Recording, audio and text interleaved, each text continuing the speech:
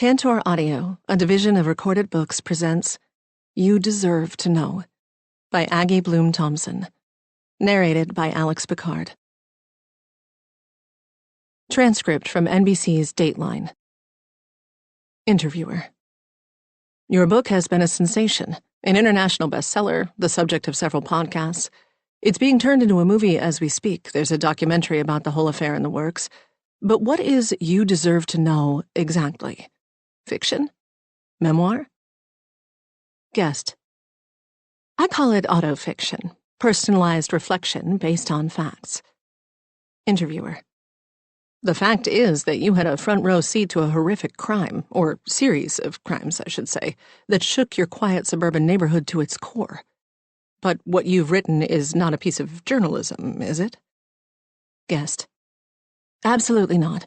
Autofiction is when an author recounts their life in a fictionalized manner, but modifies significant details and characters, invents subplots, and imagines scenarios with real-life characters in the service of a search for self. Of course, I didn't witness every scene in the book, and even with as much research as I did, and even though I was there, I'm still unable to truly know what other people were thinking. So no, it's not journalism, and it's not technically a memoir. But obviously one of the points of view is based on me, and I think that gives it authenticity. Interviewer. Are you worried readers might think the book is a completely accurate account of what happened? Guest. A lot of what happened is available in the court records, like the murders. Some readers will assume that every single word is true, but I caution readers right at the beginning. I've changed details here and there and taken poetic license. Still, the essence of the story is true. The court records will back that up. Interviewer. How do you respond to the criticism that you've written yourself as a hero in the story when you were anything but? Guest. You Deserve to Know is my version, and I don't let myself off easy. If you've read it, you know what I mean. But everyone is welcome to their own version of the truth. That's what's so beautiful about the world today. Everyone has their own truth. What right has anyone to deny mine? Interviewer. Are you concerned about being liable for defamation? Guest. No. This book has been vetted by many lawyers. As you know, the bar for libel when it involves a public figure or a dead one is very, very high. Interviewer. But putting aside the legal issues, what do you have to say to friends, even family members, who feel you've exploited their pain and profited off a tragedy by writing a book about them? Guest. I'm going to paraphrase one of my favorite writers here, Anne Lamott. She said, "If you wanted me to write warmly about you, you should have behaved better." Disclaimer. You Deserve to Know is a work of autofiction. It is a result of much research, as well as of my own memories. And, like most people, my memory is imperfect, as well as my imagination. I have tried to capture my lived experiences, although some details have been changed. If you recognize yourself in one of these characters, that's between you and your therapist. 1. Now. She has a sneaking feeling that her friends are talking about her. Anton and Lisa, outside on the patio, keep glancing at her through the kitchen window, where Amy stands at the counter dressing a salad. They're sitting at the large patio table, too close together. Too close for other people's spouses, that is. What are they whispering about? Her. Amy is sure of it. Probably talking about that stupid argument that she had with Lisa earlier, and the way she stormed off. Not stormed exactly, but Amy stood up so abruptly that her chair scraped the flagstone in an ear-splitting screech as she announced, "I'll get the salad." From where she stands inside her kitchen, Amy has a good view of the two of them at the table. Through the large sliding doors to the right, she can see the whole of her backyard. At one end, all 6 of the kids are running around, jumping on the trampoline, chasing the dog. A plume of smoke curls from around the side of the house where her husband, Scott, and Lisa's husband, Marcus, are presumably manning the grill, a behemoth of a thing she gave to Scott for Father's Day a few months earlier. Lisa and Marcus, Gwen and Anton, and Amy and Scott. The three families live on the same cul-de-sac, Nassau Court, in East Bethesda, just outside Washington, D.C. The 5 younger kids are all close in age and attend the same school. Both sets have twins in 1st grade and Noah in 4th grade, while Lisa and Marcus's son, Kai, has just started middle school. The 3 families have spent so much time together in the past year that Amy can read Anton's and Lisa's body language even 30 feet away. Gwen appears beside her with a bowl of potato salad. "I think that salad is ready, girl," she says. "You're whipping it like it's egg whites." Amy looks down at the metal salad servers in her hands. She drops them in the bowl and sighs. "What were you staring at?" Gwen asks. "I was watching Anton and Lisa. I think they're talking about me." Knowing Anton, he's telling her to calm down, maybe not be so judgy? Or maybe he agrees with her, Amy says, that my mothering leaves something to be desired. Gwen sucks in her breath. "No, you're an amazing mother. She was being a... Don't say it." Amy turns to smile at Gwen. 3-way friendships are tricky. She was friends with Lisa first. For a few years, they were the only families with kids on the cul-de-sac. When Gwen and Anton moved in next door a year ago, the 3 women formed a trio. Amy loves having 2 close friends on her block that she can count on. Loyalty is everything to her.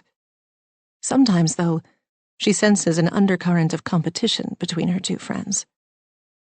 "I appreciate you coming to my defense, but I'm fine," Amy says. She doesn't want to encourage Gwen to say anything negative about Lisa. She loves Gwen, considers her one of her closest friends, but she can be a little sharp. Still, Amy is a bit stung by Lisa's earlier sanctimonious outrage. Her tone was nasty. "You let your daughter do what?" Gwen snorts and pulls open the sliding door to the backyard, and Amy follows her, clutching the large wooden salad bowl as if it might protect her from incoming arrows. This is their Friday night ritual. The 3 families pile into one of the backyards and either grill or order takeout. In the cooler weather, they build a fire and roast marshmallows. Sometimes they drink too much. Sometimes people say things they shouldn't. But mostly, they have fun. It's getting chillier, but I'm so glad we can still eat outside. Amy puts the salad down and takes a seat across the table from Anton. The air has the slightest crisp to it, a hint of the autumn to come.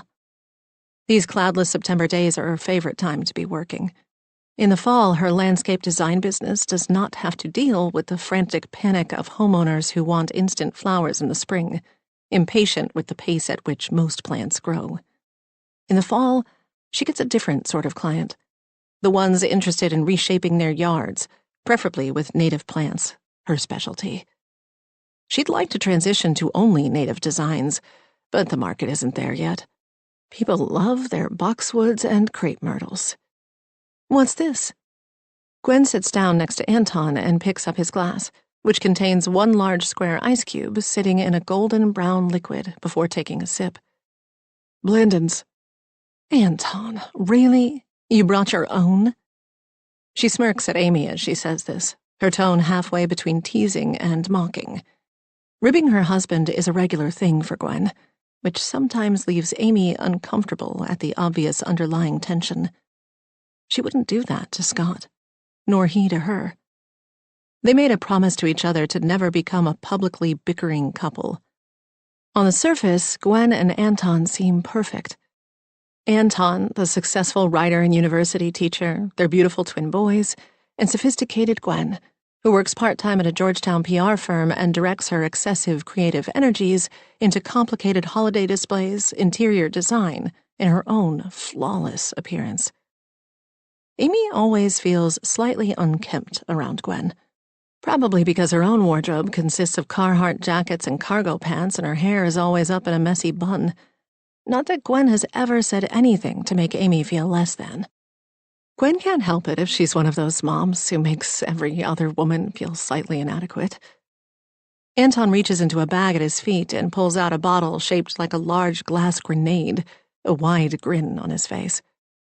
His contribution to Friday nights has been to introduce everyone to expensive alcohol. Amy chalks this up to his being a writer.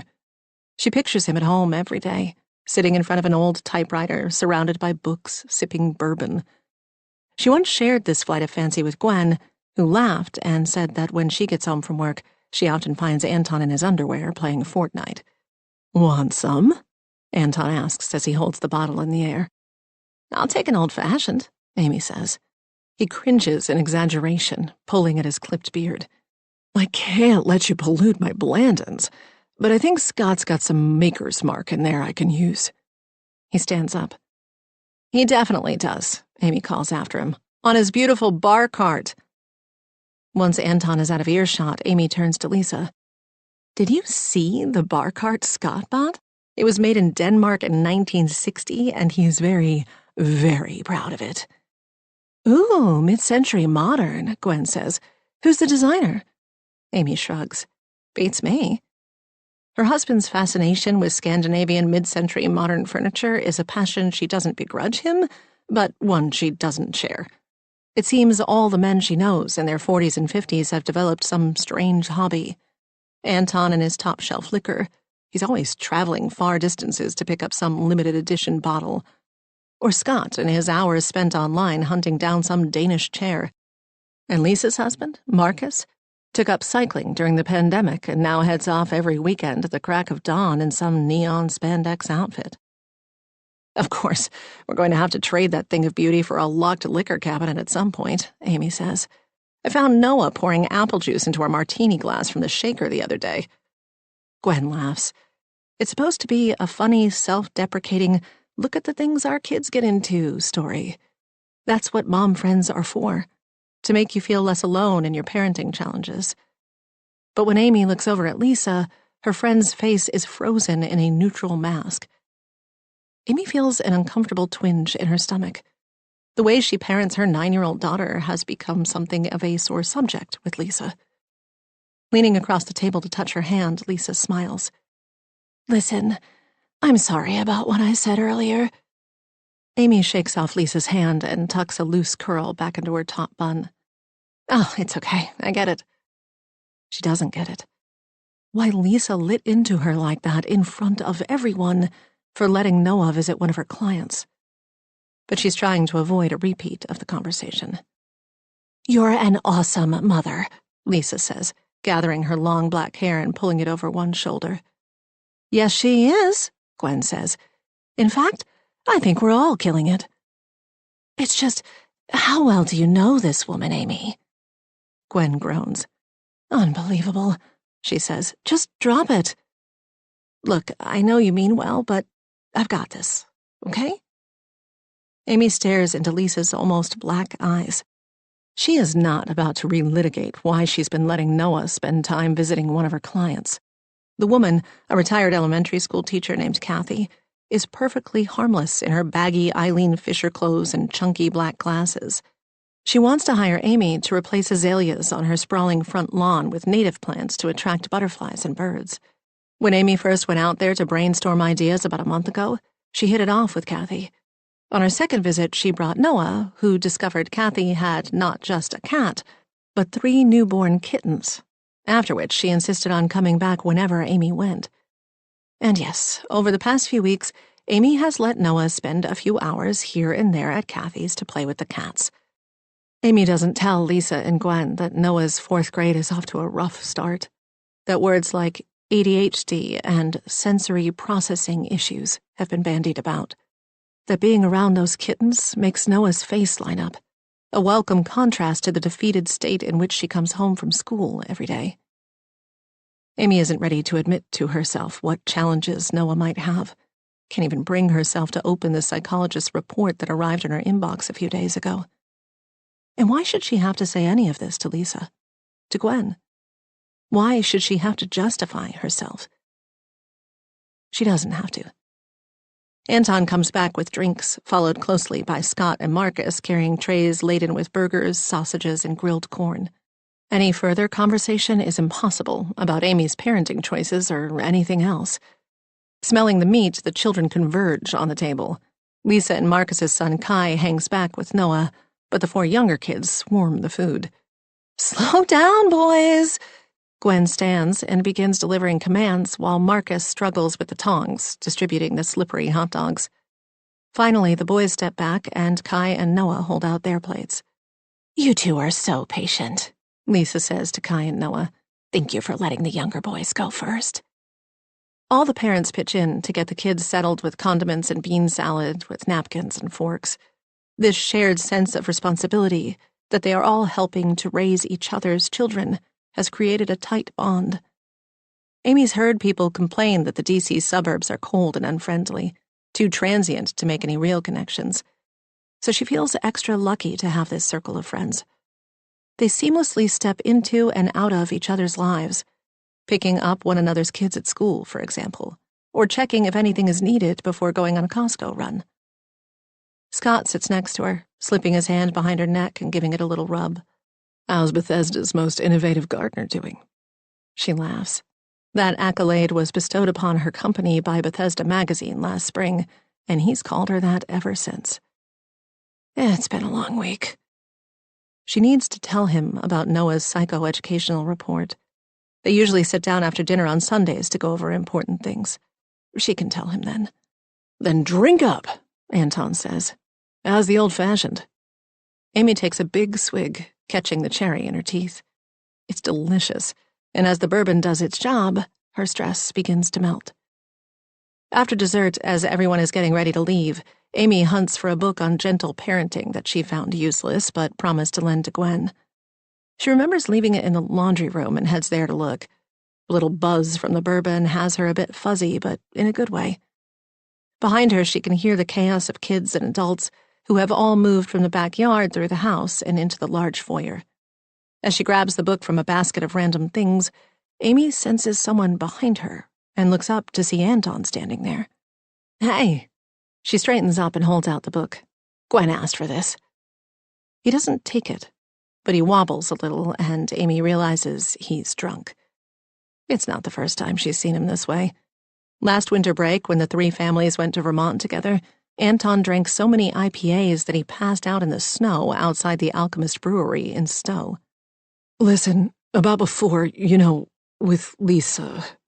His voice trails off. He witnessed the worst of Lisa's nasty comments about Amy's parenting. Amy waves her hand. She doesn't want Anton getting involved. She can handle Lisa.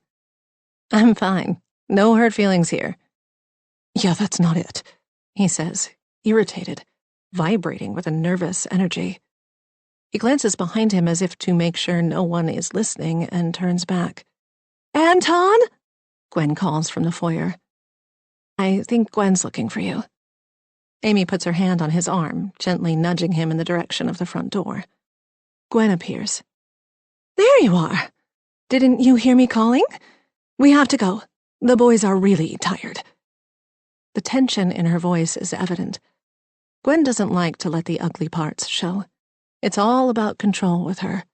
Tidy house, twins in matching clothes, job at a prestigious PR firm with high-powered clients. The only thing that refuses to bend to her will is Anton. He's a hot mess. And tonight, he is messier than usual. Gwen maneuvers around her husband and gives Amy a hug. "Thanks for bringing the potato salad," Amy says. "Here's the book I told you about. It just ended up making me feel guilty, but maybe you'll get more out of it." Gwen takes the book and turns to go, but Anton doesn't follow her. Not right away. He leans into Amy as if for a goodbye hug, but instead he hovers, his mouth inches from her ear. Amy can feel his hot breath on her neck, smell the bourbon. The intimacy of someone else's husband so close unnerves her. She instinctively pulls back, but not before he whispers something in her ear. "You deserve to know." 2. Now. Gwen marches her boys to their house next door while Anton trails behind. Inside, the boys kick off their shoes and run upstairs. Anton enters, stepping over the mess on his way to the kitchen while she bends down to pick it up.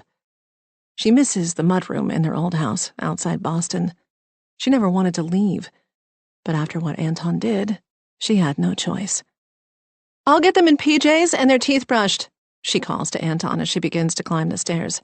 When I call you, come up and read a story. She doesn't wait for a response. She's not supposed to do this. Treat him like an incompetent employee. Bark demands at him. She learned that at marriage counseling. That was where she learned that it was her fault he had cheated. She had emasculated him. She had made him feel small. She's tried in the past few years to be a different kind of wife, and most of the time she succeeds. But sometimes, when he does something to embarrass her, like get drunk in front of their friends and then come home and ignore the mess right in front of him, she can't help herself. She reverts to her old ways. Gwen is very good at corralling the boys. She's always considered herself one of those moms who has no problems with boundaries and routines. She feels she could handle an entire squad of children, and had always wanted that. That had been the plan. Enough kids to fill a baseball team. It was only her and her sister, older by 5 years, growing up. It was lonely in their large, beautiful house outside Richmond. Her parents had bought her a horse named Shadow, whom she rode throughout high school, but a horse is no substitute for the love of a close-knit family. But she lost so much blood during delivery of the twins, she almost died. Another pregnancy was too risky. Besides, her marriage might not survive the stress of another child. Raffi and George share a room even though there are 2 more spare bedrooms. They are inseparable. No matter how much they fight, they always find their way back to each other. It felt like a gift from the universe when they moved here a year ago, and it turned out the family next door had twin boys too. Another mother who would get it, that feeling of observing an alien culture developing before your own eyes. Sometimes the boys let her in, but other times Gwen is acutely aware of being on the outside. Raffi and George share a special language, a shorthand with each other. Their large brown eyes contain a multitude of meanings decipherable only by a pair of matching eyes. Sometimes she feels lonely in her own family. She is more than a little jealous that Amy also has a daughter. All she has to turn to in her loneliness is her dog Sababa. The boys climb into their bunk bed, George into the single above and Raffi in the double below, although she knows there's a good chance that in the middle of the night, George will find his way into his brother's bed. She often finds them together in the bottom bunk in the morning, a tingle of blankets and limbs. "Daddy will come read you a story," she says. "First do tuck-tuck," George says. Okay. Gwen begins the ritual of tucking the blankets around his slim body, stepping on the lower bunk so she can reach and press the fabric up against him, saying tuck with every push. As she continues, her mind flits back to Amy's laundry room. What was going on back there? Was Anton hitting on Amy?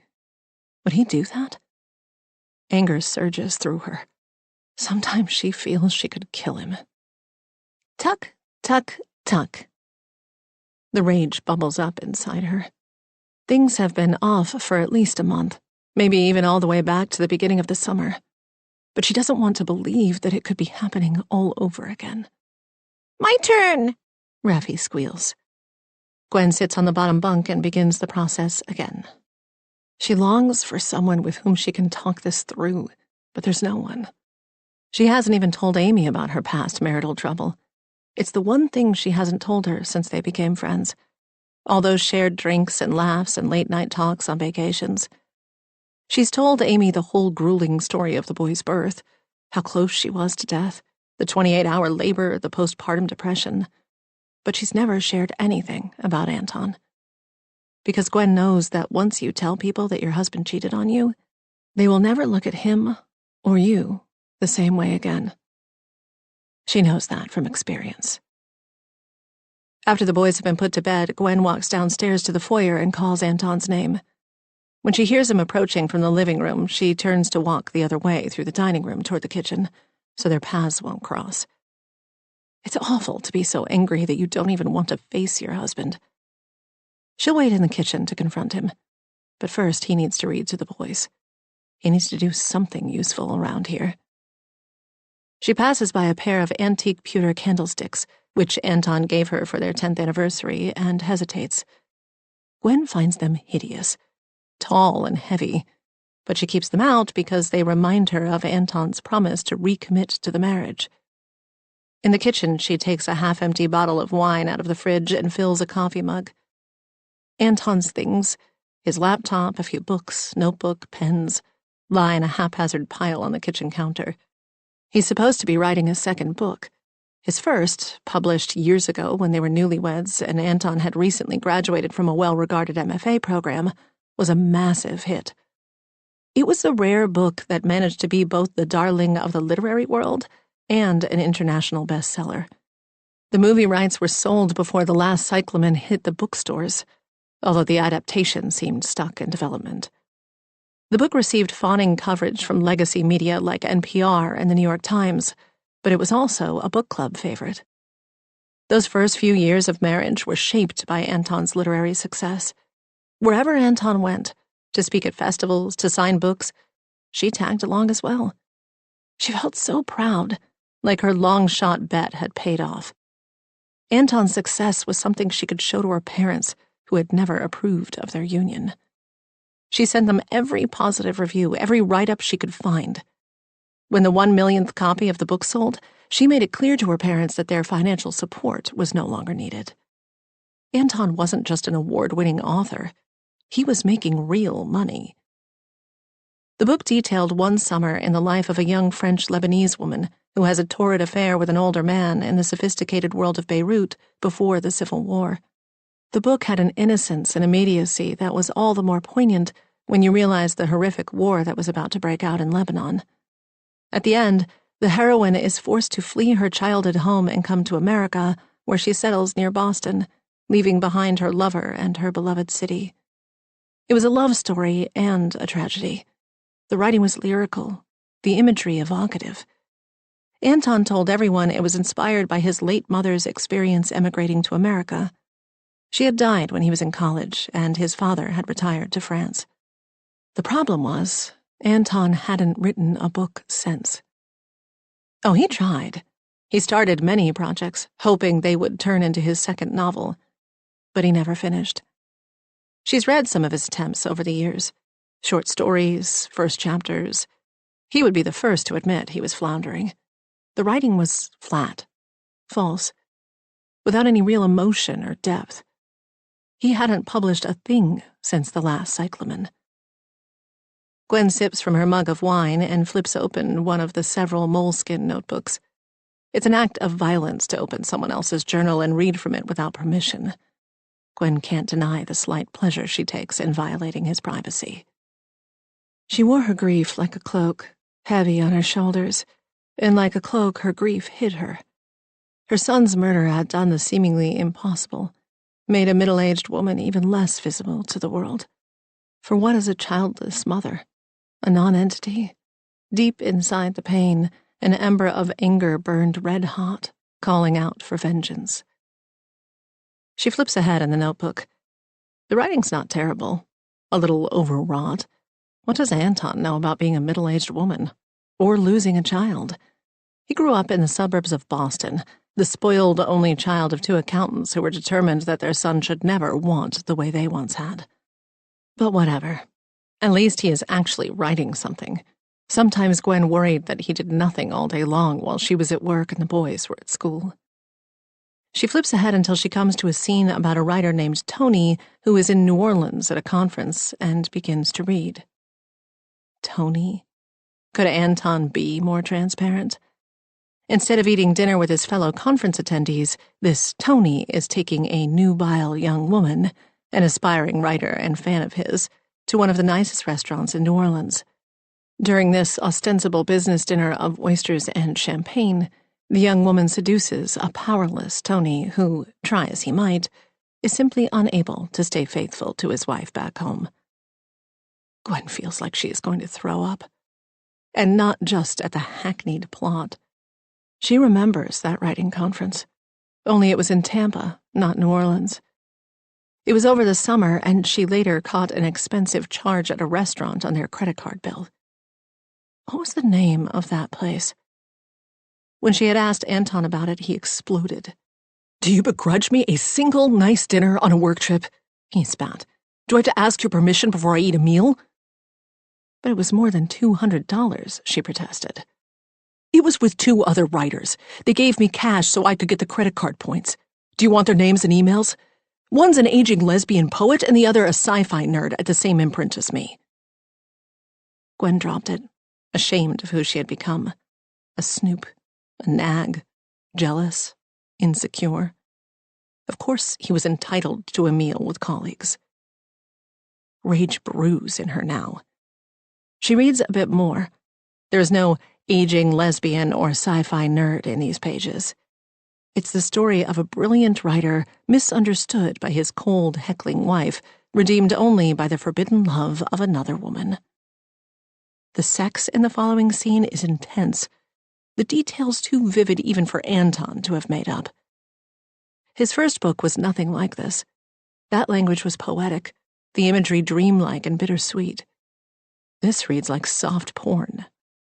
He traced his finger along the tattoo of a barbed wire heart centered on the left cheek of her luscious ass. Gwen screams, a half-howl so guttural and raw she can feel it in her chest. She throws the notebook onto the floor. Then, with the sweep of her arm, she knocks everything of Anton's off the counter. Bastard. So he was sleeping with someone at that conference. Thump, thump. Anton's footsteps on the stairs are clumsy and uneven, as if he is determined to broadcast his drunkenness. Her heart galloping in her chest, Gwen rushes to gather up his notebooks and papers and put them back on the counter the way she found them. She's not ready to confront him. Not until she's figured out what this all means. In the seconds before he enters the kitchen, she composes herself, stuffing her emotions deep down into the darkest part of her. She'll unpack them and examine them later when she has both time and privacy. "I better take Sababa for a walk," Anton says as soon as he walks into the kitchen. He steps out the back door, which leads to the side yard that abuts Scott and Amy's property. There's a gate that will take him out to the street, where he can head deeper into the neighborhood or turn left toward a footpath that leads into downtown Bethesda. Gwen suspects that Anton sometimes walks the dog into town to go to a vape shop or even get a drink. Gwen follows him out onto the back patio, clutching her coffee mug of wine. "You don't have to walk him." Her voice quivers with suppressed rage. She wonders how Anton cannot sense the fury emanating off her. "He got plenty of exercise running around with the kids tonight." "I don't mind." "What were you whispering to Amy before we left?" "What?" He stops and turns, the moonlight catching his face. He's more handsome now than when she first met him. Back then he was a skinny boy, dark half-moons under his eyes, giving him the moody look of a post-war existentialist. He's filled out now, and his close-cropped beard has a few streaks of silver. He looks like a man. "What did you say to her?" She looked weirded out. "Nothing." The catch in his throat, a half-laugh, is his tell. It's the same half-laugh she heard when she asked him 3 years ago if he was cheating. "Please." She shuts her eyes for a second. Inside, she is roiling, but she remembers how it went 3 years ago when she confronted him. He denied everything. He made her feel like she was crazy. She became what he said she was: hysterical, unreasonable, paranoid. Only months later, when she had irrefutable evidence, did he come clean and admit it. But the damage had been done. Those months of denial had wrung out her soul like a wet rag. This time, she will stay calm. If she accuses him, he'll get defensive and there will be a fight. She won't get answers, and that's what she wants. "Just tell me, Anton. I know you. I know when something is up." To her surprise, he doesn't deny it. He drops Sababa's leash. He brings his hands up to his face. "I fucked up, Gwen," he says. "I fucked up big time." 3. The beginning of last summer. Lisa took one look at this new Gwen woman and realized in her gut that things were about to change, and not for the better. For the past 2 years, it had been just Lisa and Marcus, Amy and Scott.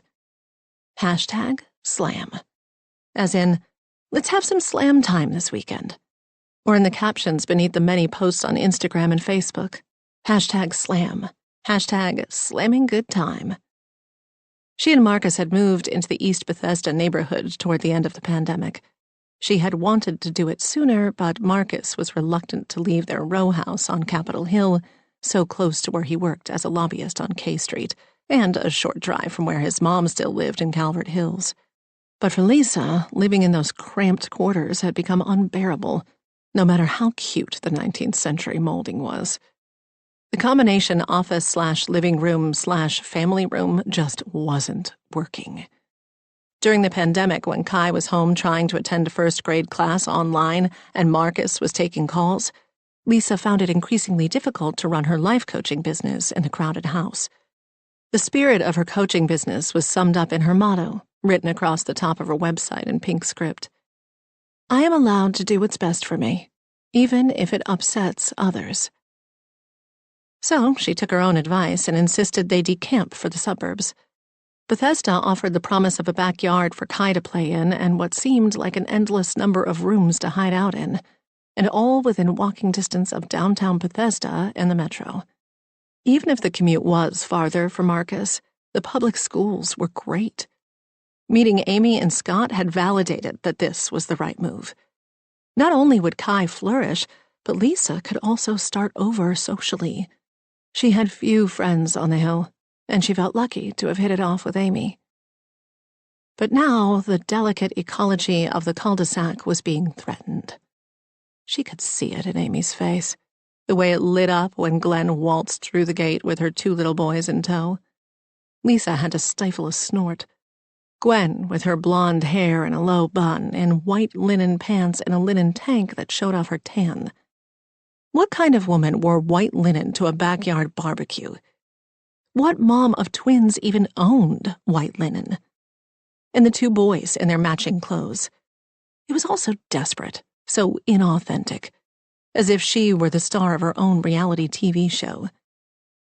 Amy, who ran her own landscaping business and, as hard as she tried, never seemed able to scrub all the dirt from her hands, would see right through this woman's phoniness. Wouldn't she? Amy was her best friend, her FP, favorite person. After years of struggling to befriend women, Lisa had finally found someone worthy of her intense loyalty. Amy was good, and she had never felt so secure in a friendship before.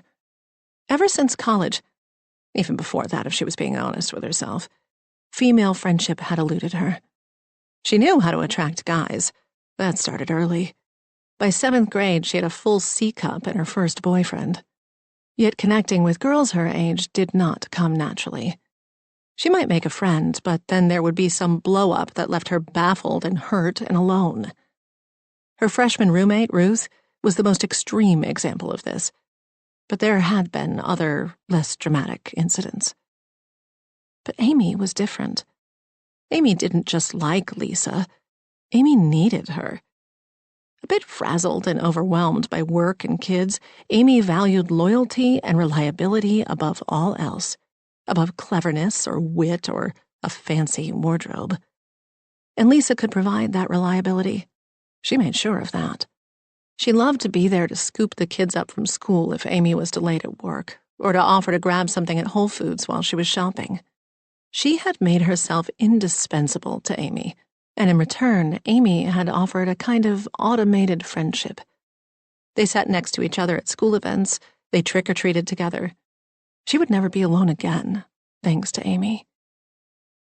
But on this Friday night, prime #slam time was being interrupted by this Gwen woman and her twin boys who just showed up in Amy's backyard. The way Amy beamed at the woman, Lisa knew she was fucked. "Gwen, I'm so glad you could come." Amy took the bowl Gwen was carrying and put it on the table. "This looks amazing." Lisa peered inside the bowl. A caprese salad. The kind a child could throw together with a basket of cherry tomatoes and a container of mozzarella balls. "And you must be Anton." Lisa looked up to see an unsmiling man with a salt and pepper goatee standing there holding a 4-pack of beer in one hand while his other was jammed into his pocket. Amy turned to Lisa. Anton and Gwen, this is my friend Lisa. She lives 2 houses down, the one with the orange door. And that's Marcus, her husband, next to Scott over there. Friend? Not best friend. Not even dear or close. Just friend. Lisa seethed. She held out her hand.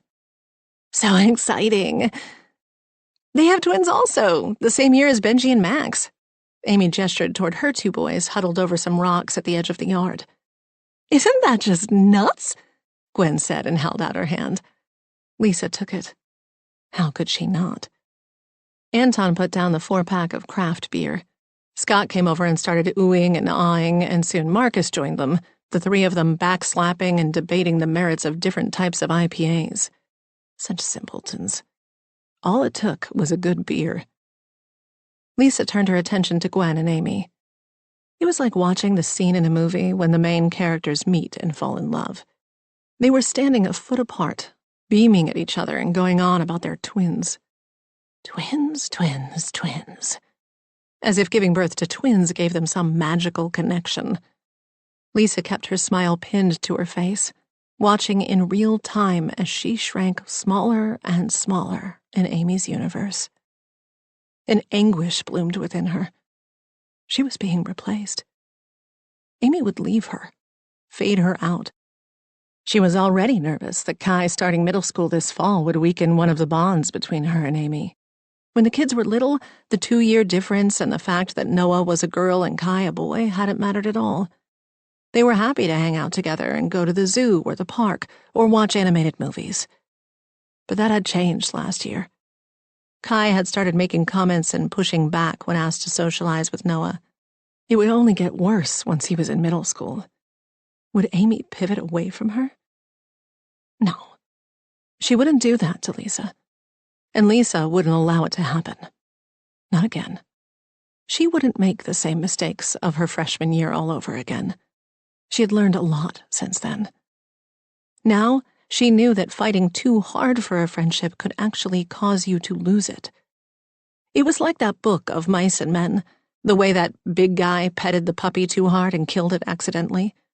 She had held on to Ruth's friendship too tightly and squeezed it to death. She had learned that you had to be subtle, work back channels, not be obvious. Lisa plastered a huge smile on her face. Well, welcome to the neighborhood, Lisa said. You're going to love it here. 4. Now. Scott is in with the twins while Amy goes into Noah's room. They used to rotate, switch nights. But in the past few months, without either saying it out loud, it has become clear that Noah can't go to sleep without Amy. Not won't, but can't. Amy begins by checking for nightmares in the closet, then spritzes lavender-scented water under the bed to get rid of monsters, and finishes by reciting a short prayer her mother used to say to her as a child.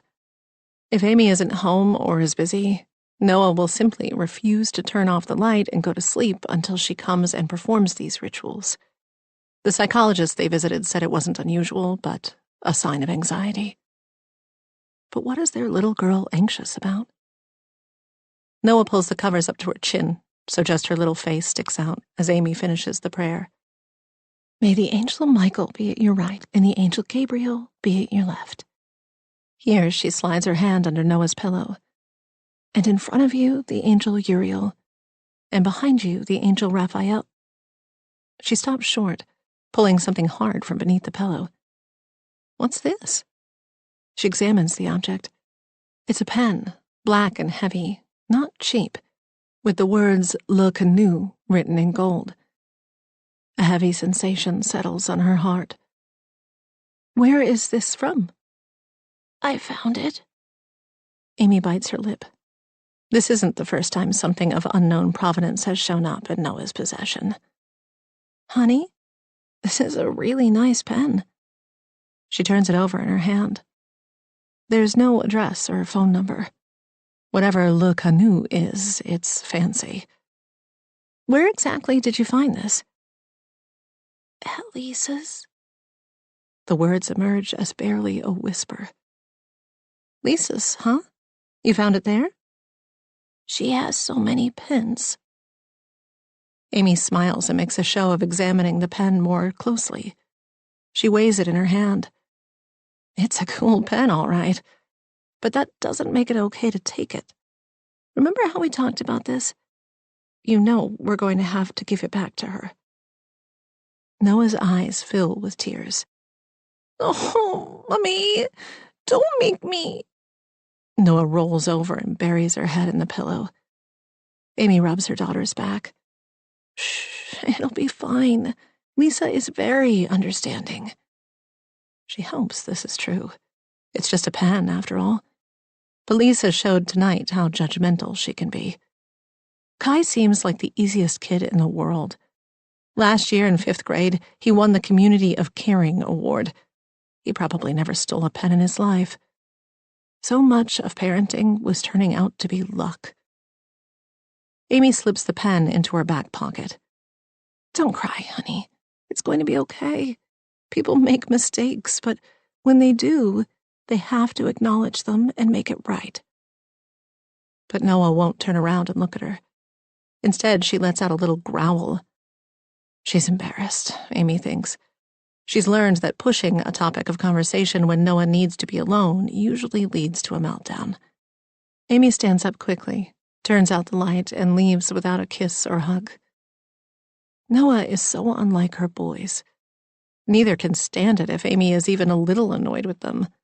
Neither can go to sleep without hugs and kisses. But Noah is stubborn. As she walks to her son's room to kiss them goodnight, she knows it's not the pen that's bothering her, or even Lisa's judgment. It's that damn report. It's the fear that something is wrong with Noah, that she's wired in such a way that will make life hard. And Amy doesn't know if she's the right person to shepherd her through. There is Scott, of course, who is endlessly patient. But losing her mother at such a young age seared into Amy's soul the desire, no, the need, to be there for her kids. After kissing both boys goodnight, Amy heads downstairs. She ducks her head into the living room where Scott holds up a finger. He's on a call, probably with one of his investors in Hawaii.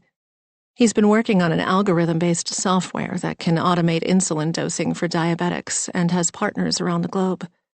His work week is scattershot throughout every day, including weekends. A few hours here, a few hours there. Amy steps out onto the back patio to grab a few dishes that have been left behind from dinner. She's gathering them up when the sound of raised voices startles her. She freezes, realizing that she can hear Gwen and Anton arguing.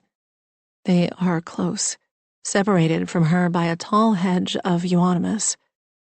She's always wanted to remove the shrubs, not just because they are prone to a white powdery mildew, but because as the owner of a landscaping business whose focus is native plants, she feels a little guilty about them. Who is she to persuade clients to switch out their non-native plants and trees for native ones if she can't be bothered to do it herself? The plan is to replace them with American hollies, evergreen, with berries that will be eaten by more than 18 species of birds.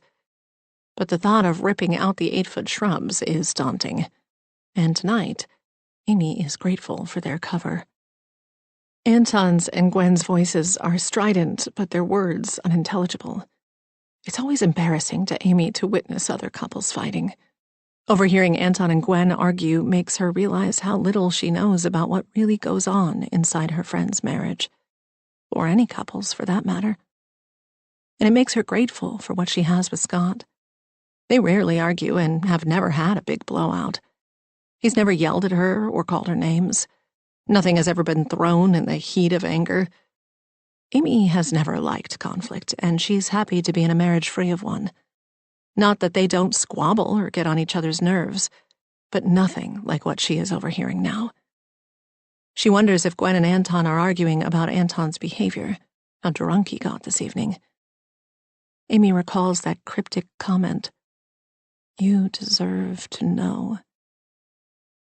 She starts to head back inside but stops at the door when Gwen's voice, angry and shrill, cuts through the night air. Her words are as clear as the stars in the night sky. "I'm not going to let you ruin my life, Anton!" Amy tiptoes back into her house, afraid to make any sound that might reveal her presence. Once inside, she shuts the door and locks it, as if slipping the bolt will keep the marital discord next door from seeping into her home. She stands there shaking. She has never heard Gwen speak like that. She could be sharp, sarcastic, but there was real rage in her voice just now. Ruin her life.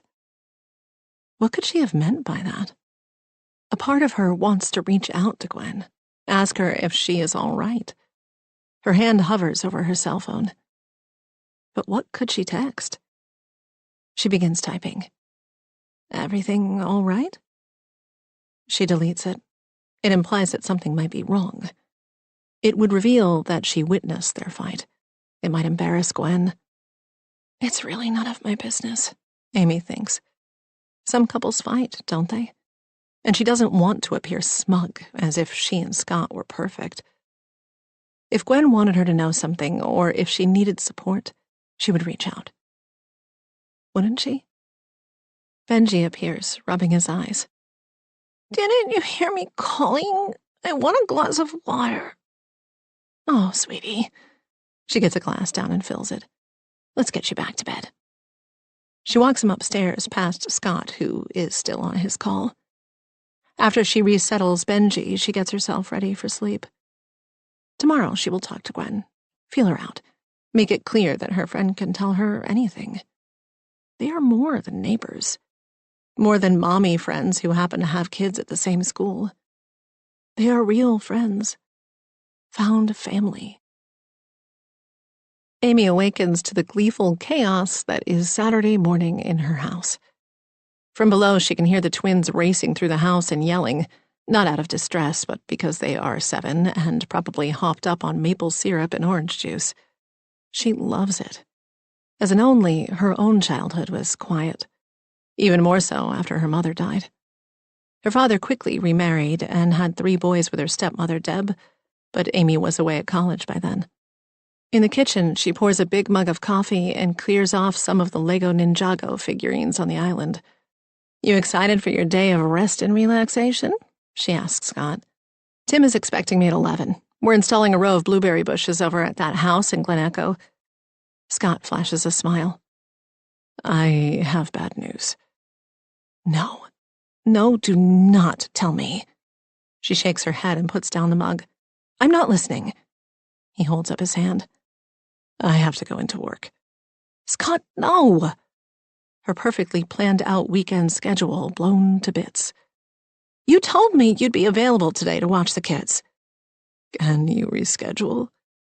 I can't. Those bushes need to get into the ground today. But you don't have to be there for that, do you? Tim can do that, right? Technically, he's right.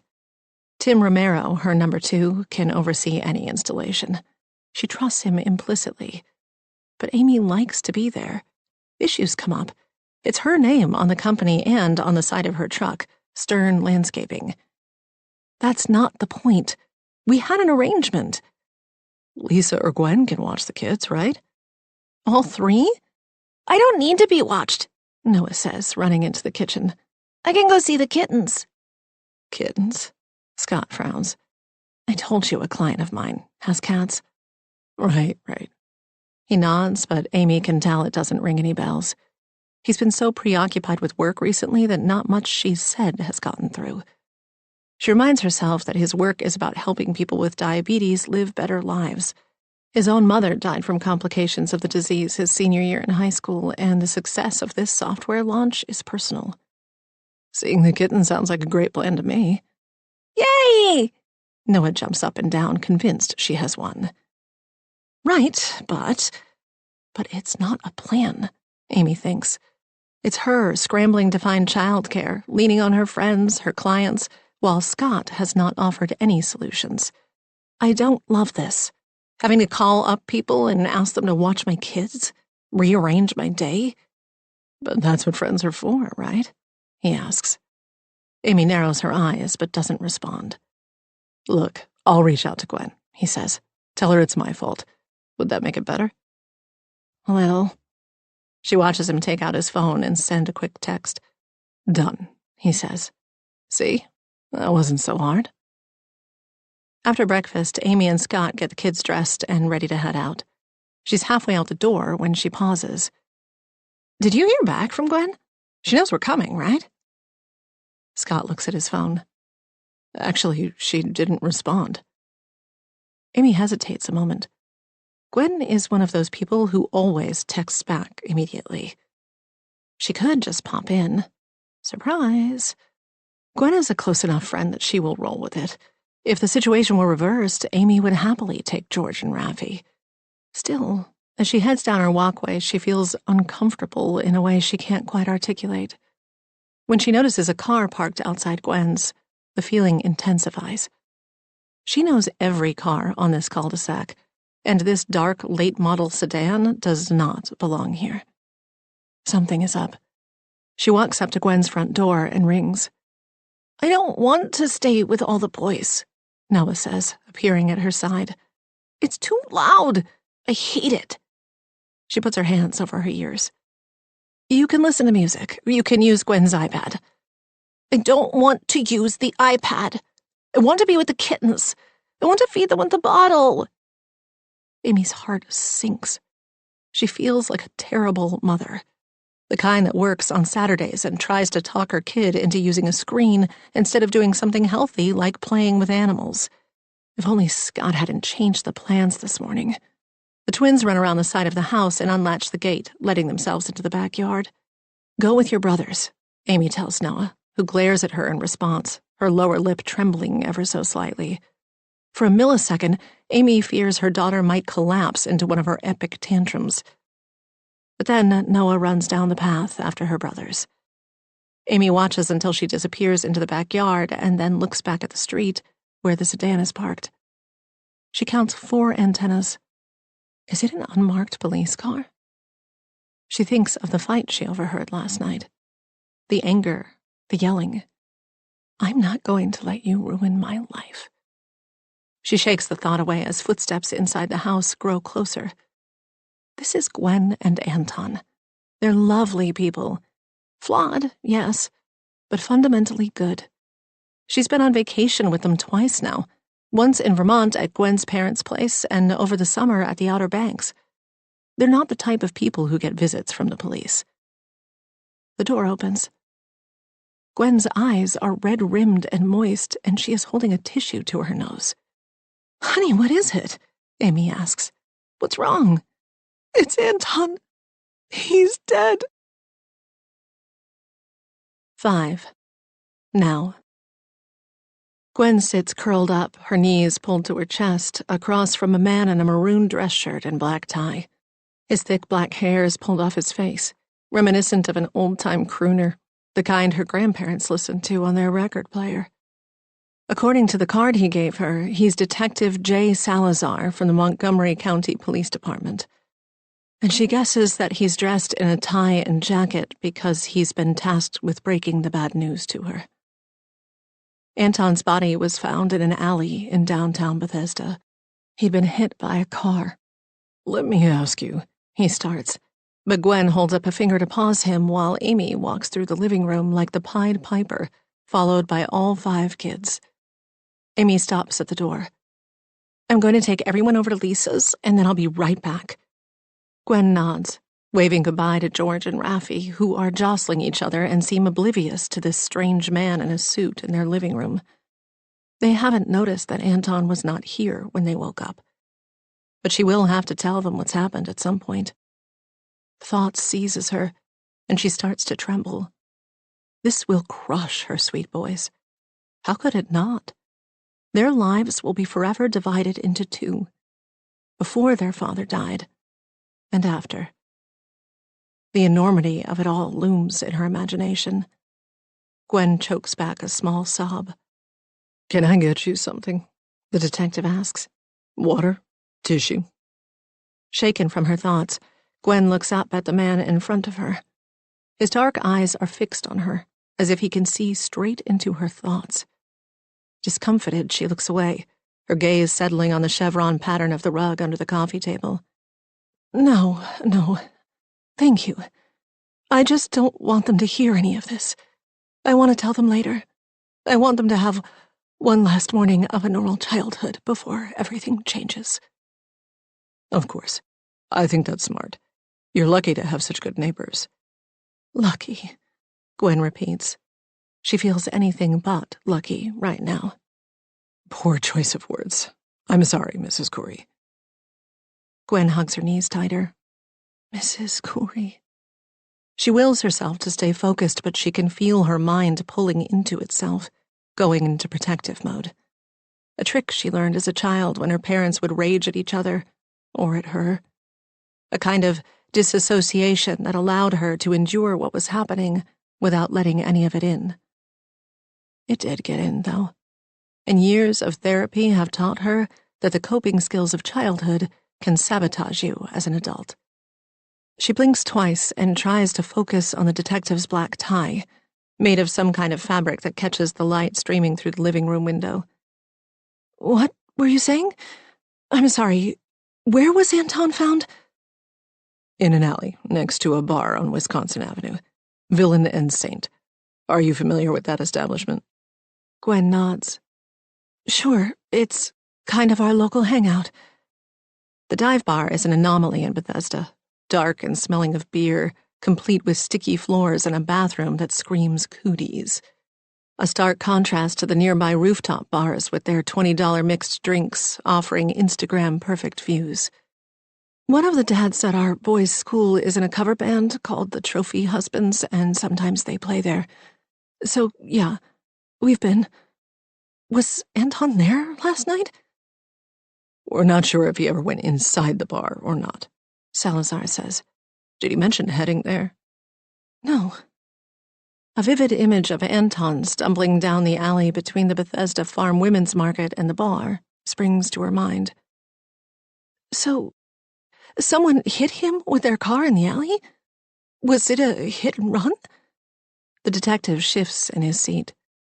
It looks like he was hit deliberately. She tries to swallow, but her throat refuses. How can you tell that? The detective shakes his head. I'm not at liberty to go into the details, but he was struck more than once. I know this is incredibly upsetting to hear, but your husband's death is being investigated as a homicide. Homicide? Gwen repeats the word, a numbness settling on her. You mean he was murdered? Gwen grabs a throw pillow and squeezes it to her chest. This can't be real. She rocks back and forth, trying to stay here in this room, in this moment, when every fiber of her is screaming for escape. The detective flips open a small notebook. Do you have any idea what he might have been doing in that alley last night? Was he headed to the bar? I don't know. She looks up at him, wondering how he can do this. Sit in people's living rooms and talk about death so calmly. Focus, Gwen tells herself. Maybe he went there to get a drink. I went to bed right after the kids did.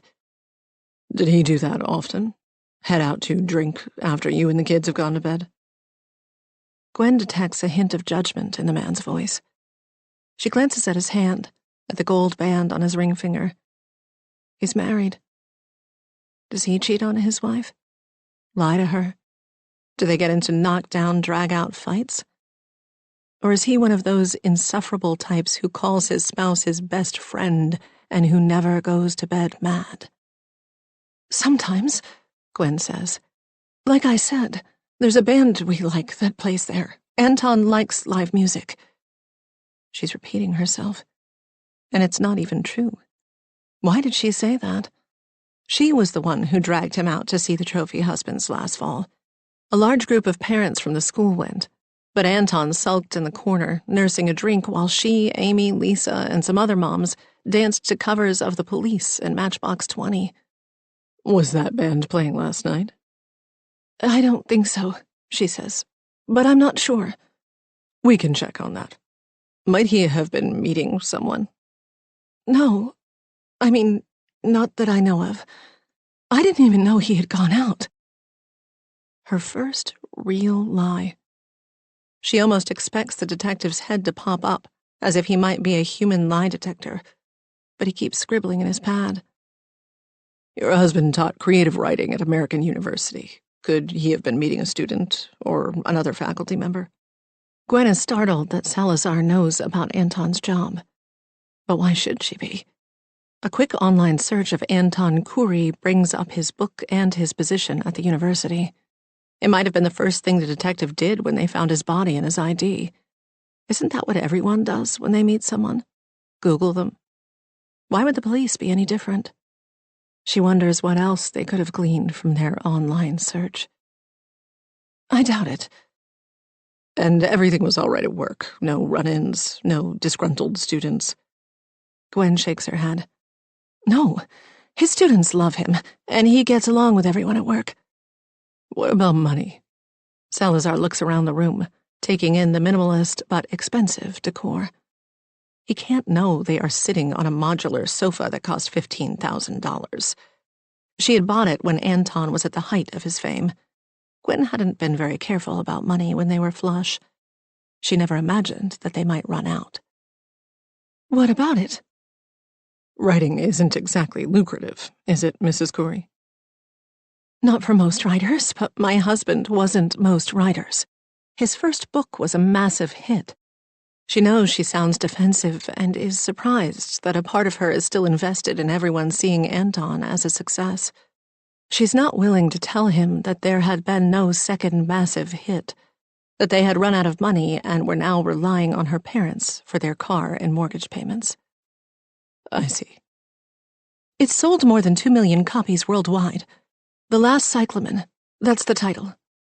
Never heard of it. Salazar shakes his head. But I'm not much of a reader, to be honest. I think the last book I read was in high school. What about you? Do you work? Part-time, at Blue Dot Public Relations in Georgetown. Gwen unfolds her legs and stretches them out. She doesn't like this topic. When she and Anton were first dating, she worked at a public relations firm in New York City. Her parents had subsidized her. The pay was abysmal. She hoped to one day make partner, maybe even open her own shop. But marriage and motherhood derailed those plans.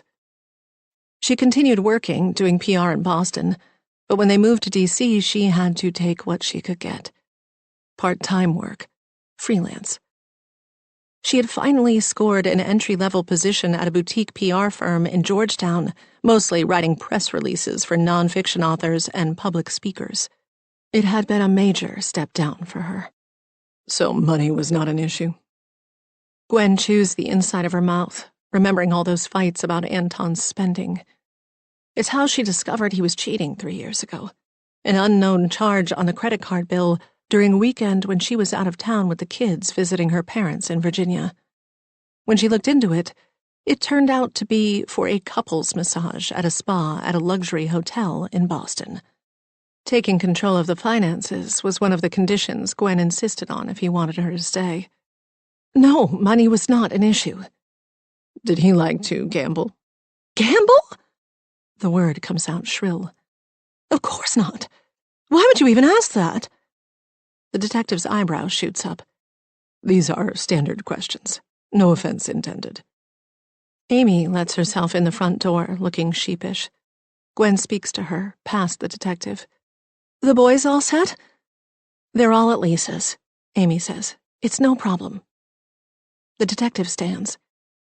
Again, Mrs. Khoury, I am very sorry for your loss. He writes something on a piece of paper.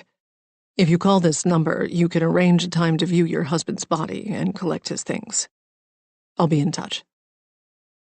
He walks to the door and Amy opens it for him. Once he is gone, Amy shuts it and rushes over. Gwen stands and lets Amy embrace her. Oh my God, Gwen, this is so awful. Gwen pulls back. I'm in shock. What happened? He was hit by a car last night in the alley next to Villain and Saint. They think it was intentional. You mean murder? Who would want to kill Anton? Gwen's mind goes blank. She can't do this. Not right now. I'm sorry, Amy. I've got to go. I have to call people. She holds up the piece of paper the detective gave her like some kind of morbid hall pass. That's fine. I should probably make an appearance at work anyway, Amy says, and then pauses. Unless you want me to cancel and stay with you? No, don't. I appreciate it, but I have so much to do. Just text me if you change your mind and want company. Lisa will watch the kids, and when I come back, I'll handle dinner. Together they walk toward the front door. Amy stops and frowns. I think I stepped on something. She bends down and pulls something from her shoe. Don't worry about it, Gwen says. But it's too late. Amy straightens up, holding a ceramic shard. Gwen was so sure she had cleaned everything up last night. Is that blood? Amy asks, holding the shard up to the light. Gwen lets out a half-hearted laugh. I broke a coffee cup in the sink the other day. I must have cut myself. Here, give it to me, I'll throw it away. She holds out her hand and watches Amy drop the jagged piece into her palm. Thank you for everything. She embraces Amy before her friend can speak, and then just as quickly opens the front door. As she watches Amy leave, she curses herself for that stupid lie. If she broke the cup in the sink, how did the shard get on the living room floor? She just prays Amy didn't notice. The last thing she needs is for her friend to start prying. 6. Now. What is going on? Lisa answers her door, clutching an immense mint green water bottle with a straw sticking out. Is everyone okay? Amy steps inside the foyer and looks around. Where are the kids? Everyone's out back. Now tell me. Even Noah? Even Noah. What's going on, Amy? I'm dying here. We're not sharing this news with any of the kids yet, okay? Amy asks. Gwen's going to want to tell her boys, and I'd like to break it to my kids myself later. Let them have fun today. What news? What's happened? It's Anton. There's no easy way to say this, but he's dead. His body was found early this morning in an alley in Bethesda. Lisa's mouth opens in disbelief. The police think he was hit with a car, Amy says, but they're not sure of anything yet. Like a drunk driver? Maybe. They don't know much, but Gwen said the police called it a murder. A murder? That's insane. Are you saying someone hit him with their car on purpose? Lisa shakes her head. I can't believe that. Who would do such a thing? I don't know, but Anton is gone. And now we have to focus on George and Raffi and Gwen. Those poor little boys. Do they know? They don't seem upset. Amy shakes her head, annoyed. No, I told you. None of the kids know yet, so please don't say anything. You can count on me, Lisa says. Poor Gwen. How is she holding up? As good as can be expected, which is not great. I think she's in shock. I'm sure the reality will hit her later. We're going to need to be there for her. What can we do? My heart breaks for George and Raffi. Can you imagine? I think just pitching in, like watching the kids today, is a huge help. I have to go to work for a few hours, but I'll pick up pizza on the way home. Do you mind keeping the kids until then? Scott had to work too, otherwise I wouldn't ask.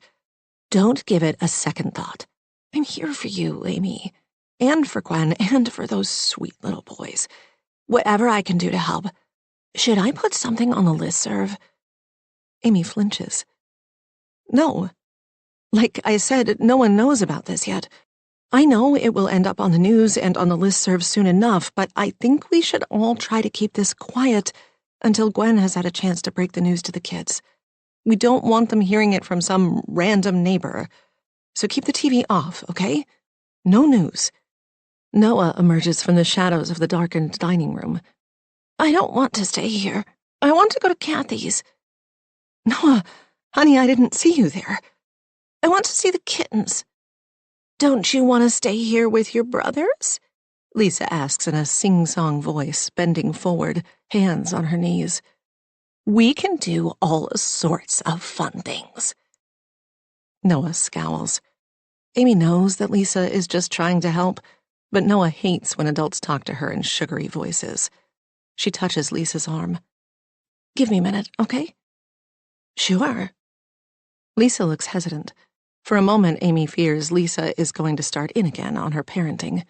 On more than one occasion, she has implied that Amy was coddling Noah, almost blaming her for the child's social anxiety. She'd even begun forwarding Apple News stories about anxious kids, which Amy had taken to immediately deleting. She is grateful when Lisa heads to the back of the house. She's not in the mood for sanctimony nonsense. It's okay with Kathy if I come. And how do you know that? Amy asks. Noah pulls out a phone that Amy recognizes as her own. You have my phone? I took it from your pocket when we were at Gwen's. Her voice is full of regret, but it lasts all of 2 seconds before she perks up. But Kathy said I could come. She said any time before 4 o'clock was fine. Amy plucks the phone from her daughter's hand. What did I tell you about taking my phone without asking? But you were busy, she wheedles. You shouldn't take my phone, Noah. Sorry. Noah lowers her head. Amy looks at her messages, and sure enough, there's a back and forth with Kathy. She inhales sharply. Noah Helen Crowder, you cannot do that. Ever. Amy's tone is angrier than she intends. Her daughter recoils. But you said you would ask her, Noah says, quiet but determined. No, I didn't say that. And that still doesn't give you the right to text people on my phone. Yes, you did, Noah says with the confidence of the righteous. You said so. You said, I'll ask her. You said it this morning in the kitchen. Did she? Amy can't remember. Maybe she did say that just to get Noah to stop badgering her. This morning in the kitchen seems a world away. A chaotic, normal world where the biggest problems were childcare, not murdered husbands and fatherless children. Anyway, Noah says, she doesn't mind. She said so.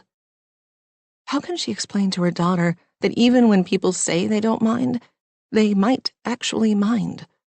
A lot. Noah can be so literal, rigid. Those were some of the words that Noah's teacher had used to describe her. The youngest of her 3 half-brothers was the same way as a child, and it had befuddled her family until he was diagnosed with being on the autism spectrum. The diagnosis helped him get services at school and opened up new ways for her dad and Deb to support him. But it didn't change him. He is in his 30s now and still lives at home, in a tiny house they built for him on the back of their property. He works in the family nursery business in the billing department, and by all accounts is excellent at what he does. But he isn't independent by any means. Life's responsibilities, what some people call adulting, just elude him. Her dad and stepmom pay his utilities, shop for his food, and send in a cleaner once a week to make sure things haven't gotten too bad. Is that what is in store for Noah? Amy shakes the thought from her head. She's getting ahead of herself. She hasn't read the report yet. Lots of kids are literal or have impulse issues, and they grow up to live full, independent lives. The news of Anton's death is affecting her, scaring her. Something so terrible and violent happening in such a safe place has shattered her sense of security. The sound of boys screeching from the kitchen echoes through the house, and Noah flinches. She has always been sensitive to loud noises and bright lights. Spending the day here with 4 boys and with Lisa, who would just tell her to get over it, would be brutal for her. Kathy was a former teacher. She was good with kids. Her house was serene, set on several acres. Fine, get in the truck. You can go to Kathy's. Really? Noah runs outside toward the truck without waiting for a response. Amy calls out to Lisa that she is taking off and that Noah is coming with her. She doesn't stick around to hear what Lisa has to say. Once outside, she watches Noah climb in on the passenger's side. She's halfway to the truck when someone calls out to her. She turns to see the detective emerging from the sedan parked in front of Gwen's. Hey, hold on a minute. He waves at her and she stops, only a few feet away from her truck. Can I help you? She's alarmed that he was clearly waiting for her. The detective looks past her at Noah. Sorry, I didn't mean to hold you and your daughter up, Miss Stern, but I meant to ask you this earlier. We'll be canvassing the neighbors to see if anyone has security footage of last night. You know, ring cameras, that sort of thing. Trying to figure out exactly when Mr. Khoury might have left the neighborhood. Do you have a camera at your house? Amy nods. We have a doorbell camera. Great. Is it accessible from your phone? You want me to look now? She glances over at Noah in the front seat. If you don't mind, the detective says. I'm interested in 9 o'clock on. Amy doesn't feel she has a choice. She pulls up the app on her phone and then angles the device so the detective can see it. It records any motion detected, Amy says, feeling vulnerable, as if she is about to expose some terrible secret about herself. She clicks on the video from the night before and starts it at 9. The two of them watch a man Amy does not recognize walk up the street with a small dog, whom he allows to come up onto their lawn and take a dump. That's not right, the detective says. The video skips ahead, showing a man turn up their front path, a little unsteady on his feet. He keeps touching the side of his head. Amy swallows a gasp. That's Anton, she says. He steps closer to the front door and turns slightly, revealing a bloody gash across his forehead. A moment later, Scott steps out onto the front stoop. His coat is on, and he pulls the door behind him. Together, the two of them head back down the path and disappear out of the camera frame, somewhere on the darkened street. Then, time-stamped an hour later, the video picks up again with Scott returning. Alone. Amy is stunned, but she tries to keep the surprise out of her face. Her gut tells her she needs to play it cool. Showing this video to the detective may have been a mistake, but she won't make it worse. Did you know that Anton had come to your house last night? The detective asks, straightening up. Amy shakes her head. No, I must have been asleep by then. Was that your husband who left with him? Yes. Any idea where they went? Amy jostles the keys in her hand. I'm sorry, no. Look, I have to drop my daughter somewhere and then be at work. That's fine. He holds his hands up and smiles. Is your husband at home now? He had to go into work. No problem. I can stop by later. In the meantime, mind emailing that video to me? He pulls out a card and passes it to her. My email is in the corner. Sure. She takes the card. Would you mind doing it now? His tone is gentle, but she gets the message. What choice does she have? 7. Last winter break. Lisa tried to hide the smirk she felt spreading across her face as soon as she entered the condo in Stowe. The walls, the enormous lounging couch, the fluffy rug in front of the roaring fire were all shades of oatmeal, beige, and blonde. Just as boring and basic as Gwen was. What a beautiful place! She dropped her bag on the floor to let herself be embraced by Gwen. Behind her, she could hear Marcus muttering under his breath as he struggled with the skis. Gwen had told her that her parents had gifted her and Anton a ski cabin as their wedding present. The word cabin made her think of some rustic dump with dark wood paneling and drafty windows. She wasn't expecting a luxury modern chalet. She disentangled herself from Gwen's embrace. Gwen smelled like pine. She probably has a special Vermont perfume that she only wears up here, Lisa thought. Come in, come in. You must be exhausted. How was the drive? Oh, fine.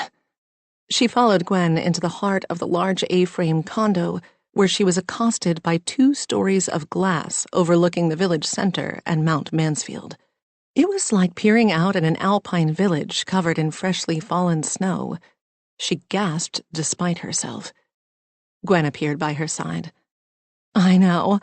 Every time we come up here, I just pinch myself. We're just so lucky to have this. She squeezed Lisa's arm. And so blessed to be able to share it with friends.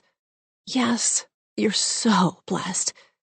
What a phony, Lisa thought. Gwen was a classic Libra, so obsessed with how she looked to the world.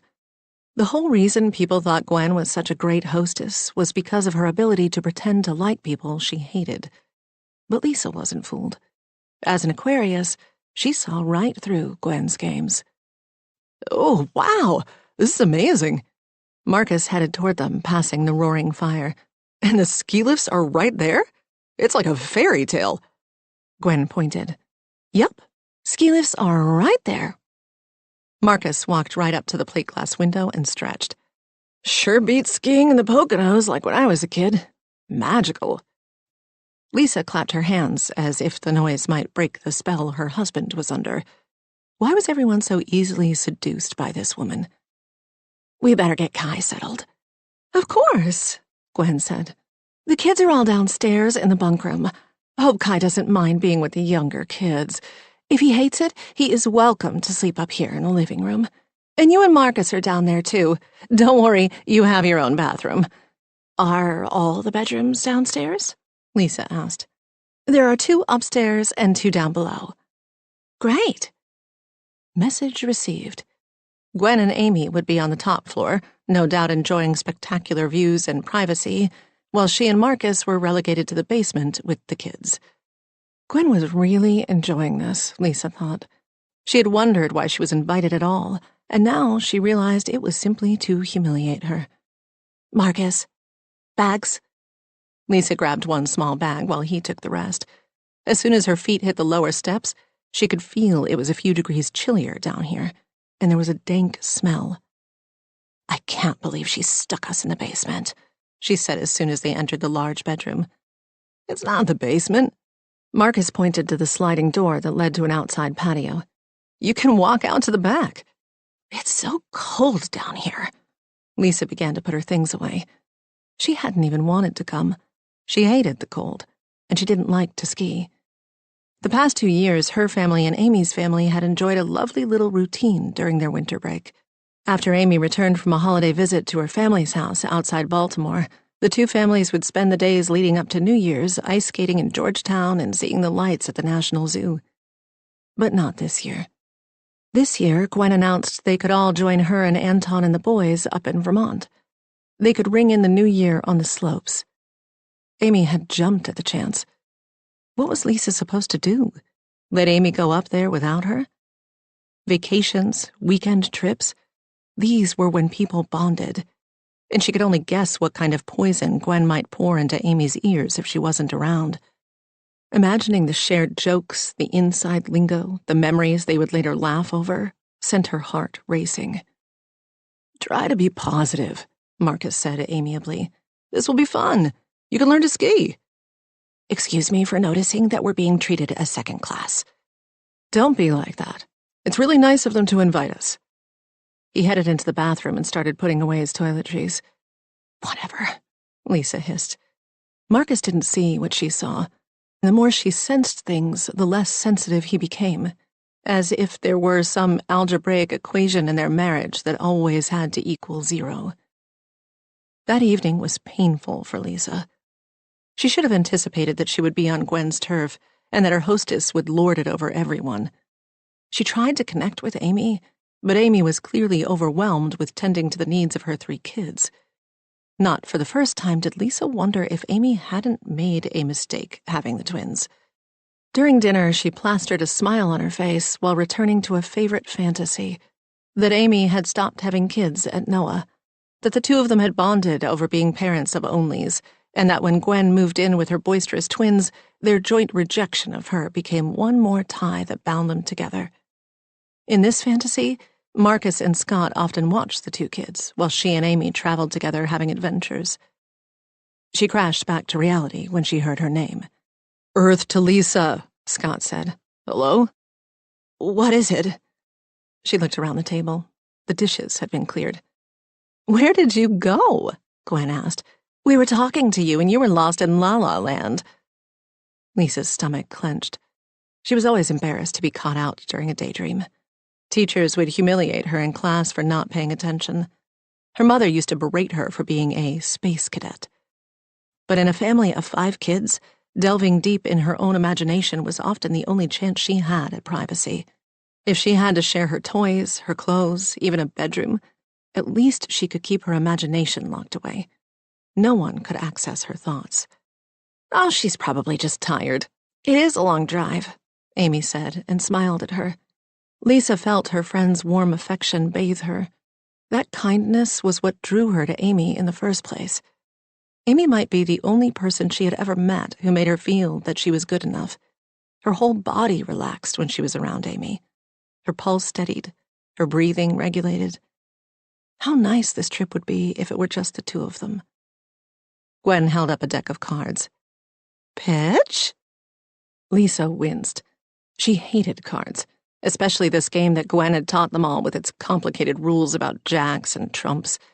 Amy had never been a card player before, and neither had Marcus, but now they all acted like they couldn't think of a better way to spend their time together. Oh, yes, Amy said, heading to the living room. This time, you guys are going down. The other adults took their beverages and gathered around the coffee table in front of the fire while the children headed down to the basement. Lisa hesitated in the kitchen. No one asked her what she thought, what she wanted. She wasn't sure what an ideal end to the evening might be, but it wasn't this. I have a headache. I think I'll go to bed early. Oh, Amy made a frowny face. Do you need some Advil? I have some, thanks. She turned and walked downstairs. She knew it was abrupt, that she sounded curt, that another woman would have kissed her husband goodnight. But she wanted them to know she was displeased. She wanted her disapproval to hang over the evening like the smell of burnt food. Maybe Amy might even come down and probe her for what was really the matter. Or at least Marcus. But no one did.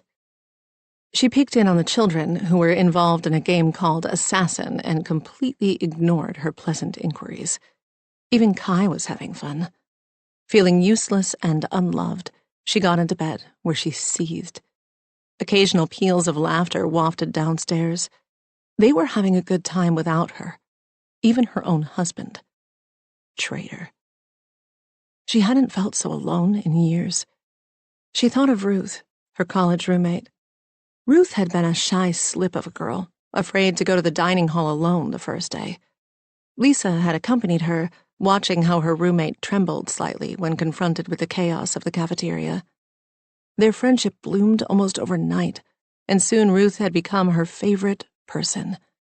Everything about Ruth seemed wonderful to Lisa, from the way she held her hand over her mouth when she laughed because the gap between her front teeth embarrassed her, to how she drenched herself in drugstore body spray that smelled like honeysuckle. They stuck together that first month, meeting up for all their meals, touching base between classes to tell each other funny little anecdotes, whispering their dreams and hopes to each other as they lay in their dorm beds at night. Lisa had been euphoric. Finally, she had a friend all to herself. It had been a little difficult to keep the other girls on the dorm floor away, but she was able to with a nasty comment or a rude look. People avoided them that first month. They developed a routine on Friday nights. While their floor mates would pile on makeup and down shots of cheap liquor before going out, she and Ruth would tuck themselves into a little cocoon on one of the single beds and eat ice cream and watch TV on the tiny television that Ruth had brought from home. But all that changed in the second month. Ruth started to pull away, to venture out further into the school. She began to make other friends. First a girl from her Spanish class, then a few members of the film club. Sometimes Lisa couldn't find her at lunchtime, and when she did, she'd be sitting with those new friends, halfway through her salad. The rejection had been unbearable.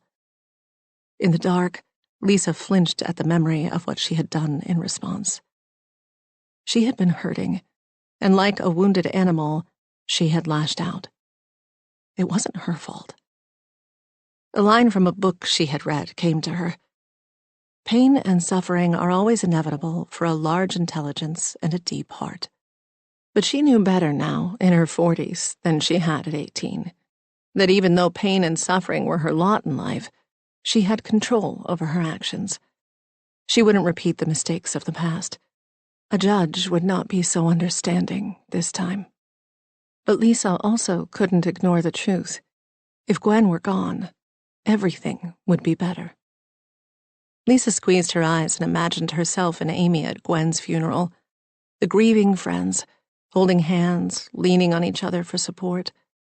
They would find succor in each other over their mutual loss. It would cement their friendship even more. Lisa would become Amy's favorite person again. After all, Amy would turn to her whenever she wanted to remember Gwen. Lisa frowned. That could get exhausting, having to pretend indefinitely that she was devastated that Gwen had died. She was sure to slip. A crack in her facade would show eventually. Besides, she didn't want to mourn Gwen. No. The more she thought about it, the more she realized Gwen dying would be a disaster for her. The whole neighborhood would glorify her. She'd become a saint in death. It would be nauseating. Knowing the women in her neighborhood, they would probably start some kind of charity in her name. She would never escape Gwen then. She rolled over on her side to face the window that she had cracked to let the cold Vermont air whisper in. No, killing Gwen was out of the question. There had to be another way to destroy her. 8. Now. Amy grips the wheel of the truck and stares straight ahead, determined to keep her emotions from showing on her face and freaking Noah out. The traffic is light on River Road as she passes over the Beltway and continues toward Potomac, where Kathy lives. After she drops Noah, she needs to oversee the installation of the blueberry bushes, and then she can circle back and see what Gwen needs. Her friend's entire world has just been upended, and Amy wants to be there for her, the way she wishes someone had been there for her when her mother died.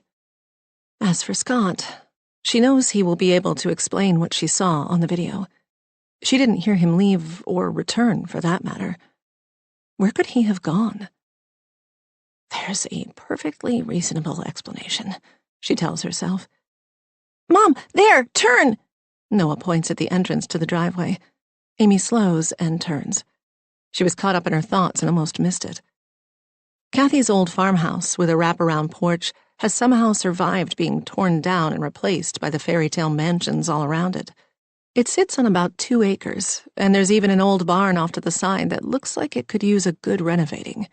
There used to be several horse farms in Potomac, and Amy wonders what kind of farm this once was.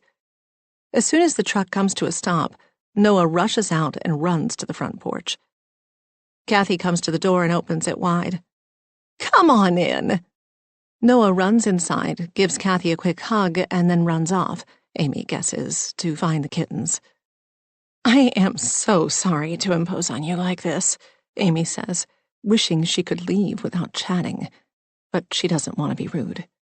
Kathy has been very generous to allow Noah to come over. No imposition at all. Kathy starts walking to the kitchen.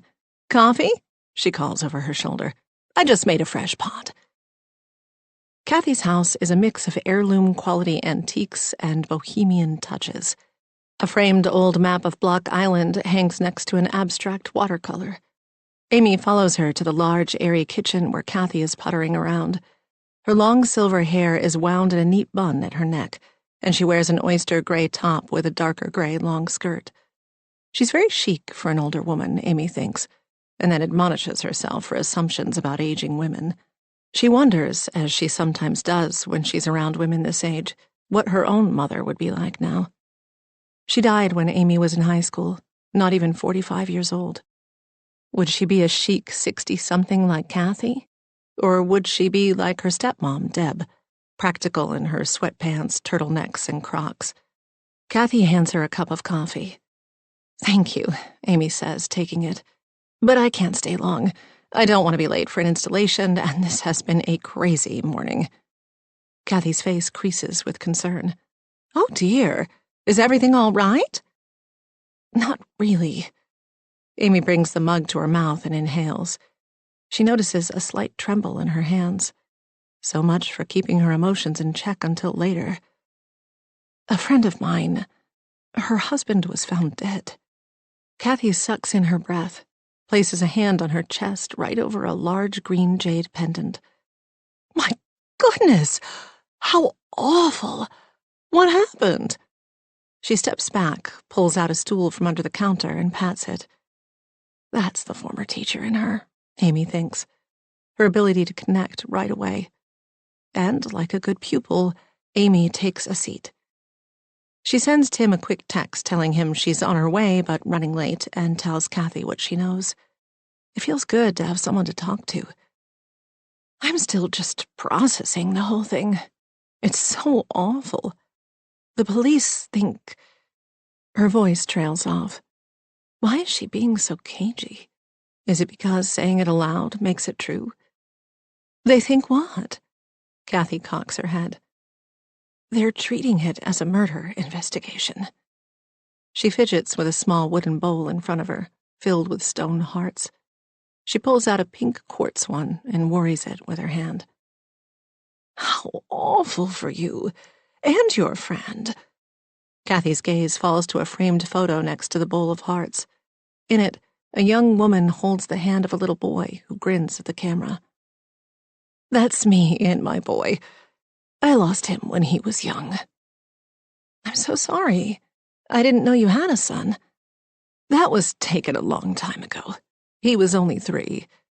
He was very cute. She presses her lips tight. He was a wonderful boy, the light of my life. He would be about your age now. I think that's one of the reasons I enjoy having Noah come to visit. He was my only child, and when I lost him, well... She gives Amy a sad smile. I'll never know the joys of grandchildren. But you had your students. Kathy smiles. True. I do so love having little people about. It touches Amy deeply. That makes me feel a little less guilty about how much we've been coming over. I lost my mother when I was a teenager. She died of cancer when I was 16. Actually, it was the medicine that killed her, not the cancer. But that's a story for another day. Oh, Amy, I am so sorry. I had no idea. Amy is struck by how genuine Kathy's concern is. My dad remarried right away, and my stepmom is perfectly nice. Amy pauses. Because it's true. Deb is nice. But she never really accepted me as her own. She got pregnant right away and had 3 more kids with my dad. So there were 3 new kids for my father to focus on. I left for college the next year, and, well, I just never... I miss my mom. Of course you do. Look, if you need me to watch Noah or help out while you look after your friend, please don't hesitate to ask. I know what it can be like to lose a loved one. It's world-shattering. Be there for her. Kathy stands and opens her arms. Thank you, Amy says, stepping into Kathy's hug. She's curious about how Kathy's son died, but doesn't want to pry. It would probably be too painful. Her phone pings. It's Scott finally responding to her text. I'd better get this. Thanks again. I'll come back for Noah in a few hours. Amy walks outside and stops in front of the azalea bushes Kathy wants to replace.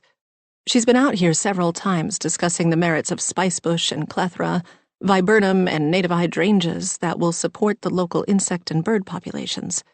At first, she thought that Kathy was another one of her wealthy, indecisive clients.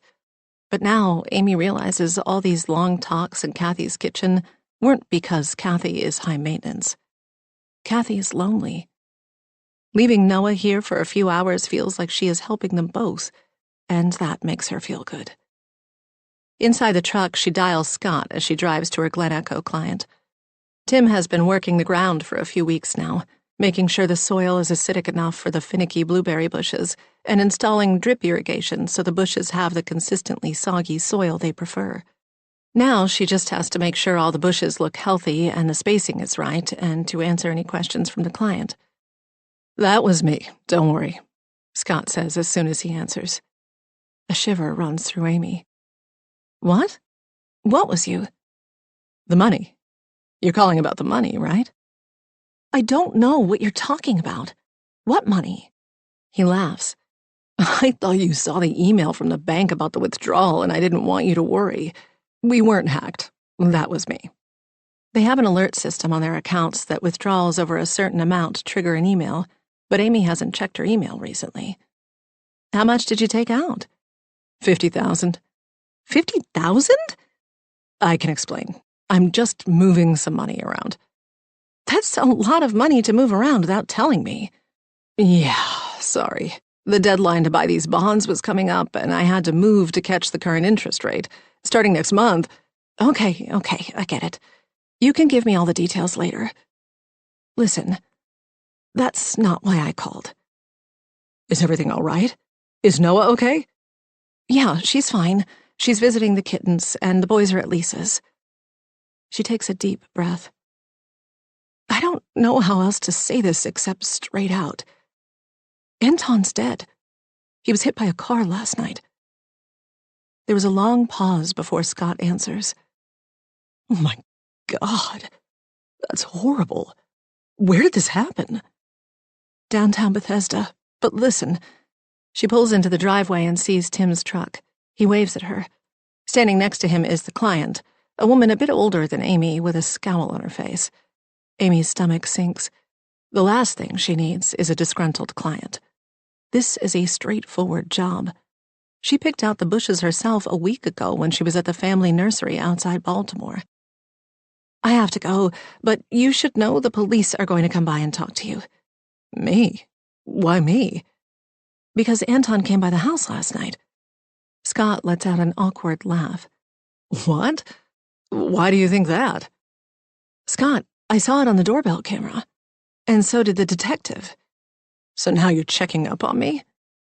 Amy frowns. Scott is not usually defensive. Of course not. The police asked me to look. They're trying to solve a murder. You know you didn't have to show them that, right? Not without a warrant. Amy is stunned. I didn't think we had anything to hide. Tim begins to walk over to her truck. I saw you walk out with Anton. Where were you going? He was drunk and bleeding from his head. He said he fell. He wasn't making any sense. I took him home. But you didn't come back right away. Amy holds up a finger to Tim and then points to the phone. She needs an explanation before she can get off this call. You were gone for more than an hour. Where did you go? I can explain everything, but not on the phone.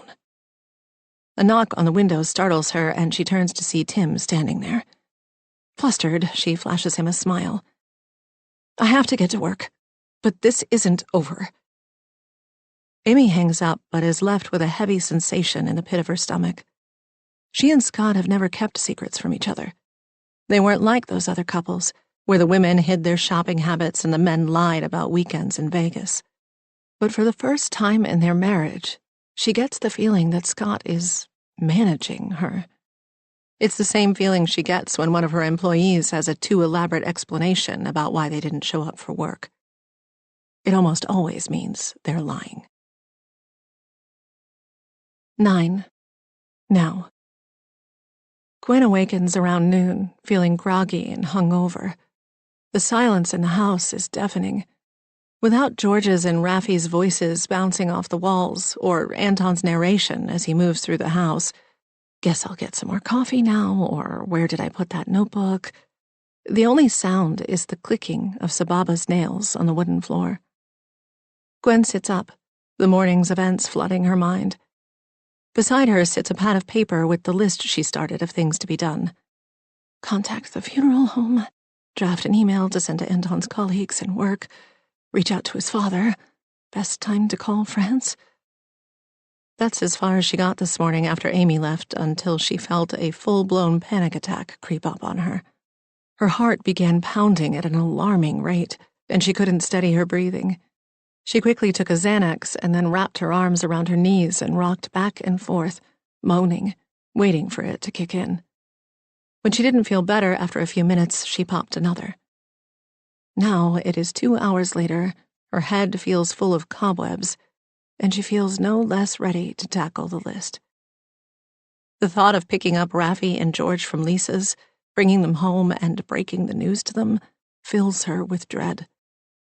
She has no idea where she will find the words to tell them their father is never coming home. Whatever marital problems she and Anton had, they always presented a unified front with the kids. She was the disciplinarian, the one who enforced rules. He was the one who would crack a joke to ease the tension, or tickle a kid to make him laugh if the mood felt too heavy.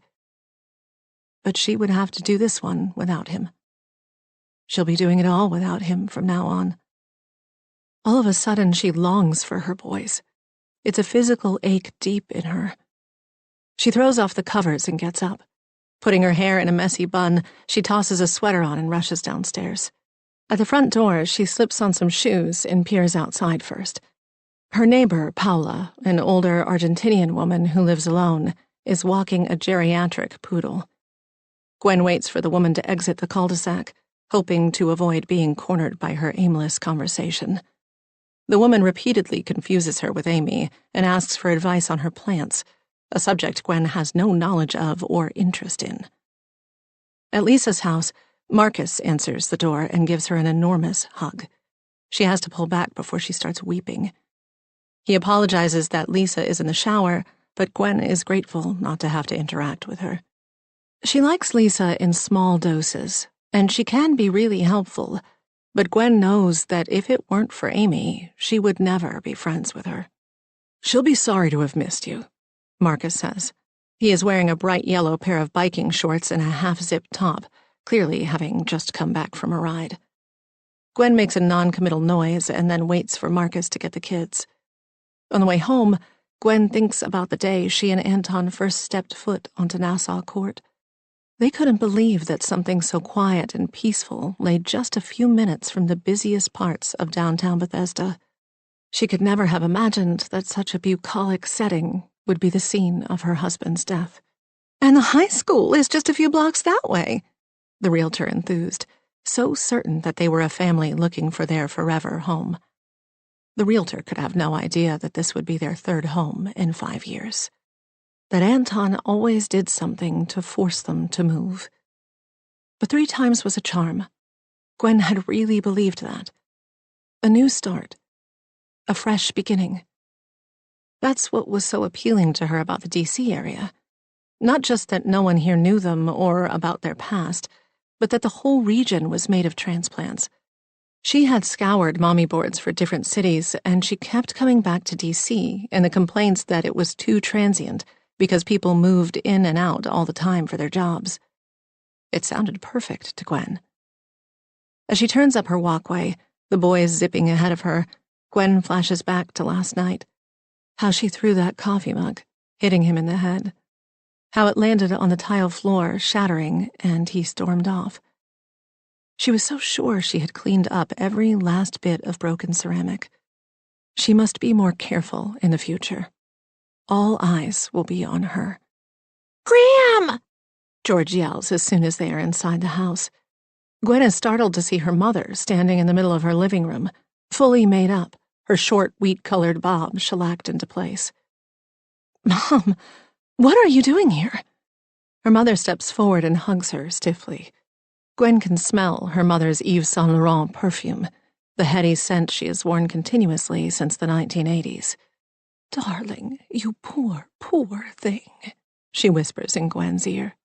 "I came as soon as I heard." Gwen pulls back, trying to do the math. It's about a 2.5-hour drive from her parents' house outside Richmond. "But how did you hear?" "Your friend told me. Lisa something." "Lisa called you?" "Are you staying, Grammy?" George asks, running into the room. "I want to show you a magic trick. Stay there." He runs off. "I take it they don't know?" Gwen shakes her head. "So Lisa told you? About Anton?" Barb looks around the room as if she is a realtor assessing the place. "I texted the boys to ask them about Christmas presents. You never responded to that email I sent." "Because it's September." And she responded. Apparently, Raffi had taken off his watch thingamajig. Not sure why boys that age need a device at all. She glares at Gwen pointedly. Barb had been opposed to letting the boys have Apple Watches, had deluged Gwen with articles about the dangers of screens, even when Gwen explained it would make her feel safer letting them go down to the playground if she could track them. "But you're the one who texted them." Barb waves away the inconsistency. "And I'm glad I did. When this Lisa person called me and told me what was going on, well, you can imagine my reaction. I tried you immediately, but you didn't answer. I've been busy. It's been a horrible morning. What I don't understand is how could I not be the first call that you made, Gwendolyn? The old familiar mix of anger and embarrassment burbles within her. Because I just found out a few hours ago that my husband is dead. So sorry I didn't call you right away. She storms off into the kitchen, noting that it took less than 5 minutes in her mother's presence for her to revert to an impertinent teenager. She grabs the electric kettle and fills it with water, making sure to bang it around the sink a bit.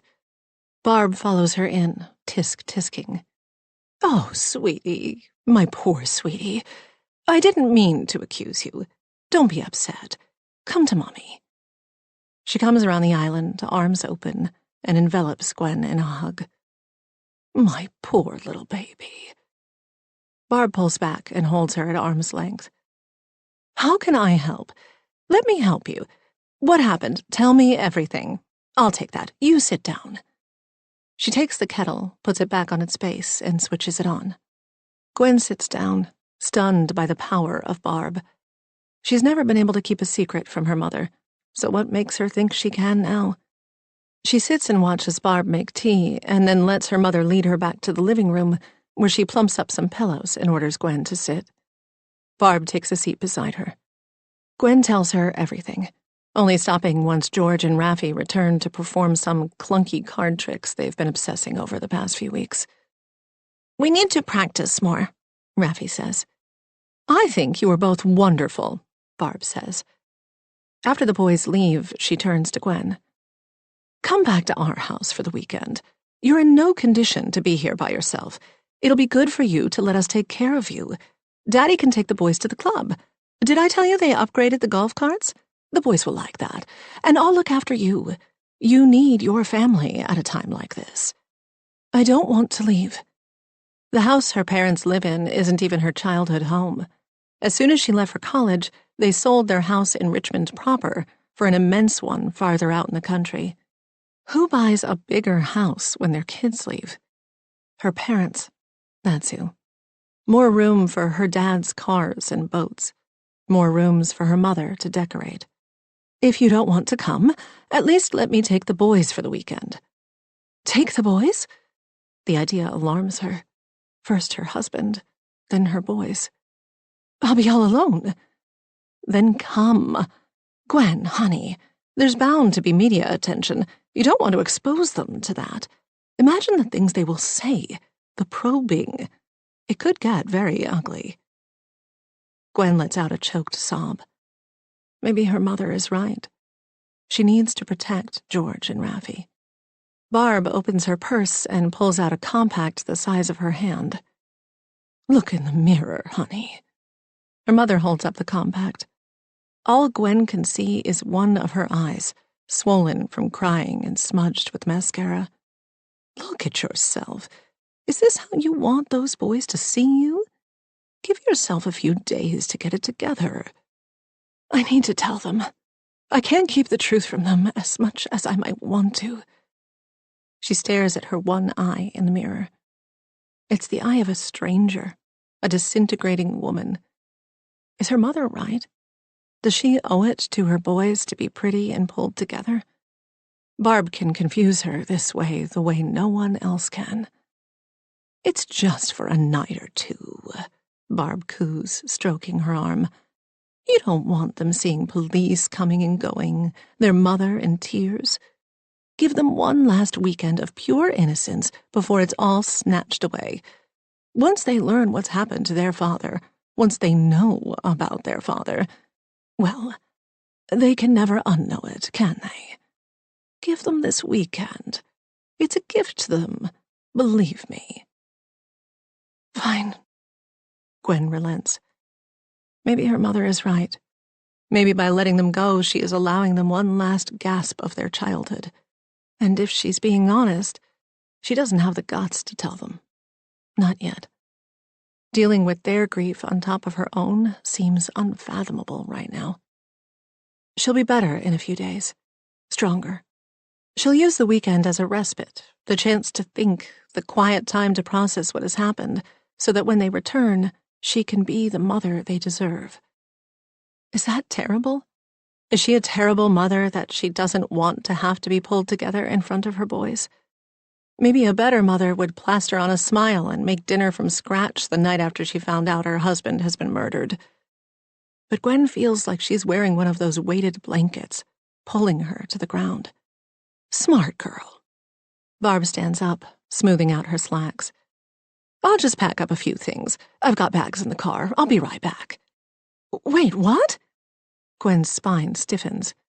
You brought bags with you? I didn't agree to anything until just now. I knew you'd see sense.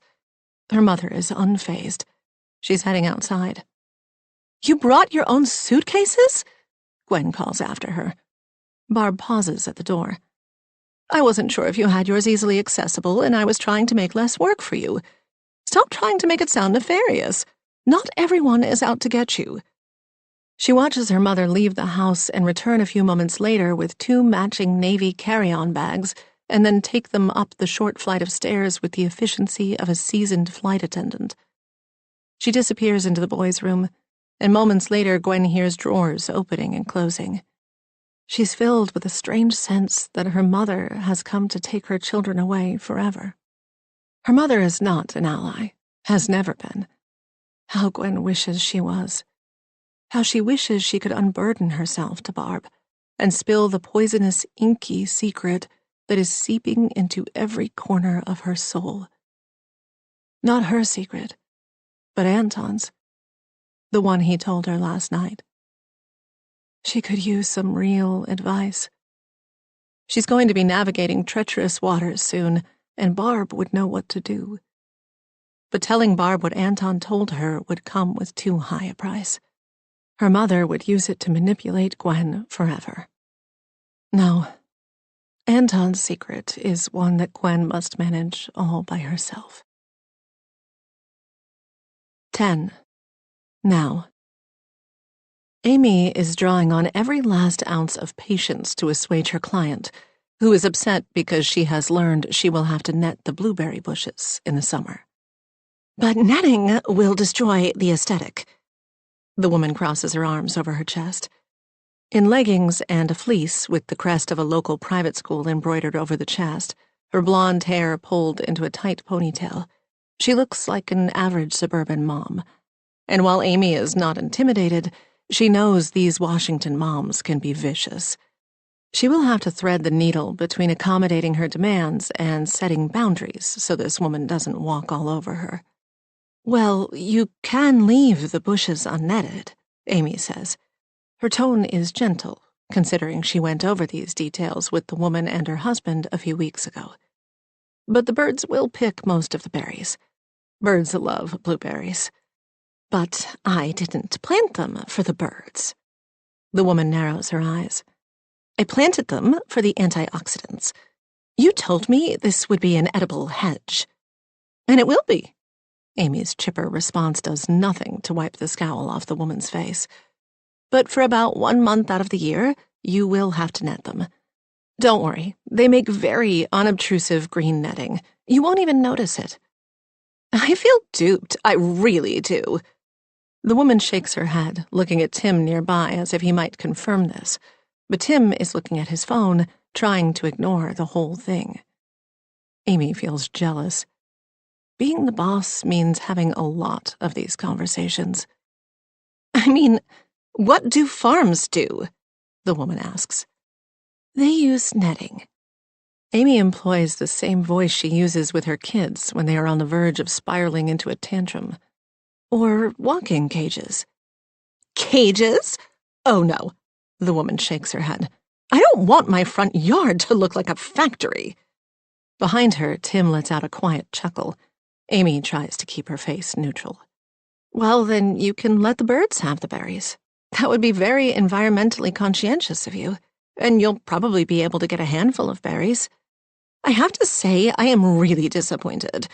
I thought a bird, maybe 2. She exhales. But birds? Plural? This is really unacceptable. Amy looks at the $1,000 worth of mature blueberry bushes that need to go into the ground today. What she'd really like to do is tell this woman to suck it. that her friend's husband was just murdered, that she should be back at her house now, comforting that friend. Instead, she digs deep, trying to channel her father, who never lost his patience with a customer. How about we put in 1 or 2 very elegant, bespoke netting boxes on the ones closest to the house? She points to the end of the trench that Tim dug. We'll paint them green. You'll hardly even notice them. And leave the rest of the bushes for the birds. That way, from the street, you won't notice the box. The greenery will hide it.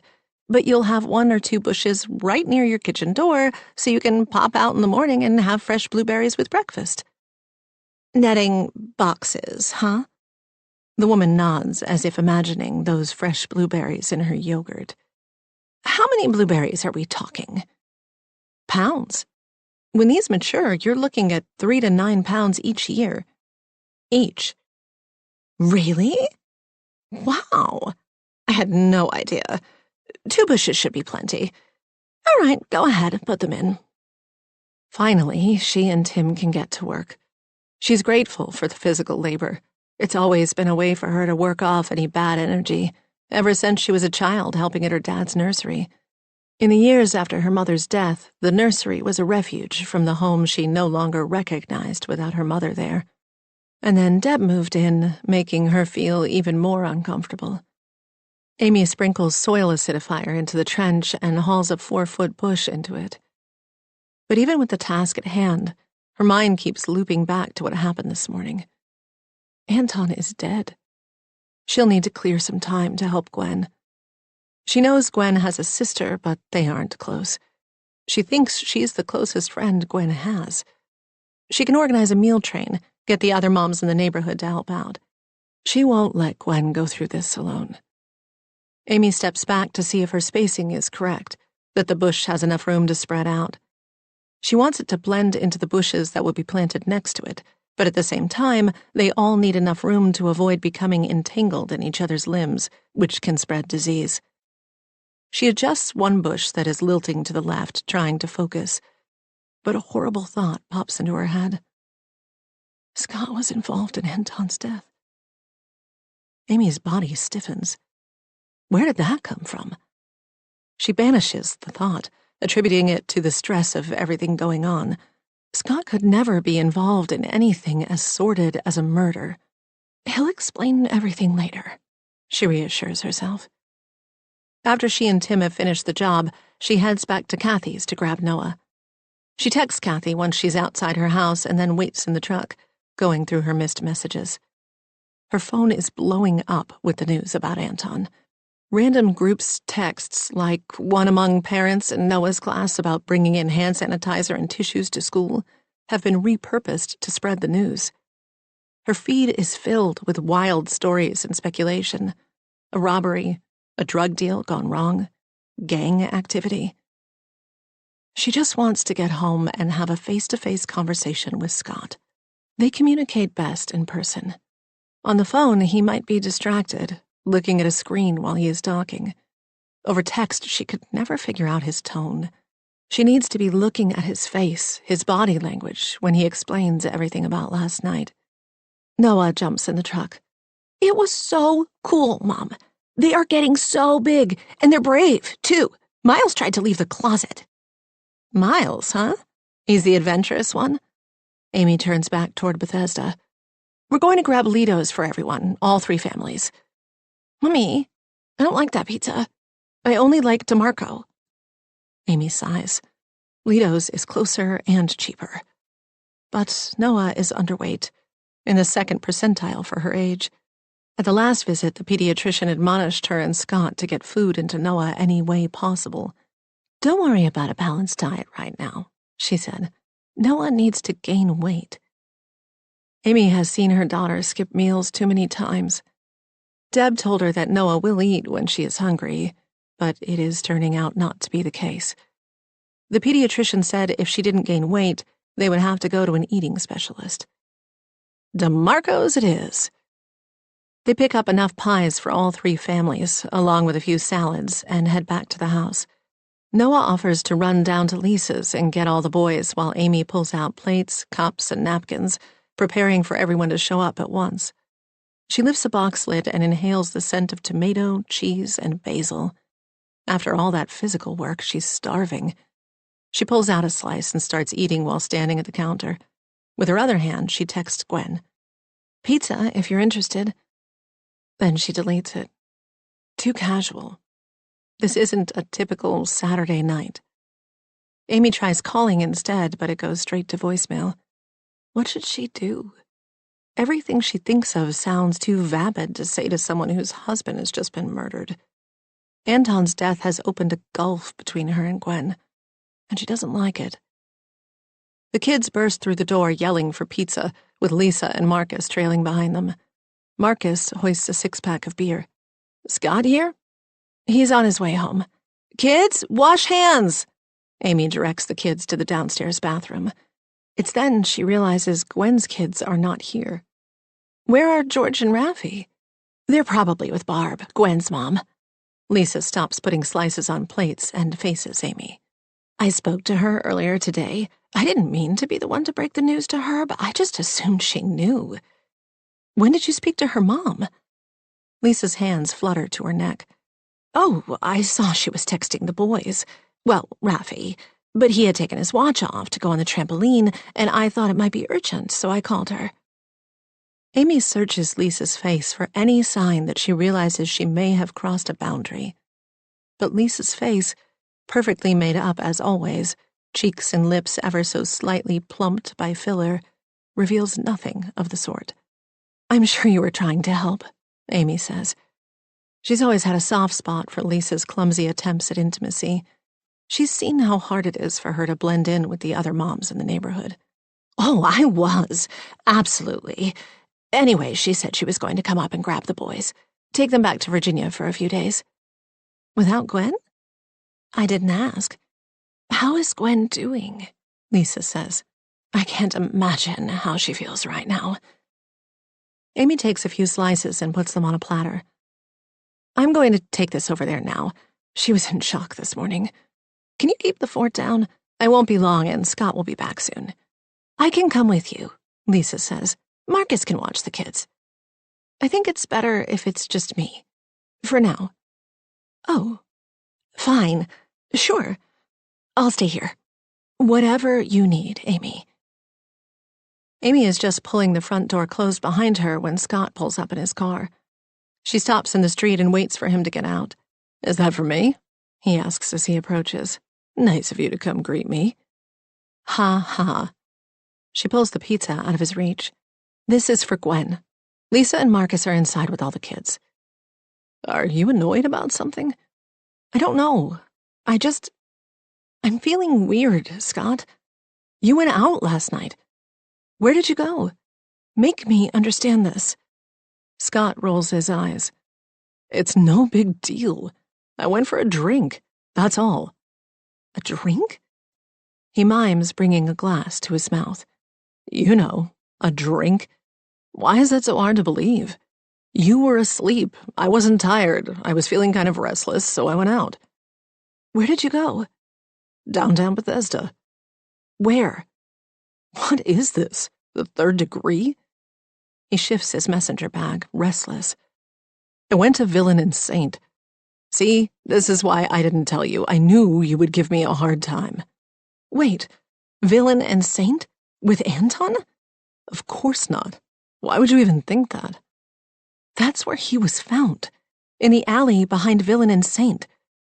Scott frowns. "That's crazy. I didn't see him there. I left Anton on his front stoop." "What were you doing there?"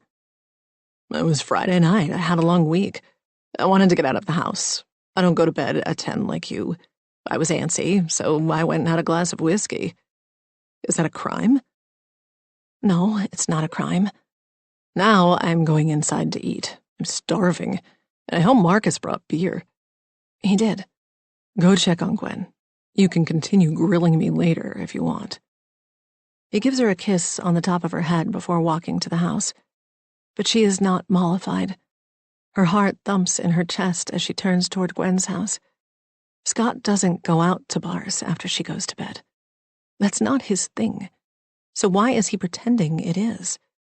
And the first time he does, it just so happens to be the night that Anton is murdered. It doesn't add up.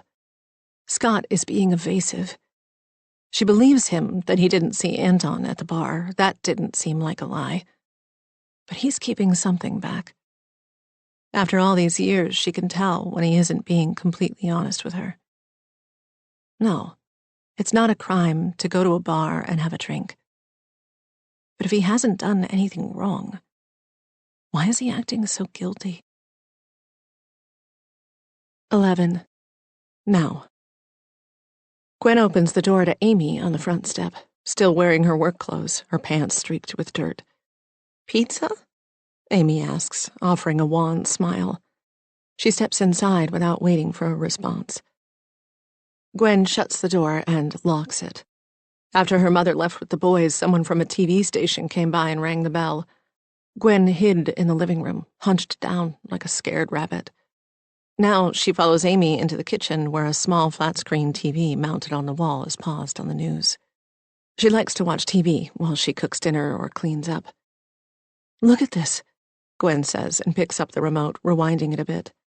A news reporter stands on the sidewalk outside Villain and Saint as a yellow crime scene tape flaps in the wind. I'm standing in front of the alley where police say Anton Khoury was struck by a car in the late hours of last night. His body was dragged behind a dumpster and was not discovered until early this morning when a vendor at the Farm Women's Market arrived around 6:30 to open up for the day. Police are asking anyone who saw anything unusual or suspicious to contact them. Gwen pauses the TV. They came here, you know, and knocked on the door. That woman right there. She waves her wineglass at the TV. She called out, Gwen, Gwen, are you in there? As if we were friends. Oh, yeah? Amy's eyes dart to the half-empty bottle of wine, and Gwen feels a shiver of resentment go through her. Who is Amy to judge? Gwen picks up the bottle and makes a show of refilling her glass, emptying the bottle, holding it upside down until the last drop is out, daring Amy to challenge her. Want a glass? There's plenty more where that came from. Amy hesitates and then shrugs. Sure, why not?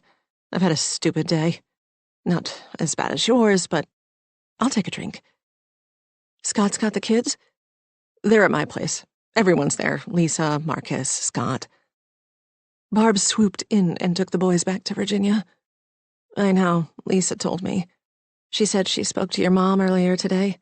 Something about her wanting to allow the boys a few more days without having to learn the awful truth. Huh. Lisa sure likes to talk about me. She's great at spreading news. Gwen reaches into a cabinet to get another glass before crouching down in front of the wine fridge. Sauvignon, Chardonnay, Riesling?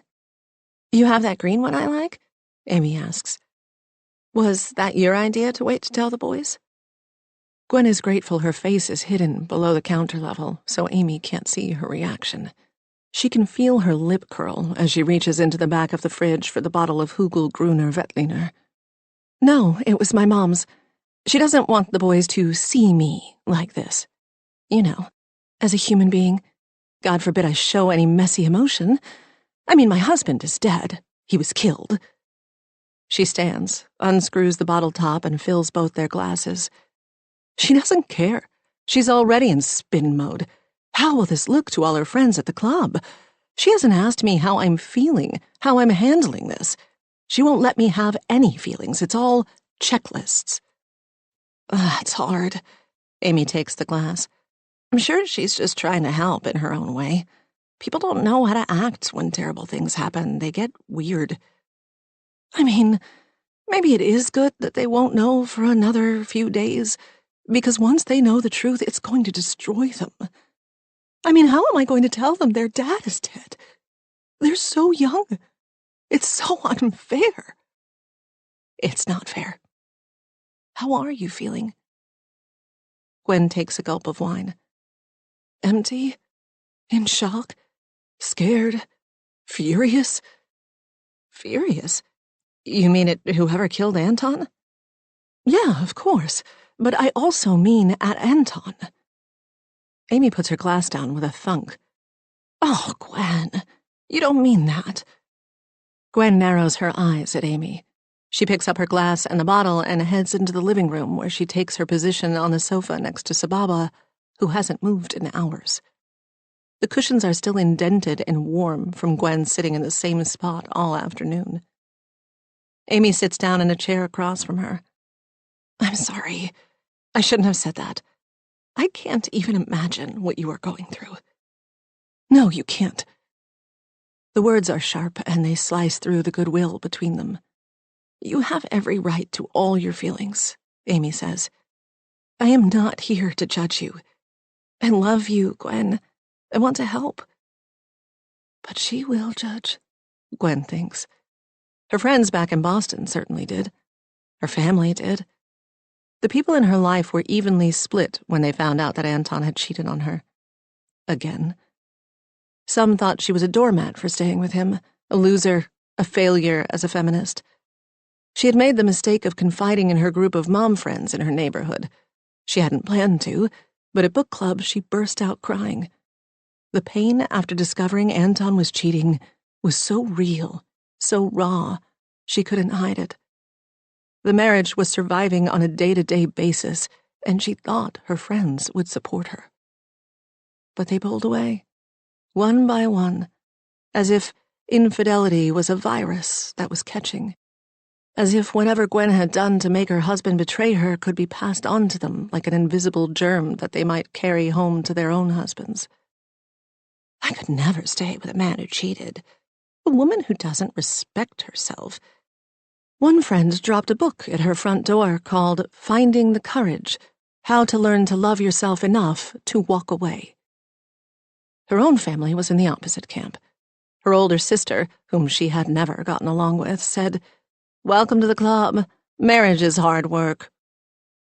Her parents had met as freshmen in college and married 1 year after graduation. There are good years and bad years, Barb had said. Heck, there are good decades and bad decades. They implored her to forgive. They even had their pastor call her and offer counseling. Think of what you will be doing to those boys if you break this marriage up, the pastor said. He's the one, not me, Gwen wanted to shout. Her mother emailed articles about desperate single mothers, about how boys growing up without fathers were at risk, about the long-lasting trauma of divorce on children. Gwen deleted them, along with the inspirational takes from her neighborhood friends, first-person narratives of women who had found their true happiness after divorce, pieces on children's resilience and the risks to kids of growing up with unhappily married parents. She threw them all away, finding it nearly impossible to isolate her own voice in all the noise. What did she want? Slowly, with the help of a marriage counselor, she began to set the terms she could live with. Complete control of their finances, access to all his tech, no secrets. They would move far away from the judgment of their so-called friends. Anton would leave his job at the college outside Boston where he had met his affair partner. They would start over where no one knew them. He applied for jobs, and he got an offer at American University, offering less pay and not on a tenure track, but Gwen insisted he take it. It was a test. If he really loved her, if he was truly sorry and wanted to make the marriage work, he would be willing to take the career hit. They had been forced to turn to her parents for financial help. Her mom and dad were happy to do it, thrilled to have their grandchildren closer.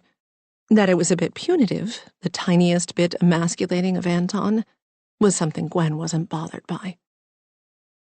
And Anton agreed. Gwen searches Amy's face. Is she a real friend? One who will stick by her and not judge? Everyone will expect her to be sad and heartbroken over Anton's death, and she is, especially when she thinks of how it will affect the boys. But she's got this anger inside of her that won't go away. She wishes she could tell Amy the whole truth. Well, not the whole truth. Certainly not what Anton revealed last night. Amy would never forgive her. She wouldn't understand. Amy and Scott appear to have an almost perfect marriage. To not just love each other, but, shockingly, to like each other. Will that make Amy more sympathetic to what she has been through? Or will Amy not be able to relate at all? Anton cheated. In the past. 3 years ago in Boston. Oh, Gwen, I'm so sorry, Amy says. You never told me. She shrugs. I don't like to think about it. We did a lot of work to repair our marriage. It was awful. We moved to D.C. for a fresh start. But lately, I'd been having this weird feeling that he might be... Amy doesn't finish her sentence. Gwen nods. That's what the fight was about last night.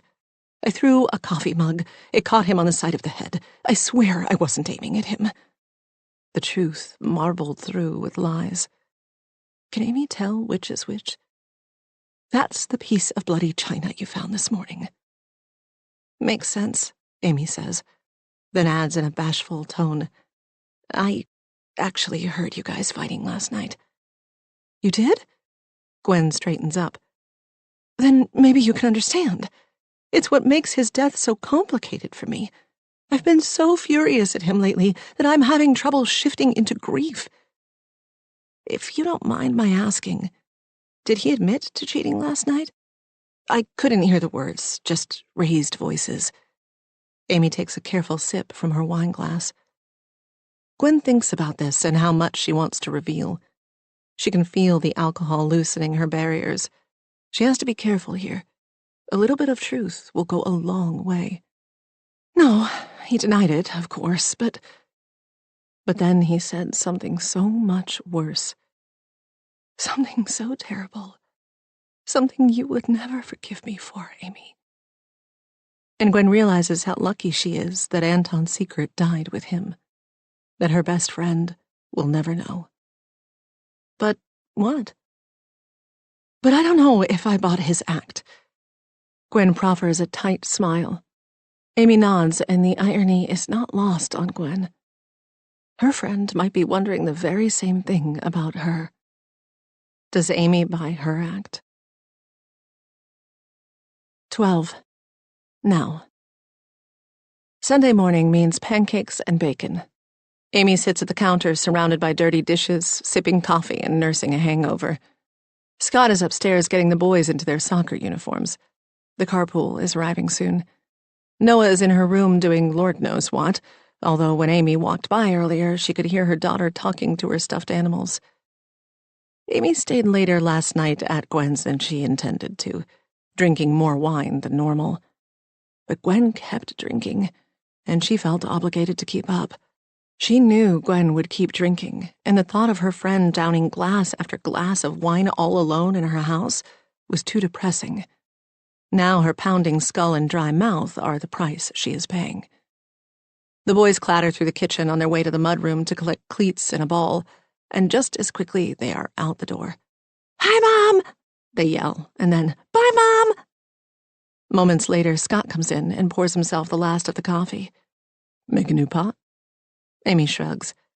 She's not satisfied with the answers he gave her yesterday about his little trip to Villain and Saint on Friday night, but isn't sure how to bring it up without sounding like she's hounding him. She would have asked him about it last night, but by the time she returned from Gwen's, he was passed out in front of the TV.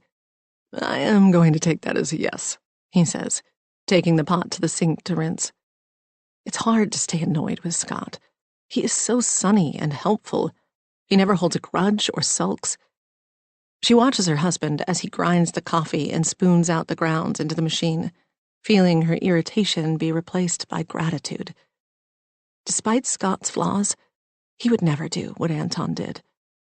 It changes how she thinks of Anton. She understands why Gwen never told her. Would Amy have wanted to spend so much time with a man she knew was a serial philanderer? Go on vacation with him? The answer is no. "Are you going to tell me about last night? About Villain and Saint?" "What more is there to tell?" Scott looks up, startled. "I already told you. I went out for a drink." Amy bites her lip, trying to fight her annoyance.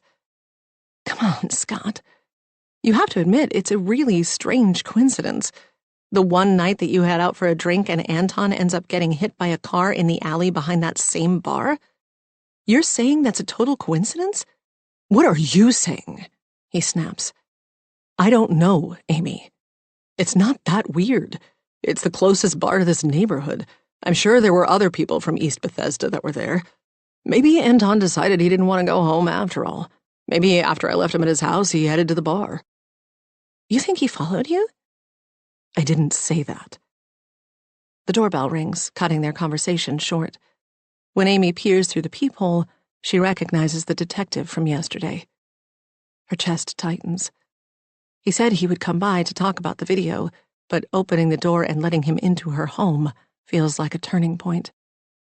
There's no going back, but she has no choice. She can't not let him in. Detective, hi. Sorry to disturb you, he says. Mind if I come in? He follows her into the living room as Scott enters from the kitchen. The two men introduce themselves and everyone sits, Amy and Scott side by side on the sofa, and Detective Salazar in an armchair across from them. We wanted to thank you for sending that video over. That was very helpful, Salazar says. What video? Scott asks.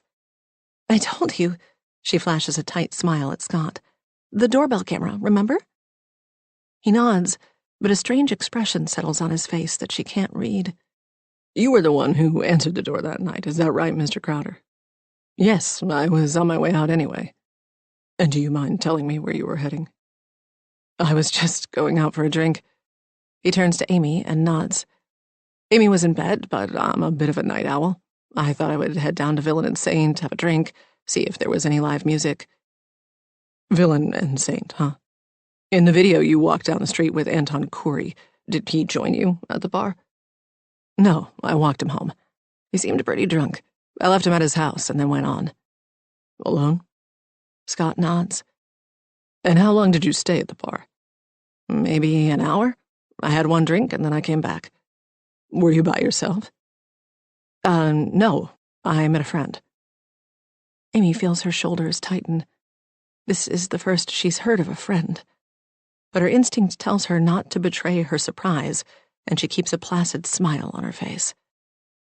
And could you tell me who that friend is? The detective shoots a quick glance Amy's way. Just so we can alibi you and cross you off the list. His name's John Block, just a guy from the gym. Guy from the gym? It takes everything she has not to turn to Scott and scoff. She's never heard of any friend from the gym. But her loyalty kicks in. They must present a united front to the police. That's what they do, her and Scott. Stick together. Scott can explain later, when the detective is gone. We'll need his contact info, Detective Salazar says. Of course. Did Mr. Khoury show up at the bar later? Scott shakes his head. No, if he came to the bar, I didn't see him. What about in the parking lot? Or the alley? Did you see him there? No. Scott's voice is strained. I told you, the last time I saw him was here in the neighborhood. I left him at his house. So you keep saying, but it is odd, isn't it? That you were the last person seen with Anton Khoury, and then you go to a bar and he ends up in an alley behind that bar dead. Hold on a minute, Amy says. Are you accusing Scott of having something to do with Anton's death? It's fine. Scott puts his hand on hers. He's just doing his job. Scott leans forward, and Amy can see his muscles tensing and relaxing under his t-shirt. It's not that weird, Amy says, parroting some of what Scott said earlier. There's one bar within walking distance. It's where Anton would go if he wanted to get a drink and didn't want to drive. And how did you get there? Salazar asks Scott. Did you drive? No, I walked. Did you take the cut-through that runs from the back of your cul-de-sac? Scott nods. It's the fastest way, yes. Why don't you tell me what happened when Anton came to the house? Exactly. He was drunk.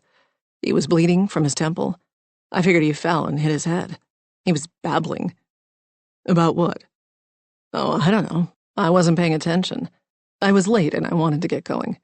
I told him I was meeting someone at Villain and Saint, and then I walked him back to his house. I walked him right up to his front door. I assumed he went back inside. But you didn't see him go inside? Scott shakes his head. I don't think so. He was kind of hanging out by the door. But like I said, I was late. I took off. And that's the last time you saw him? Yes, that's the last time I saw Anton Corey. How well do you both know Mr. Corey? Scott and Amy exchange a glance.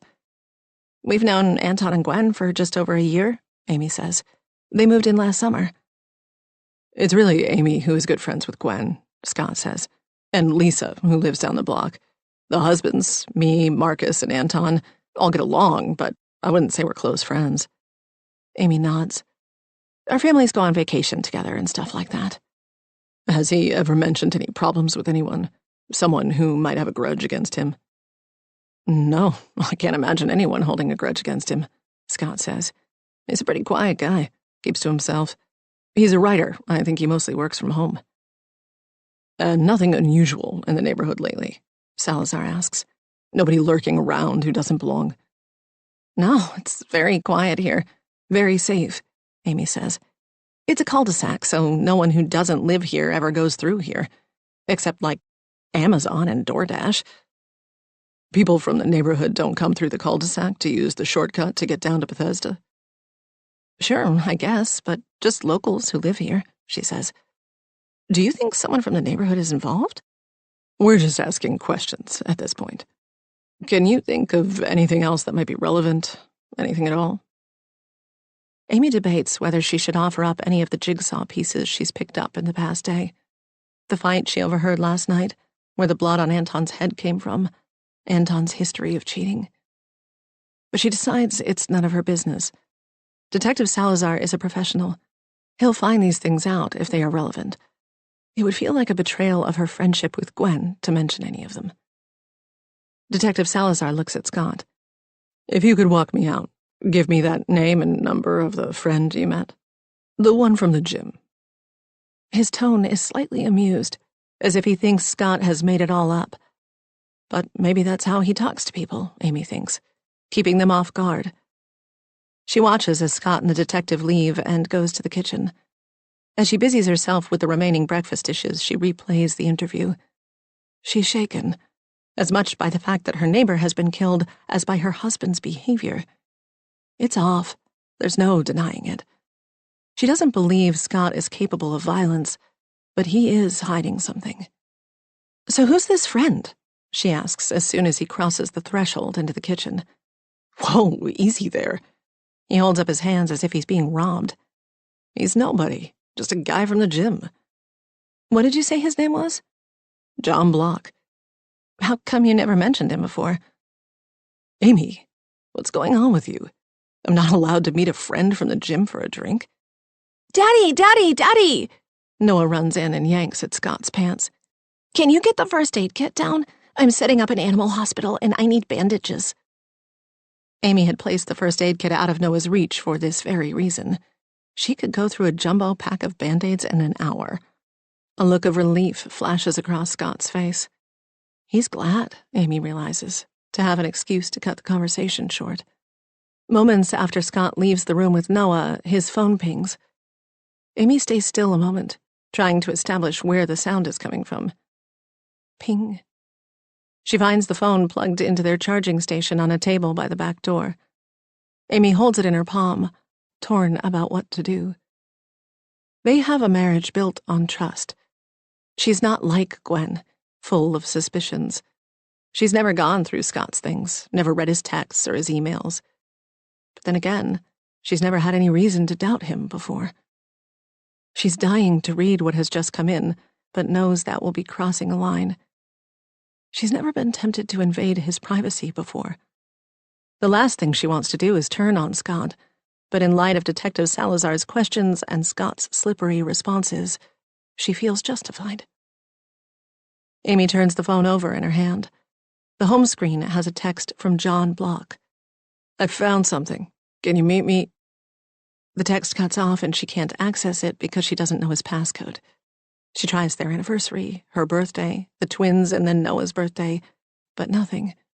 She hears his footsteps approaching and drops the phone back on the table, stepping back, pretending to look for something in Max's backpack, which hangs on a nearby peg.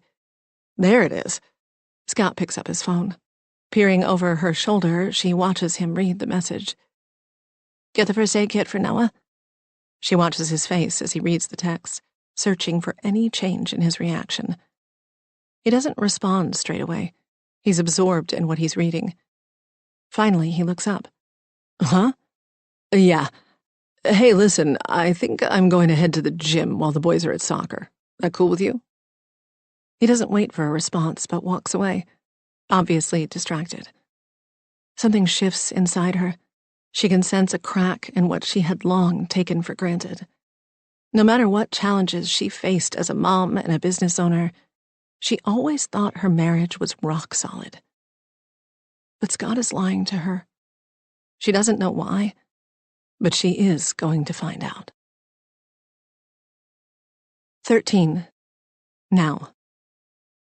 Gwen stands in the middle of her kitchen and stares at her to-do list. She can't put it off any longer. It's time to call Anton's father, Henri. The thought terrifies her. Henri is a taciturn man who had moved back to France after Anton's mother died, retiring to a small town about 30 miles north of Marseille. She and Anton had one awful visit with him in France.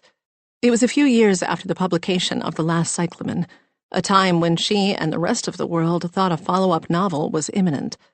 The month-long trip to the south of France was a chance for the twins, who were small, to spend a good chunk of time with their grandfather, as well as an opportunity for Anton to do some research on his new book.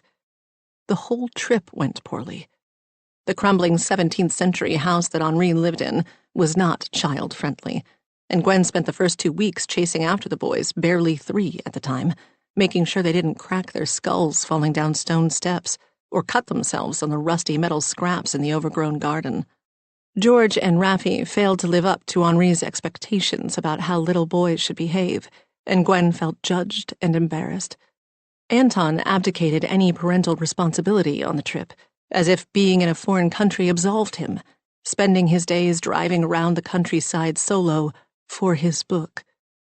His father had never approved of Anton's choices, to study literature instead of something practical, to abandon his Catholic faith, to pursue a career as a writer. Marrying Gwen was just another bad choice. Henri didn't consider his son a serious person. At the beginning of the 3rd week, Gwen witnessed a blowout between the 2 men. The fight in the kitchen started with yelling and hurled insults. It was the sound of broken pottery that sent her scurrying outside with Raffi and George. She took them on a long walk into the village to get treats, only to arrive just as the town's bakery and sweet shop had shut down for their customary 2-hour lunch. When she returned to the house bedraggled, Anton had packed their bags. They were leaving immediately, he said. He never told her what had led to the break with his father. He made it seem like it was a long time coming, but not about anything specific. And now she had to phone Henri and tell him his son was dead. Ignoring the empty wine bottle and dirty glasses, Gwen makes a coffee. She is both sad and grateful that the boys aren't here. It's as if her mother cast a magic spell on her by suggesting she was a mess, and now she has to become one. She takes her coffee into Anton's office and sits at his desk. It is 5 hours later in France. When is a good time to call and tell a man that his son is dead? Murdered? Isn't there someone else who could do this for her? She picks up her phone and dials her mother. "Sweetie, I'm so glad to hear from you." "How are the kids?" Gwen asks. "Wonderful. They're at the club with Daddy." "They have school tomorrow." "I thought I would drive them home sometime tomorrow. We can break the news to them together. How does that sound? Do you think you are up to that?" "What about school?" "Gwen, honey, you're not thinking straight. Their father is dead. They're going to be missing some school." She feels chagrined. She had heard it was good to keep routines going for children when they experience a trauma, that their whole life shouldn't be disrupted. But maybe she had remembered that wrong. Her mother seems very confident. "I guess you're right. I'll be here. I'm not going anywhere." "I don't want to bring the boys back to the house and find you in your pajamas or drunk. Not that you don't deserve to be both things, sweetie, but we must remember to put on a brave face. I need you to call Anton's dad." Henri doesn't know yet? Gwen! I couldn't do it yesterday. Give me the number. I'll take care of it. I always liked him. Gwen scrolls through her phone for his number, feeling both relieved and disgusted with herself. As much as she rails against her parents, she has never really grown into a full adult, has she? She depends on them financially. Always has. She didn't have the burden of college loans, and when she entered the working world, they subsidized her meager salary. Would she have been better off if they had told her no? She would have hated them for it at the time, but maybe she wouldn't be where she is now. If she had developed some strength early on, she would have left Anton the first time he cheated on her, before they were even married, with another writer at his MFA program. I can't find it, she says. I must have deleted it by accident. You don't have your father-in-law's number? I will find it and text you as soon as I do. Don't put this off, Gwen. He needs to be told. Gwen hangs up, trying to decide where to look for Henri's number. The police still have Anton's phone, but he has to have information on his dad somewhere. She opens a drawer to the right of the desk and finds a jumble of office supplies and a half-empty pack of Camels. The one below it holds a random assortment of notebooks, magazines, stories ripped out of the newspaper. The detritus of a writer's life, but no signs of information about Henri. She spots a photograph and pulls it out. Her throat catches when she sees it's a picture of the night they first met, 15 years ago. A casual selfie taken at a party in New York City. Gwen had been living in the city, churning out press releases for a PR firm in Soho that specialized in luxury brands, when she bumped into a friend from college who was getting her master's in fiction at Columbia. They had been in a creative writing class together, back when Gwen had flirted with the idea of becoming a writer. But she didn't have the confidence, and her parents insisted that she study something more practical, so she decided on marketing for her major. Her friend invited her to a party, but Gwen almost didn't go. It wasn't only that the party was all the way uptown in Morningside Heights, at least 30 minutes on the subway from her apartment on a quiet street in Greenwich Village. It was the fear of seeing all these burgeoning writers embarking on a life she wished she could have had. If she only had the courage to say no to her parents. She was talented, but she had no guts. At the last minute, she decided to go, and it was a decision that altered the course of her life, because that's where she met Anton. She felt awkward and out of place as soon as she showed up. Almost everyone was from the writing program, along with a few other random Columbia graduate students. She flitted in and out of conversations, but was unable to get a toehold in any of them. She felt ashamed and took refuge in the bedroom, where she walked in on a man examining the books on the floor-to-floor ceiling bookshelf. Anton. They started talking, and when it was time to go, he walked her to the 116th Street subway station.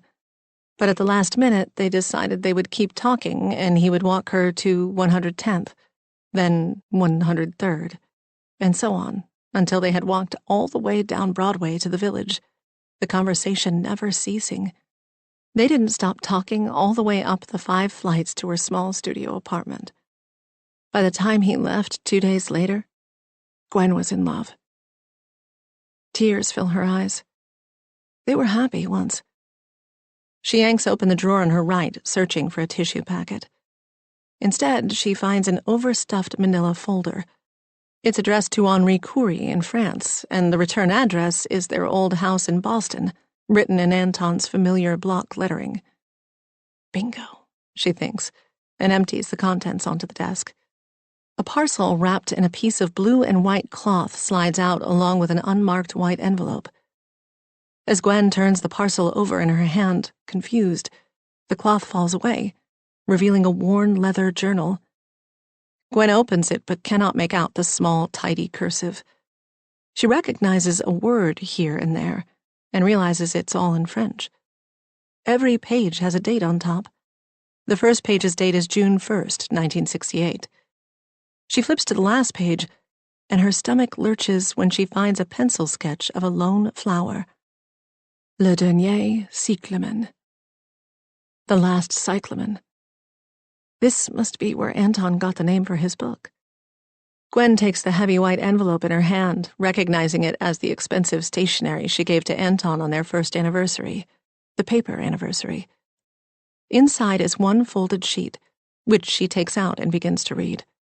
It's dated right after they returned from that awful trip to France. Dear Father, in France you called me a fraud, a thief. You said that if Mama were alive, she would be aghast to know her innermost thoughts, her dreams and her fears were published for the world to see. But I don't see it that way. I see my book as a testament to her strength and courage, a way of honoring what a beautiful writer she was. You say it's plagiarism, using her words. That she's the one who wrote it and I just slapped my name on it. That I'm profiting from her pain, stealing her glory. But did you ever consider that she would want that for me? For her suffering to be transformed into my success? Isn't that what every mother wants? For her children to become somebody? I am somebody, thanks to her journal. I think if Mama were alive, she would be thrilled for me. And even if she weren't, she would never do what you have done. She would never cut me out. I am your only child. You have 2 grandchildren who deserve to have you in their lives. I have enclosed Mama's diary. I don't need it anymore, and I thought you might want it back. I don't regret writing The Last Cyclamen, but I do regret what has happened to us. Always your son, Anton. Gwen drops the letter on the desk, stunned. She opens the journal to a random page and tries to make sense of the words printed in neat script. She took 4 years of high school French, but she can only make out a few words here or there. When she turns the page, she finds a section that has been underlined in pencil. Did Anton make these marks? She boots up Anton's computer and opens Google Translate. There are 2 boxes next to each other, one in which to type the original text and a second where the translation will appear. She begins to enter the underlined words from the diary. Aujourd'hui, il faisait une chaleur insupportable. J'ai rencontré Jay à la gondola pour le déjeuner. Nos sièges étaient juste au bord de l'eau. Nous naviguerons sur cette mer ensemble, a-t-il dit en me prenant la main. Like magic, as soon as she types in a combination of letters that make no sense to her, a series of English words appear in the second box. The words of Anton's mother. It's almost as if she is speaking directly to her from the grave. Today was unbearably hot. I met Jay at La Gondola for lunch. Our seats were right by the water. We will sail that sea together, he said, taking my hand. A chill runs through her. The gondola restaurant played a large part in The Last Cyclamen. It's the setting of several meals at which the main character, a sheltered young woman, is seduced by an older, wealthy man. The gondola represents the world she desires to be a part of, one of privilege and freedom. Gwen recalls one New York Times review of the book mentioning the gondola by name as an example of how Anton's book captured the sophistication of Beirut in the 1960s before the Civil War broke out. Gwen turns to Anton's bookshelf and pulls out a leather-bound copy of The Last Cyclamen, a gift from her to Anton upon its publication. The pages are gilded, the spine uncracked. It takes her a few moments to find what she is looking for, but about halfway through the book she sees it. Gwen traces the lines with her finger as she reads the now familiar words. Today was unbearably hot. I met Jay at La Gondola for lunch. Our seats were right by the water. We will sail that sea together, he said, taking my hand.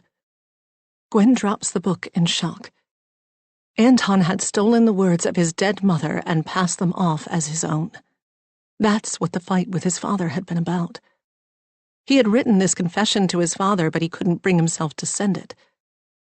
Of course Anton hadn't been able to finish his second book in the past 8 years, Gwen thinks with bitterness. He had nothing original to say. He never did. 14. Last winter break. On the 3rd day in Vermont, Lisa woke up to a miserable blue sky. There had been talk of sleet, which everyone had bemoaned. It would scuttle their skiing plans. But Lisa was secretly praying for it. Maybe they could go into town and do a little shopping. Stowe had some great day spas. A manicure and a massage sounded lovely. But no, the conditions for skiing were perfect. The day before, she had muddled through a day on the slopes, hating every minute of being out in the bracing cold. She was on the green slopes, the bunny slopes, with toddlers speeding past her. She thought she could at least count on Kai for company, but he had taken to snowboarding and by the late morning had graduated to more difficult courses. Marcus had done a few runs with her and then, clearly bored, left her for more challenging terrain. Lisa had pretended to sprain her ankle so she could spend the rest of the afternoon at the lodge in front of the roaring fire, sipping spiked cocoa and scrolling through Instagram, jealous of neighbors who were spending the break in the Caribbean with white sand and azure waters while she was stuck in the icy wind of northern Vermont. This morning, she exaggerated her limp as she made her way up the stairs into the kitchen for breakfast. She wasn't going to say anything. She wanted someone to notice. She had learned that from her mother. People were more sympathetic if they were the ones who picked up on your suffering. But no one did.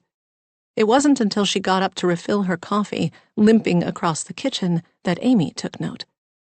"Oh my gosh, are you okay, Lisa?" "I'm fine. I think I just sprained it a little." "You better wrap that up tight before you go skiing," Scott said. "I've got some tape if you want." "Couple of ibuprofen and you'll be fine," Marcus said. Lisa felt her stomach lurch. Were they going to bully her into skiing on a bad ankle? True, she wasn't really injured, but they didn't know that. She might be. It wasn't as if she hadn't taken a tumble or two yesterday, and she very well could have twisted her ankle. She filled her coffee and turned, lurching back to the table, wincing with each step. "You're probably right. I'll be fine." She bit her lip hard as she eased into her seat. "Oh, no," Amy said. "You're not skiing on that ankle. You should stay here and rest." "Maybe we should drop you off at a clinic?" Gwen's words dripped with faux concern. Couldn't anyone else see it besides Lisa? "I mean, what if it's broken?" "Those clinics are packed during the holidays," Anton said. "You might get stuck there for hours." "Oh, but better safe than sorry," Gwen said. "I can run you over after breakfast." Gwen would like that, all right. Park Lisa in some clinic in the sticks for the whole day. It took a little finessing, but Lisa managed to thread the needle between too injured to be expected to go skiing, but not injured enough to require a visit to the clinic. Before they left for the slopes, Gwen asked her if she wouldn't mind just letting Sababa out to pee. "If it doesn't hurt too much to move, of course." Lisa happily agreed. So what if Gwen was onto her? She knew if Gwen tried to say anything negative about her to Amy, she would only make herself look bad. Like a vindictive gossip. Amy didn't think she was malingering. Neither did the guys. Gwen wouldn't find a sympathetic audience with them. They would think Gwen petty for saying anything. The thought filled her with satisfaction, and she found herself half wishing that Gwen might say something nasty about her behind her back, just so they would shut her down. By the time they left, Lisa was so thoroughly playing the part that she found herself limping through the house on her way upstairs, even though she was alone. On the third floor, she did a quick scan of the bedrooms, curious about what Gwen and Amy had brought with them. It was always interesting to peek inside other women's beauty routines, the items they found indispensable for their trips. She helped herself to some of Gwen's anti-aging serum, tried on one of her cashmere sweaters, and flipped through her gratitude journal. It was as vanilla and boring as she expected. So grateful for my boys. So thankful for this family vacation. In the top drawer of her bedside table, Lisa found a prescription bottle of Xanax. Lisa pocketed that. She giggled at the thought of Gwen feeling a panic attack coming on and not being able to locate her meds. She'd feel like such an idiot, so sure she had packed it. Lisa would have to remember to place it somewhere in Gwen's house when they got back to Bethesda. In the afternoon, Lisa became bored enough to walk Sababa, who had begun to whimper by the back door. The cold wind whipped at her, stinging her face. The sun would set soon, and everyone would be back. Lisa felt a cloak of melancholy settle around her shoulders as she thought of the energy everyone would bring with them. Having spent a day outside, they'd be full of laughter and stories, and their bonds would be knitted tighter, with her even further on the outside. She walked around the village, passing an occasional person on snowshoes heading back from the woods. When no one was watching, she didn't have to limp. She had researched minor sprains on the internet, and it seemed that most resolved within 24 hours, so by this evening she could drop the act. Sababa momentarily bounded away from her, pulling the thin leash from her thickly mittened hand. Lisa called his name, and he froze. But when she made a move toward him, he ran a few feet farther, to the edge of the dark woods. The sun was almost set now, and she had a flash of panic, realizing that if he took off into the trees, she might never find him. Of course, she would be blamed. She could imagine Gwen's face turning a mottled pink as she cried over little lost Sababa. Lisa knew this sympathy would be entirely with Gwen. Everyone would turn against her. As much as she'd like Gwen to suffer, she couldn't do that to the dog. He was innocent. She took a step gingerly, and Sababa cocked his head, as if realizing his error. With satisfaction, she put her foot down on his leash so he couldn't run off again. No, she wasn't going to hurt Sababa to get to Gwen. It was the kind of impulsive mistake she might have made when she was younger. Once at an office party when she was in her 20s, she had stolen the wallet of a coworker she despised and tossed it in the bathroom trash. Her cubicle was adjacent to this woman, and she enjoyed ripples of satisfaction for days as she listened to the woman's laments about the inconvenience of replacing all her credit cards and her driver's license. But other times, her impulsivity had backfired, like when she spotted an ex-boyfriend's new girlfriend's car at the gym and used her house key to make a deep scratch down the driver's side door. She hadn't known there were security cameras in the gym parking lot. The police questioned her. The new girlfriend decided not to press charges, but it had been embarrassing. That night, after everyone had returned and showered, they all went out to dinner in Stowe. The restaurant was packed with people just like them, upper-middle-class families from Boston, New York, and Washington. The kids got their own table right next to the adults, all 6 of whom were crammed into a wooden booth. Lisa was squished between Anton and Marcus, while across from her, Scott was sandwiched between Amy and Gwen. At some point in the evening, after the appetizers but before the main course arrived, when people were on their way to being drunk, Anton asked about her ankle. Lisa turned her body away from Marcus, who was regaling everyone with a story about his first run on the Black Diamond slopes, and focused her full attention on Anton. Feeling the alcohol unhook her inhibitions, Lisa described how the ankle sprain activated an old injury from college when she ran track competitively. He seemed impressed. She saw herself becoming a more interesting person in his eyes. Her telling borrowed details from a movie she once saw about a star athlete who twisted her ankle during a race and had to sit out the track season, and learned some valuable life lessons in the process. As she told the story to Anton as her own, it became real. So real that tears sprang to her eyes, which she wiped away. "It was a really tough time for me," she said, "but it made me grow up. I needed to move beyond the external validation that being a track star had brought me." "That's an incredible story. I had no idea you were a competitive athlete." Panic seized her. What had she done? She knew this was the kind of lie that could easily be checked. She had run track in high school for 2 seasons, but was hardly a star. She had quit at the beginning of her senior year, bored with the whole thing. "I don't like to talk about it." She lowered her head and looked at him from the corner of her eyes. No one was listening to them. No one had noticed she and Anton had started their own side conversation. "I guess it's something I've tried to put in the past. But the alcohol, and you're so easy to talk to. You're a Sagittarius, right?" He nodded. "I remember your birthday was at the beginning of December. That's why we got along so well. I'm an Aquarius. There's this whole poem about us. The Aquarius woman is gentle yet tough, sociable but also a loner, predictable in her unpredictability." "Wow, sounds complicated." "I'm like an orchid, beautiful and wild, and I need just the right growing conditions." She placed her hand on Anton's and looked him in the eye. "But once you know what I need, I'll bloom for you over and over and over again." It was a gamble. He could pull his hand away, make a joke, change the subject. But he didn't move his hand. He nodded. I didn't realize you were so creative. Gwen, Scott, everyone teases me about how long it's taking to finish my second book. They have no idea how hard it is to create something. I do. I admire you so much. I loved your first book. I never told you that before because I don't feel qualified to talk about literature. She flashed a coy smile. But your prose, your images, your language, the book is beautiful.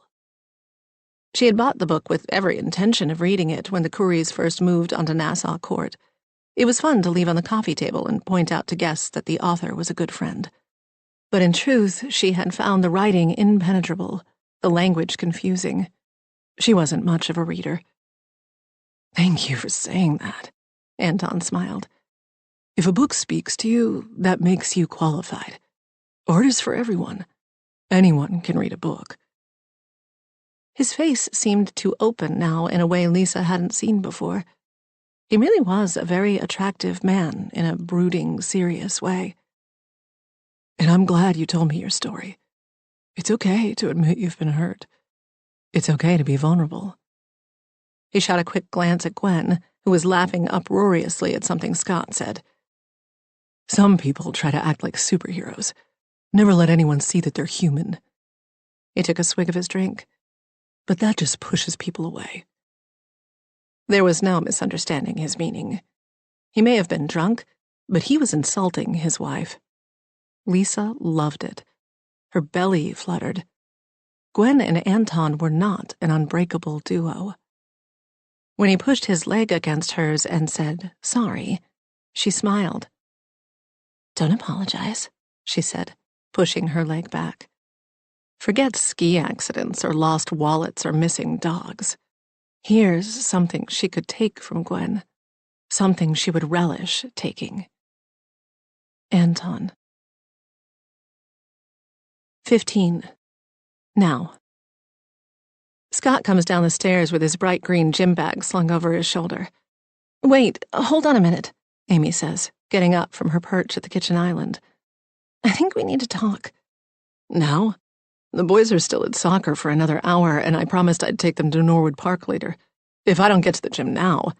He shrugs. "I haven't been to the gym in 3 days. I need some exercise." Scott sighs. "Tell you what, I'll make dinner and do the big shopping tonight if you make a list." "This isn't about the shopping," Amy says. "What is it about?" She's on the spot. She can't blurt out, "I read part of your text. Can I read the rest?" Or can she? It's hard for her to figure out her role as adult, wife, and mother sometimes. She was naive when they married and had kids, thinking that they would naturally divide up the work evenly. And she was surprised when it didn't work out like that. Scott was willing, more so than many of the husbands she saw, to contribute to the daily work of making a household run. But he needed to be told, as if he were her employee. She never wanted to be the CEO of the family. She already ran her own business and managed Tim and the crew. That's when she began to miss her mother anew. The ache that she thought had subsided for years after her death began to throb more urgently when Amy had her own kids. She longed to turn to her when faced with the challenges of being a wife and mother, and her mother's absence felt like a fresh pain. Scott should be allowed to go to the gym if he wants. Even using the word allowed seems ridiculous. He's a grown man. But today is different. Anton is dead, murdered, and the police were just here questioning Scott. And now he's running off again. He says it's to the gym, but the timing with that text has her on alert. "I feel weird. I want to talk about what the detective was saying. Do you think Anton followed you to Villain and Saint? Can you think of any reason why he would?" Scott looks at his watch, then at her, as if deciding that he can spare a few minutes. "No, I can't think of any reason he would follow me. I've told you about that night, several times.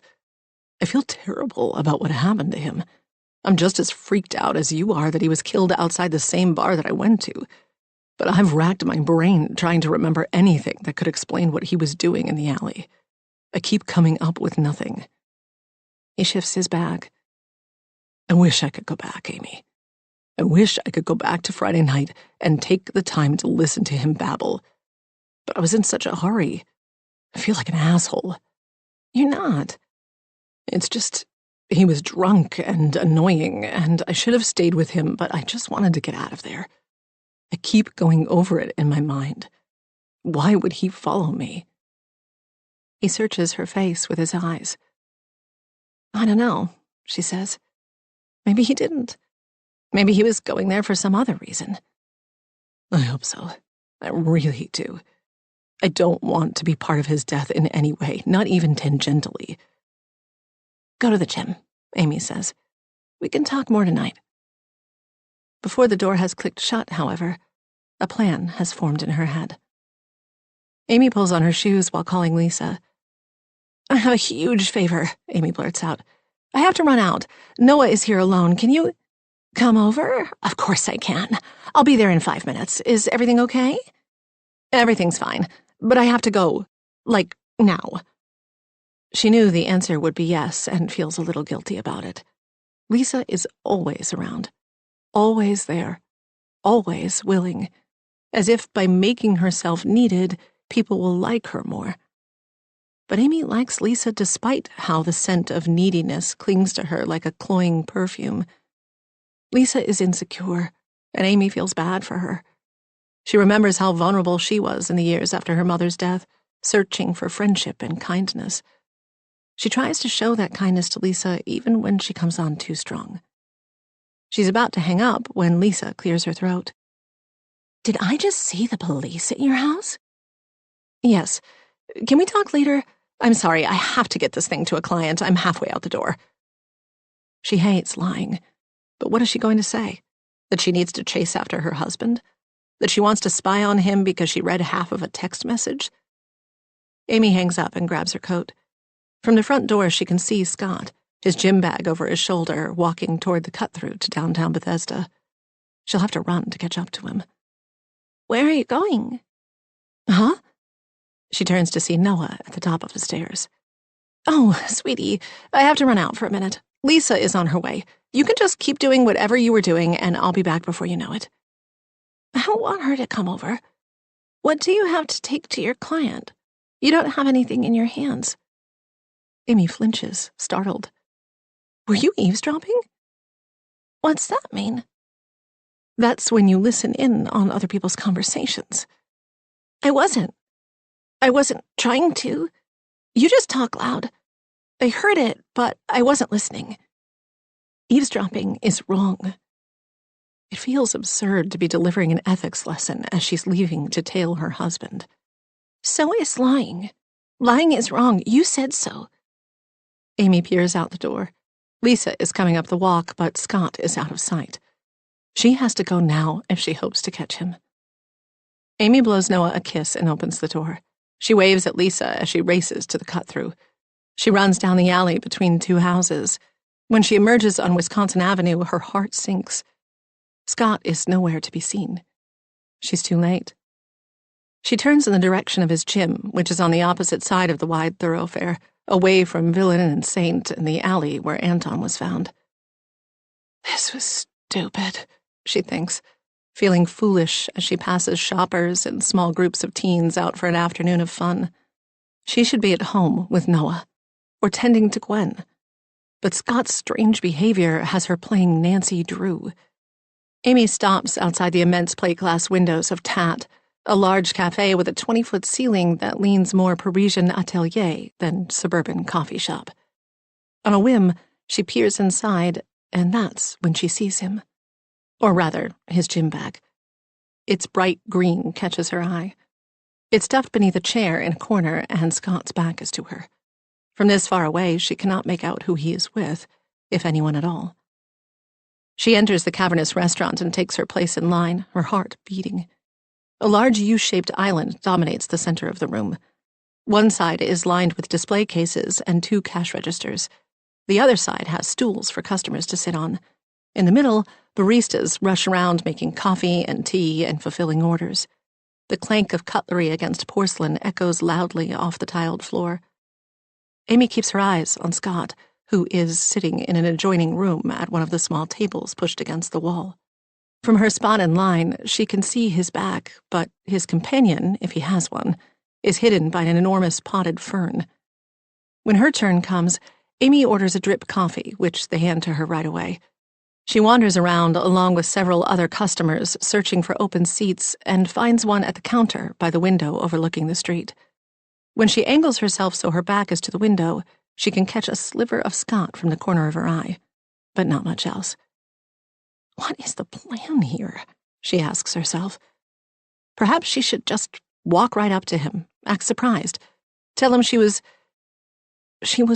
what? In the neighborhood? Craving a $4 coffee? There is no good reason for her to be here and not at home. She waits patiently, sipping her coffee. After about 10 minutes, she sees Scott get up and walk out the door. Quickly, Amy pops out of her seat and strides over to the corner where Scott was sitting. A middle-aged man with fading blonde hair is still sitting at the table. She doesn't ask him to sit down before she does. The man looks up in surprise. This close, she can see he is a little older than she is, maybe early to mid-50s, but in good shape. He's dressed casually but looks put together in dark jeans and a nice shirt, as if he just came from a date. He adjusts his wire-rimmed glasses and nods at the used coffee cup in front of him. "Oh, hey, I'm just leaving." He begins to gather his things. "Actually, can you stay? I don't want the table. It's you I want to talk to. You're John Block, right?" He freezes, halfway out of his chair. And who are you?" Amy pats the table. "Please sit." She knows that she must be coming across as mentally unbalanced, and perhaps she is after everything that has happened in the past few days. But he sits back down. "I'm Amy Stern, Scott Crowder's wife." "Scott Crowder, I see." He cocks his head to one side. "Does your husband know you're here?" "No, he doesn't," she says. "I happened to be walking by, and I saw you guys sitting here. How do you know my husband? It's not from the gym, is it?" He gives her a half smile. "Happened to be walking by, huh? You're putting me in a tough spot here."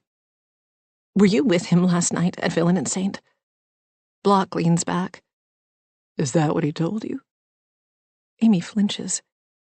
What a strange response, she thinks. Block is cool and collected, almost as if he was expecting her. "It's what he told the police," she says, hoping the mention of law enforcement might make him open up. "Please, can you just answer the question? How do you know Scott?" He frowns. "Why don't you just ask him this?" The question hangs between them. This isn't how she thought it would go. His confidence unnerves her. She feels like she's on the defensive when he's the one who is sneaking around meeting her husband in secret. "Well?" he asks. She doesn't have an answer for why she didn't ask Scott directly. And then it hits her. "Because I'm terrified," she realizes, "that we might not be as solid as I think." "I'm asking you," she says. He stands up and pulls out a card, tossing it on the table. "You really need to talk to your husband." He starts to walk away, and she doesn't try to stop him or go after him. Instead, she takes the card he left and turns it over. Above John Block's name and contact information, written in small black letters, are the words, "Capital Investigators." 16. Now. Gwen stands before her immense walk-in closet, unable to move. The Sunday afternoon is almost gone, and she's still in the same sweatpants and t-shirt she's been wearing for more than 24 hours. Streaked with coffee, stained with tears. Amy texted her to come over, and when she didn't respond, Lisa called. "Come to Amy's around 4, or we're coming to get you." She knew Lisa wasn't joking, and she didn't want her neighbor to come over and find her like this. So Gwen forced herself to shower, to blow-dry her hair, even to apply a little makeup, concealer to hide her circles, even darker than usual, some blush and highlighter to bring a little glow to her sallow skin. She needs her friends. She can't stand being in this house right now with the boys gone. Everywhere she looks, memories of Anton confront her. In the living room, it's the leather club chair he sat in to read his students' work. In the bedroom, his reading glasses perched atop his half-read copy of Crime and Punishment on the nightstand. And on so many surfaces, little scraps of paper with unintelligible scrawling. He owned dozens of small notebooks, yet often found himself without one, so he would rip off corners of whatever was at hand, bills, the backs of receipts, and jot down flashes of inspiration. Snippets, he called them. But when Gwen read them, they never made any sense to her. Golden fears. Boy wears blue shirt. Gwen stares at her neatly folded clothes on the shelves, the precisely hung garments. Everything in her custom closet is light in color, cream and oatmeal and beige. This is her signature look. It goes with her blonde hair and the image she tries to project. Airy, neutral, sophisticated. It seems ridiculous now to put on these clothes. She wants something dark to match her mood, but she has no black or navy or gray. The best she comes up with is jeans and a taupe sweater that seems to accentuate the purple circles under her eyes that no amount of makeup could conceal. The distance between her front door and Amy's is about 40 feet, but it feels like miles. Out on the street, she feels vulnerable, as if people are watching her from the safety of their homes. Everyone must know by now that Anton was murdered. A few neighbors dropped off flowers or bags of ready-to-eat food from Balducci's. But there must be talk. Gossip. Leaving the house feels like a mistake, and she hesitates at the bottom of Amy's walkway. She entertains the thought of turning around, sending a text. But the front door swings open, and Amy is standing there. "Come in, come in." Amy ushers her inside. Gwen follows her into the living room where Lisa is sitting. Lisa springs up and gives her a hug. She smells like vanilla and musk. Amy leaves the room to make tea while Lisa peppers her with questions about the boys and how long they are staying at Barb's. The more concern Lisa shows, the colder Gwen becomes. She can't help it. There's something about Lisa's warmth and enthusiasm that has always felt forced to Gwen, like an act she's putting on. She's seen Lisa smile enthusiastically, laugh and joke, and then the moment she doesn't think anyone is looking, her face turns to stone. But she has Amy completely snowed.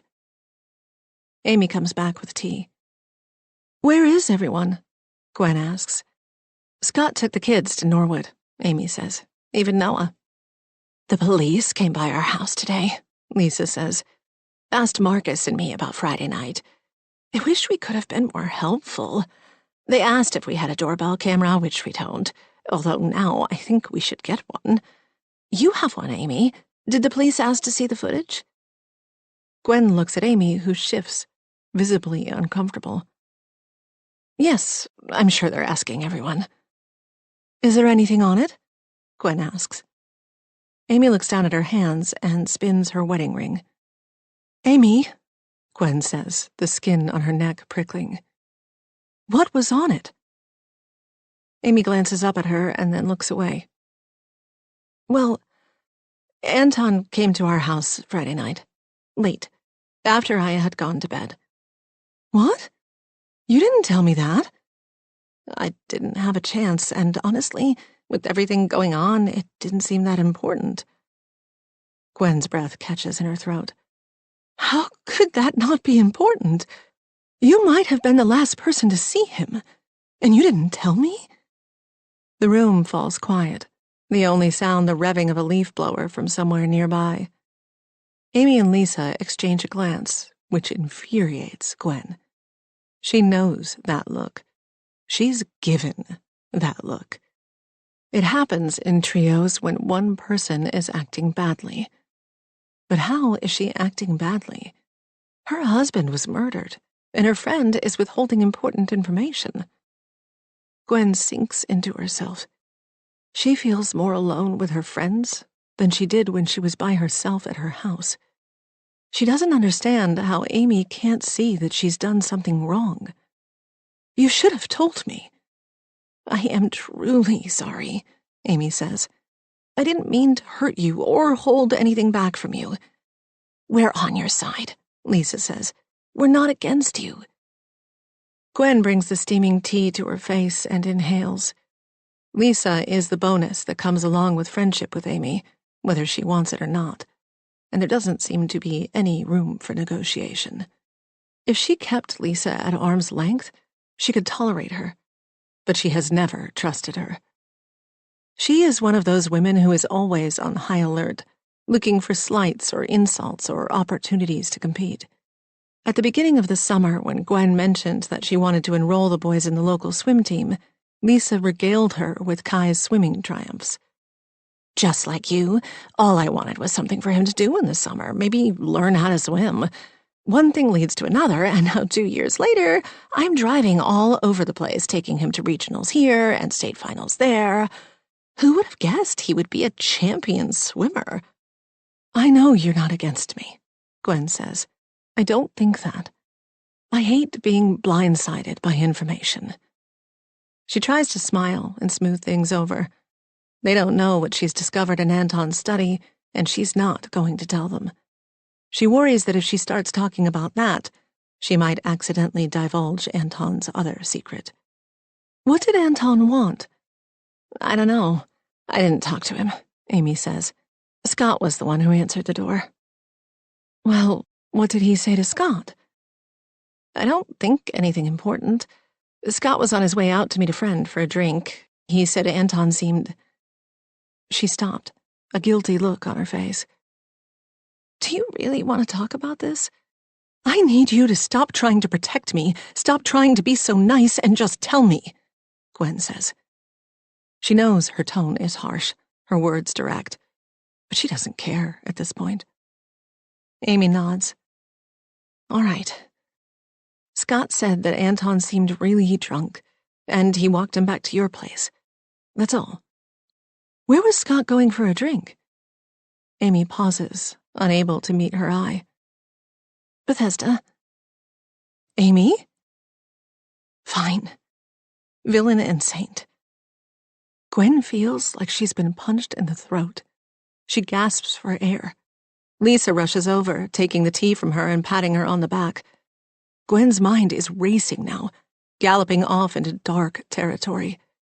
Would Anton have been foolish enough to confront Scott? He was so drunk on Friday, willing to spill his secrets to assuage his conscience. But even he would not have been that stupid. And even if he did talk to Scott, did confess everything, would that be enough reason for Scott to kill him? It's crazy. She's going insane with this train of thought. I'm fine now, thanks, Gwen says, pushing Lisa off her. She needs space. Lisa is smothering her. You okay? We don't need to talk about this. We don't want to upset you, Lisa says. Maybe we should talk about something else, Amy says. Gwen examines her friend, her auburn waves pulled into a ponytail, her freckled, makeup-free face, her brows furrowed in concern. Is she really that clueless? Or is she hiding something? I'm not upset. I just think it's very weird that Scott went to Villain and Saint the same night. Did he see Anton there? No, of course not. He was meeting a friend. You're telling me you don't think that's odd? Amy bristles. It's the nearest bar. We all go there, Lisa says. Everyone in the neighborhood. I know for a fact that Liz and Dave Mulbaum were at Villain and Saint on Friday night. So is Michelle J. She lets out a little shudder. Of all the Michelles in the neighborhood, Michelle J. is the craziest. Yeah, but... Gwen starts and then stops. If Amy knew something, she wouldn't be able to hide it. She's the worst card player Gwen has ever met. Every time they play pitch, she can always tell if Amy has the jack because she starts wiggling in her seat, smiling. There is no way she is keeping any secrets. But that doesn't mean Scott isn't. But Anton came here. He came here to talk to Scott, and we're supposed to believe they both ended up at Villain and Saint separately? Amy stiffens. I don't see where you're going with this. I feel like you're saying that Scott had something to do with Anton's death. I'm not saying that, Gwen says. But isn't she? Well, he didn't, for the record. Fine. Amy forces a laugh. I mean, this is Scott we're talking about. I think I know my husband. Of course you do. So then what's your problem, Gwen? Amy glares at her like a cornered cat, challenging her. She's never seen this side of Amy before. She's not willing to even consider Scott as anything less than perfect. Gwen knows that feeling well. How you can't let even the sliver of a doubt in, or it might crack your whole facade of perfection wide open. She smiles ingratiatingly at Amy. The ideal friend, the forgiving wife, the selfless mother.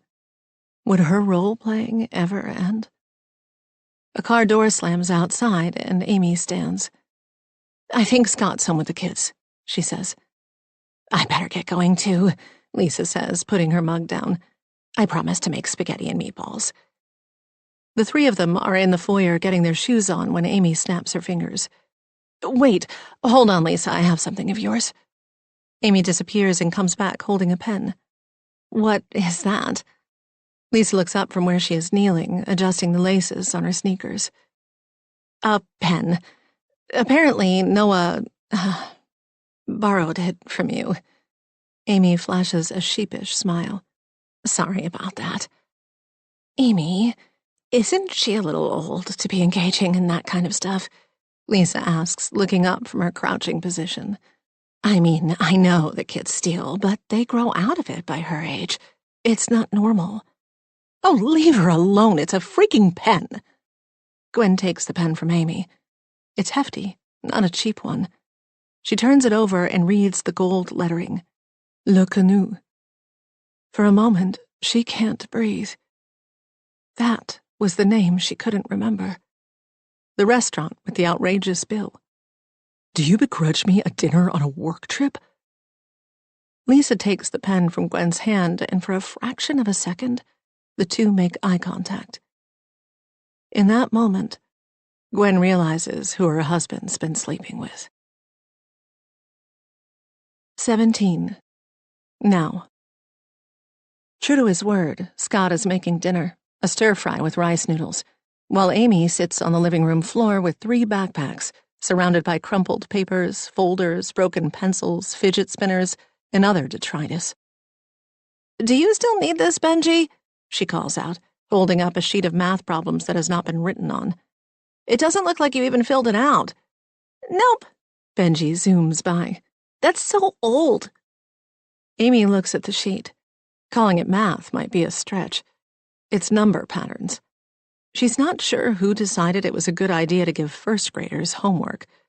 She doesn't remember getting homework when she was in first grade, but she may have just blocked it out. Academics weren't her strong suit. Normally, she would be happy to be doing busy work. Watching the recycle pile grow larger usually filled her with a sense of accomplishment. But not tonight. Tonight, her nerves are jangly and she is jumpy. She needs to figure out what she's going to say to Scott. She's been going over various approaches in her mind all day, but nothing seems right. If she confronts him about John Block outright, he might shut down, or turn the tables on her, accuse her of spying. She feels justified in what she did, but she doesn't want to derail the conversation. So, how to bring it up without putting him on the defensive right away? She hasn't figured that out yet. You deserve to know. Anton's drunk rambling barges into her thoughts. What had he meant by that? Maybe he was trying to tell her something about Scott. Maybe he was trying to tell her that her husband had hired a private detective. Then why did he show up here later that night? None of it made sense. She gets up, her arms filled with papers, and heads to the recycling bin. The kitchen smells like ginger and garlic. Dinner in 5, Scott says. After depositing the papers, Amy goes to the bottom of the stairs. "Dinner!" she calls. "Wash hands!" As she waits at the bottom of the stairs, her mind wanders back to afternoon tea with Lisa and Gwen. She had been tempted at first to confide in them about what she had learned when she followed Scott, but she is relieved she didn't. Gwen seemed to be losing her grip. Not that she blamed her. But for a moment there, this afternoon, it almost felt like Gwen thought Scott had killed Anton. It was crazy. Scott might be hiding something. In fact, it was obvious he was. But the idea that he could murder someone was absurd. Amy could only imagine how Gwen would have freaked out if she had told her Scott had been sneaking around and had hired a private investigator. She can't shake the feeling that this is all connected, although she can't piece together how. Scott is the only person who can help her do that. She has to make it through dinner first. At the table, she's too distracted by her thoughts to referee Noah and Benji when they get into a spat over elbow room. Scott tells Noah she can stand as she eats, something Amy normally prohibits, but Amy doesn't make a fuss tonight. She broods about the upcoming confrontation. Neither she nor Scott is a fan of difficult conversations. Scott usually makes a joke to avoid discussing anything serious. Just as she learned to avoid speaking of her mother's death with her father, Amy has learned to tiptoe around topics with Scott. It is the opposite at work. She can be direct, even blunt with her crew. But the stakes are so much higher with Scott.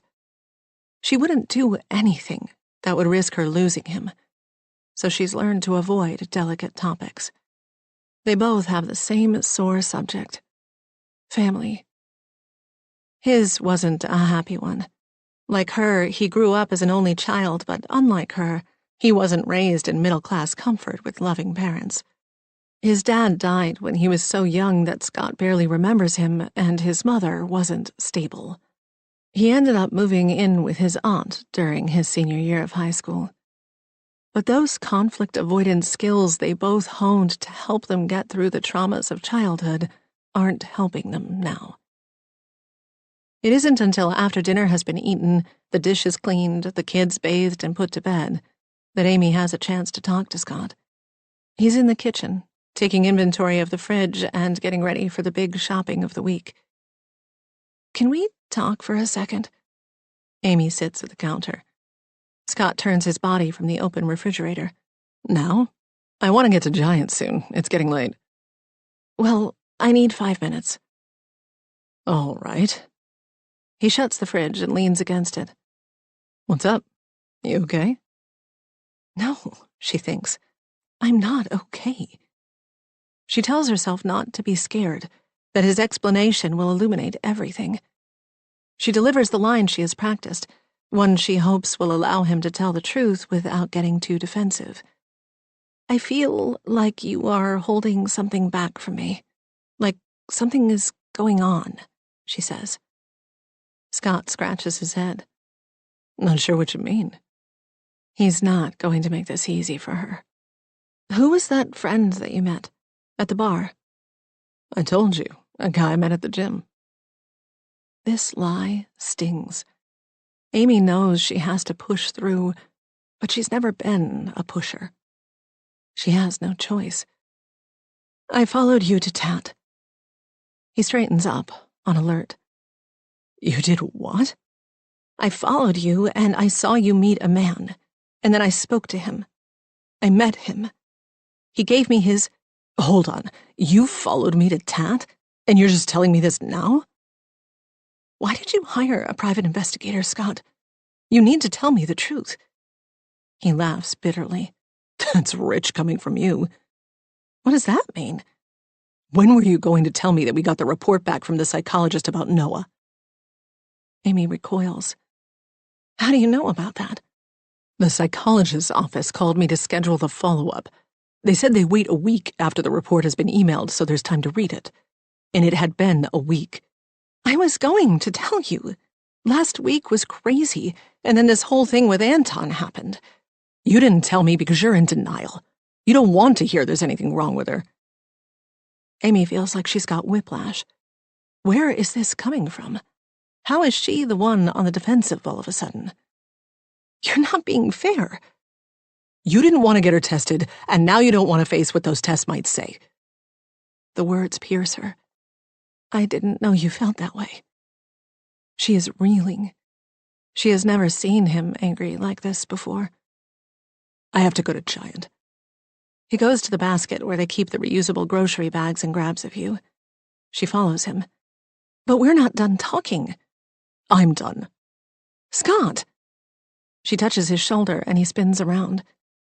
Why did you hire a private investigator? Does this have something to do with Anton?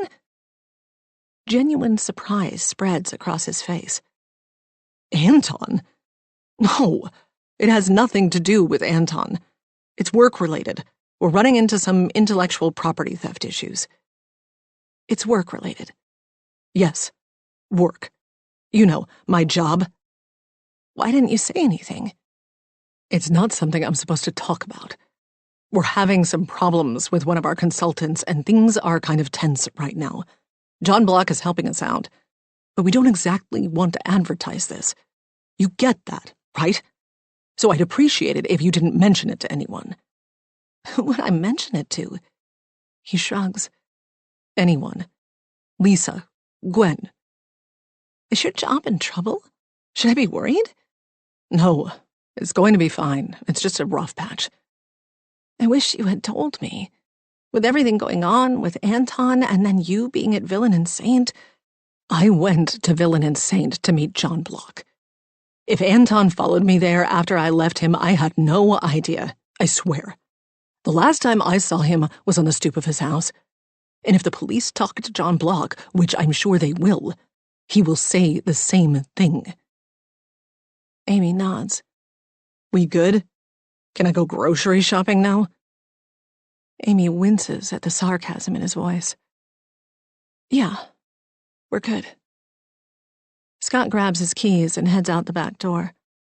Amy stands there as if frozen on the spot. She doesn't feel good.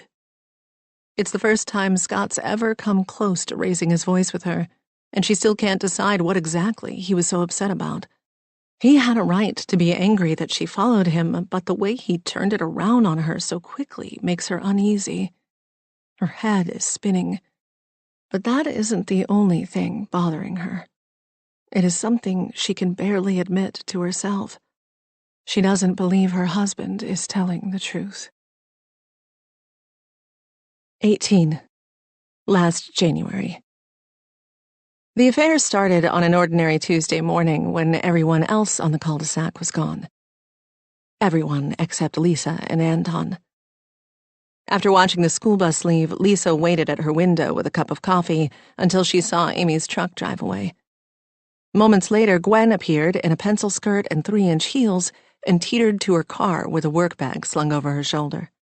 Lisa knew that she worked in Georgetown on Tuesdays and Thursdays and wouldn't be home until late afternoon. Her own house was empty. Marcus and Kai were long gone. Middle school started earlier than the elementary school. Scott had left a while ago, so besides Paula and her ancient poodle, no one else was home in this little corner of Nassau Court.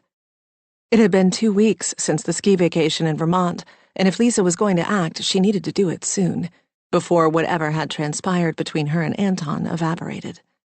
And something had transpired. It had animated the both of them for the remainder of the trip.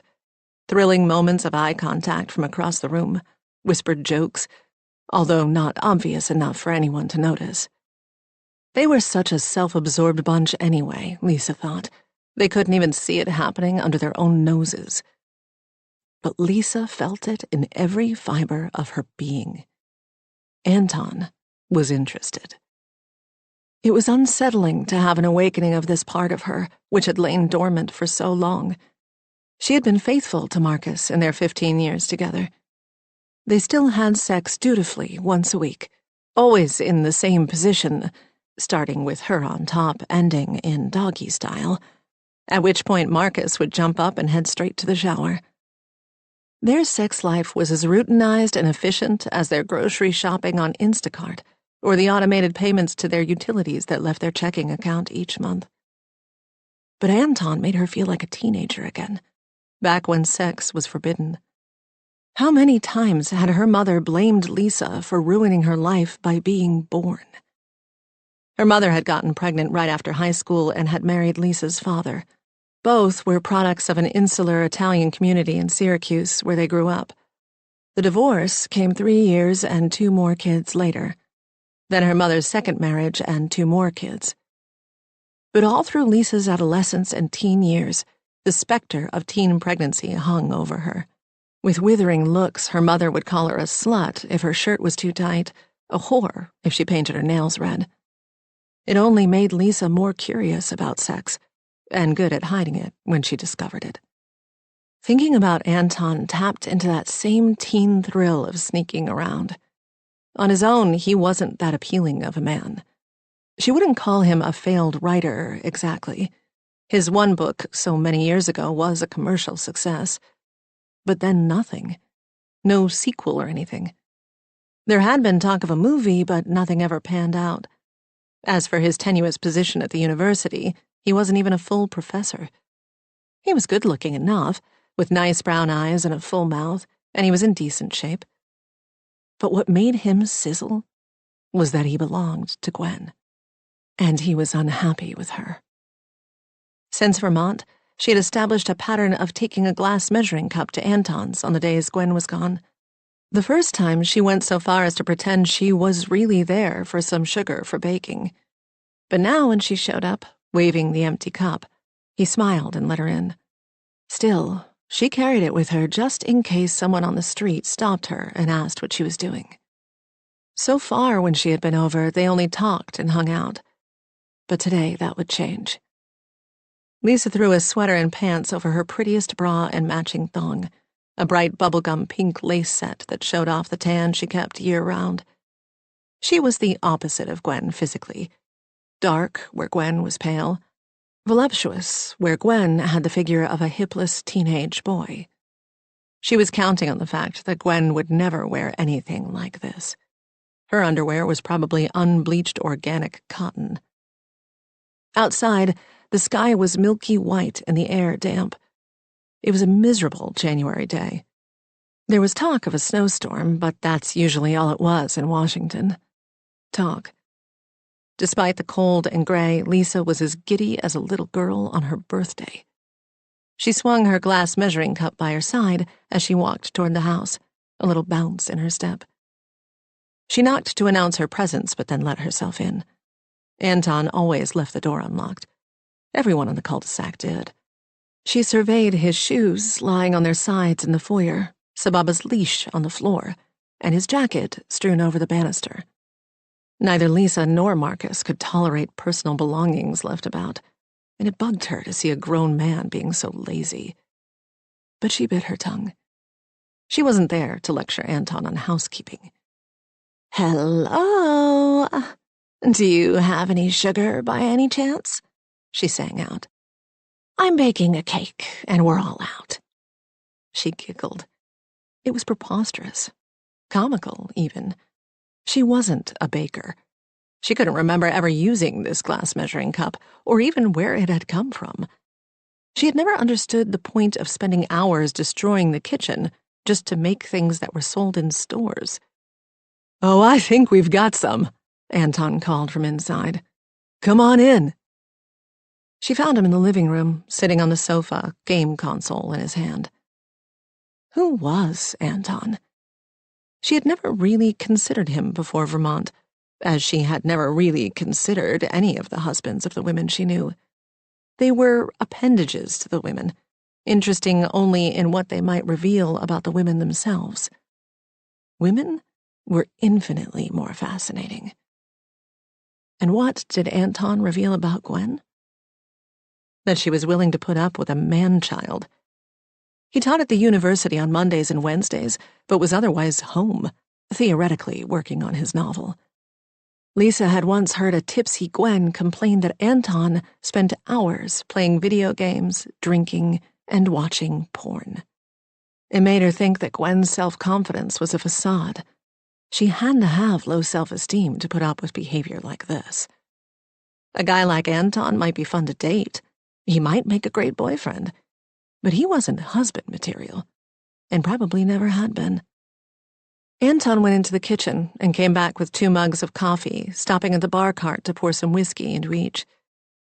They had begun this ritual, drinking hot coffee with just a splash of whiskey, on her first visit, when she had professed a deep interest in video games and an eagerness to try playing them. It was bullshit, of course, but Anton wanted her to want to play. He was like a child that way, the way so many men were, wanting to be watched and cheered on. They were all like that. Marcus with his cycling, Kai with his soccer. She had learned this as a young girl, ingratiating herself with her mother's boyfriends. Big-eyed, attentive, demure. A few ended up liking her more than they liked her mother, which didn't endear her to her mother at all. Lisa knew there was no way Gwen was playing video games with Anton. She didn't need him to tell her that Gwen didn't approve. Why would she? Lisa wanted to laugh. She was probably at her fancy PR firm tweaking some press release. PR was a perfect job for Gwen. She was so obsessed with her image. Lisa could tell by looking around the curated house with its oatmeal and cream palette that Anton was the one thing that just didn't fit. He must have felt it, too. His slovenliness was an act of rebellion. Lisa took a seat next to him on the couch, but she could barely make small talk. She was trembling with excitement. Knowing that she was about to take someone else's husband was such an aphrodisiac, it was making her physically jumpy. What was Gwen doing now? Was she managing the Insta of one of her PR clients? Touching up that one stray hair? Or staring out the window of her office in Georgetown, praying that someone might put her rich, bored housewife self out of her misery? Lisa giggled. What's so funny? Anton cocked his head. Oh, I don't know. This. Everything. You mean playing video games in the middle of the day when I should be writing? He smiled, but he looked a little hurt. Oh, no, not that.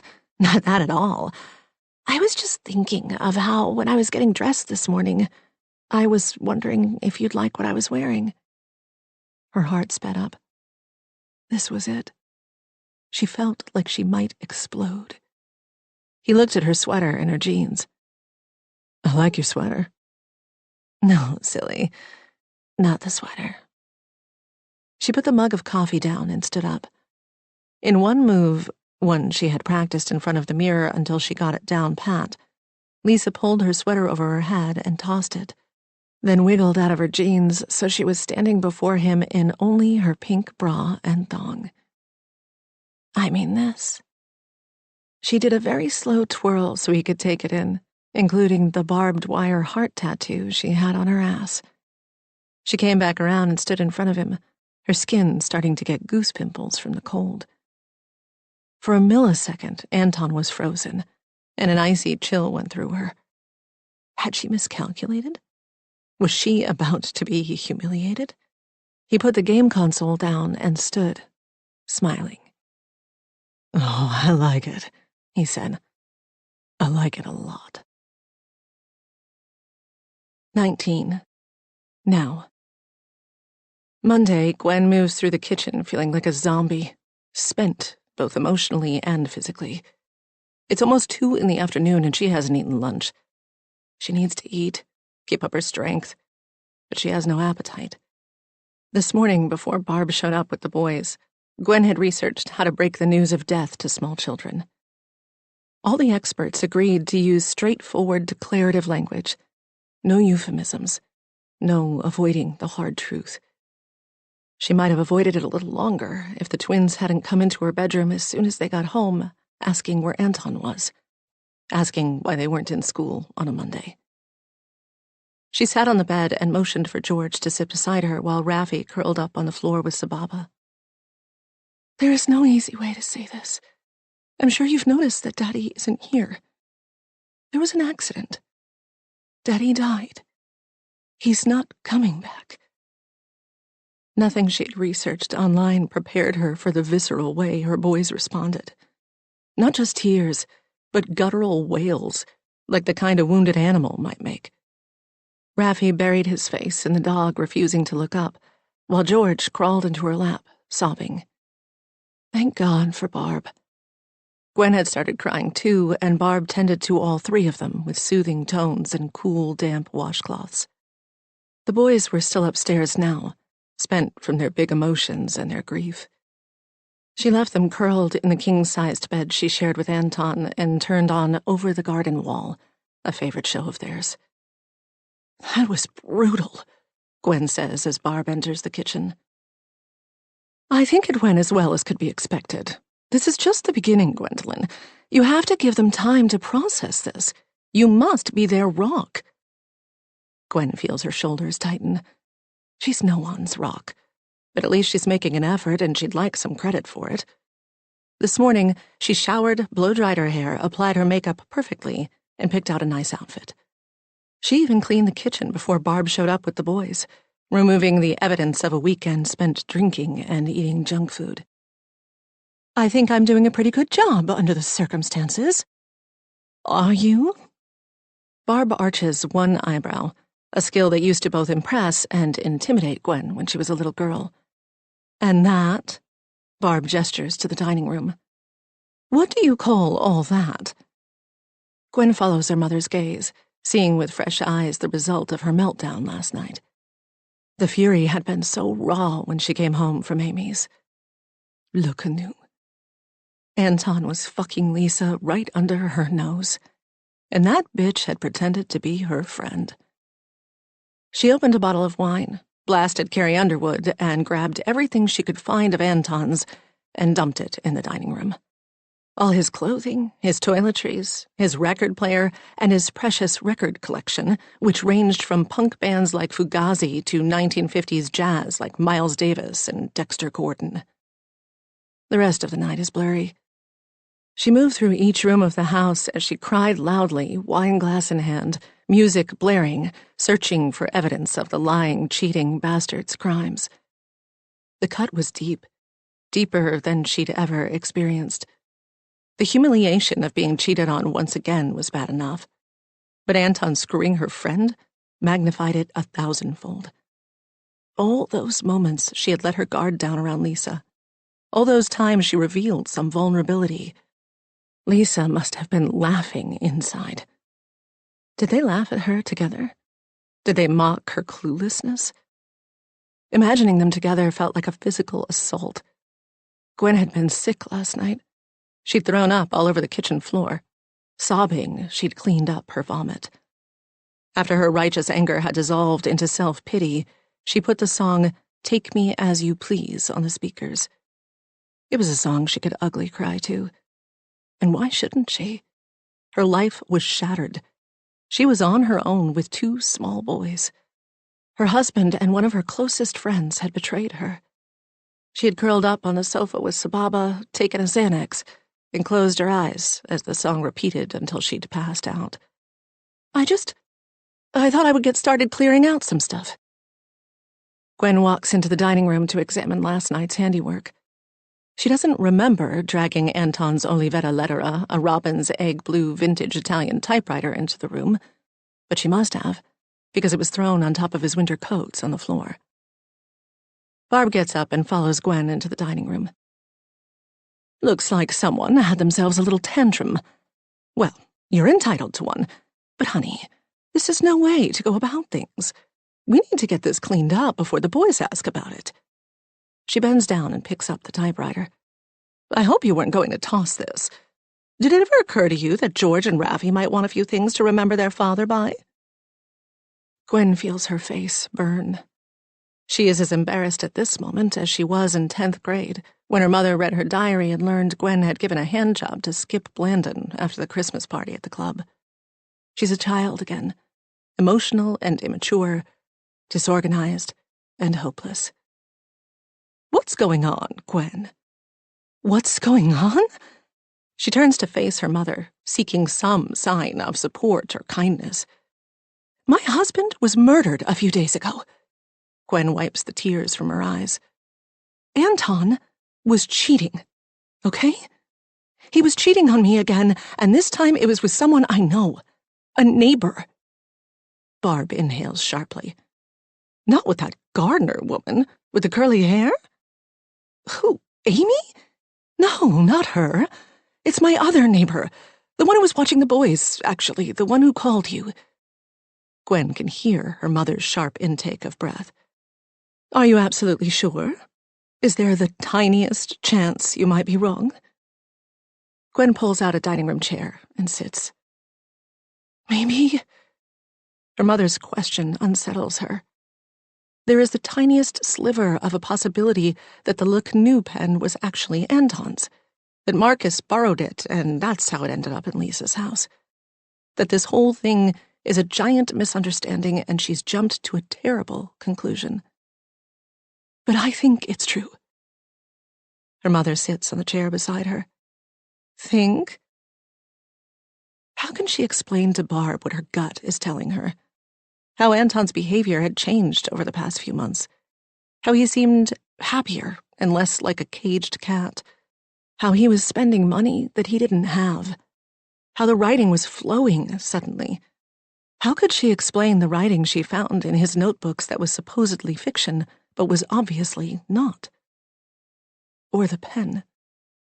No, on its own, not one of these facts was a smoking gun.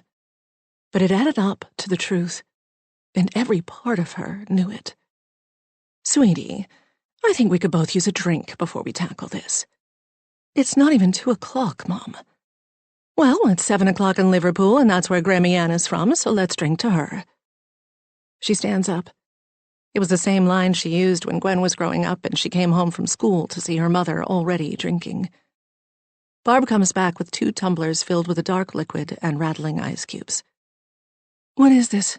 Gwen asks, taking the glass. Jack and Coke. The Jack will dull the pain, the Coke will give you a boost. Now don't argue, just drink. They clink glasses and each takes a long sip.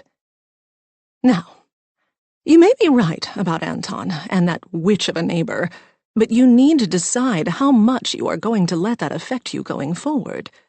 You know what they say, history belongs to the victor. And by dint of still being alive, you're the victor. He may have been the professional writer, but now it's you who gets to write the story. However you behave, whatever you say, to your boys, to the world, to yourself, and yes, even to that awful woman, will become the truth. Take that responsibility very seriously. What are you saying? Gwen asks. I pretend none of the bad stuff ever happened? I'm saying, let it die with him. Easy for you to say. What Barb doesn't know is that Gwen isn't the victor. Not really. Because that luscious woman with the devouring eyes that Anton wrote about not only exists in real life, but lives on the same block. And Gwen knew her husband, how talkative he got after sex. He liked to smoke a Camel unfiltered and expound on life like the hero of a French art film. There's no escaping the possibility that in one of those post-coital conversations, Anton had chosen to unburden himself to Lisa, just as he tried to confess to Scott. And that terrifies Gwen, because the chances are close to nil that the whore will keep her mouth shut. 20. Now. Amy sticks the shovel into the ground and gives it a satisfying thrust before lifting out another clump of dirt. More like clay, the kind used to make ceramics. The Washington area is notorious for it. Thick, waterlogged, and heavy. Only certain plants could thrive in this soil unless it was amended. But she's planting one of those clay busters now, a false indigo that will grow 4 feet tall and just as wide. In the spring and summer, it will explode in loads of tiny purple flowers that attract bees. And the leaves will provide food for several types of butterflies, from wild indigo dusky wings to silver-spotted skippers. Amy stops and wipes her brow, sure she's streaking dirt across her forehead. Manual labor usually distracts her, but it isn't cutting it today. Her mind is muddled. She's consumed with thoughts about friendship and all the people whose lives intersected with her own over the years. Her best friend from childhood would be a complete stranger if it weren't for Facebook and Instagram and the yearly exchange of holiday cards. Others have come and gone, too. Friends she really liked, even loved at the time, and swore she would always stay in touch with. They were merely in the right place at the right time. She thinks of the other moms in the neighborhood like work colleagues. Together they are all in the business of raising kids and sending them to the local public school. And just like at any job, there are bound to be people you get along with more than others, but you try to be cordial to everyone to make the workplace pleasant. But she considers Lisa and Gwen real friends. Their bonds are based on mutual affection, not just shared school schedules. So why is she feeling this barrier between Gwen and herself? Yesterday at the house, there was that moment when Gwen seemed to imply that Scott was involved in Anton's death. It was a flash of insight into Gwen's psyche, and it occurred to Amy that she really didn't know the woman who lived next door to her that well at all. After all, she didn't know that Anton had been a cheater. What else didn't she know about her neighbors? "You ready?" Tim asks, lugging over the large false indigo. Together they set it into the hole. 1 down, 2 to go. She's eating lunch in her truck when her phone alerts her that thanks to flooding in the cafeteria, school is letting out early. Amy drives over to pick everyone up. Benji and Max run out, yelling about how they want to go to a friend's house. The other boy's mother, a woman named Janet that Amy has spoken to a handful of times, stands on the sidewalk and waves.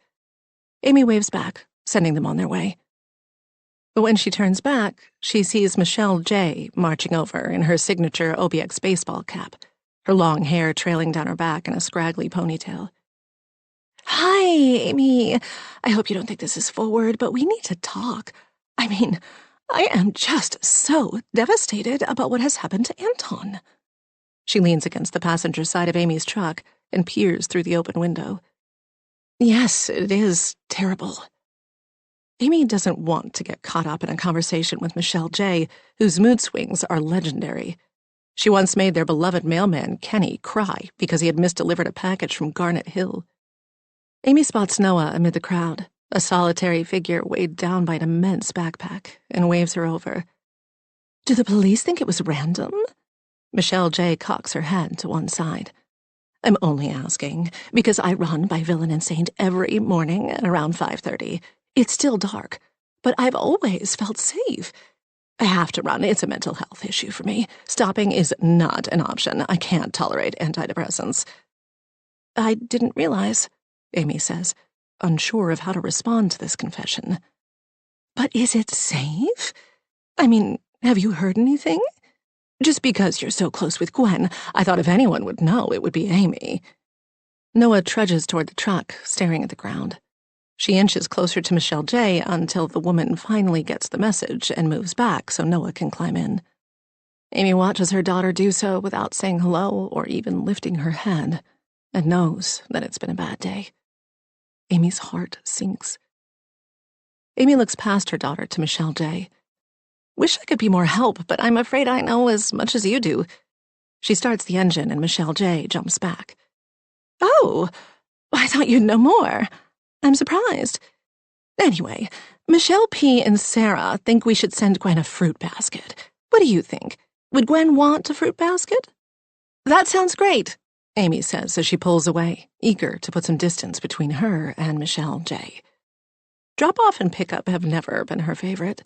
There aren't any other mothers that she knows of at the school who did manual labor for a living, and she had felt excluded from certain mom cliques when she first moved here. She was never going to bond over mani-pedi sessions. There was no point. Her nails were always a disaster. She always felt a little too unkempt for the working mom crowd, and too harried and career-oriented for the stay-at-home moms. Until she met Lisa, that is. They clicked right away. Amy takes one last look at the scene of parents and kids as she drives away. She doesn't see Gwen anywhere, or George or Raffi, and wonders if they went to school today. "Hey, sweetie, it looks like it's just you and me, kid. And you're in luck. Guess where I'm headed to drop off a proposal?" Noah looks up, a smile spreading across her face. "Kathy's?" "You got it. I can't stay long, but at least you can have a quick visit with the kittens."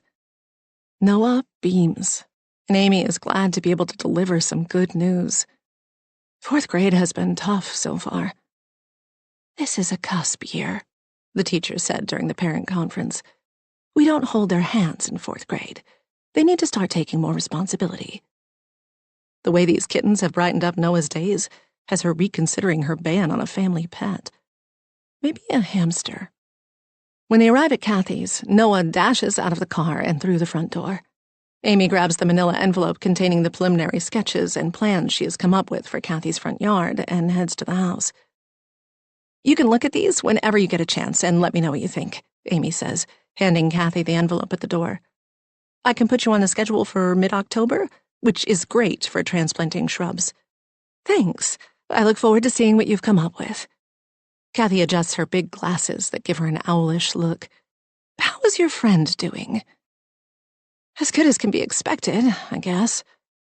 In fact, I should probably head back there now. Let's see if I can pry Noah away from those kittens." "She's welcome to stay for the afternoon. I'm just sitting in the kitchen paying bills. She's no bother when she's here." Amy hesitates, but Kathy seems genuine. Besides, Noah is always calmer and in a better mood after spending time here. "If you're sure." "I'm sure," Kathy says, laughing. "I miss having a classroom full of little people.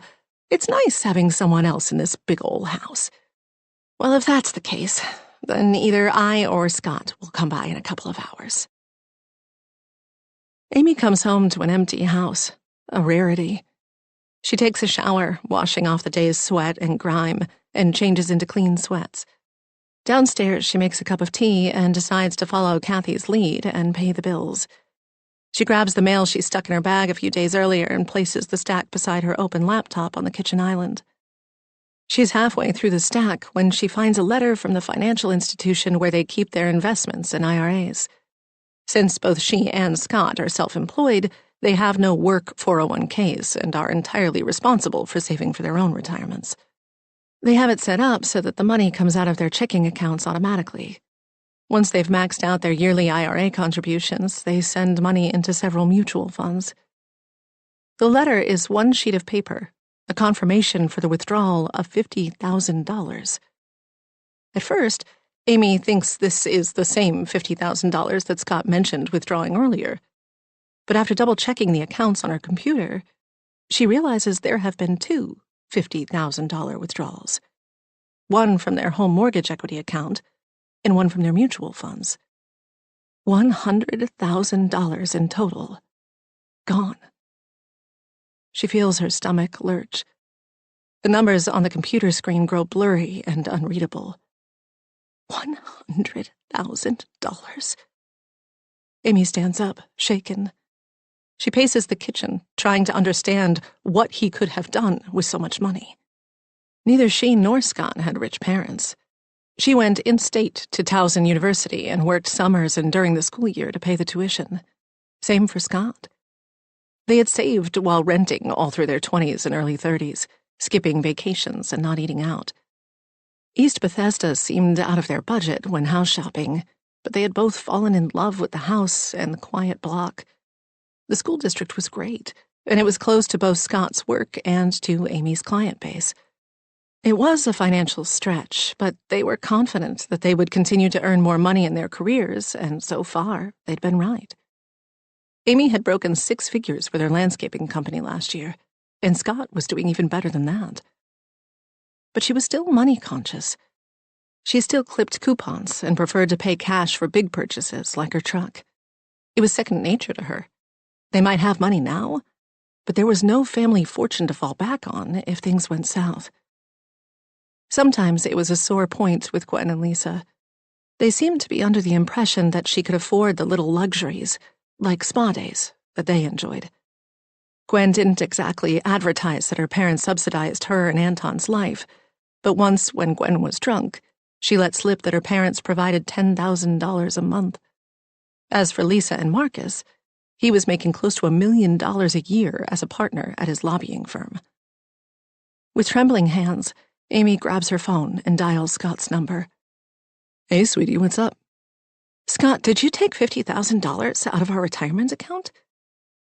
There's no response, but she can hear street noise in the background, so she knows he is still there. Scott, you need to answer me. How did you find out? Does it matter? She is practically shouting. What kind of response is that? Who cares how I found out? Please calm down. I can explain everything. Great, I'm listening. Now? I'm outside a Starbucks in Reston. Can we talk tonight? You need to tell me something, Scott. I'm losing it here. What did you do with $100,000? I made a bad financial decision, Amy. His words hit her like a blow to the chest. What does that mean? She whispers. I was scammed. Amy struggles to slow her breath and calm down. Maybe there's a way to get the money back. Have you gone to the police? No, that's why I hired Block. He's going to help me. That was why I was meeting him Saturday night and Sunday. I was going to come to you once I had all the information I needed. I don't understand. Why hire him and not go to the police?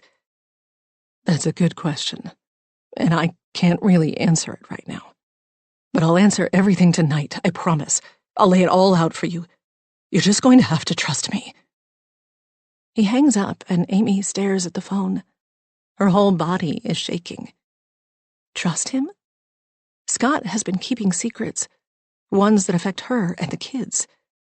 Last week she trusted him implicitly. But now, she doesn't even know how she's going to get through the rest of the day. Scott, what have you done? 21. Last January.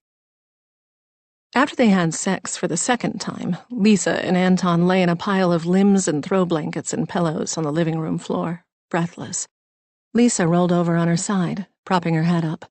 So, am I your first? Anton looked at her quizzically. I mean, stepping out on Gwen.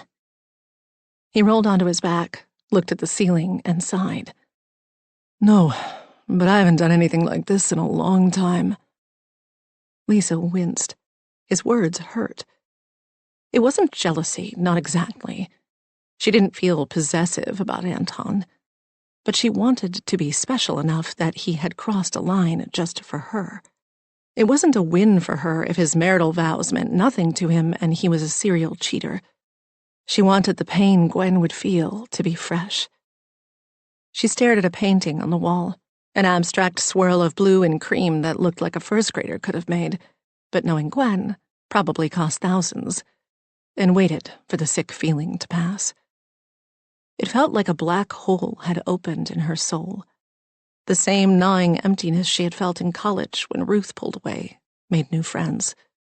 Lisa had acted rashly then. She had seduced Ruth's boyfriend one night when he stopped by the room, drunk, looking for Ruth, who was out at the movies. Lisa had done it for Ruth, to show her what an asshole her boyfriend was. It was obvious he would screw anything that moved. And yes, a part of her did it so Ruth could taste the poison she had forced Lisa to drink. Abandonment. It was the worst feeling in the world. What she hadn't foreseen was that Ruth would not just end the friendship, but move out of the dorm room they shared. Coming back to the room and seeing Ruth's things gone, her bed stripped, her poster that listed all of Jane Austen's books taken down, had activated something in her. She'd always been prone to rage-tinged loneliness, like when her father left when she was in preschool, or when her mother doted on her younger brothers while turning her into an unpaid servant, making Lisa iron their school uniforms. It arose when the girls didn't invite her to sit with them in the cafeteria or to come to their parties. It braided itself alongside the shame she felt when the boys she let touch her pretended not to know her when they passed her in the school hallways. That feeling had soured into something very ugly with Ruth.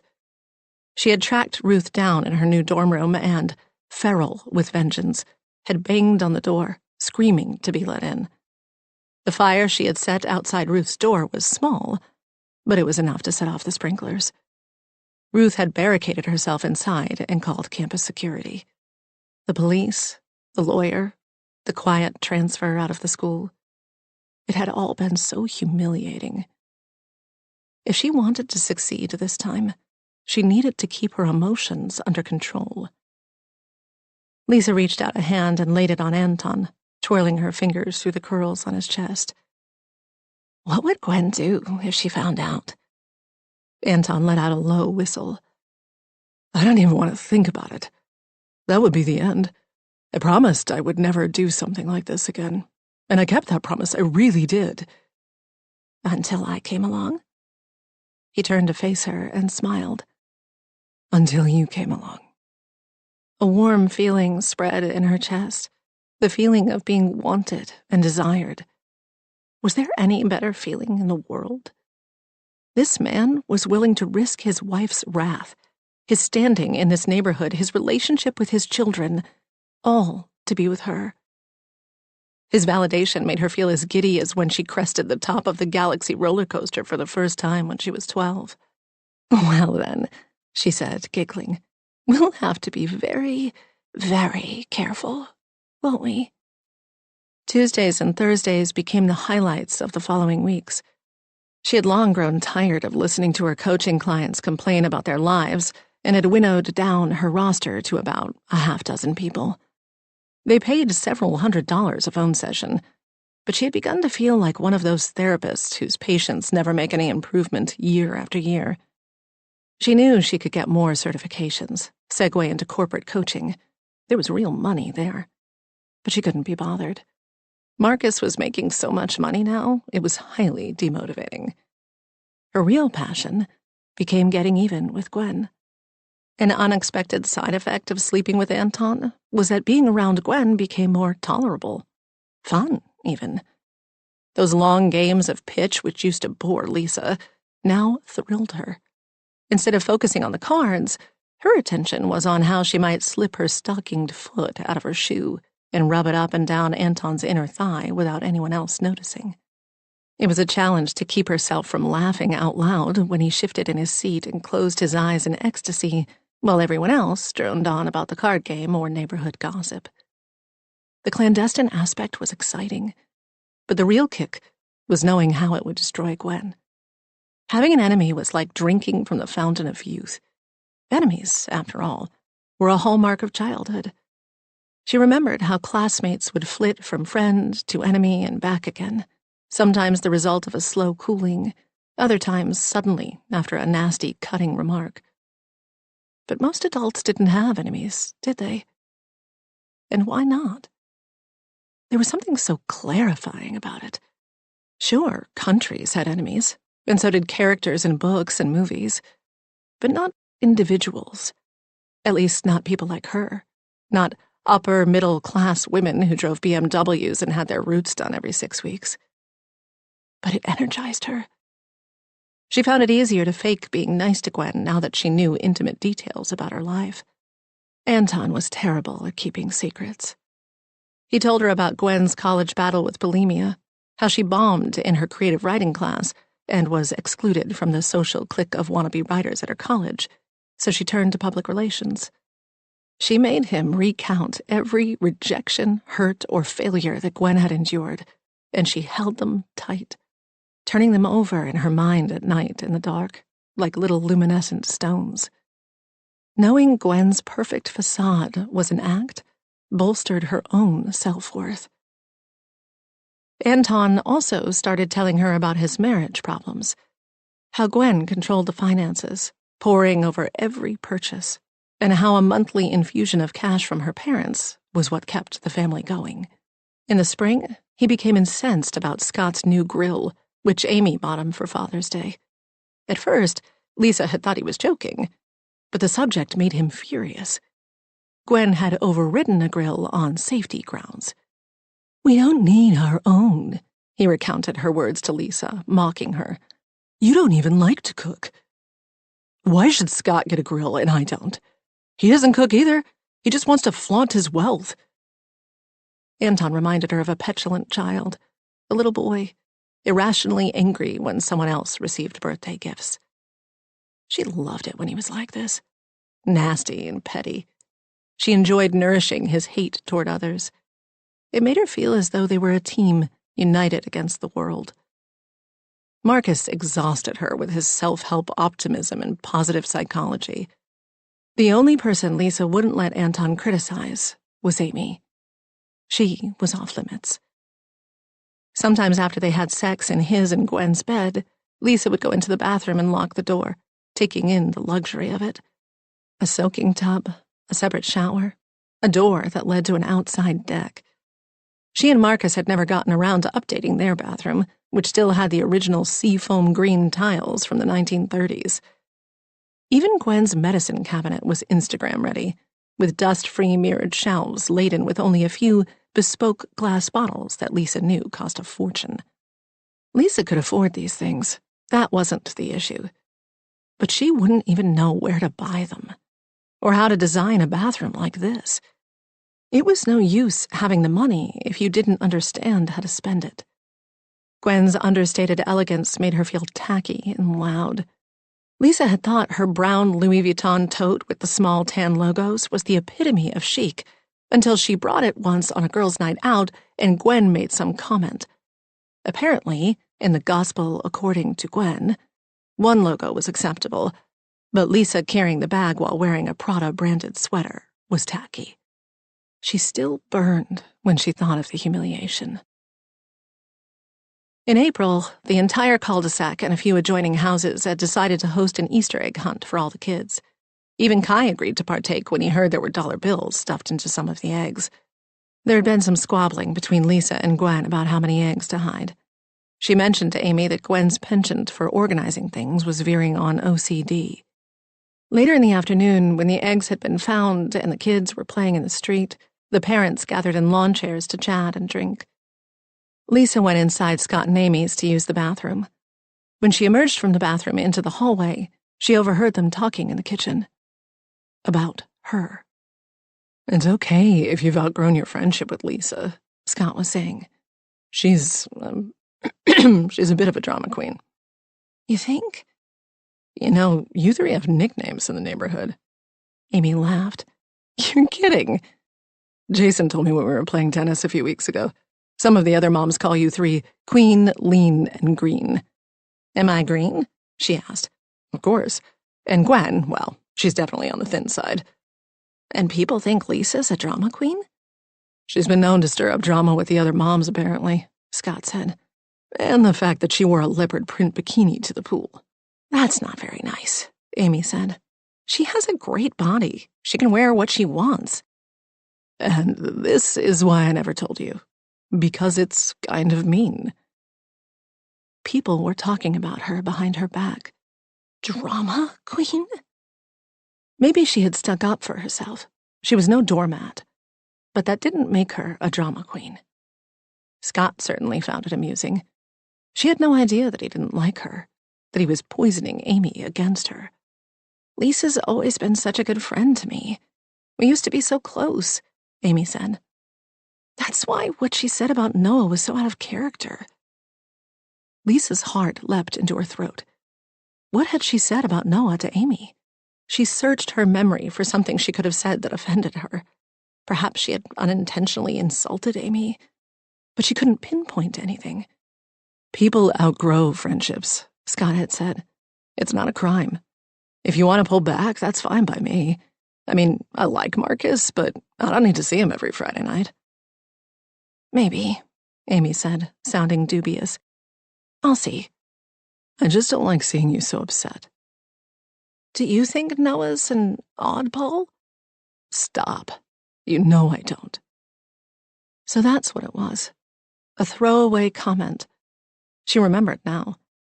Noah had interrupted their coffee together and demanded attention, going on and on about orcas or whales or something, just non-stop reciting all kinds of useless information. It was odd. And the way Amy just indulged her instead of reprimanding her like Lisa longed to. She had made one little off-the-cuff remark when Noah finally left the room. "What a little oddball." She had meant it in an affectionate way. And Amy was willing to trash their friendship over that one silly remark? It was Scott's doing. He was going to use that one comment as a wedge to turn Amy against her. Lisa went back into the bathroom to wait until Scott and Amy went outside. She clamped her hand over her mouth and let out a silent scream.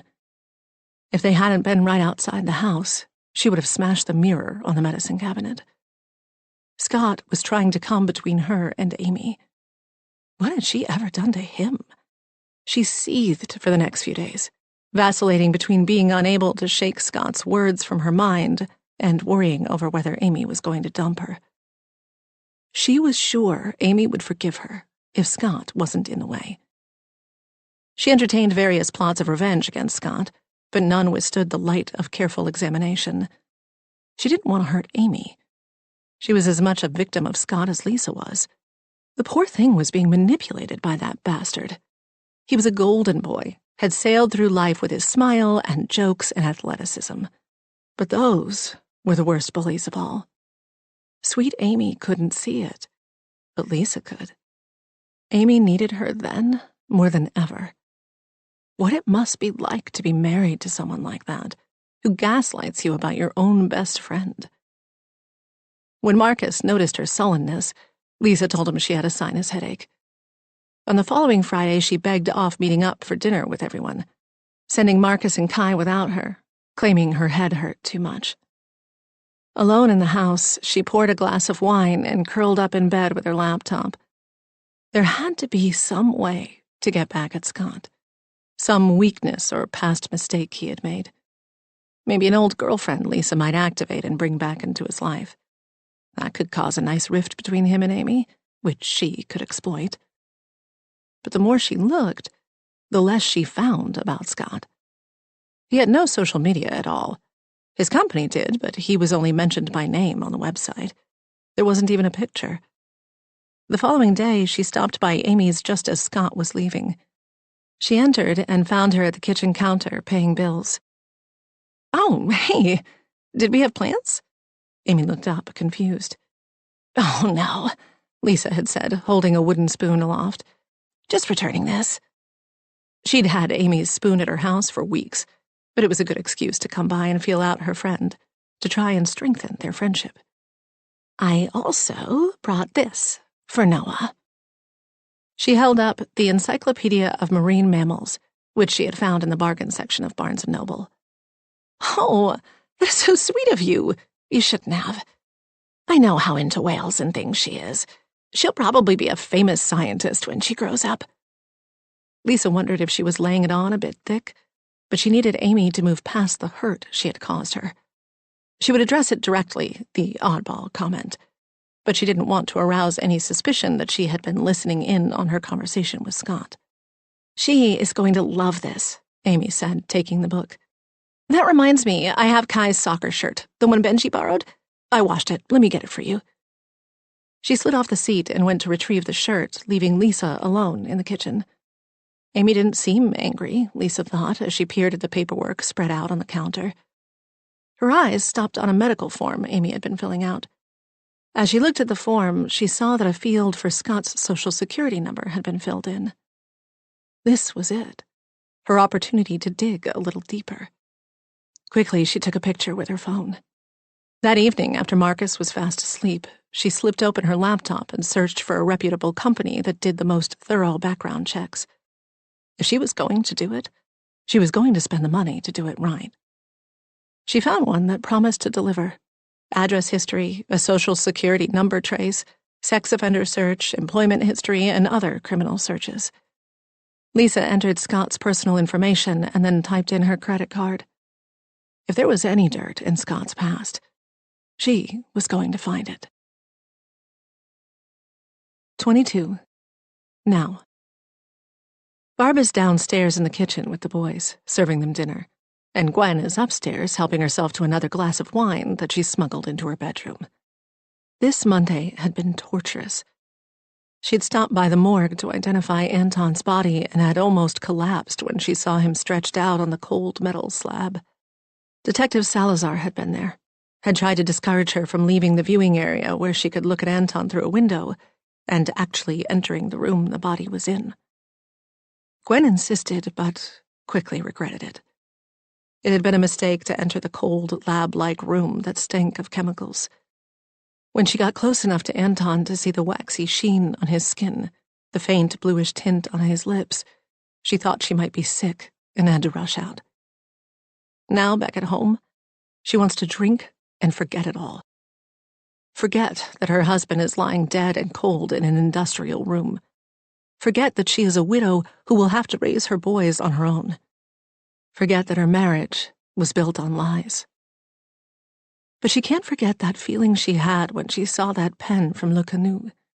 At that moment, she knew, deep in her bones, that Anton was cheating with Lisa. Didn't she? She takes a swig of wine and goes over the little details of the past year, searching for clues.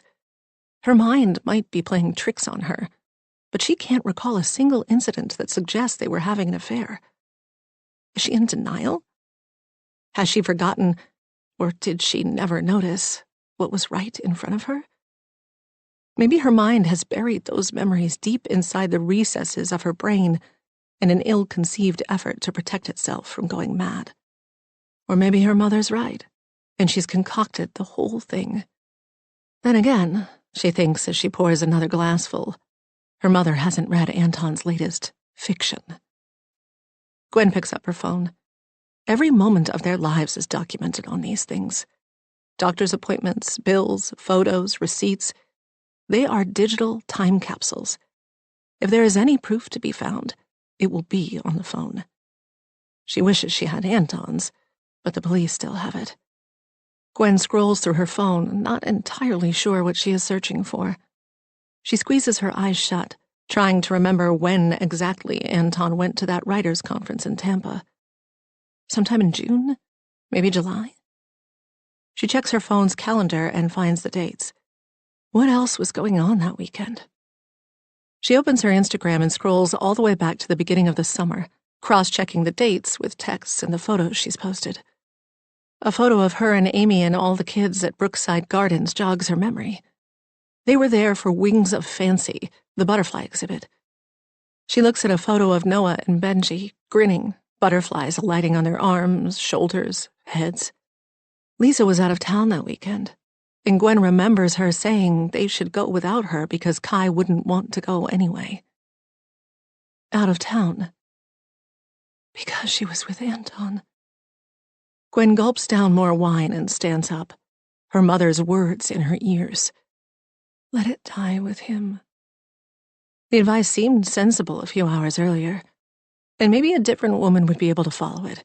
Let her husband's dirty secrets be buried with him. There is no way she can let this go. It is like asking a person who's been set on fire to stand still and be consumed. She would thrash for her life. She needs to know the truth, to confront Lisa in person. Otherwise, she will be stranded between grief and rage forever. Hatred would be easier to deal with, purer and brighter. It could be a source of energy, whereas grief is damp and depleting. Or maybe she just wants to hate Anton because that will make it easier to deal with his death.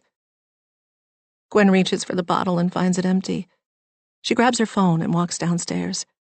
Her mother is on the couch in the living room, the boys on the floor near the coffee table where the board game Sorry is set up. I'm winning, George says. That's great, honey. Gwen walks over and stands over them, but no one invites her to join. She's become an outsider in her own family. I better take the dog out before it gets too late. She is careful to articulate each of her words. She doesn't want her boys or her mom to think she is drunk. Both her parents are heavy drinkers. Cocktails before dinner, nightcaps, Bloody Marys at the club on the weekend. But somehow it never seems to slow them down. Not being able to hold your liquor is a sign of moral weakness to them, as though, if you really put your mind to it, you ought to be able to drink half a bottle of gin and still win at bridge. But I'm a grieving widow. I should be allowed to fall apart. Sounds good, Barb says without looking up.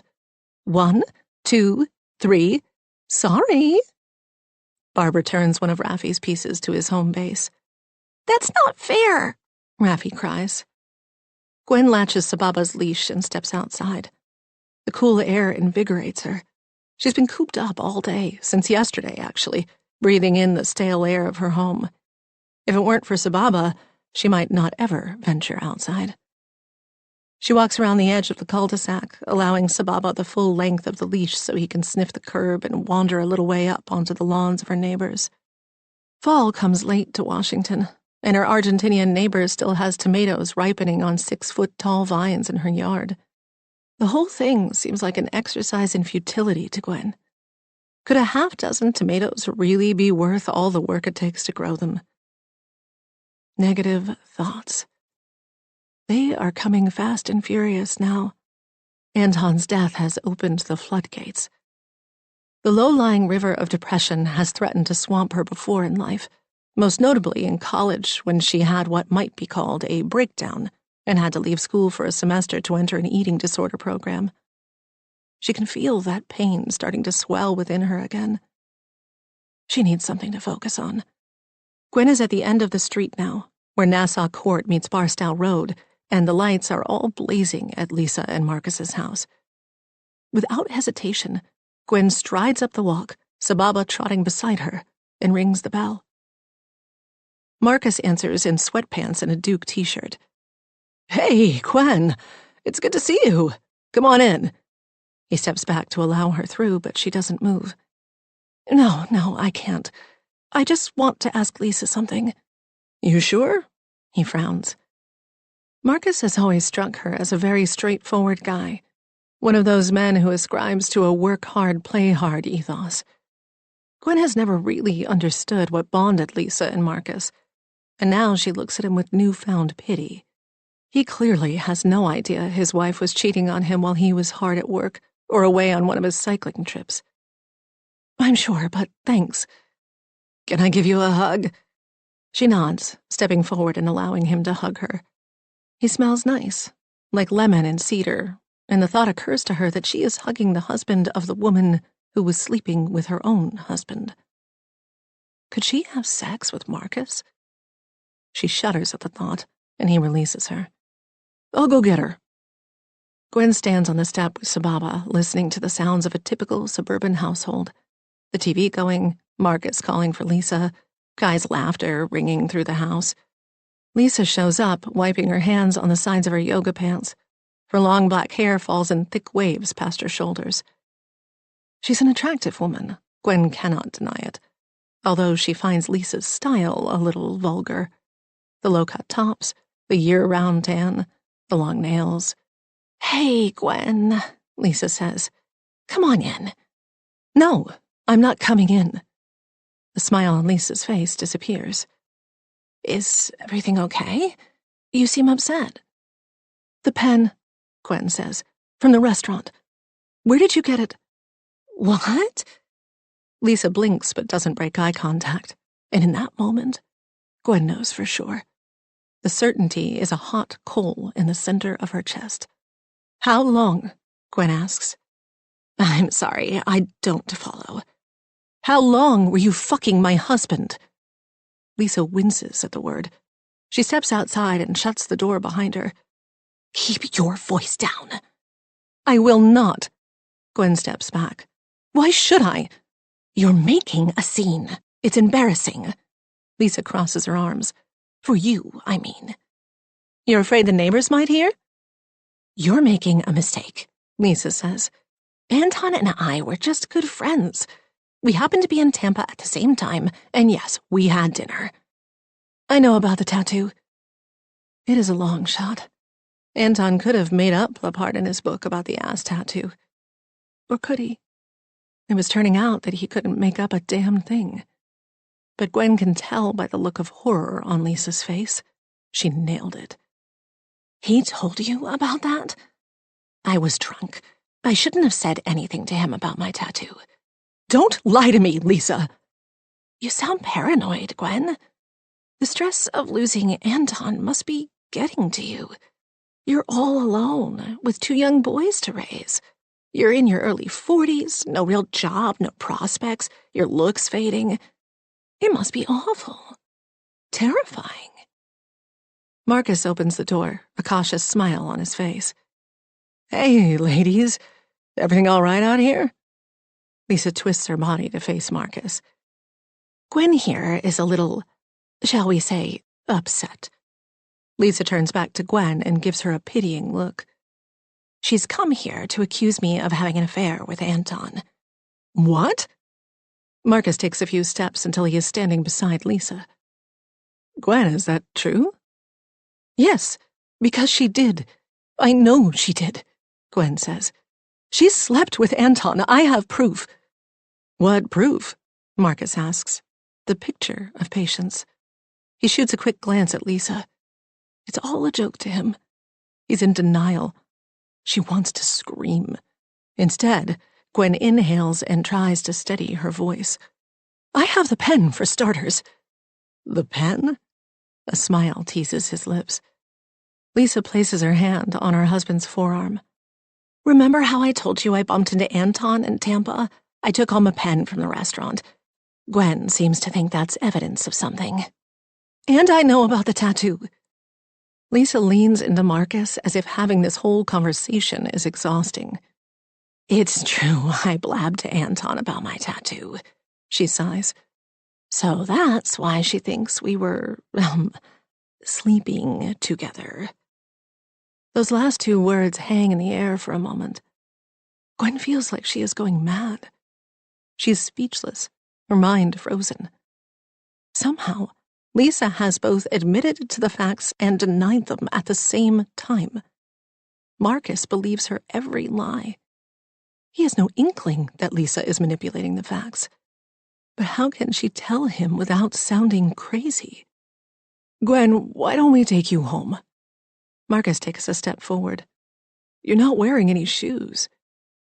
Gwen looks down, wobbling a little. It's true. She's barefoot. How did that happen? She knows she was drinking, but she is sure she put on her shoes before she left. I don't need you to take me home. I was going anyway. She looks up at their pitying faces and witnesses the tectonic shift. They think she's crazy, out here in the street, barefoot and throwing around wild accusations. But she knows. Gwen pivots, yanking at Sababa's leash. Come on, she says loudly so Marcus and Lisa can hear her. Amy will believe me. She can hear the sound of footsteps coming up behind her. Gwen, where do you think you're going? Lisa's voice is sharp now. Gwen keeps walking. I'm going to Amy's, and you can't stop me. I'm going to tell her everything. Lisa grabs her arm, halting her. Gwen stumbles but catches herself before she falls. Let go of me! I'm going to tell her you are screwing my husband right under our noses. She glares at Lisa, inches from her face, as she says this. We'll see what she thinks of you then. 23. Now. Amy has just put the chicken in the oven when Scott comes in the front door. Benji and Max run up to him and give him big hugs as he hangs up his coat. He holds up a bag. Stopped by the bakery on my way home and bought some black and white cookies. Amy takes the bag from him and sees there is an elephant ear inside for her. His attempt to butter her up. But it will take a lot more than her favorite pastries to assuage her. She wants answers. Amy sets the timer for 25 minutes and checks on the potatoes. She wants to serve a real dinner tonight, the whole family sitting down together. Since Anton's death, they've been grabbing what they can eat, ordering takeout and eating frozen food. If she is being honest, she and Scott have let family mealtime slip a little over the past few months. But getting through dinner will be challenging when what she really wants to do is grab Scott by his shirt and drag him into the next room to yell at him. She is torn between grilling her husband in fury and playing nice, enjoying a pleasant family meal. A part of her worries this might be their last one for a while. She is more than a little afraid that what he is going to tell her will change the way she sees him. And she's not ready to say goodbye to the version of Scott she's been in love with for so long. Smells good. He comes up beside her. Can I help? How about a glass of wine? Sure, Amy says, watching him take a bottle from the fridge and open it. He's on his best behavior. Not the distracted, overworked Scott of the past few months, but her old Scott. Cheery and easygoing. The Scott she met and fell in love with at a co-ed kickball league on the National Mall. A friend from college begged her to come to bolster the number of women on the team. They needed a certain threshold to play in the league. Afterward, they all went to the big hunt in DuPont Circle. She and Scott were friends first. It wasn't until he helped her move out of a group house on Q Street and into an apartment on Mount Pleasant that he confessed his feelings for her. She thought he was just being nice, and he thought it was funny that she hadn't picked up on his signals. That was almost 15 years ago. Amy accepts a glass. To us, Scott says, holding up his. To the truth. Amy clinks her glass against his and takes a sip. I'm looking forward to hearing it. All of it. I deserve that. I've been holding back. But tonight I am going to tell you everything. I swear. As soon as the kids are in bed, I will explain it all. John Block, the money. You can ask me anything, I promise. She nods. All right. I want to make this right with us. I know I haven't been honest with you. I told myself I was trying to protect you, but the truth is that I was ashamed. Why? What have you done to be ashamed of? He smiles sadly. Can we wait until tonight? Have a nice dinner with the kids at least? Where is Noah, by the way? Oh, shoot. Amy puts her glass down. She's at Kathy's. I'm supposed to grab her. Listen, if the oven beeps while I'm out, take out the chicken, okay? She goes to the mudroom for her jacket and keys. As she walks through the dining room to the front hall, she sees Scott peering out the window. You better come see this, he says. You're not going to believe it. Amy rushes to the window where it takes her a second to make out Gwen and Lisa tussling on her walkway. Amy! Gwen yells up at the house. Amy! Amy goes to the front door and opens it. The two women stop moving and look up at her. Amy steps outside. What is going on? Did something happen? Lisa steps forward. Gwen has had a little too much to drink. I'm trying to get her home. She forgot her shoes. Amy looks down, and sure enough, Gwen is barefoot. Her chest tightens. Poor Gwen. She's falling apart before everyone's eyes. Scott comes out on the porch. How about I grab Noah while you deal with this? Thank you, Amy says. I'll text you the address. Just head out River Road toward Potomac. They all watch Scott get in his car and drive away. Amy texts him Kathy's address and then approaches Gwen, who won't make eye contact. Honey, you okay? She reaches out and touches Gwen's arm. Do you want to come inside? Your feet must be freezing. Gwen is very upset, Lisa says. I think I should just take her home. Don't. Gwen whips her head around to face Lisa. You don't get to speak for me. She turns back to Amy. Anton was cheating on me. With Lisa. They were sleeping together.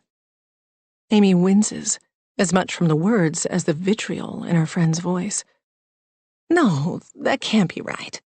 She peers past Gwen to Lisa. Lisa, is that true? Of course not. Lisa shakes her head and sighs. She's jumped to some crazy conclusions, talking about some pen. Amy nods, not quite sure what to believe. Okay, I'll get her home. Thanks, Lisa. Amy pulls Gwen closer. She was fucking my husband, she says. Startled, Amy shushes her. Let's try and keep our voices down, huh? She shoots Lisa a look of sympathy. I better take it from here. But Lisa doesn't walk away. She steps a bit closer. Maybe I should come with you, so I can explain. Not now, Lisa. Maybe later. When? She's only going to tell you her side. She's going to tell you lies. There are no sides. Gwen needs my help right now. We can talk later. Amy takes a shivering Gwen inside and puts her on the couch, wrapping a blanket around her feet and bringing her a box of tissues. Sababa, once unleashed, runs off to explore the house. She knows he's found the boys' room when Max and Benji erupt in squeals of laughter. I am so sorry. Gwen wipes at the tears that are coming from her eyes. You want to tell me what's going on? What were you doing in the street? I went to Lisa's to confront her. Amy nods. And what makes you think Anton and Lisa were having an affair? Gwen shrugs. A lot of little things. That pen that Noah took from Lisa's. Anton went to that restaurant in Tampa last year. Le Canoe. Amy chews her lower lip for a second, measuring her words. Is there anything else? Yes, there's more. I don't feel like getting into it. She puts the tissues down and looks straight at Amy. Her friend, normally so pulled together, is almost unrecognizable. Her skin blotchy, her eyes red and swollen. You believe me, right? I feel like I'm losing my mind. The oven lets out 3 short beeps. Amy jumps up, grateful to have an excuse to avoid answering the question. Stay here. I need to take out the chicken. Amy takes the chicken out of the oven and lines it up on the counter, cafeteria style, next to the potatoes and broccoli. She calls Benji and Max, oversees them washing their hands, picks off a little chicken for Sababa, and then sets the boys up in the family room in front of the TV. She makes 2 more plates and carries them back to where Gwen is curled up on the sofa like a pill bug. Gwen, honey, I have dinner. Amy puts the 2 plates on the coffee table and kneels by her friend, stroking her hair. I'm not hungry, Gwen mumbles. You have to eat. You have to keep your strength up. Where are the boys? My mom's over there. She's watching them. Amy sighs with relief. The boys are being looked after, at least. After some prodding, she convinces Gwen to sit up and take a few small bites of chicken and potatoes. The bites are minuscule, not nearly enough for a grown woman to live on, and no match for the alcohol she's obviously been imbibing. She's in much worse condition than Amy realized. A wave of guilt hits her. It feels like watching a drowning friend from the safety of the shore, only she can't dive in and save her. Do you mind if I close my eyes for just a few minutes? Gwen fluffs a pillow and places it under her head. Of course.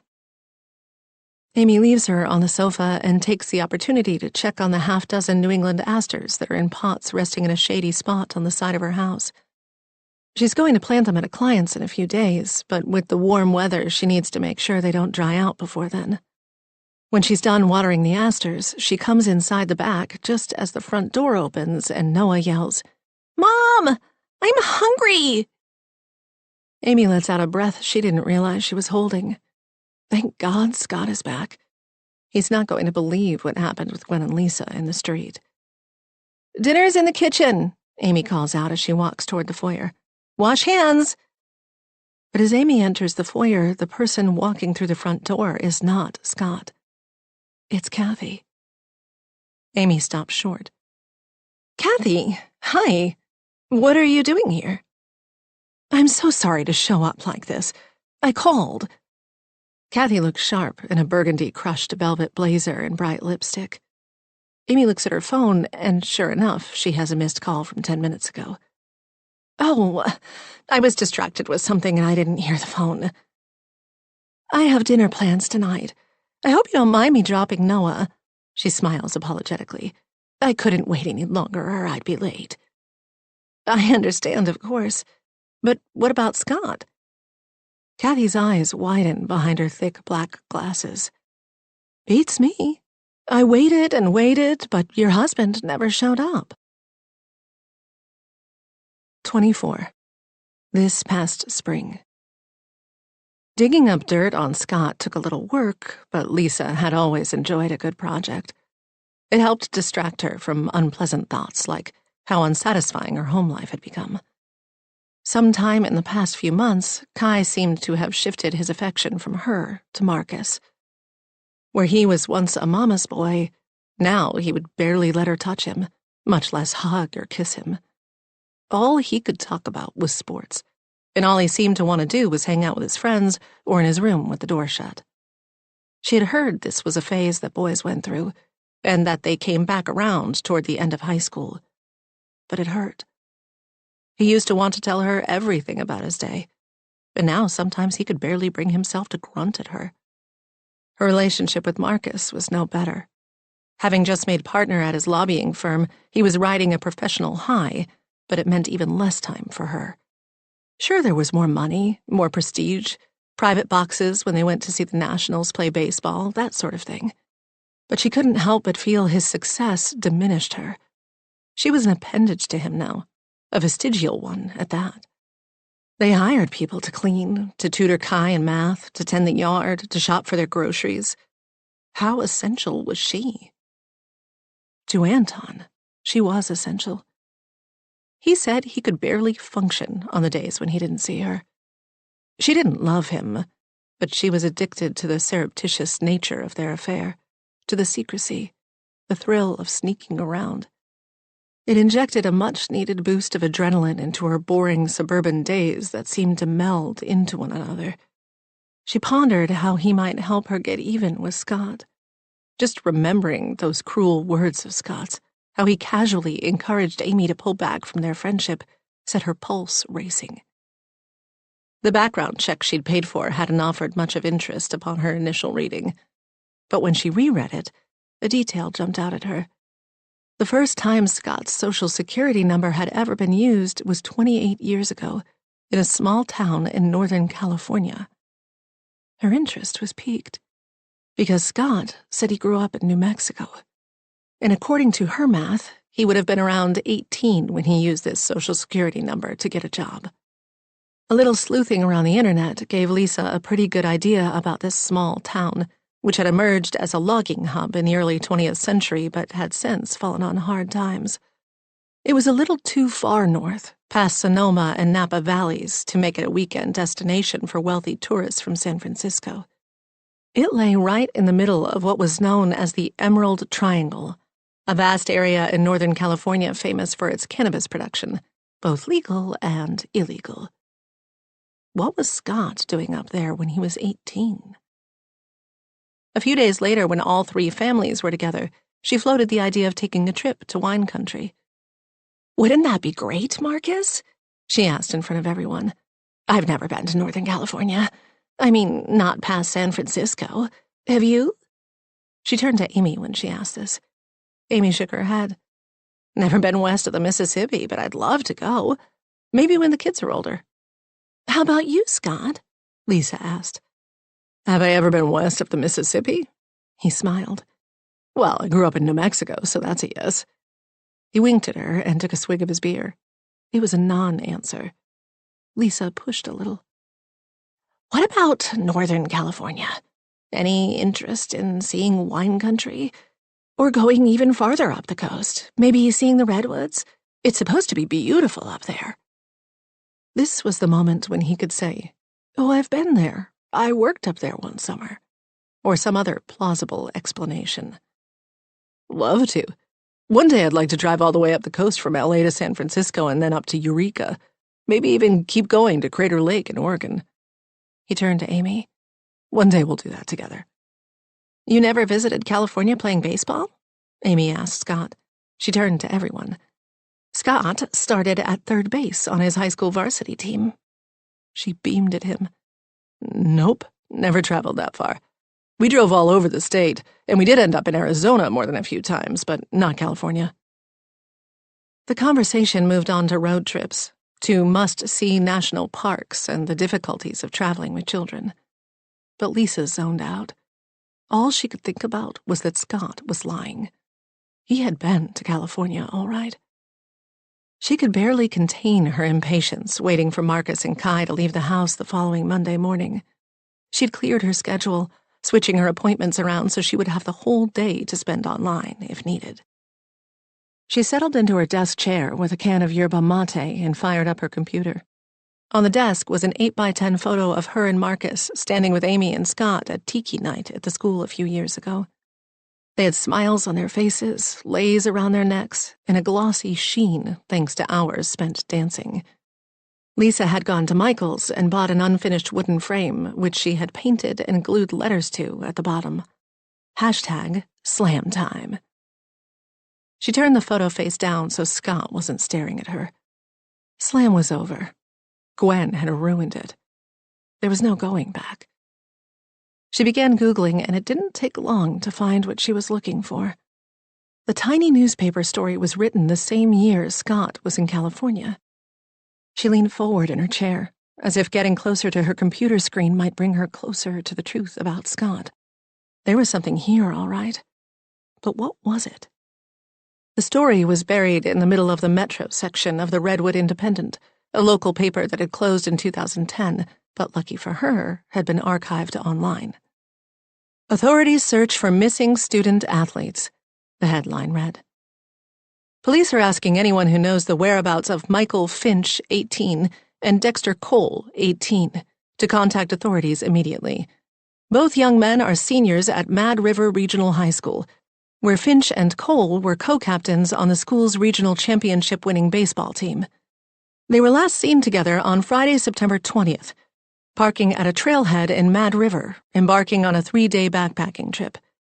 Anyone with information is asked to call the authorities. Lisa sat back in her seat and reread the article twice. The mention of baseball convinced her that Scott was connected to this story somehow. She wasn't sure what it all meant, but she had a feeling it was going to be good news for her, and very bad for Scott. 25. Now. Sometimes husbands don't come home for the night. Amy stares at the phone. Did the 911 dispatcher really just say that to her? The woman didn't say it in a cruel way. There was no mocking undertone, no sneer in her voice. She was gentle, as if she had heard it all and was trying to reassure Amy. "He's been gone for what, 4 hours?" the dispatcher asks. "I know that doesn't seem like a long time to you, but trust me, I know my husband. He's not answering his phone." Amy is pacing the kitchen as she says this. She was able to keep it together while getting all 3 kids to bed, but now, in the empty, quiet house, her anxiety has taken hold. He could be hurt somewhere, his car in a ditch. "And you've called all the local hospitals?" "Yes, I told you that already." She catches herself. She doesn't want to take her frustration out on this woman who is only doing her job. "Sorry. I know you're trying to help, but he was supposed to pick up our daughter. He wouldn't just not show up. Look, we can fill out a missing persons report if you'd like." "I would, yes." Amy answers a barrage of questions. Name, Scott Crowder. Height, 6'1". Hair, brown. Eyes, brown. No distinguishing scars or tattoos. "And when exactly did you see him last?" "He drove off around 6 p.m. Amy looks at the mess in her kitchen from dinner. It already feels like he's been gone for ages. "Does your husband suffer from any mental health issues? Meaning, are you concerned he may cause harm to himself?" "What?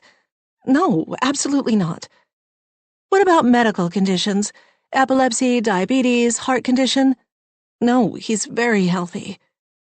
The woman takes down the make and model of Scott's car along with the license plate.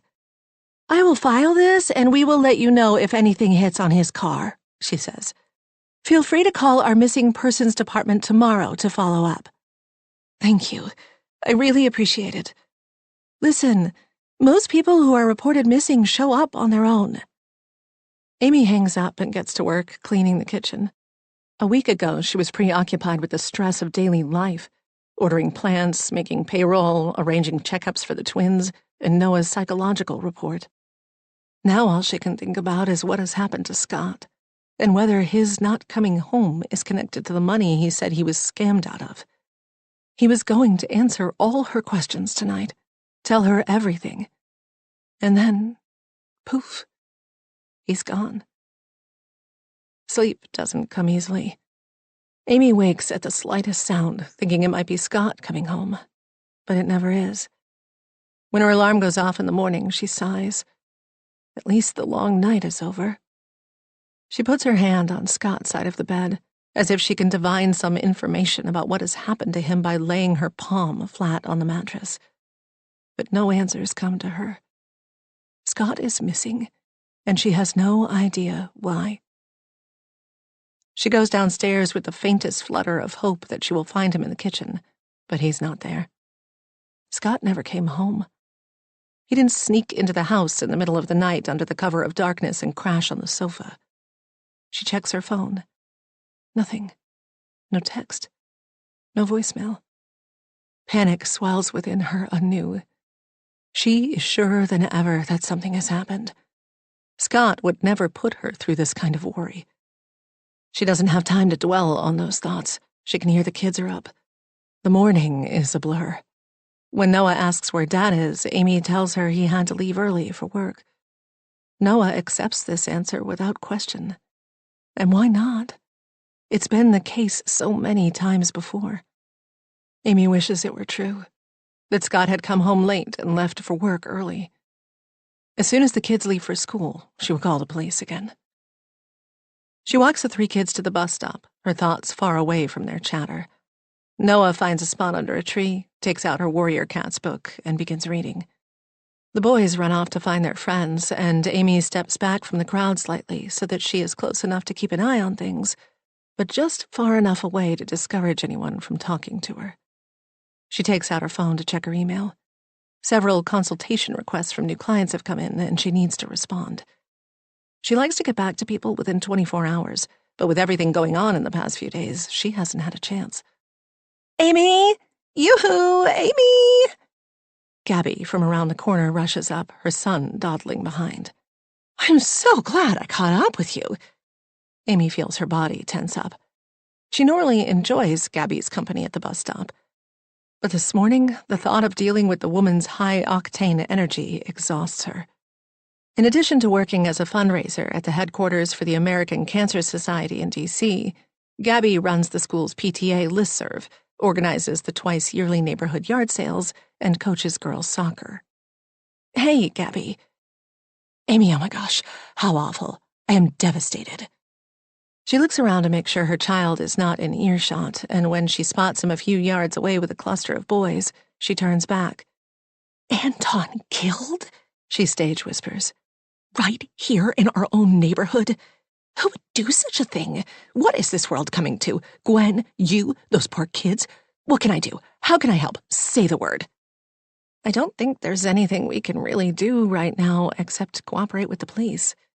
The police, of course. I've been meaning to ask you. Have the police arrested anyone? I keep looking online and there's nothing. It must be someone from D.C. or farther out in the county. There's more and more of that, you know, outsiders coming into Bethesda to rob people and commit, you know. I haven't heard that it was a robbery. Homicide. Gabby mouths silently and then nods at Amy. I haven't had a good night's sleep since it happened, and I know I'm not the only one. Amy makes a non-committal grunt. She has no patience for this. Not today. Not while Scott is still unaccounted for. She wants to shake Gabby's shoulders and scream, I don't care if you can't sleep. My husband is missing. You're so close with the Coreys, Gabby says, and we all feel terrible for Gwen, but at the same time, we're victims too, in our own way. We all feel very unsafe right now. I was talking with a few other moms, and we need some answers. We're thinking of asking a Montgomery County police officer to come and give a talk about safety. What do you think? Amy narrows her eyes. About which part? Should we invite Gwen? Is that rude? I don't want her to feel excluded, but at the same time, I'm sure she has a lot on her plate. Amy laughs before she can stop herself. I'm sorry. I didn't mean to laugh. This isn't funny, Amy. A man was killed. In East Bethesda, no less. No, you're right. It's not funny. Amy glances at Gwen's house, wondering if she's home. Her car is out front. After she calls the police about Scott, she vows to check on her later. I think giving Gwen a wide berth on your public safety campaign is probably a good idea right now. I don't think that's going to help her heal. I do want to help her, really. I could organize a meal delivery train, you know? Do dinners on different nights. Now that, I think, would be nice, Amy says, feeling a bit guilty for her impatience. But she needs to see the kids off and get back to the house. I'm sure she'd really appreciate it. I should have thought of it myself. Oh, I'm sure you have a lot on your plate. You have no idea, Amy thinks. The bus pulls up and all the kids pile on board. Do her kids have food allergies or preferences? Is gluten okay? What about dairy? Who cares, Gabby? I'm sure anything you make is fine. Don't overthink it. Allergies and food preferences seem so petty compared to what she and Gwen are dealing with. A dead husband. A missing one. Gabby stares at her in shock. Amy backs away, offering an apologetic smile, and then turns and speedwalks back to her house. Inside, she pours a large mug of coffee and picks up her phone. She is afraid of being dismissed, of appearing hysterical. Instead of calling the police, she decides to recall all the hospitals first. But there are no patients named Scott Crowder at Sibley, at Suburban, or at any of the other local hospitals. Sometimes husbands don't come home. But not hers. Not Scott. Scott always comes home. She can count on one hand the nights they've slept apart. Occasionally, Scott travels for work, but not more than a few times a year. Maybe some husbands take off, but not Scott. Finally, she calls the police. As soon as she explains to the sergeant on the line why she is calling, she feels like she's been plunged into a Kafka-esque nightmare, restating the same information as last night, and in return receiving the identical responses. No, he's not at any of the hospitals. No, he doesn't have a history of mental illness. The sergeant checks the car's license plate number against traffic accidents in the area, but there's no match. Sometimes people need to get away from their families for a day or two. They usually turn up, the sergeant says. Has there been any tension in his life recently? A fight? No, nothing like that, Amy says. But there has been tension, hasn't there? $100,000 worth of tension. Not to mention Anton's murder. The police were poking around, asking Scott questions. You could definitely call that tension. Yet if she mentions the missing money to the police, she knows how it will look. Like he took off. They'll never take it seriously that he might be hurt somewhere. They'll chalk his disappearance up to marital strife. She gets off the phone and immediately texts Tim that she won't be able to meet him today at a job site. He texts back saying he will handle it, and she feels some relief knowing at least one thing in her life is under control. Alone in the house, the panic builds within her until her heart is beating so fast she thinks she might pass out. She can't do this all alone, but she doesn't want to burden anyone else. Besides, what help could anyone else offer her? She hunts down the business card left by the detective who visited them. Hello, Detective Salazar? This is Amy Stern, Scott Crowder's wife. I need your help. Scott is missing. It takes him less than 20 minutes to pull up in his sedan. Amy notes with some irony that seeing this same car outside Gwen's house on Saturday morning was the first sign that something was amiss on Nassau Court. Back then, she considered for a brief moment that Gwen and Anton had been in some kind of domestic fight. Is that what other neighbors will think now, of her and Scott? She opens the front door and greets the detective. Let's start at the beginning, he says once they are both seated in the living room. You say your husband left the house to pick up your daughter? Amy leans forward, desperate for help. Yes, around 6:15. Noah, that's my daughter, was visiting a family friend in Potomac. She stops herself. She's a client of mine. I run a landscape design business, but she's become a friend. And what is this woman's name and address? Amy reels off Kathy's address, which she knows by heart. But he never showed up. When did you realize he was missing? Around 7:30, maybe? Kathy brought Noah home and said Scott had never shown up, and his phone had been turned off because when I called it went straight to voicemail. Salazar pulls at his chin. 6:15 to 7:30. That's an hour and 15 minutes. You didn't become concerned that it was taking so long to get to Potomac and back? Amy straightens up, rebuked. I was preoccupied with something here. Otherwise, I would have noticed. I see. And you haven't heard from him? No texts or phone calls? No, Amy says. Like I said, his phone is off. We can try to track it. Has your husband ever done anything like this before? Stayed out late, maybe had a few too many, slept at a friend's? No, nothing like that. He's not like that. He's a good man. He's a good father. He would never not contact me and leave me worrying like this. That's how I know something is wrong." She searches the detective's face for some sign of understanding, but sees none. "We have twins and a girl. Neither of us would just leave the other with the kids." He lets out a low whistle. "Wow, 3 kids. That's a lot." He gives her a sympathetic shrug. "I've got a newborn at home, and sometimes just the one feels like more than I can handle." Amy bristles. "You're not getting it. Something's happened.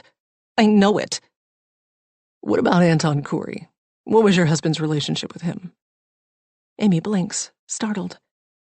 "Anton? What does he have to do with this?" "How often did the two of them spend time alone?" "Basically never. Not that I know of. It was always as part of a larger group, or sometimes just us 4, me and Scott, Anton and Gwen." "How did Scott react to Anton's death?" Stunned, Amy stands. "I'm not comfortable where this is going. My husband is missing. He might be hurt somewhere, and you're asking me all these questions about Anton Khoury." The detective stands as well. "You have street parking, right? No garage." "What does that have to do with—" "You said you were asleep when Scott went out, that you didn't hear him leave. If Scott did drive to Villain and Saint on Saturday, there would be no garage door opening to alert you." "We have a doorbell camera, remember?"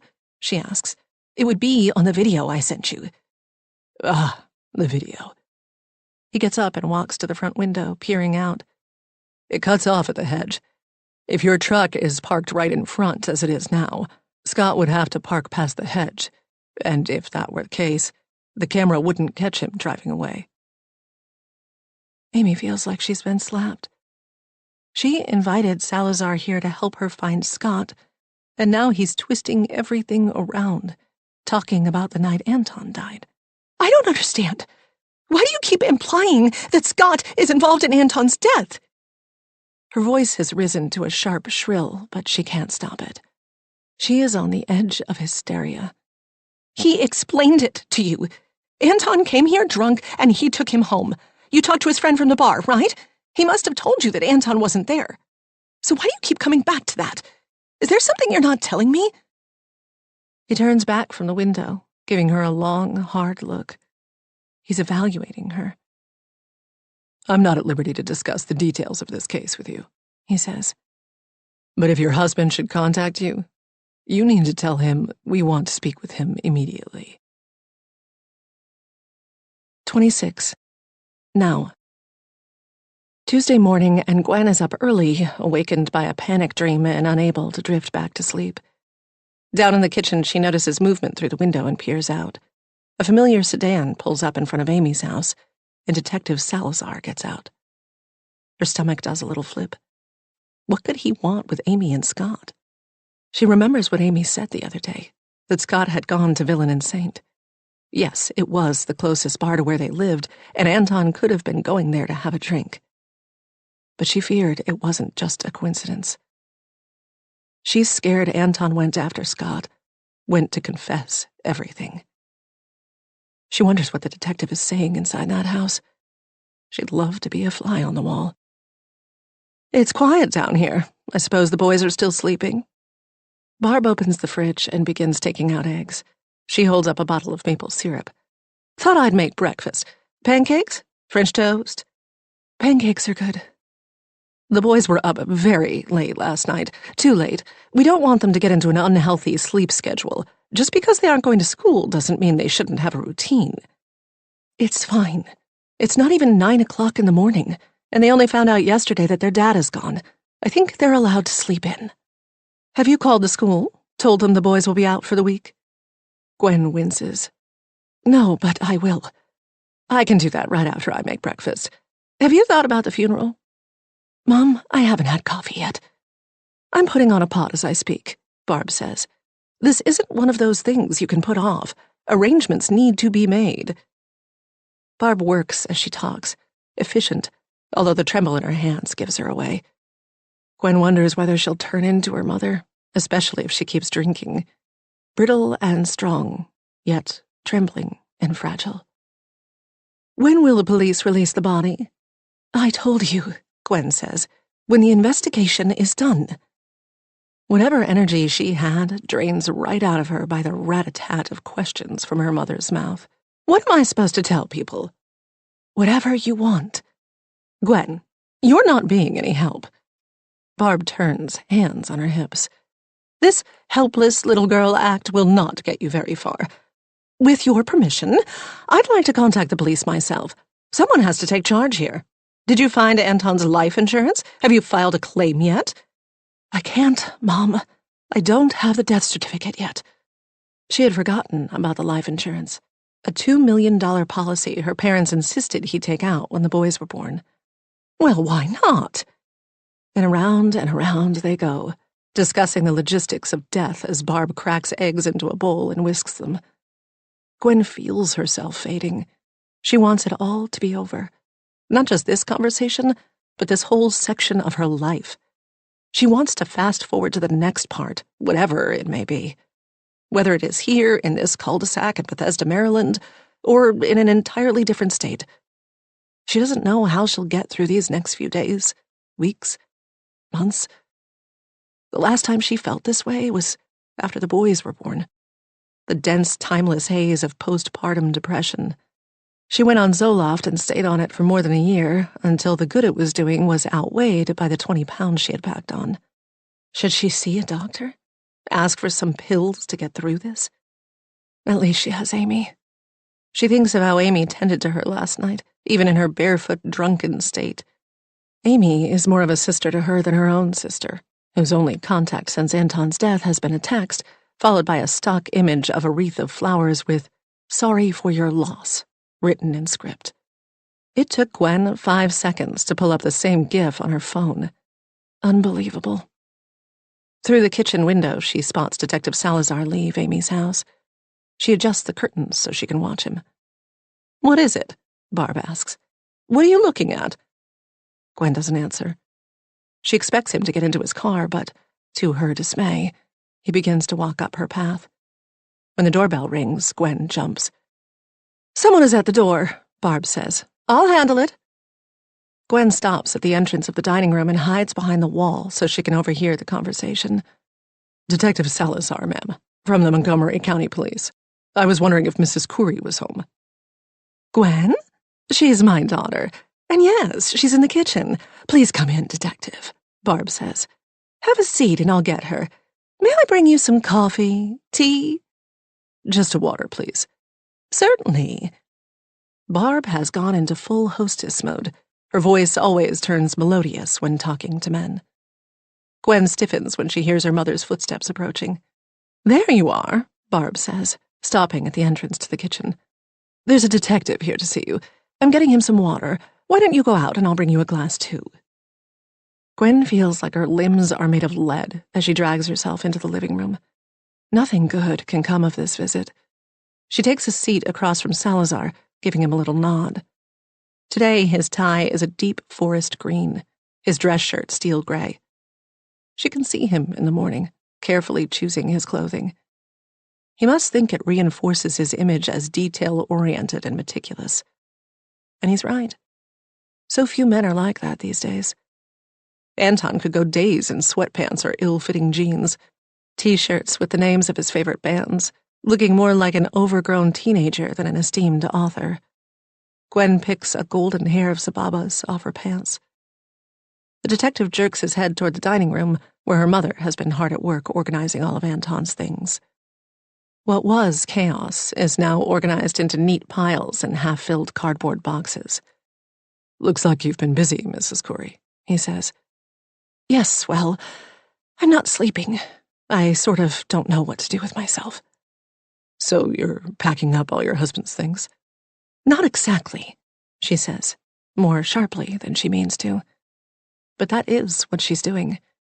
She wants every trace of that man out of her house, out of her life. She glances at the detective's face. What must he think of a widow who empties the house of her husband's belongings only a few days after he is murdered? "I'm sorry, but why did you come here? Do you have any news?" she asks. "Any suspects?" "Were you aware that your husband was having an affair?" The question is so abrupt and unexpected that Gwen recoils. Before she can answer, Barb bustles in with a tray and puts it on the table. Here we go. 2 waters. I brought some of these little hazelnut cookies, too, in case you two were hungry. If you need anything else, I'm happy to get it. She takes a seat next to Gwen. Mrs. Corey, the detective asks. Gwen sputters, unable to find the words to respond.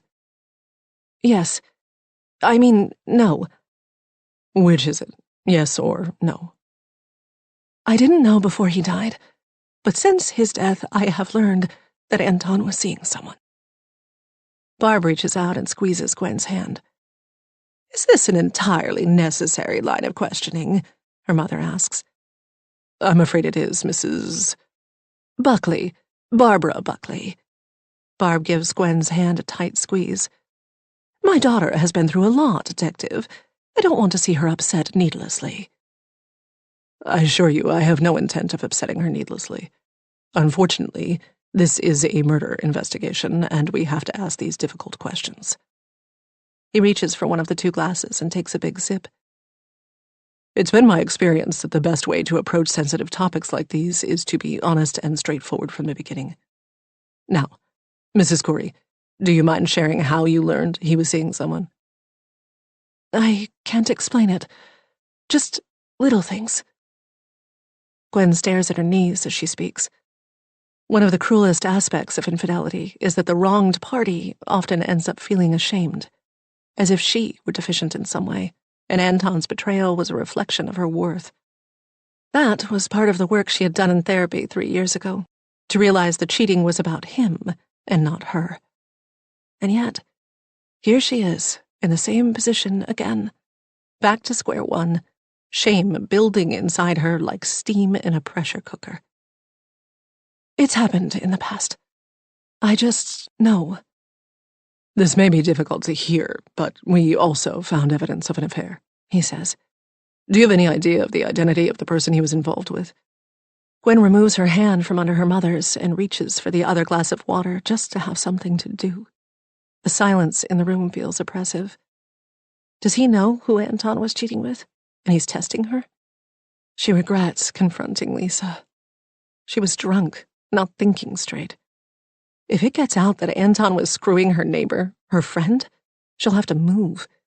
She can't stand the thought of being the object of gossip and pity. What would chatty Gabby say? Or crazy Michelle J? And a tiny part of her wonders, what if she's got it all wrong? What if Lisa did just bump into him and he was actually sleeping with someone else entirely? And then there's the question of what Anton told her he had been up to. Sending the police after the other woman increased the likelihood that all of his secrets would be revealed. This feels like chess, and she was never very good at chess. She could remember all the pieces and where they went, and that the rook did this and the bishop did that, but she was never very good at imagining the steps that would follow next. Strategy, that's what people called it. She wasn't one for strategy. And what is her strategy here? To tell the truth? To play dumb? To outright lie? Is there another choice? Coughing fit, perhaps? Or breaking into hysterics? Mrs. Corey, are you aware of the identity? I'm not sure, but I have my suspicions. A neighbor of ours, Lisa Greco-King. I considered her a good friend. At least I did before. You must have been very upset to learn that your husband was sleeping with a good friend of yours, he says. Your families are close. You've even been on vacation together, haven't you? She gasps. He knew all along and was testing her. She feels vindicated. She was right to have accused Lisa. But that sense of vindication is overpowered by a wave of humiliation. Anton couldn't even be bothered to leave their street to find someone to cheat with.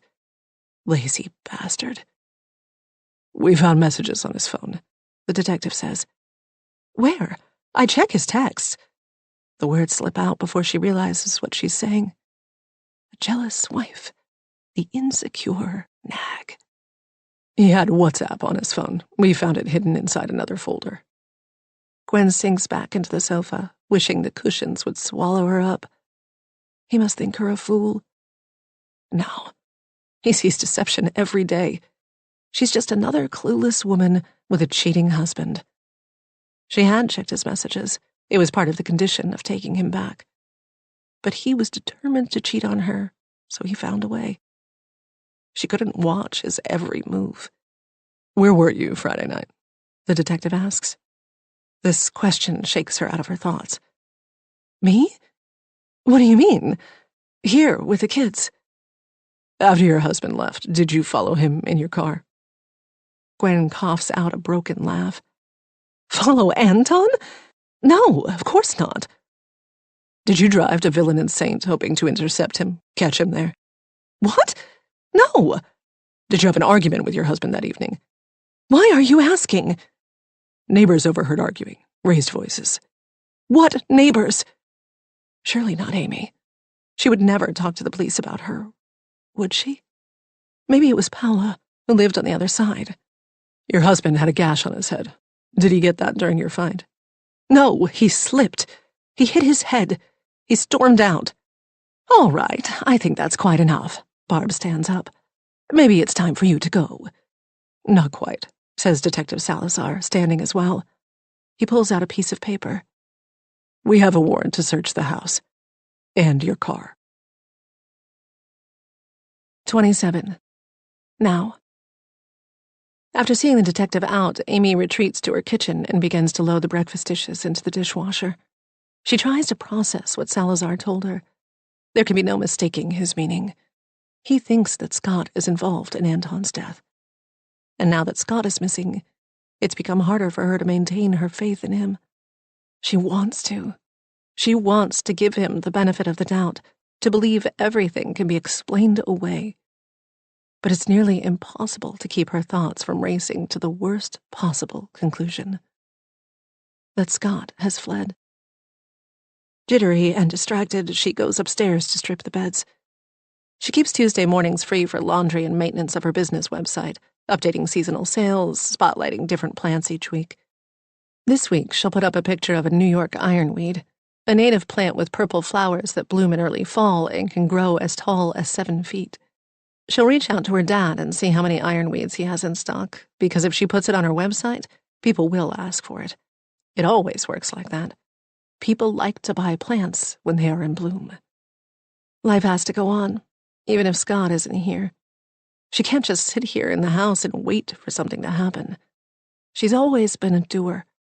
She made it through the grief of losing her mother by throwing herself into activity. She played softball and soccer and worked at her dad's nursery. Later, in college, whenever she felt the darkness rise in her, she would go to the gym or for a run. She needs to be physically exhausted by the end of the day to be able to sleep. Exercise is her antidepressant and sleep aid rolled into one. In the boys' room, she quickly strips the sheets. Finding several socks and shorts on the floor, she tosses them into a laundry basket.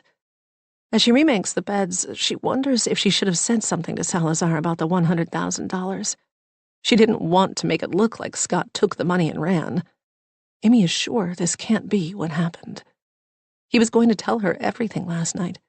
He was going to explain it all.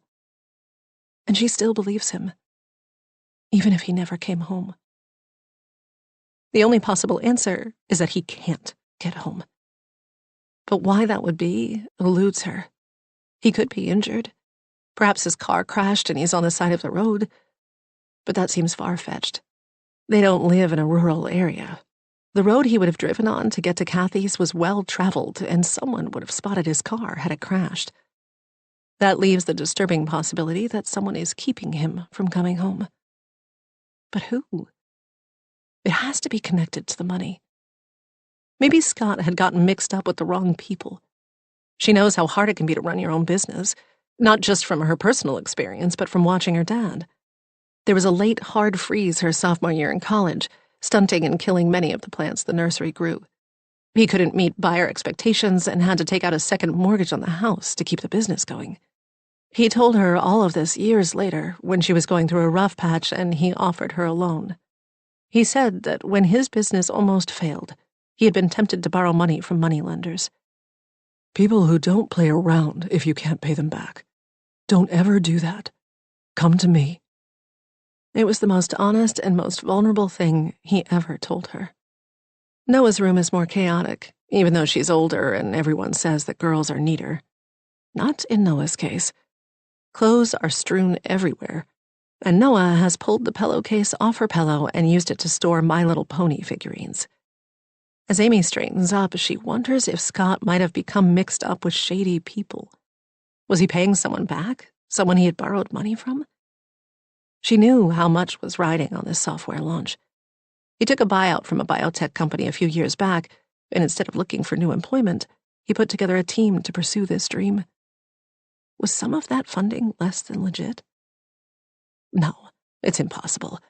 She has ridden with Scott when they drove all the way back to the grocery store to pay for the case of La Croix that they had forgotten to pay for. He is honest to a fault, a rule follower. She's tucking a fresh sheet into Noah's mattress when she spots something under the bed. It's a shoebox, and her stomach clenches at the jangling noise it makes as she drags it out. She pulls off the lid and is saddened, but not surprised, to see a collection of items she knows don't belong to Noah. Damn. She picks up a small jade heart, trying to remember where she might have seen it, and she realizes it was in a bowl in Kathy's kitchen with several other stone hearts. She carries the shoebox into her bedroom. She'll talk to Noah about it later, try to establish where everything came from and how to get it all back to the rightful owners. Suddenly, exhaustion hits her. She sits on the edge of the bed and bursts into tears. It's all too much, worrying about Scott, about Noah, trying to keep it together when she has no idea what's going on. After letting herself really cry for several minutes, she goes into the bathroom to wash her face. In the mirror, she stares at the puffy bags beneath her eyes and scowls. "You can handle this," she tells herself. She won't be a victim. She won't sit around here feeling sorry for herself.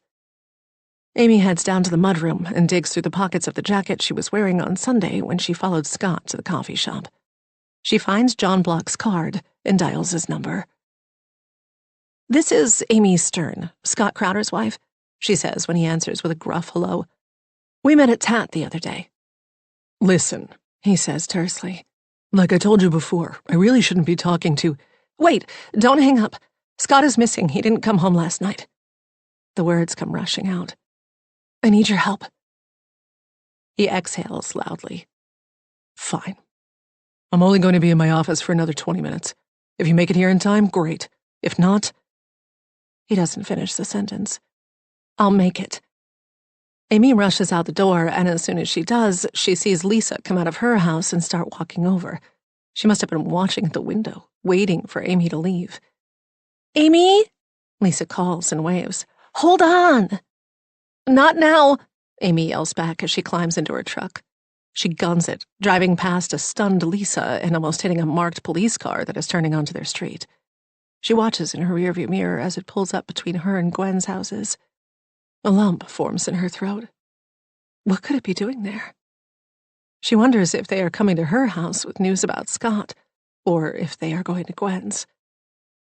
At the next light, she pauses when it turns green, debating whether she should go back to see. Instead, she calls Lisa. "Hey, sorry I ran off like that," she says by way of a greeting. "That's okay. Is everything all right?" "Not exactly. Scott didn't come home last night. He's missing." "Missing? Oh my gosh, Amy. That's terrible. Did you check the hospitals?" "Yes, several times. But I had to run out to meet someone, and as I was leaving, I saw a police car pull onto our block. Can you do me a favor and see if they are going to my house? I thought maybe they had some news and were coming to tell me." "You got it. I am walking out the door now." Amy hears the creak of the door opening and then a screen door slams shut. "Let's see. Nope, they're not at your house. There are 2 officers on Gwen's front stoop." Amy lets out a deep breath. The worst has not come to pass.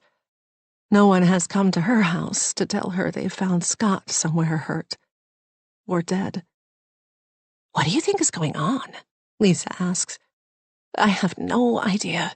Amy says as she pulls into a strip mall with a laundromat and a Korean grocer. This is the address of John Block's office, but she doesn't see anything that looks promising. Amy takes Lisa off speaker, cuts the engine, and holds the phone to her ear as she gets out. I have to go, Lisa. Wait, I still want to talk to you about last night, Lisa says. I hope you know what Gwen was saying wasn't true. Sleep with Anton? I mean, you know I would never, ever do anything like that. I'm not that kind of person. You know me, Amy. I just wouldn't do that. Of course, right. But Amy isn't paying attention to what Lisa is saying as she walks past the laundromat. She stops in front of a nondescript office. There's no sign, and when she peers in the darkened window, it looks like an empty waiting room. But this is the right address. Gotta go. I'll call later. Amy hangs up and pulls open the glass door, a little bell attached to the top, tinkling as she does. The small room is empty except for 2 plastic chairs and a table with a People magazine on it from 2019, featuring a celebrity she doesn't recognize. How I Learned to Love Myself, the headline reads. She's not sure if she should sit and wait or approach the only other door in the room. She looks at her phone. 11 minutes until Block said he was leaving. She knocks on the door. Come in, someone calls. The door opens into another small room, only this one is crowded with furniture. Block sits behind a desk crowded with piles of paper and 2 monitors. Several beige metal filing cabinets line the wall, and stacks of banker's boxes fill the room. He looks at his watch. You have 10 minutes. 11, Amy says. You have to help me. You have to tell me what's going on. Why Scott hired you. Block scowls. He leans back in his chair, grabbing a neon pink stress ball and squeezing it over his head. What did he tell you? He told me that he hired you to help him because he had been scammed. For a lot of money. She takes a deep breath. $100,000. At first, he told me that it was a business expense, but then he admitted that wasn't the truth. He was going to come clean last night and explain everything, but he never came home. I'm worried that this is all connected, and now the police are asking me about Anton's death. Anton? He frowns. Anton Khoury, my neighbor. He was killed last Friday night. Just tell me, is Scott involved in some shady business scheme? No, not exactly. His words are deliberate and slow. Amy tightens and releases her jaw. She's dealt with difficult men before. Suppliers who wanted to stiff her, a crew member who was caught stealing from a job. My husband's life may be in danger, and if something happens to him, I'm going to hold you responsible. Now I'm going to ask again. Why did Scott hire you? Block smirks at her, his nostrils flaring. She can tell he doesn't like her tone. Amy holds up her phone. I've got a detective on speed dial. Detective Salazar. I'd rather hear from you what's going on, but if the only way to get you to tell me is to call the cops, I'll do it. Fine, Block says in a tone that tells her things aren't fine at all. He shoots the pink stress ball toward a small plastic hoop on the wall and misses. Your husband hired me to find out who was blackmailing him. 28. This past spring. Authorities search for missing student athletes. Lisa couldn't shake the headline from her thoughts over the next few days. When she had time, she searched for more information about Michael Finch and Dexter Cole, but came up with nothing. What she did discover was that Humboldt County was so infamous for its high number of missing persons, it had acquired the nickname the Black Hole. It held the dubious distinction of having the highest per capita missing person rate in California. About a week later, on a Monday, she dropped Kai off at school after a dentist appointment and returned home, where instead of doing admin work for her coaching business, she fell down a rabbit hole of online research. She learned that growers had been cultivating marijuana in Humboldt since the 1960s, and growing was considered a way of life, woven into the culture and texture of the community. Before pot was legalized, the region attracted so many growers because it was remote and inaccessible to law enforcement. I believe that everyone living here is either directly or indirectly related to the marijuana industry, one local told a reporter. But even though pot was legal now, The area still struggled with high crime rates and boasted one of the highest homicide rates in California. Lisa got out of her chair, energized by the news. She had spent hours online, and Kai was almost home. She was so revved up that she went downstairs to make him a snack plate. Her intuition told her that the disappearance of these two guys, Michael Finch and Dexter Cole, was somehow related to drugs, and that Scott's being in the area at the same time was no coincidence. After all, they were high school baseball players just like him. Maybe he had been involved with drugs, but had closed that chapter of his life and didn't want to look back, so he pretended he had never been in California. Maybe they were his friends, and their disappearance had traumatized him, and that's why he wouldn't talk about California. But over the next few days, the more Lisa mulled over the few facts she did know, these two baseball players missing, Scott's social security number being used in the area at the same time, the more convinced she became that something nefarious was going on. It was a rainy spring morning when, on a whim, she put in a call to the high school both boys had attended. She wasn't optimistic. It seemed like a long shot. When her call went to voicemail, she improvised, leaving a garbled message about being a podcaster who covered missing persons cases. After a few days, she all but abandoned hope anyone might call her back. But to her surprise, a return call came at the end of the week. It was a typical Friday in late May. The suburbs of D.C. were in full bloom, and the neighborhood was filled with flowering white and pink dogwoods and the last of the azaleas. Kai had spring fever and was counting the days until school ended and summer began. Lisa was with the whole gang, having the first barbecue of the season in Gwen's backyard when her phone rang. Normally, she would let unknown callers go to voicemail, but this time she took it. "This is Arlette Fagan, secretary at Mad River Regional High School," a woman said. "Sorry it took a few days to call back. Things are busy here with graduation." "That's quite all right. I appreciate your calling." Lisa stood up and walked briskly inside Gwen's house in search of privacy. She locked herself in the downstairs bathroom. "Thank you for calling back. How can I be of service?" "As I said in my message, my name is Lisa Greco-King, and I have a podcast about unsolved crimes and missing persons. Are you a true crime fan, Miss Fagan?" Her tone was steady, and she knew she projected confidence. She would give this Fagan woman no reason to doubt her.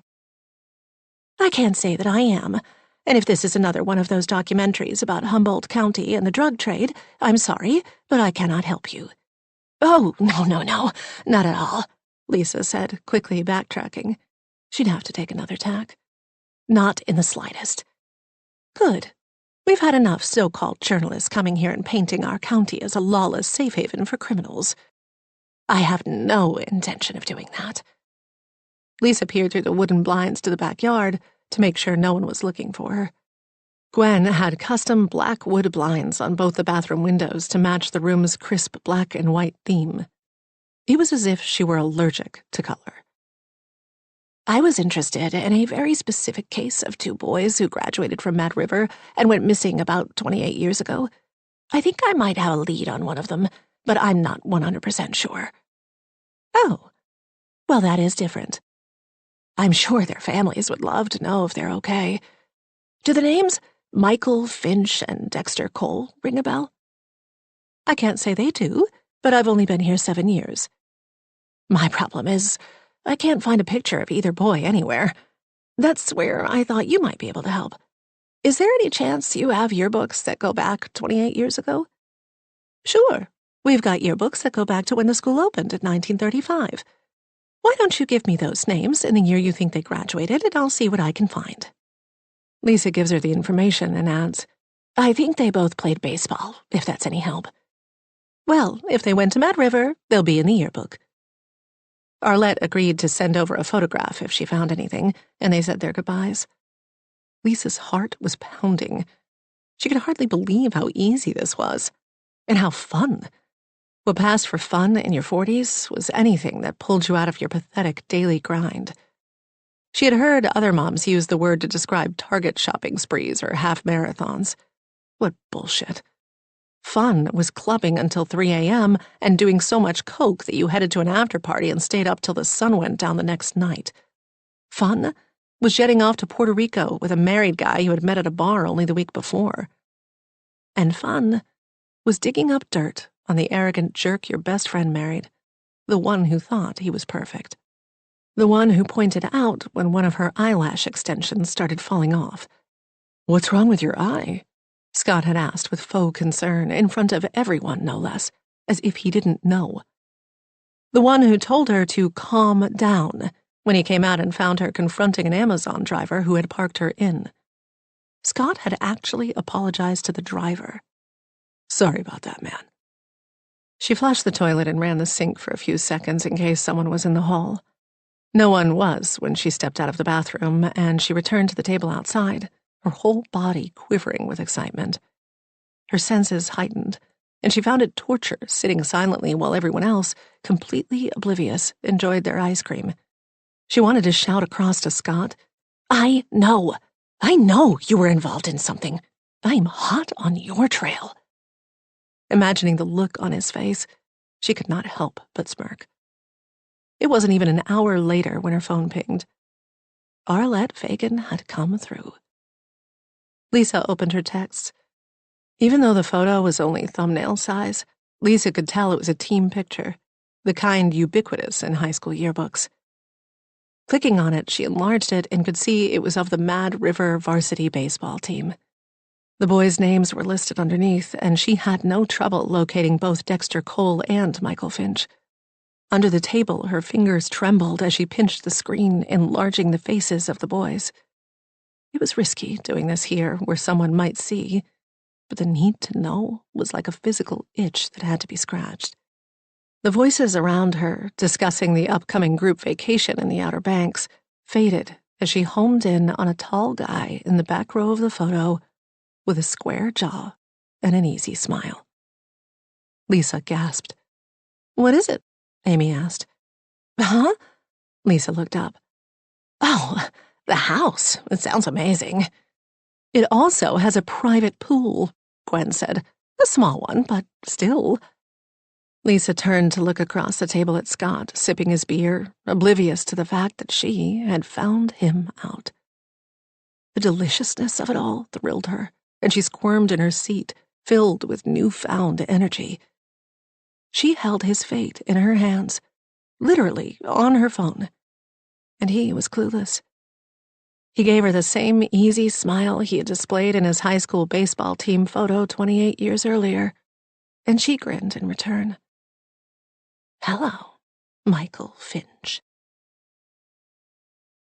29. Now. Blackmail him? Amy searches John Block's face for a sign this might be a joke. But he's not smiling, just glaring at her. "I don't believe you." Block stands up and glances at his watch. "Time's up. I have to go." No way. You're not leaving until you explain what you mean. You expect me to believe someone was blackmailing Scott? She shakes her head. It's ludicrous. Blackmail? For what? Her, Scott, who won't even make an illegal U-turn? Who's dedicated his life to creating software that will help diabetics because his mother died of the disease? It doesn't add up. You need to tell me why. What did he do? I don't need to tell you anything. Block huffs as he grabs his jacket from the back of his chair and puts it on. You're not my client. Now, do I feel sorry for you? Yeah, you're in the dark. But it's not my problem you don't know what's going on in your husband's life. If you'll excuse me, I have to be somewhere. As he comes out from behind his desk, Amy grabs his arm before she realizes what she's doing. Please, my husband could be in danger. If you know anything that could help find him, you have to tell me. Block stares at her hand as she slowly removes it. He's a big guy. He's got half a foot and about 60 pounds on her. Look, maybe he is in danger, but remember Occam's razor. He has a smug look on his face, like the kid in class who has all the answers. Excuse me? Amy asks. When there are competing theories, the simplest one is most likely to be true. I know what Occam's razor is, she says. But what do you mean? What's the simplest theory? The pressure was too much and he left. He offers her a wry smile. It's much more likely that he left of his own volition. I don't believe that. Amy shakes her head. Scott would never leave us. We have 3 kids. You think husbands don't walk away from their wives and kids every damn day?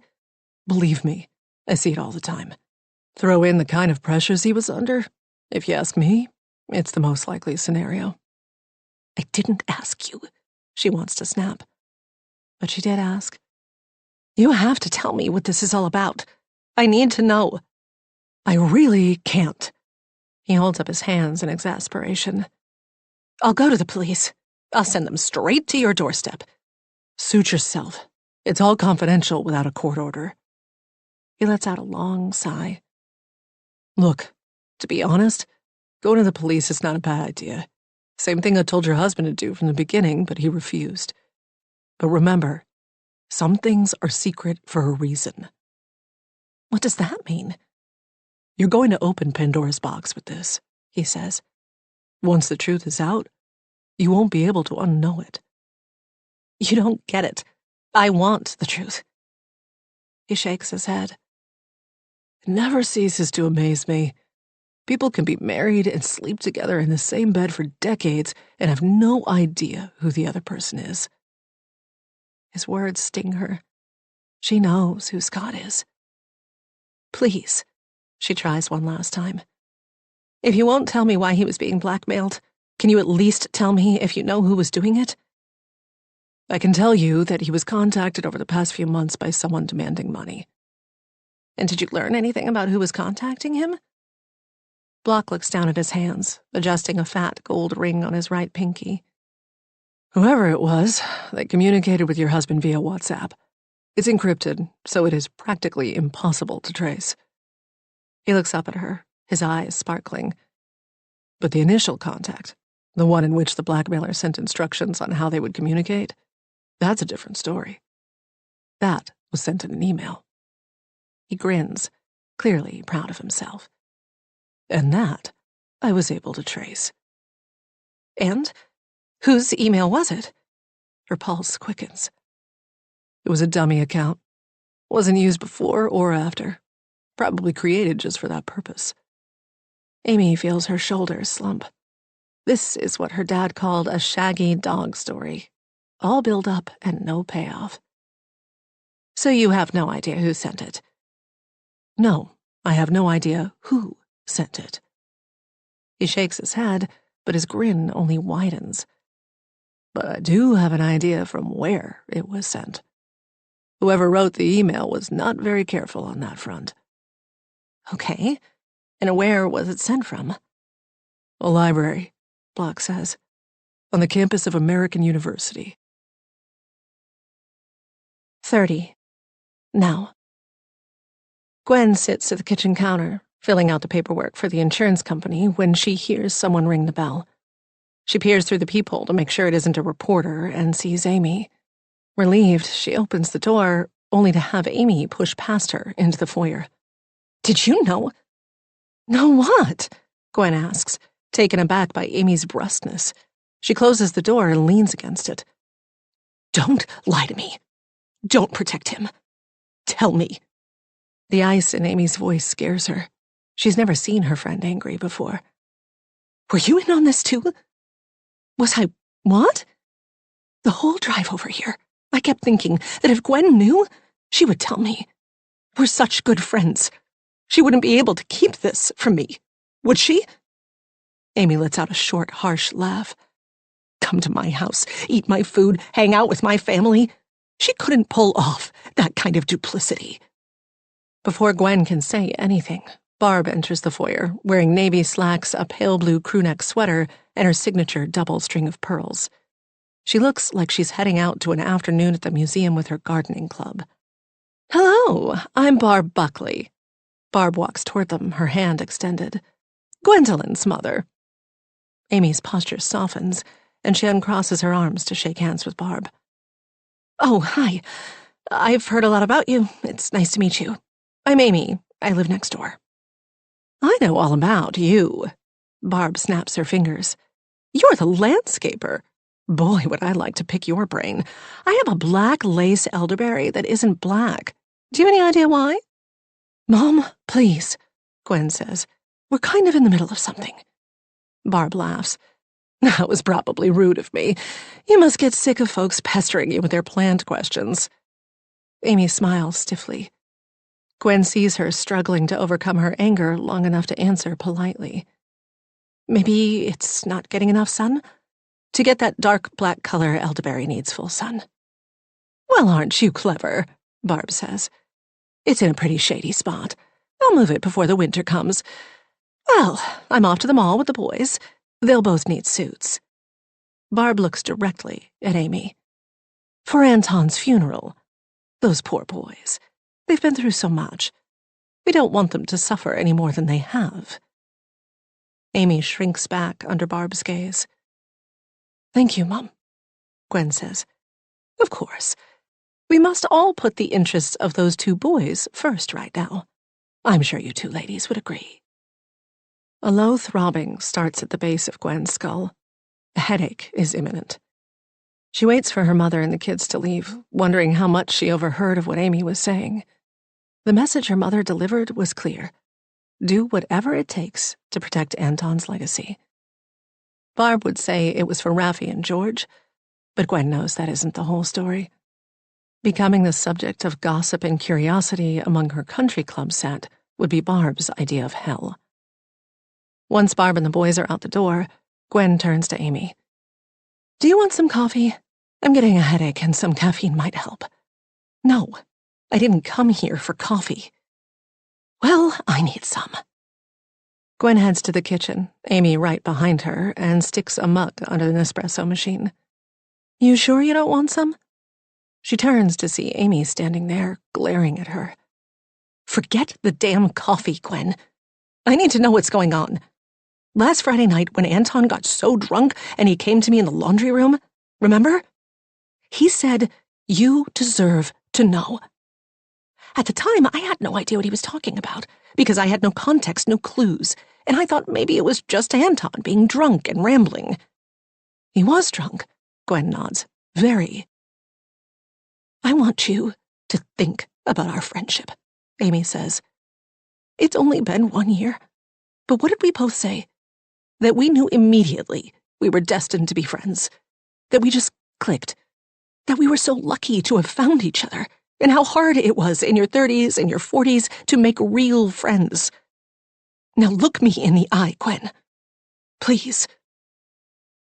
Gwen raises her head and looks at Amy. Amy's freckled face is red with anger. Her brown eyes narrowed. I just found out that someone was blackmailing Scott, and that they communicated via email sent from a library at American University, Amy says, her gaze unwavering. Where Anton worked. I think the person blackmailing Scott was Anton. She pauses a beat. Gwen, am I right? The question is an arrow that shoots straight through Gwen, nailing her to the wall. She can't move, can't breathe, can't look away from Amy's face. In her silence, her stillness, Gwen's complicity is laid bare. If she imagined that she might be able to lie to Amy, to pretend she didn't know, she'd only been fooling herself. Now that the time has come, she is defenseless against her friend's plea for the truth. Yeah, it was Anton. The whispered words barely register to her own ears, but they're loud enough for Amy to hear. And you knew. Amy's voice is low and measured. You knew, and you didn't tell me. Please, let me explain. Yeah, you're going to explain. She laughs, abrupt and unkind. Right before I call the police. But I will give you one chance, as my friend, to tell me your side. What can she say? There's no side. Just the awful, unvarnished facts. That Anton told her everything the other night during their fierce argument, and she did nothing about it. I'm so sorry. You have to believe me. I had no idea what he was up to, I swear, Amy. Not until Friday night. Is that what you were fighting about? Gwen nods. Yes. What did he say? Exactly. He was upset. Really upset. Gwen closes her eyes, forcing herself to remember that night. I had put the kids to bed. Anton stayed downstairs and kept drinking. By the time I got downstairs, he was very drunk. He left out the back with Sababa to walk him, and I followed him out. I confronted him. About what? If you didn't know he was blackmailing Scott, what did you confront him about? I knew something was up. I thought that he had started cheating on me again. My mind just jumped to that conclusion. I had no idea what he had really been up to, Amy. I swear. But what did he say? Amy presses on, louder. What words did he use? He said he had done something really stupid. He said he had fucked up. Meaning what? He was worried. He was in a panic. He was almost frantic. He said he had to warn you. Warn me about what? She asked through gritted teeth. Gwen shrinks before Amy's ferocity. She will have to say it out loud. Ever since Friday night, when Anton told her what he had been doing, Gwen has known that this moment would come. But it's so much harder than she ever imagined. About Noah, she says softly. Noah? Amy's voice catches. Gwen, what does Noah have to do with any of this? I don't know all the details. I was upset. We were yelling at each other. Gwen feels sick. She shouldn't have to do this. It wasn't her fault. This is Anton, that bastard, ruining her life, even from death. He told me he needed money, that I had emasculated him, if you can believe that. He said I cut his balls off. How could he be expected to live like this? It wasn't his fault, he said. It got out of control. Amy slaps her hand down on the granite. Gwen! What does this have to do with Noah? He said he had been blackmailing Scott, Gwen says, the words tumbling out. That he had some dirt on him. And no, he didn't say what it was, and I didn't ask. I was so shocked. I was so angry. I threw a coffee mug at him. It hit him in the head. I thought I cleaned up all the pieces, but that's what you stepped on. Remember? On Saturday? I don't care about the damned coffee mug. Amy steps closer, just inches from Gwen. And for a moment, Gwen wonders if her friend is going to hurt her. Amy may be small, but she's strong from so much physical labor. You're going to explain what this has to do with Noah. Anton said somehow the thing with Scott had gotten out of control. He said it was connected with that woman, that client of yours, Gwen says. You know, the one with the kittens? Kittens? Amy stumbles back. You mean Kathy? How is she involved? I don't know, I swear. God damn it, Gwen. We're talking about my daughter. What did Anton say? He didn't tell me the connection. All he said was... Was what? He was worried that Noah had been going over there. Gwen paused and looked away for a moment. Then, in a lowered voice, she said, that she might be in danger. 31. Now. Danger. The word hangs in the air between them. Amy looks at the woman in front of her. She thought she knew Gwen. How as a girl she'd wanted to be a writer, but realized she didn't have the temperament and settled for public relations. That her favorite flowers are orchids.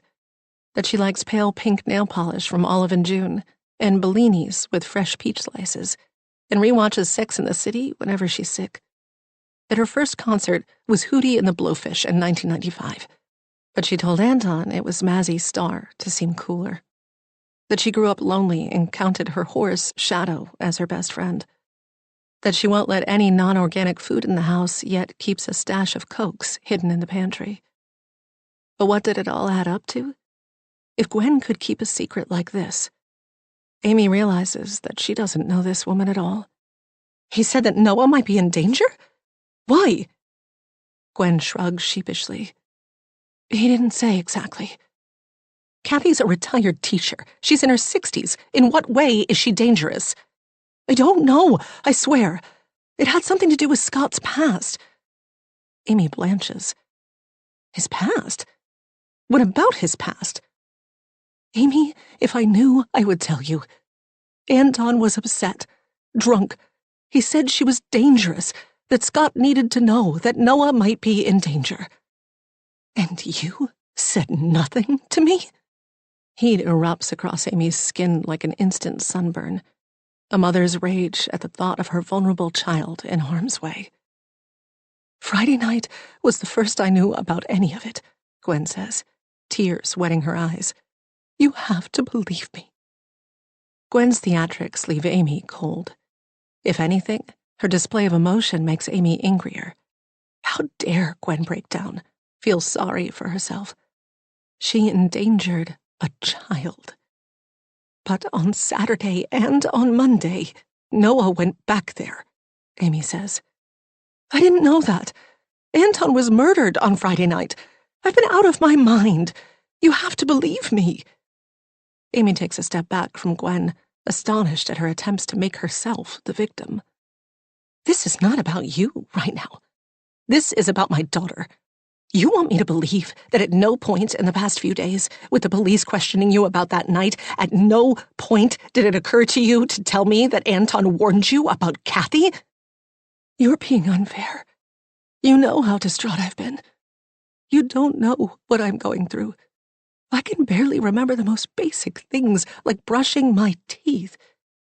I'm sorry I didn't tell you about Noah, about that woman, but I have been struggling just to function. Gwen's voice has taken on a wheedling tone. Not to mention that I learned Anton was sleeping with Lisa. Lisa? I don't want to talk about Lisa. I want to know how Kathy is connected to Scott. What did he mean she was someone from his past? Gwen shrugs. He didn't say. Hot, sweaty, dizzy with anger, Amy pivots and walks back into the living room. Where are you going? Gwen calls after her. To Kathy's. I'm going to confront her. If you won't tell me, then I'll find out for myself what's going on. Amy yanks the door open. Is that a good idea? Gwen asks. She could be dangerous. Amy chokes down a laugh. An image of the older woman pushing her glasses up the bridge of her nose springs to mind. I think I can handle Kathy. Amy storms outside, adrenaline pushing her forward. She gets in her truck and slams the door. Gwen runs out after her, Sababa right behind her with his leash in his mouth. Amy starts the engine at the same time Gwen yanks open the passenger side door and climbs inside as the dog jumps in as well. What the hell are you doing? Amy asks. I'm coming with you. She takes a good look at Gwen. Her $200 jeans have a coffee stain on the knee, and there's a small hole in the sleeve of the short-sleeve cream sweater she is wearing. Her face is blotchy from crying, a bit of eye makeup smudged. She's crumbling, her veneer as fake as her friendship. No, you're not coming with me. Gwen clicks her seatbelt. I know you hate me right now, and I don't blame you, but I can't let you do this alone. So if you want to go to Kathy's house, you're going to have to take me with you. I don't need your help, Gwen. No offense, but you've done enough damage. I'm perfectly capable of talking to Kathy by myself. Gwen doesn't respond, but pulls the dog onto her lap. Fine. Have it your way, Amy says, and yanks the steering wheel hard to the left as she stomps on the gas, forcing the truck into a screeching hard turn and slamming Gwen against the door. They drive in silence towards Kathy's house. All she can think of is Noah, her daughter who thinks everyone is a friend and doesn't understand why people are mean to each other, who believes what others tell her even when it hurts her. Like the time 3 of her former friends told her there was a wounded puppy in the woods behind the school, and Noah wandered off to find it during recess and missed the bell to return. She got in trouble for not coming in on time, but remained convinced for days that there was a puppy in the woods that needed her help. Amy reminds herself that Noah is safe, unhurt. Kathy hasn't harmed her in any obvious way. But what about in less obvious ways? What really went on at Kathy's house? At Huntington Parkway, she swings a quick left off Old Georgetown as a car zooms toward her. That was kind of close, Gwen says as the other driver honks at them. Amy slows down a little over the speed bumps. She has to get her emotions under control. If she wants Kathy to tell her the truth, she can't come in with guns blazing. She needs to play nice. Kathy will respond to nice. But Amy doesn't feel very nice right now. I don't know if this is such a good idea, Gwen says. Just showing up like this. Why aren't you trying to talk me out of this? You're the one who told me she was connected to Scott's past, that Noah might be in danger with her. Are you sending me on a wild goose chase? No, I swear. If there's any chance that Kathy might know something that could help me find Scott, I want to talk to her. I think you'd want to as well. She might know something about Anton's death. I want to know the truth just as much as you do. I just don't think we should barge in like this. Next time we can send engraved invitations. As the familiar house comes into view, Amy's heart begins to pound. She shoots a hard side glance at Gwen, in no mood for debate. She doesn't want to be talked out of this. There have been a few times in her life when, deep in her soul, she knew things. Like how she knew when her mom went into the hospital that it wasn't going to be all right. She knew when she hugged her and kissed her that last time, and everyone promised she would be fine after she got some rest. She knew in her gut it wasn't true. Mom will be fine, her father had said. She only broke a hip. People break bones all the time. He had made it seem routine, but Amy knew it was anything but. Her mom's bones had been hollowed and made weak by the cancer medications she was on. Once she was in a hospital bed, unbeknownst to everyone, an undetected blood clot loosened and began traveling from her leg. Amy didn't know about the blood clot, of course, but she sensed things were not right. She begged her dad to let her spend the night. She offered to sleep on the floor, but her father insisted she go home. Her mother died that night of a pulmonary embolism. It's taken years for Amy to learn how to speak up when that little gut instinct kicks in. But she's not a child anymore. She doesn't need anyone's permission. Outside Kathy's, she puts the car in park and turns to Gwen. I didn't ask you to come here. If you're not comfortable, call an Uber and go home. Amy gets out, astounded at her own directness, slams the door, and stomps up the front steps. She is grateful she is wearing her heavy work boots and pants, that she has a sharp knife inside her jacket's left pocket. Not that she anticipates using a weapon on Kathy, but she doesn't feel vulnerable. She feels infused with some kind of superpower. She bangs on the front door. As she waits on the porch, she looks around and notices what she didn't see before. A sleek blue BMW at the far end of the driveway, about 10 feet in front of the old barn. Not Kathy's usual green Subaru. Gwen appears beside her, holding one end of Sababa's leash. The dog, nose to the floorboards of the porch, sniffs loudly. What is it? Gwen asks. What are you looking at? That car. I've never seen it here before. Maybe she has company. Do you want to leave? It's not too late. Just then, the front door swings open, and a woman in her mid-50s with a choppy, dyed red bob answers. Hello. May I help you? She looks at the two women and the dog with obvious confusion. Amy pulls back, startled. Hi, is Kathy home?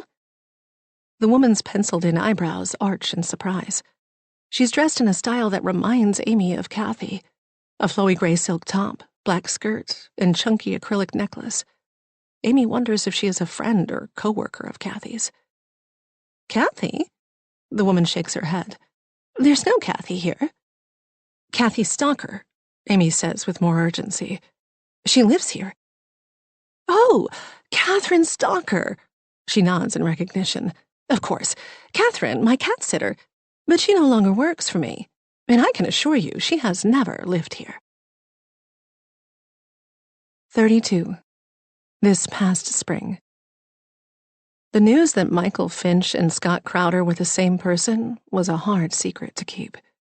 But Lisa had no one with whom to share this juicy little tidbit of knowledge. Twice in the days after her phone conversation with Arlette Fagan from Mad River High School, she almost blurted it out. Once when she and Marcus were watching a movie on their couch the following Saturday, and then a few days later while on a call with a client. The woman was a stay-at-home mom, struggling with whether to go back to work or not.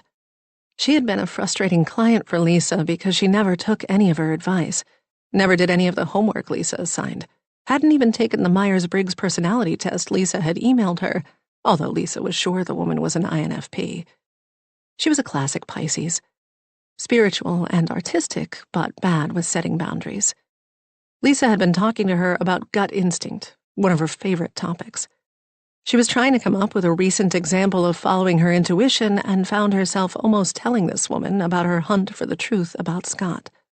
She managed to steer the conversation away at the last minute, but she surprised herself with how tempted she had been to spill every detail. She knew she couldn't share what she'd learned about Scott, not even to a client who didn't know the players, and not even if she changed the names. All she knew at this point was that she possessed incendiary information, even if she wasn't sure why. Her research on Michael Finch was fruitless. He did not exist. Rather, many Michael Finches existed, a screenwriter, a makeup artist, a YouTuber, a constitutional lawyer, but not her Michael Finch. She had better luck with Dexter Cole. She found his name and a picture of a goofy-looking teen with long curly hair and sleepy eyes on a Humboldt County website for missing persons. There were dozens of people listed, men and women of all ages, but Michael Finch wasn't one of them. She suspected that Dexter being listed and not Michael indicated something important. The following Wednesday, Lisa was in the snack section of Whole Foods loading up on chips and kettle corn for Kai when her phone rang. She recognized the area code 707 as belonging to Humboldt County, the same area code Arlette Fagan had called from. "Hello," she answered. Is this Lisa Greco-King? "Yes, it is." She could barely hear the woman over the din of the supermarket. I got your number from Arlene Fagan at the high school. The woman's voice was weak, and she coughed a few times before continuing. We have a friend in common, and Arlette told him about your interest in the case of the 2 boys that went missing 28 years ago. I hope it's all right that I'm calling you. Of course. Lisa stepped away from her full cart, leaving it in the snack aisle, and walked right out of the store. She could barely hear the woman, so she headed to her car for privacy and quiet. She said you were looking into the disappearance. The woman sounded hopeful but hesitant. And that you may have found one of the boys? Well, I'm not 100% sure, Lisa said, closing the car door. But I have a lead. Do you mind me asking who you are and how you are connected to this case? There was enough of a pause that Lisa thought they might have been cut off. But then the woman spoke. I'm Dexter Cole's mother. The words hit Lisa hard. In all her plotting against Scott, she never really thought about the 2 boys who had gone missing in California and the pain their families might have experienced or still be going through. What she was doing had broader implications. This woman was looking for her son, and because of Lisa's snooping, thought she might have a lead. But instead of making Lisa cautious, the thought of being at the center of this drama excited her. She might be the one to help this woman answer a decades-old mystery. Hero might be too strong a word, but Lisa imagined the gratitude this woman would bestow upon her if she accomplished what law enforcement had failed to do for 28 years. I am afraid I don't have any information about your son. I don't know what Arlette told you, but it's the other boy, Michael Finch, that I might have some information about. Oh, she told me that. I need to find Michael. He knows where Dexter is. The woman coughed again. Sorry, I have the emphysema. I don't know how much longer I have, and I want to see justice done. I need to talk to Michael. I believe he knows where Dex is at.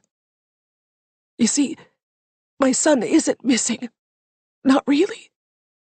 I'm sorry? I think Dex is dead, buried somewhere up on that mountain. And I think Michael Finch killed him. Lisa sank back in her leather seat as it all clicked into place.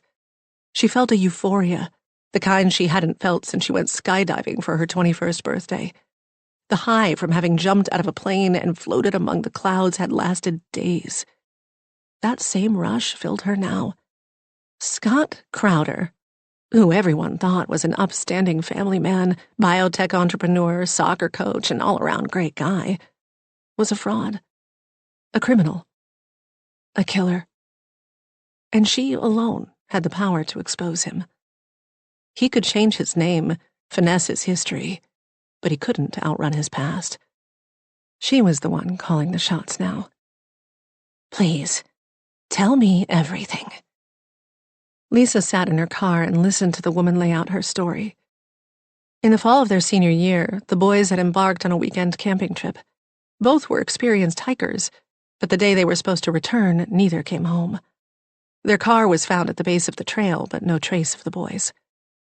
A few weeks later, a hunter found a bloody shirt a few miles from the trailhead. The blood belonged to Dexter, but there were no bodies. They had simply vanished. Only, the woman said, a few months after the boys disappeared, she saw Michael Finch. She was sure of it. "It was the end of the year. Often, I would go up to where Dex and Michael had set up camp and leave flowers. Sometimes I would go up and search the ground as if I might find something the police had overlooked.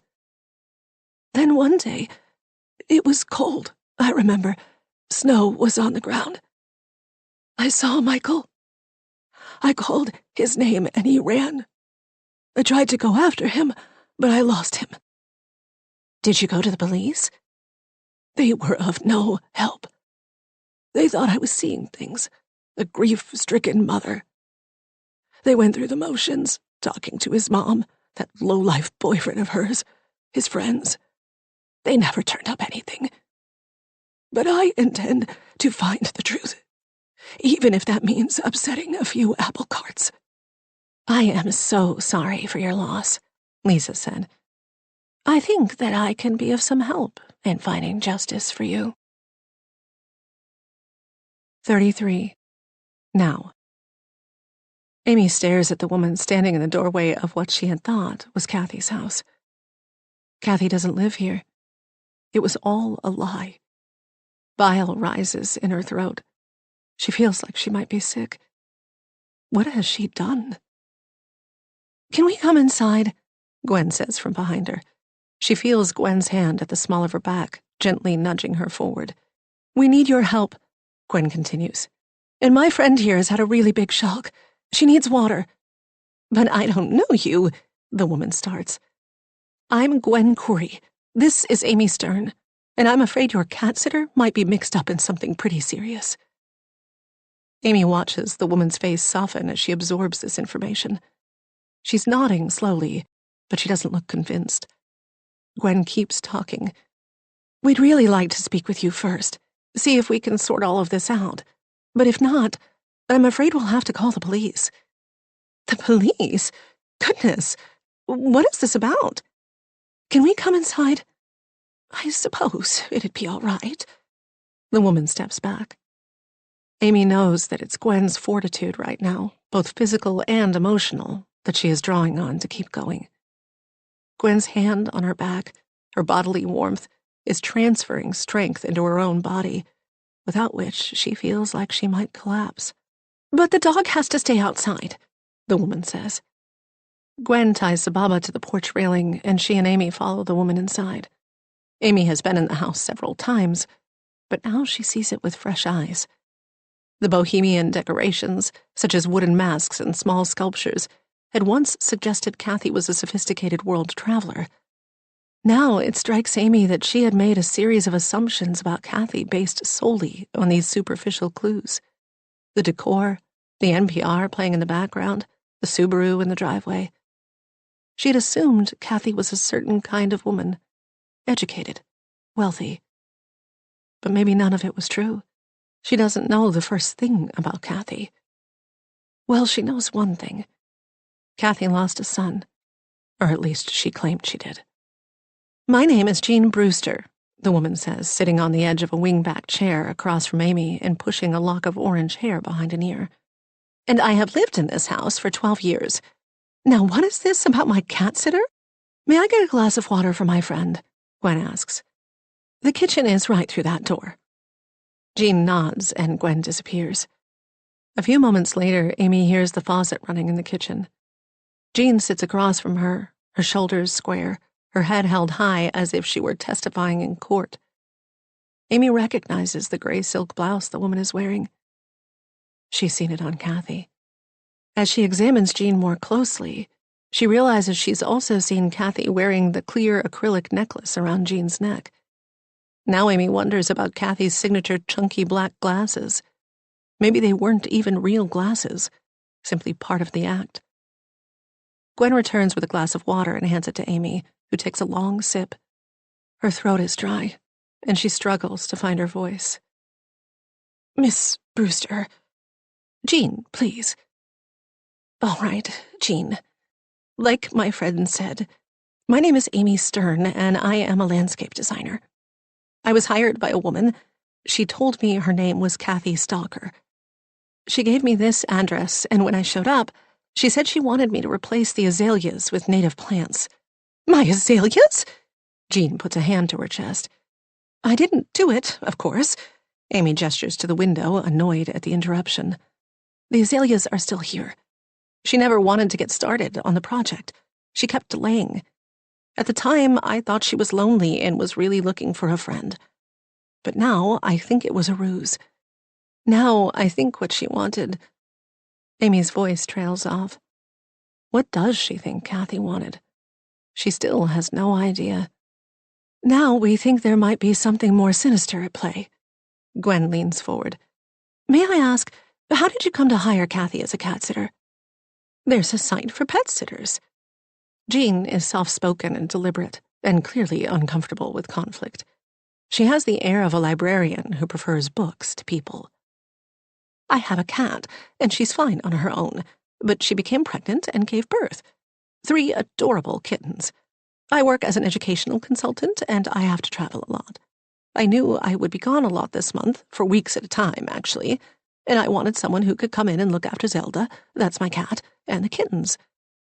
And that's how you met Kathy? Gwen asks. Did she have references?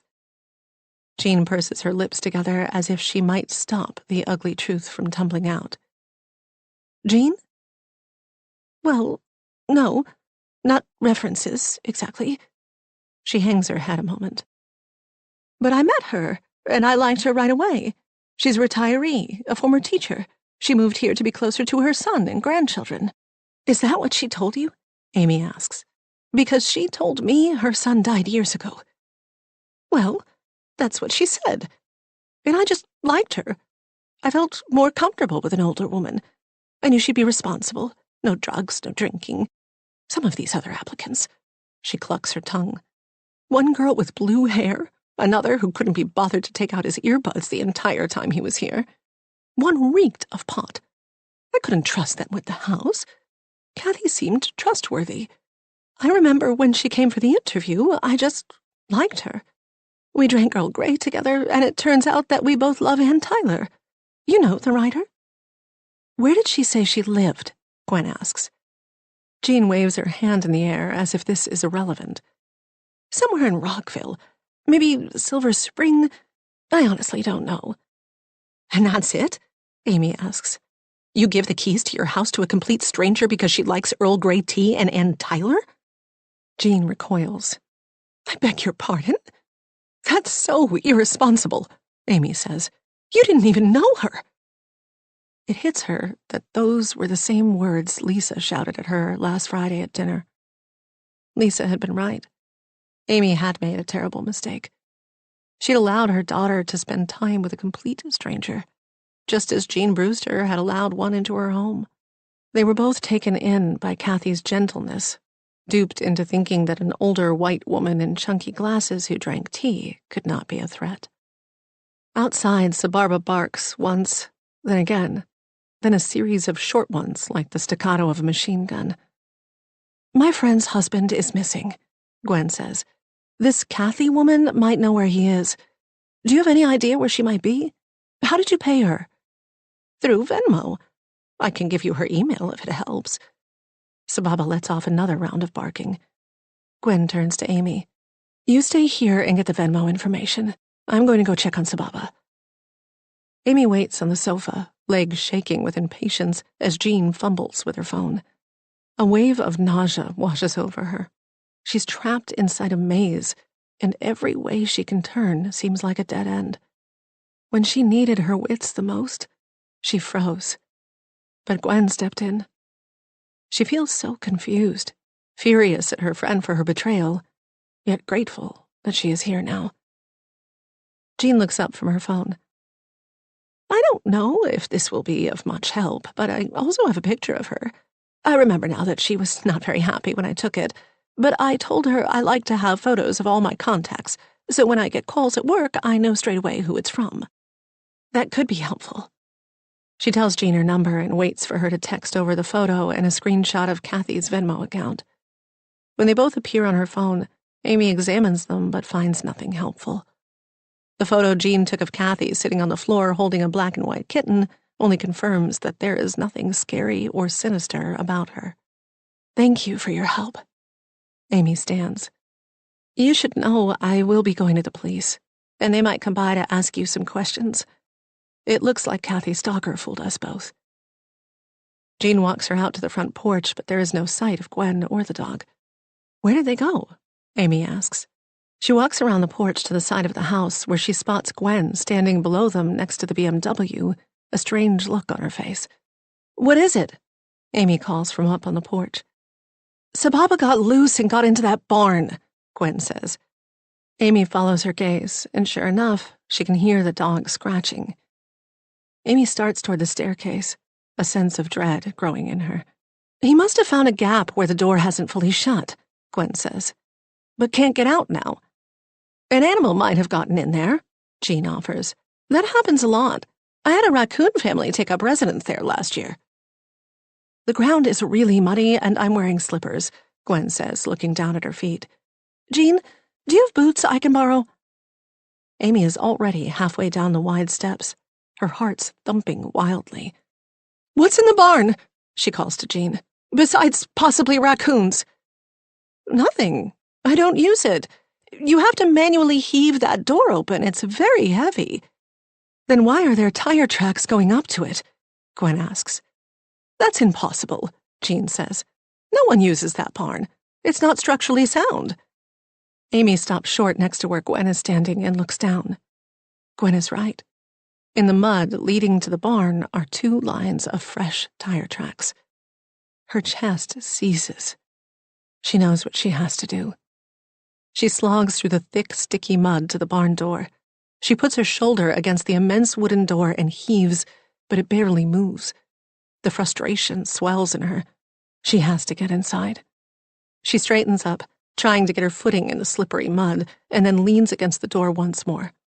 This time she senses Gwen behind her, pushing as well. For a few seconds, nothing happens, and then the door begins to slide open with a low rumble. Once it's open, Amy straightens up, breathing heavily, nerves jangly. She takes a tentative step inside the large space, her eyes adjusting to the dim light. Dust mites dance in the air, and Sababa runs out, yapping, happy to be free.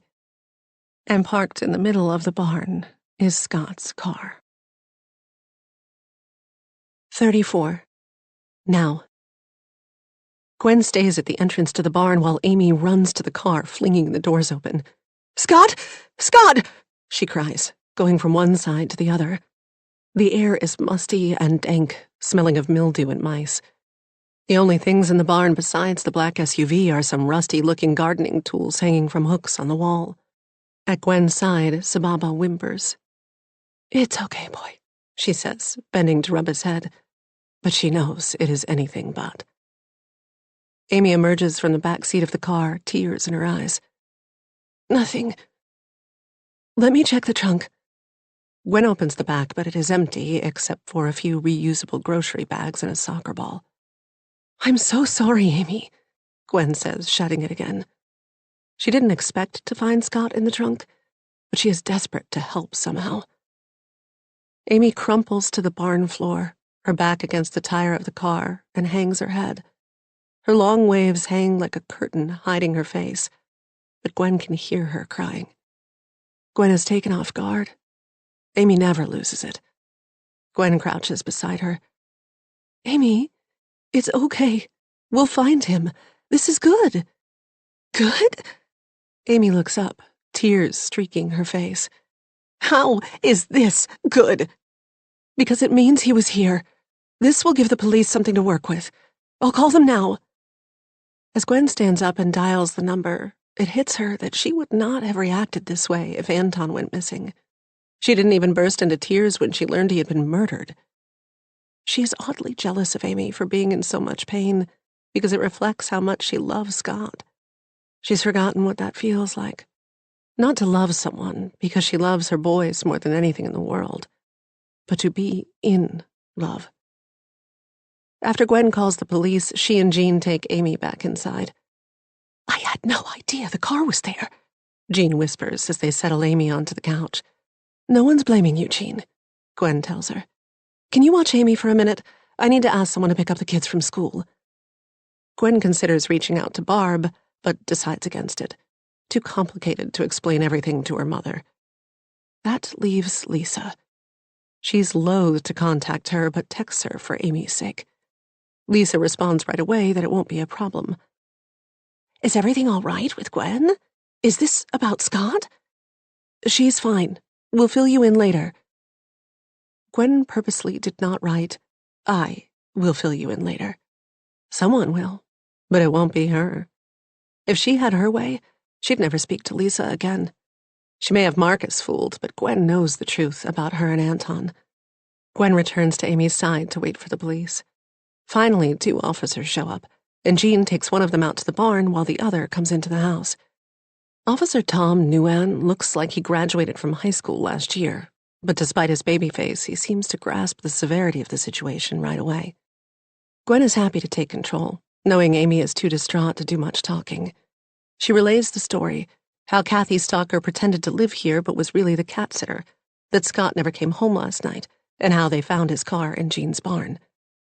This is her role to play right now, but she also hopes it will win back some of Amy's trust. She needs Amy and can't bear the idea of losing her friendship.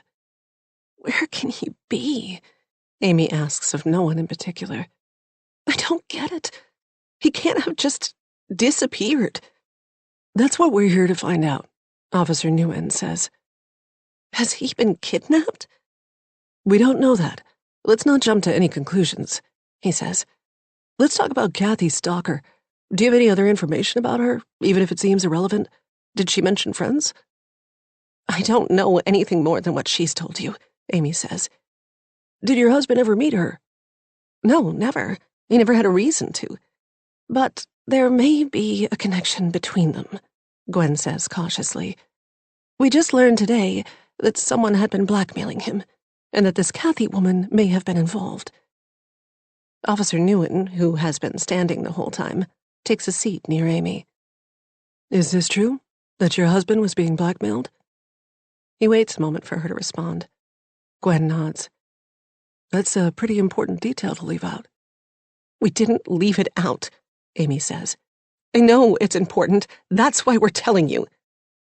What was he being blackmailed for? I don't know. I just found out today from a private investigator he hired to look into it. Why didn't you call the police when you found this out? Nguyen asks. What made you decide to come here? I don't know. Amy looks at her hands. Gwen's heart aches for Amy. It was a dumb thing to do, and it looks even worse now. But Amy was so upset earlier. Do you think that it was Kathy Stalker who was blackmailing your husband? He asks. Amy looks up at Gwen as if for approval. Gwen nods. She has no choice. They have to come clean if there's any chance of finding Scott. No, it wasn't Kathy, Gwen says. It was my husband. His name is Anton Khoury, and he was murdered Friday night. The officer stares at Gwen for a moment before standing. Excuse me, I need to make a phone call. He leaves the room for about 10 minutes, during which Gwen can hear his voice low as he talks on the phone.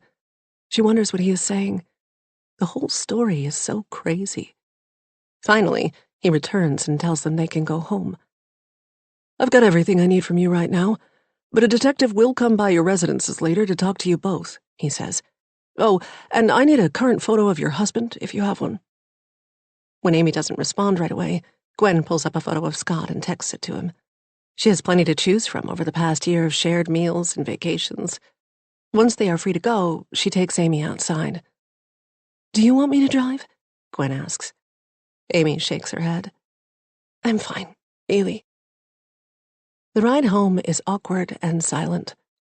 Gwen pulls her cold, damp feet out of the muddy slippers and tucks them under her. She'll toss the ruined slippers when she gets home, give Sababa and then herself a long shower. Barb can take care of everything else. Gwen wants to ask Amy how she's feeling, but she's afraid that her friend might take out all of the day's frustration on her. Amy is giving off "don't talk to me" vibes, and Gwen wants to respect that. Her mind is cluttered with everything she has learned today, and she doesn't have the bandwidth to sort it out. Like the fact that Anton knew about Kathy. She feels the weight of this guilt pressing down on her. She wasn't the one blackmailing Scott, but as Anton's wife, she feels somehow responsible.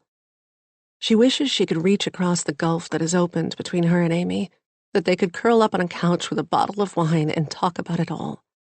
Together, they have a better chance of figuring things out. But Amy is shutting her out. When the truck pulls up in front of Amy's house, Gwen snaps out of her thoughts. "I have to go to Lisa's and pick up the kids," Amy says, getting out. Gwen slips her feet back into her wet slippers and grabs Sababa's leash. The late afternoon sun is hidden behind the thick white clouds, and the air is heavy with impending rain. "Let me know if I can do anything to help," Gwen says to Amy as she locks the truck. "Thanks," Amy says from across the hood. "Maybe you should ask Lisa about Kathy." Amy frowns. "Lisa? You think she knows something about Kathy?" "Well, she did freak out when you said Noah was going over there." Amy looks off in the distance. "That is true. And if she was sleeping with Anton, maybe he told her something." "Gwen, we don't know that." "You don't believe me?" "I don't know what to believe," Amy says, irritated. "And I have enough on my plate right now." "Of course. You never want to think badly of anyone." Gwen turns to her house, pulling Sababa, who has found something dead on the asphalt, to smell behind her. What she really wants to say is, "You always wanted to see the best in her, but Lisa is a psycho, and your husband has some serious skeletons in his closet. And maybe it's time you grew up and faced facts." But right now, Gwen feels like Amy is the only friend she has in the world, and she doesn't want to lose her, so Gwen forces herself to smile. "And that's one of the things I really love about you, Amy. Just be careful who you believe." 35. Now. Marcus answers the door wearing an apron and envelops Amy in a hug. We've listened to some very interesting parts so far. Now let's take a short break, relax your mind with a gentle tune, and then continue our journey of knowledge.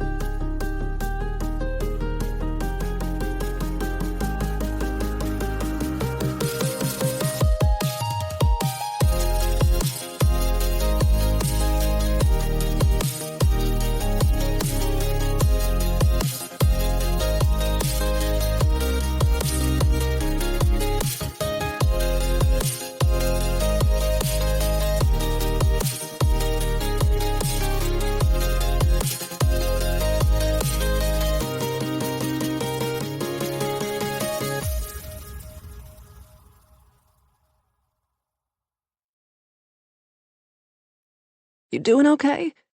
He pulls back to look at her face. "Any word on Scott?" Amy shakes her head. "No, but we found his car. I'll tell you about it inside." "Gwen all right?" Marcus asks, nodding across the cul-de-sac to where Gwen is still standing on the front stoop of her house. Amy turns to watch Gwen disappear inside. "Not exactly." Amy follows Marcus into the brightly lit kitchen where she is greeted by smells of garlic and butter. "Shrimp and rice," Marcus says. "I've made plenty if you want to take some home for the kids." "You're sweet," she says, suddenly exhausted. She hasn't thought about dinner and is tempted by Marcus's offer, but she doesn't want to impose. "I don't want to be any bother." "It's no bother." He pulls out a large Tupperware from a cabinet and begins scooping from a sheet pan. "I always make twice as much as we need, so we'll have leftovers. Now tell me, what's going on? Lisa said Scott was missing?" She tells him an abbreviated version of the story. How Scott didn't come home, and how her client didn't really live at the house that she claimed to. Amy leaves out the part about Anton blackmailing Scott out of a sense of protectiveness for Scott. Whatever Scott has done, she wants to hear his side of the story before she passes judgment. She knows other people will jump to the worst possible conclusion, even friends like Marcus. "I wonder what's up with this Kathy woman," he says. "Do you think Scott is in some kind of danger?" "I have no idea. I just hope the police can find him soon." She looks at her watch. "I better give the kids a heads up that it's time to go. You know it takes them a while to transition." "I'll do it," Marcus says. He walks to the basement door, puts 2 fingers in his mouth, and lets out a shrill whistle. "Benji? Max? Your mom's here!" Cries of disappointment come up from the basement. "This is a 5-minute warning," Marcus calls back and shuts the door. "The whistle's a pretty good trick," Amy says.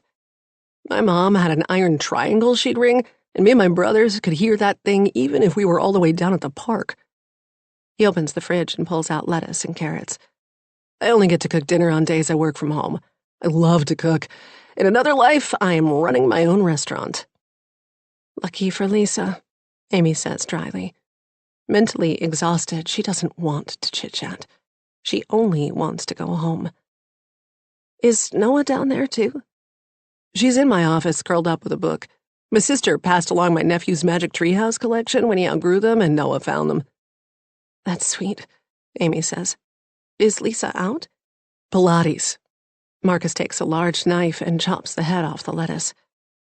"She came here the other night, you know. Gwen did. Pretty drunk, making all kinds of crazy accusations." "Yeah, I'm aware." "And you know what about?" Marcus stops chopping and looks at Amy, one eyebrow raised. "Yeah," Amy nods. "I wish she would just calm down and talk to us," he says. "I think Anton's death is affecting her. I mean, not just in the obvious ways." He tosses the chopped lettuce into a wooden bowl and grabs the carrots. "If she had come and talked to me, I could have told her that Lisa and Anton bumped into each other in Tampa." "You knew about that?" "Sure. Lisa told me as soon as she got back. They went out to some restaurant and got drunk, had fun. Anton was at some conference. She said there were some other writers there, too." "I think Gwen might be losing it a bit," Amy says, picking her words carefully. She doesn't want to go into all the details about the secrets Gwen's been keeping from her. Some of her earlier anger has subsided a bit. She's not sure how she feels about Gwen right now. It's the stress of Anton's death. Not just a death, but murder. On the way home to her house, the boys run ahead, but Noah stays by her side. Amy adjusts the warm Tupperware in her arms, thinking about what Marcus said. She doesn't know what to believe. It seems crazy that Lisa and Anton might be having an affair, yet Gwen was so sure. And Gwen was right about one thing. It was odd how upset Lisa got when she heard Noah had been spending time at Kathy's. But it is impossible to figure out if that was just Lisa being Lisa, or if she might have known what Anton was up to. Amy would need to ask her in person to gauge her reaction in order to know the truth. "Mommy, Kai said that George and Rafi's dad was murdered, but you said he died in a car accident." Her tone is slightly accusatory. "Well, he was hit by a car. That's what I said." "Kai said there's a killer on the loose." "He said what?" Amy stops short. He said I should put a chair in front of my door so the killer doesn't get in, but I think he was trying to scare me. He shouldn't have said that, Amy says. I'll say something to Lisa. No, don't. Please, don't say anything. Promise? Amy sighs and continues walking. Fine, I won't. But I don't want you to worry. No one is coming to hurt you. Did he tell the boys the same thing? Noah shakes her head. No, just me. But was it an accident, or was it on purpose? The boys have got ahead inside the house and left the front door open. Amy pauses on the stoop, unsure of what to say. Adults are supposed to have all the answers, but she has none. We're not sure. The police are trying to figure that out now. But I don't want you to worry. You're safe, okay? Noah nods and then steps into the dark house. Amy follows, moving from room to room and flipping on all the lights. In the kitchen, she cuts up some carrot sticks and apple slices, spoons the shrimp and rice onto plates, and calls everyone to dinner. Since Daddy's not here, can we watch something with dinner? Noah asks. The boys instantly chime in, arguing about what show to watch. Amy relents. She has little energy to enforce screen limits tonight. The kids grab their plates and drinks and head to the family room. Amy sits at the kitchen table alone, staring out into the blackness of the backyard. The floodlights in Gwen's yard go on and then off. Maybe she was letting Sababa out. Maybe it was a fox that activated the motion sensors. The distance to Gwen's house is about 30 feet, but it feels 1,000,000 miles away. How strange that they are each going through the suburban dinner-time ritual while both their husbands are gone. Missing. Not gone. Scott will come back. After dinner, the kids drop their dishes in the sink and rush upstairs. Normally, she and Scott do the dishes together, tidying up the kitchen as their chance to catch up at the end of the day. She thinks of his car sitting in that barn. How did it get in there? Did he drive it in himself? Was he forced to? The not knowing is unbearable. She's prioritized stability her whole life, but now she has to accept that she may not really know the person she thought she could count on. John Block's words come back to mock her. It never ceases to amaze me. People can be married and sleep together in the same bed for decades and have no idea who the other person is. Amy goes upstairs and starts looking through Scott's drawers. She's not searching for anything in particular, but hopes that some object might trigger a buried memory, activate some dormant knowledge. But Scott has no secrets in his sock drawer or tucked under his neatly folded sweaters. In his bedside table, she finds a stack of cards from his recent birthday. One from her, homemade ones from the kids, and one in a yellow envelope, return address North Carolina, where his Aunt Kay lives. Amy opens the card and reads it. It's a standard Hallmark card. His aunt has signed her name, and that's all. She's the only family Scott has left, a fact that now strikes her as meaningful. With her 3 stepbrothers, her dad, and Deb, Amy has people. Holidays are always spent up in Baltimore, and since she married Scott, he has always gone along, happy to be part of a big, boisterous family. She loved having him with her at these gatherings. He got along with everyone, and in an odd way, he made her feel like she belonged in her own family. But now she wonders about Aunt Kay. Amy glances at the clock. It's only just after 9. Not too late to call. Not when it's something important like this. She's nervous, calling. She's never had reason to pick up the phone and dial Scott's aunt before. She only has the number in her phone because they were traveling through North Carolina a few years ago, and they stopped by and had a quick lunch with her. Aunt Kay answers right away. They chat for a few minutes, and Amy is reminded that, despite how bright Kay is, she's a mathematics instructor at a local community college, and she lacks many social graces. I'm actually calling because I have some difficult news. I hope you don't need money, Kay says. I don't have any. In fact, I've taken in a boarder. No, we don't need money. It's about Scott. He's not in trouble again, is he? Amy's heart gallops. What do you mean, again? Never mind. Hurry up and tell me what you want. I have papers to grade. Scott's missing, Aunt Kay. The police are looking for him. I'm very worried about him. She pauses, but Kay says nothing. I think he was being blackmailed. Do you have any idea what that might be about? I don't want any trouble. Amy can hear papers shuffling in the background. Of course not, Amy says. Neither do I. What did Kay mean by that? It didn't sound like simply the skittishness of an older woman who was used to a solitary life. There was an edge to her voice. Where was her concern for her nephew? I was happy to take him in and help him finish high school, get him on his feet. I gave him a roof over his head and food to eat. I know you did, and he was always very grateful. But that's the end of it for me. I'm not getting mixed up in anything. I wish you good luck, but I can't be of any help. Please don't call here again. Amy gasps, unable to control her surprise. Okay, you can't mean that. I do, and if I were you, I'd get myself a good lawyer. 36. This past spring. The question Lisa couldn't get out of her mind was, what did Amy know? There was no way she could ask her friend directly if she was aware that her husband was a murderer and a fugitive. That wasn't the kind of thing you dropped into the middle of a conversation about which summer camps still had openings for August. But Lisa knew that she had to figure out what Amy knew about Scott's past. If this was Amy's secret, too, if she had committed to protecting Scott, well, then Lisa would help her by keeping his secret as well. It would bond them together even more tightly. Nothing would ever be able to come between her and Amy. But if Amy didn't know, then Lisa was faced with a decision. Doing nothing wasn't an option. What was the point of carrying around a stick of dynamite if you never used it? Memorial Day was a scorcher, and the neighborhood pool club's potluck was packed with families. Armed with a quart of potato salad from Giant, Lisa headed down to the pool with Marcus and Kai. Gwen had shown up right when the pool opened and placed sky blue and white striped Turkish towels on half a dozen chaises, as well as commandeered one of the few glass-topped tables with an umbrella. Tasked with guarding the chairs, Lisa took a seat at the table with Amy while everyone else went to stand in a long, snaking line for the buffet. Lisa pulled out a bottle of tanning oil and began rubbing it onto her shoulders. She didn't burn, thanks to her Mediterranean heritage, and she never felt better than when she was bronzed by the sun. Across from her, Amy sat in the shade of the umbrella and applied a thick white goo on her freckled skin. Lisa had thought for a long time how she might approach the topic of Scott's history with Amy to discern if she knew anything.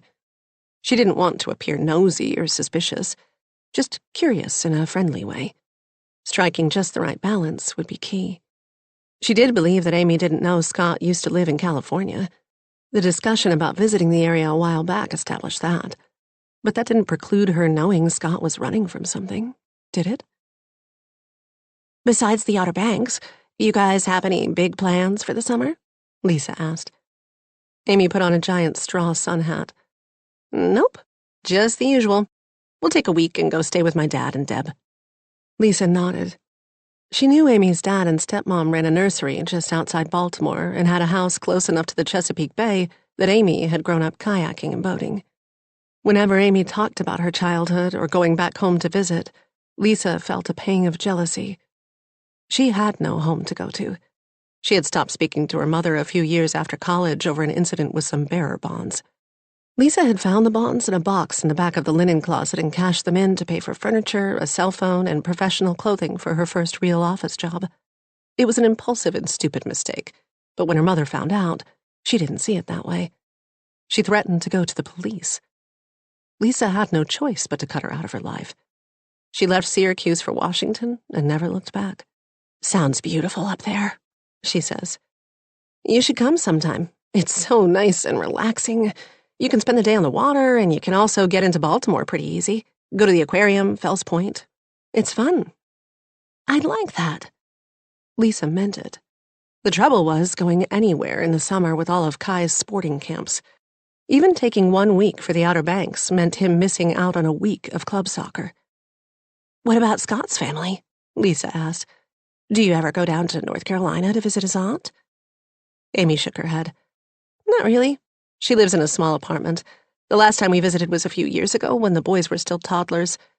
Aunt Kay is kind of a strange woman. Have you been out to New Mexico, where Scott grew up? You must be curious what his childhood was like. Amy's face was unreadable, hidden behind her glasses and under that big hat. "I'd like to," she says cautiously, "but Scott's not that interested. He's not really the nostalgic type. I love going back to the same restaurants and hangouts from my childhood. I guess it also helps keep me connected to my mother. She grew up in the same town I did, and she's buried there along with my grandparents. So I like to go back and revisit history. But Scott? Not so much." Lisa tries to decipher this answer. She senses some tension in Amy's voice, but whether it was from hiding a secret or justifying her husband's odd detachment from his past, Lisa could not be sure. Out of the corner of her eye, she sees Raffi, George, and one of Amy's boys, maybe Max, hustling over, holding plates laden with food. She's running out of time. Panicking, she blurts out the first thing she can think of. "Do you ever go through Scott's old yearbooks? I've looked at Marcus's, and they are hysterical. He had this fade haircut in 9th grade. I swear, it was almost as high as that guy's from Kid and Play." She's rambling, but it's a Hail Mary. "Did Scott have any funny haircuts in high school?" Amy takes off her sunglasses and shakes her head. "He probably did, but I've never seen pictures from when he was a kid. I don't think he kept his yearbooks from high school. A lot of that kind of stuff got lost when his mom died and he moved from New Mexico to North Carolina to live with Kay." Amy grins. "Hey, Benji, where's Max?" The conversation was over. Lisa's heart was racing and she was sweating. She fussed over Raffi and George to burn off some of her nervous energy, helping them open their juice boxes, getting them napkins. Amy doesn't know. There was no way. She could see how Scott had easily duped her. A childhood in New Mexico, his last year of high school in North Carolina. But what about the in-between? That year or years, she didn't know how long, during which he was most certainly in Humboldt County, California.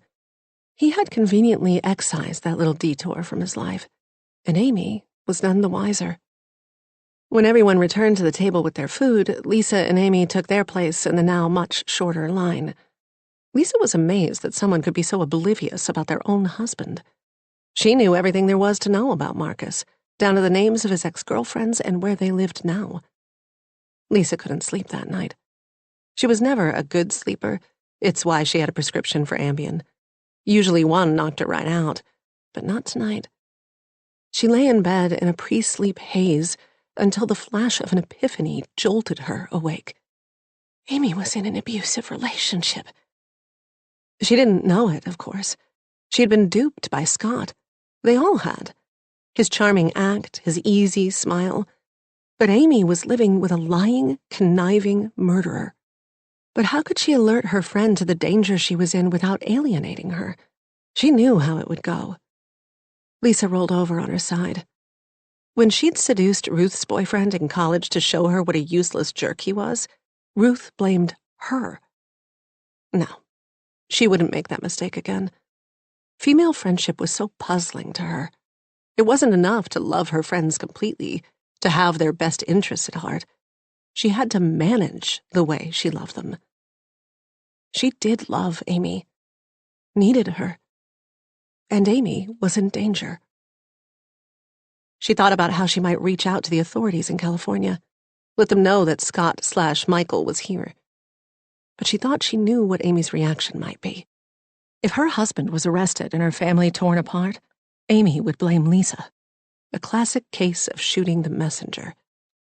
There had to be another way, a way to arouse suspicion and drive a wedge between them. The goal was to make Amy feel so betrayed, so hurt, that she would never forgive Scott, that she would turn to her loyal friend Lisa for succor and support.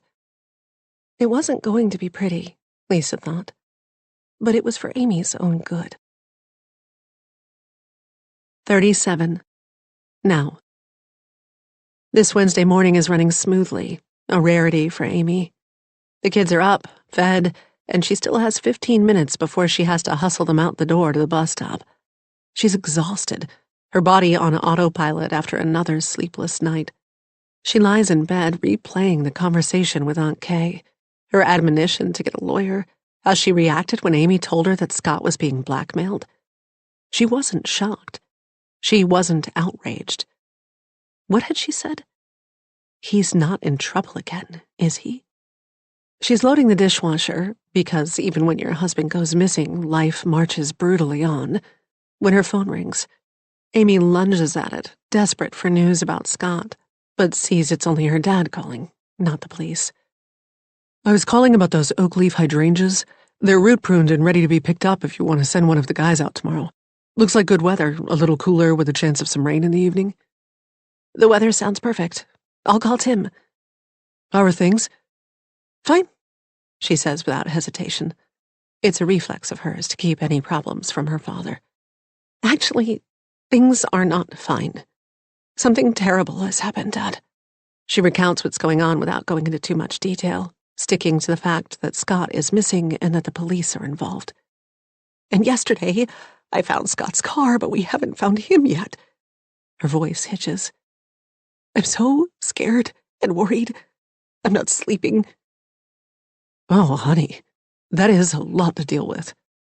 He clears his throat. I'm sure the police will find him. They're very good at this sort of thing. You'll see. There'll be a logical explanation. She waits for something else, some sign of emotional life in him. She feels as if they are on opposite sides of a great lake, shouting across a vast distance. She longs to be closer to him. She needs him now the way she needed him when her mother died. She wants him to reassure her the way only a father can. He'll show up. He loves you so much. The silence is deafening. Yeah, I'm sure you're right, she says finally, just to keep the conversation moving. And how about the kids? How are they handling this? They think he's on a business trip. I don't want to scare them until we know more. Well, that sounds smart. Why don't you all come up to the house this weekend? At least you won't be alone, he says. Your brothers will be here too. Deb is making chili. You should be with family at a time like this. Maybe, Amy says. Did I tell you your brother and I installed a zip line in the backyard? I bet the kids would love it. I bet they would, Dad. A heavy sadness settles on her shoulders. The doorbell rings. I better go. There's someone at the door. Sure. Oh, Amy, one more thing. Yeah? She asks, her voice rising on a hopeful note. I threw in a maple leaf viburnum. I know you didn't ask for it, but it's a beautiful specimen, a real four-season winner. If you can't find a client that wants it, you should keep it. I will. Thanks. Amy hangs up and squeezes back the tears that are threatening to flood her eyes. She knows his love for her is in there somewhere. He's just never been one to express it with words. But taking the time to select the perfect viburnum specimen and put it aside is his way of telling her he is thinking of her. Amy just wishes he could say it out loud. The doorbell rings again. Coming, she calls as she walks to the front door. Who is it? Noah pops out of her bedroom and takes a perch on the stairs. I don't know. You all set for school? Noah nods and Amy turns away from her daughter so she can wipe at her eyes. She doesn't want Noah to see her upset. Let's find out. She opens the door to see Detective Salazar standing there. Oh, hi. Good morning. Didn't Officer Nguyen mention I would be coming by? I guess he did, but I didn't realize it would be this early. I wanted to catch everyone before work, school, you know. Please, come in. Amy steps back to allow him room to enter the foyer. We can go in the kitchen to talk privately. She jerks her head toward Noah on the stairs. As Detective Salazar steps inside, he touches 2 fingers to his brow in a salute to Noah. Morning, young lady. Noah stares, wide-eyed. Salazar turns back to Amy. Actually, it's your daughter I'd like to have a quick word with, if you don't mind. At the sound of the word daughter, Amy's stomach does a flip. She steps back a few feet into the dining room and motions the detective in. He follows her into the darkened room. I would do anything to help you guys find Scott, she whispers. But my kids think he's on a trip, and I'd like to keep it that way. Of course, I won't say anything, Salazar says. We just want to ask her about the time she spent with the stalker lady. Maybe she saw something or heard something. I've already asked her that several times. She doesn't remember anything being off or scary or strange. Well, if it's all right with you, I'd like to ask her myself. Amy sighs. I guess so, but you have to keep it short. I don't want them to miss the bus. He nods, and they re-enter the foyer. Noah is still standing in the same spot.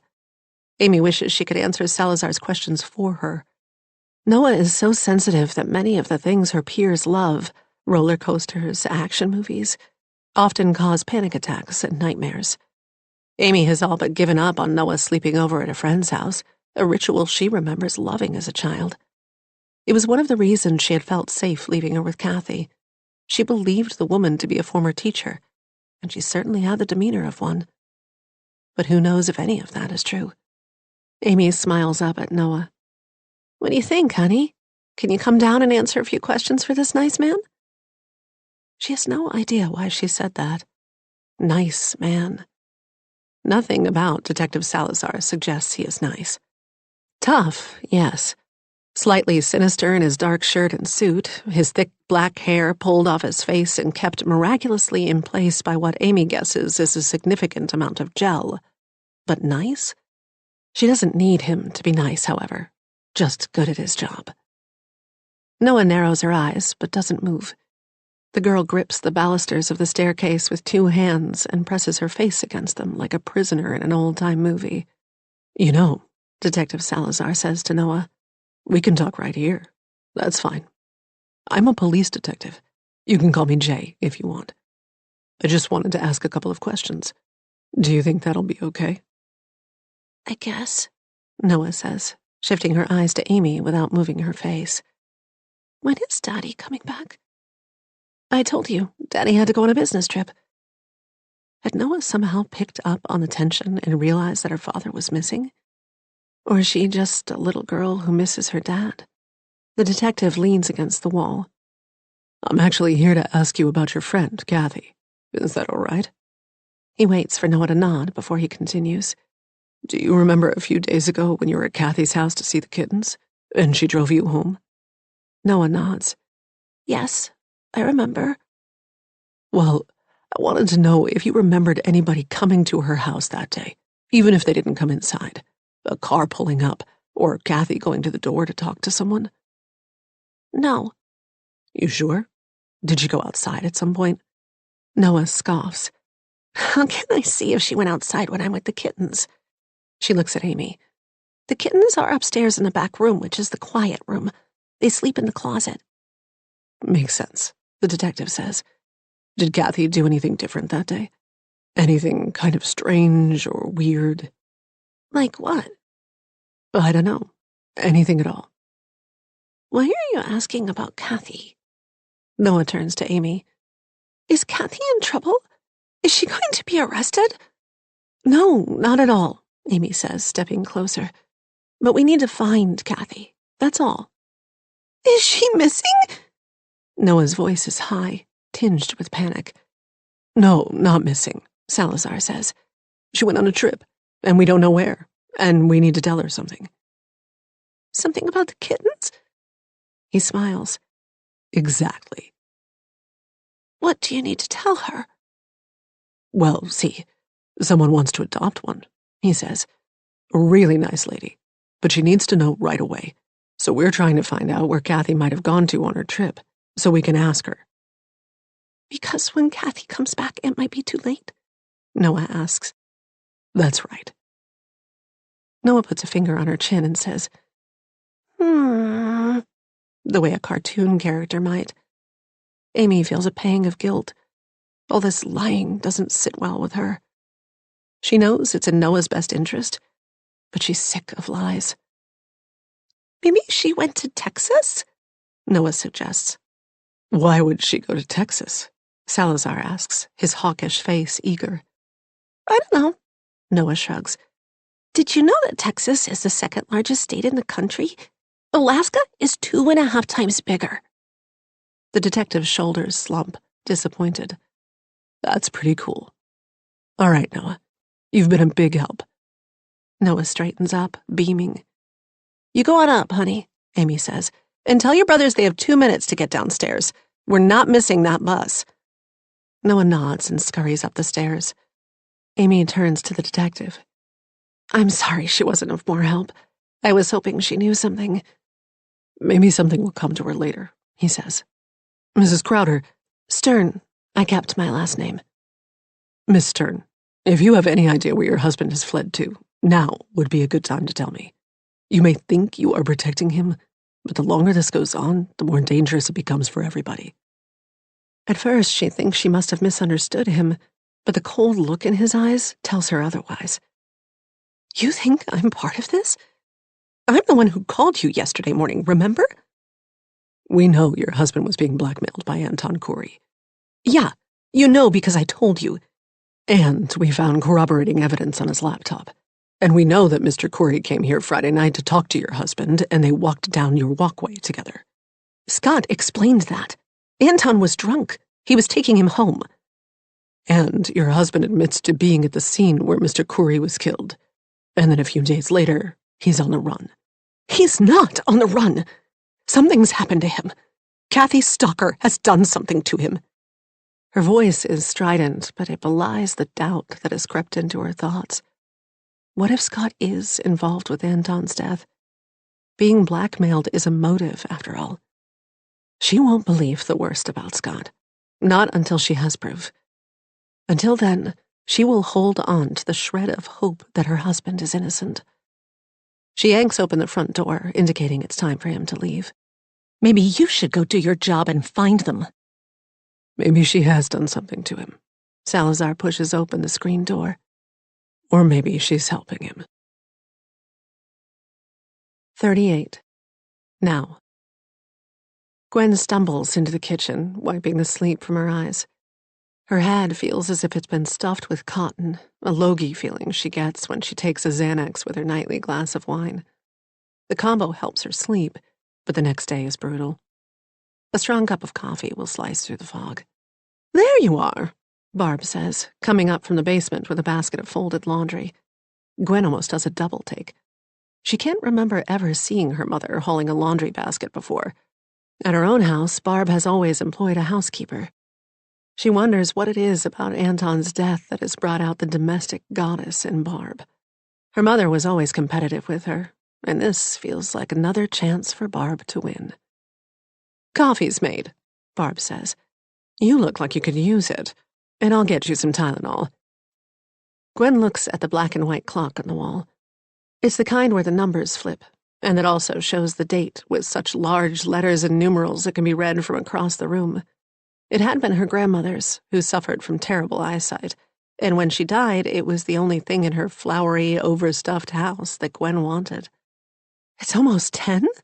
Can't believe I slept that much. Her mother says noncommittally. Where are the boys?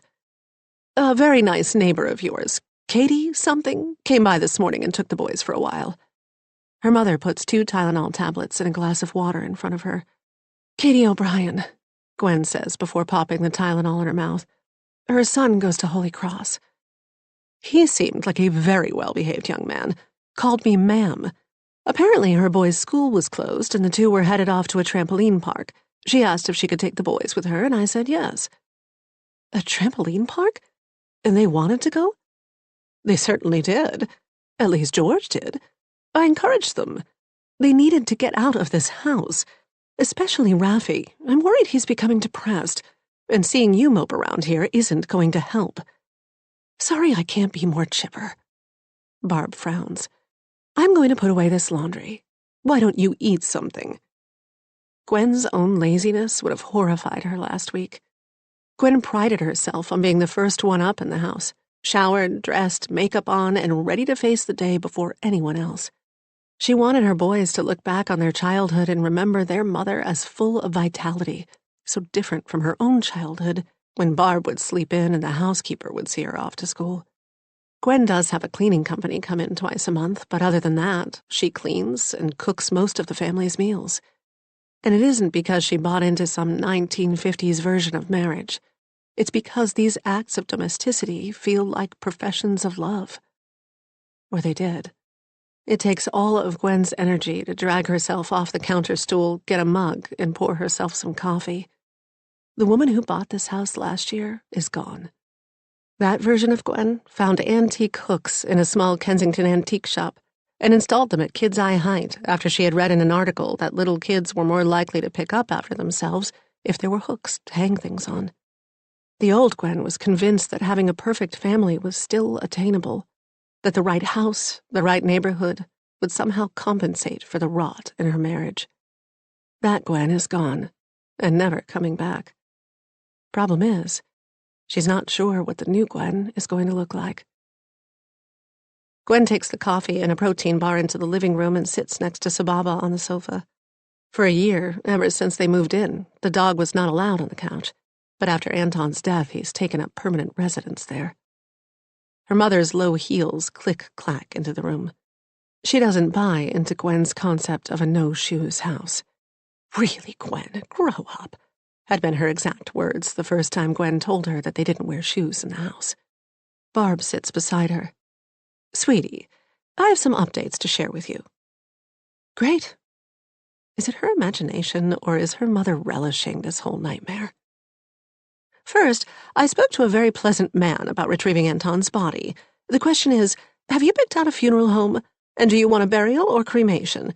Did Anton discuss that with you?" "He wanted to be cremated." "All right, then. Do you have a preference for a particular funeral home?" Gwen can't help but laugh. "No, I don't have a favorite funeral home. Gwendolyn, I am trying to help. I'd appreciate a civil tone. We still need to talk about where to have the funeral. The obvious choice is a funeral home. My DC friends recommend a place called Gawler's. They'll try to sell me the whole package, and I think it's a good idea. They'll handle everything, and since you and Anton didn't attend church, well..." Her voice trails off. She doesn't need to finish the sentence. The judgment is clear. Her and Anton's lack of a religious life was another mark against them. "I think a funeral home is the best idea." "I guess you're right. Do we have to decide now? Like, this minute? I'm afraid life marches on, and the boys need a funeral, honey. You know there's an open homicide investigation going on right now, don't you? All the more reason to focus on the person Anton was. The community will want to come together to say goodbye. Whatever marital issues you and Anton were working through..." "Marital issues? Mom, he was screwing my friend. Honestly, this generation..." She throws up her hands and looks around the room as if she is on a talk show, trying to connect to a studio audience. They think they're the first to discover their husbands have gotten a little too friendly with one of the other wives. This has been going on since time immemorial. Have those same husbands also been blackmailing their best friends? Has that also been going on since time immemorial? What in God's creation are you going on about?" "Forget it, Mom." "Listen, honey. Time for some tough love. Life is hard. What made you think you'd be exempt? Do you live in a refugee camp? No. Have you had to bury your children? No." Barb answers her own questions without pausing for a beat. "We all have to grow up and do what's expected of us, even in times of grief. Especially in times of grief. There's a right way and a wrong way to handle yourself, because it's more than just you. It's those two boys. How you handle this will have a huge effect on how they process it. Just because you are angry at Anton, and rightfully so, doesn't give you the right to poison their memories of their father. These boys need to remember the dad who loved them, who was there for them, not the failed husband or weak man that you think he was. That he definitely was. Not that I think he is." Gwen sniffs. "By the way, worst pep talk ever." "Listen, I'm going to head over to Gawler's and talk to someone. I want to do it before the boys get home. How about you take a shower and then take a little time today to sort through everything?" She gestures toward the piles. "Just make piles and I will deal with it. What needs to be donated, what's trash, and what things you want to save in bins. We have plenty of room at our house." What things of Anton's would I want to save? Oh, things the boys might want when they're older, but maybe you don't want to have around in the meantime. Barb pats Gwen on the knee and stands up. "You can do this, Gwen. We're not going to have a repeat of college. Not on my watch." Gwen goes upstairs to take a shower, praying that when she is done, her mother will be gone. Barb had to bring up college and the half-year Gwen spent in an outpatient program for disordered eating. Her mother might offer to help, but there would always be strings attached, and she'd never let you forget your weaknesses. After her shower, Gwen puts on a pair of petal pink leggings and a beige sweatshirt, twists her hair into a knot, and clips it to the top of her head. She does feel better when she's clean and in cute clothes, maybe even ready to tackle the piles of Anton's things. One of Anton's favorite t-shirts sits on top of a tall stack of clothing. She picks it up and shakes it out. It's from the Pixies reunion tour in 2004, an old favorite, worn thin from use. Gwen brings it to her face and inhales. Even though it is clean, she can smell Anton mixed in with the scent of the detergent. Some musky odor that is all his own has found its way into the fibers of the shirt. The tears come as memories break through the walls she has built around them. She squeezes her eyes shut and sees the two of them on their honeymoon in Paris, stopping halfway across the Pont des Arts to add a padlock with their initials to the wall of lovers' locks. "I love Gwendolyn!" Anton shouted, hurling the key into the Seine. She throws the t-shirt back on the table, not ready to part with it. It lands atop one of the heavy pewter candlesticks she's never liked. She picks up the candlestick. It weighs at least a few pounds. Their 10th anniversary was supposed to mark a rebirth of their marriage. What a joke. She tosses the two sticks into the box marked Donate, where they make a satisfying thud. Next to the clothing is an open box filled with notebooks. She flips through the top one and stops on a page filled with sentences and sentence fragments, all in quotes. Mornings are the worst. Wakes up and for a fraction of a second I don't remember my baby is gone, and then it all comes back. He went up the mountain and he didn't come back. I'll never stop looking for answers. Somebody knows something. I feel it in my bones. My son is dead. He's gone. Gwen sucks in her breath. She flips to the front of the notebook. On the first page, written in Anton's neat block lettering, is Interviews with Kathy Stalker. Gwen sinks to the floor, the notebook open in her lap. She turns to the first page and begins to read. 39. This past summer. After Anton signed the credit card bill, Lisa took the pen, enjoying the heft of it in her hand.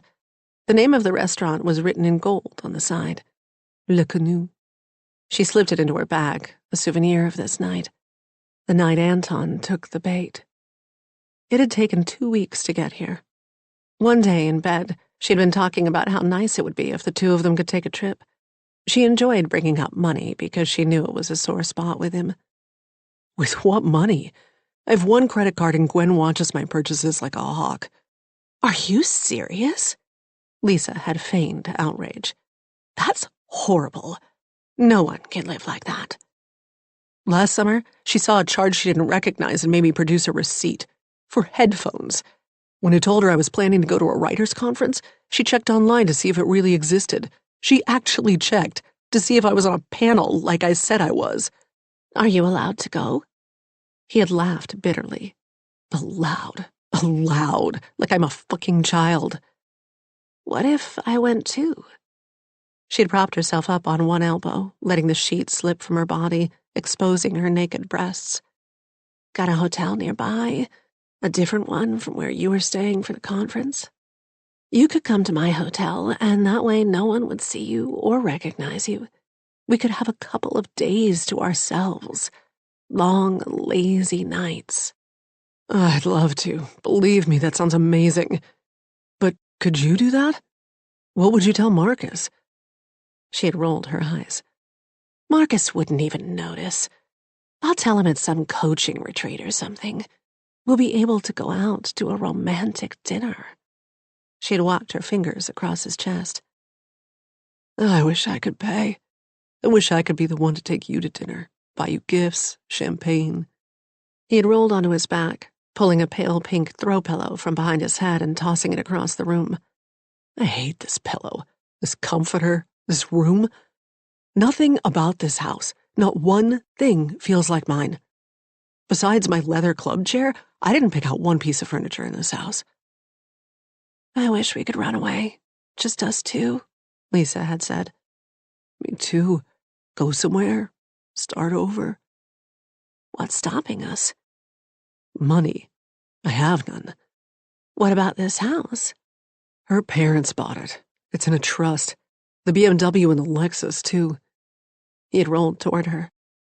Gwen and me were never right. Should have listened to my gut instinct. I cheated on her, when we were first engaged. It was my pathetic way of trying to break it off. I thought she'd dump me for sure. But no, she treated it like a bump in the road and kept that wedding train on track. Nothing was going to interfere with her plans. She's so manipulative, Lisa had said. Anton had begun to annoy her recently. He was so needy, and his self-pity was boundless. But she was careful not to let her feelings show. She knew how to handle him, to tell him what he wanted to hear. Is that all I am? An escape plan? No. He had cupped her face. You make me feel alive. I love you, Lisa. He had leaned in for a long kiss. After they had made love again, she'd returned to the subject. What would it take for us to run away? To start over, cash-wise? Realistically, I think $100,000 to get us on our feet. A former teacher of mine emailed me about an opening for a writing professor job at a college in Minnesota. It would be a full tenured position, decent salary, not a ton of money, but it's cheaper there. I wanted to apply, but there's no way Gwen would ever consider moving to Minnesota. I would, Lisa lied. She hated the cold, and she had no intention of leaving Marcus, ever. When Anton talked of them leaving their spouses and running away together, she would encourage him. It was flattering, but she didn't mean it. Marcus earned in 1 month what Anton made in a year, and unlike Gwen, he gave her free rein. You would? Of course. To be with you? Between what you make and what I earn, plus what I'd get in the divorce from Marcus, we could live very comfortably. But where am I going to get $100,000? I might have an idea, but... She had paused, looking down shyly and letting out a little laugh. Inside, she was roiling with anticipation, but she had to stay cool. She didn't want to scare him off. No, you wouldn't go for it. Try me. 2 weeks later, they were in Tampa, finishing dinner at Le Canoe. So far on their trip to Tampa, they hadn't discussed what she had told him that night back in Bethesda. She had given him the broad outlines, that Scott was really Michael Finch and he was wanted in California, that keeping that quiet might be worth a lot of money to him. But that was it. She hadn't wanted to push too hard. The impetus had to come from him. Won't Gwen notice?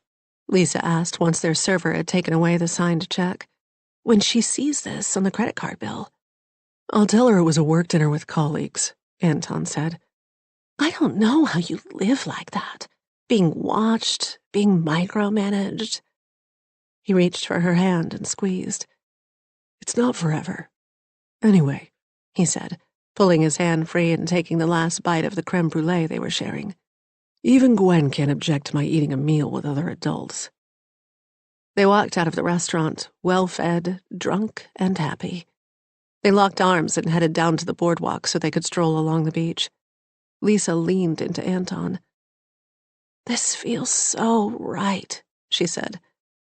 I think this is how it's supposed to be, Anton said. It's just that when you're young, before you get married, you have no clue what marriage is going to be like. You have no idea what qualities to look for in a life partner. So, why did you ask Gwen to marry you? He laughed. Who said I asked? She wanted marriage, and I didn't see why not. We had been together since right after college, all through our 20s. She took care of me. I was writing, and she supported us, made sure the rent was paid, that there was food. I mean, she made my early success possible. I thought we were well matched. She was creative, too, but in a different way. But now I realize she had been mothering me. He said this as if taking care of someone was a high crime. You mean smothering you, she said, and they both laughed. It's true. She never allowed me to grow into a man. She was infantilizing me so she could control me. That's terrible, Lisa cooed. So selfish.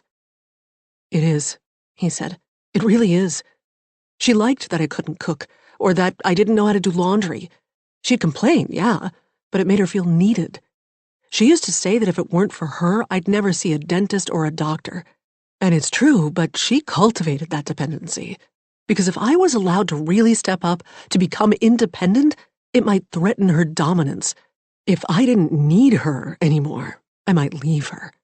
She became even more insecure when the last cyclamen took off. She insisted on going with me everywhere, to every appearance, every book signing. She was terrified that my success would make me realize I didn't need her anymore. Because she knew, deep down, that she wasn't enough. The words thrilled Lisa to her core. She could never get enough of this kind of talk. When he trash-talked Gwen, it more than made up for his immaturity and self-absorption. She tilted her head. In what way wasn't she enough? Lisa asked, looking up at him. She's just not a sensual person. She's nothing like you. She won't even make love with the lights on. Has to be pitch black. He held her gaze for a moment, and the warmth exploded inside her. How she wished she could somehow secretly tape these conversations and show them to Gwen. But it had to be enough for now that Lisa knew. Not that she isn't a good mother, Anton conceded. She's wonderful. And very organized and efficient. Responsible. But a wife? A lover? He shook his head. They took off their shoes at the top of a set of stairs that descended to the beach. Barefoot, they walked hand in hand, drunk not only on alcohol, but on an exhilarating feeling of freedom. They had done what so many middle-aged people dreamed of, if only for a weekend. Broken free of their roles. They weren't young again, they were ageless. They existed outside of their contexts, and so anything was possible. Later that night, after they'd had sex in Lisa's hotel room, it was Anton who brought up approaching Scott for money. We'll start small. Maybe 50,000? Lisa almost choked. That's starting small? You know how much Scott makes each year? He owns his own company. What's the point of doing this if we go lower? We only get a few bites at the apple, maybe only one. I estimate to start a new life we'll need 200.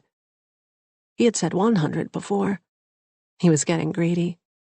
But Lisa wasn't about to rein him in. 40. Now. After Detective Salazar leaves, Amy packs the kids' lunches. It's only Wednesday, but this has been the longest week of her life. It feels like forever since Scott's been gone.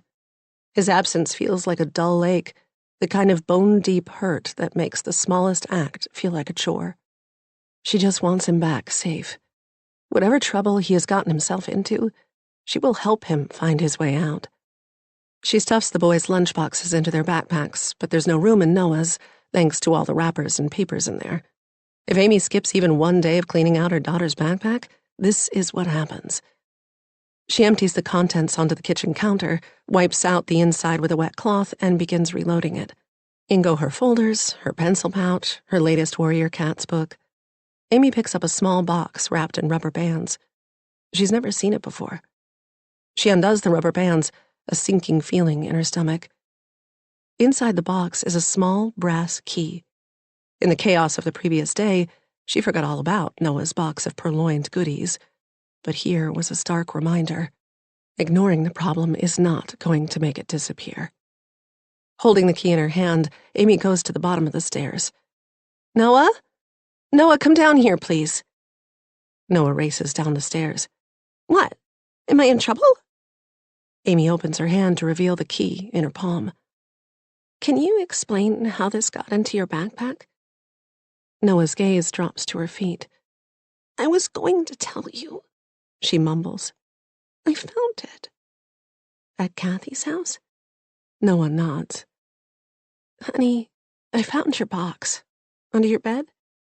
You've taken a lot of things from Kathy's house, haven't you? Tears spring to her daughter's eyes. Please, Mummy, don't be mad. It was so shiny. It looked so old-fashioned-y, and I wanted it for my time travel machine. I was going to put it back after I used it, I swear." Noah's shoulders shake as full-throated sobs come from her small body. "Oh, honey, don't cry." Amy strokes Noah's hair. "I know I'm not supposed to do it, but I keep doing it anyway." She lifts her chin. "What's wrong with me? Why am I like this?" "There's nothing wrong with you. You struggle with something called impulse control. Do you know what that is?" The conversation reminds her of the unread evaluation in her inbox. Just one more thing to get to. It's when you want to do something so bad, like eat all the cookies at once, or maybe draw on the wall with lipstick because it would look cool. "I'd never do that." But you might want to. And impulse control is talking back to that little voice in your head and saying, "Well, hold on a minute. I know you really want to do this, but let's stop and think for a second if it's such a good idea." "I have that voice, but I don't listen to it." "That's right. And we're going to work on paying more attention to that voice. So the next time you see something pretty or lovely, you'll be able to have the feeling of wanting to take it, but then when that voice kicks in, you listen." "Is that how grown-ups are? They listen to the voice?" Amy smiles. "Sometimes. Some grown-ups are better at it than other grown-ups." Amy looks at her watch and curses herself. This wasn't a smart time to bring this up. She's off her game with Scott missing. She should have waited until after school. Now they have 5 minutes until the bus comes. "Honey," Amy crouches down to Noah's level. "It's okay. I am not mad. We're going to talk about this when you get home from school." "You're not mad at me?" Nora peers up at her. "Nope, I'm not mad." Amy smiles and pushes a tear-soaked clump of hair out of her daughter's eyes. "Now go get your backpack. We don't want to miss the bus." She calls up to the twins and they come bounding down past their sister and into the kitchen to grab their backpacks. Amy corrals the kids and gets them outside. There's not a cloud in the bright blue sky after the overnight rain. It's another perfect September day and the neighborhood is brimming with life.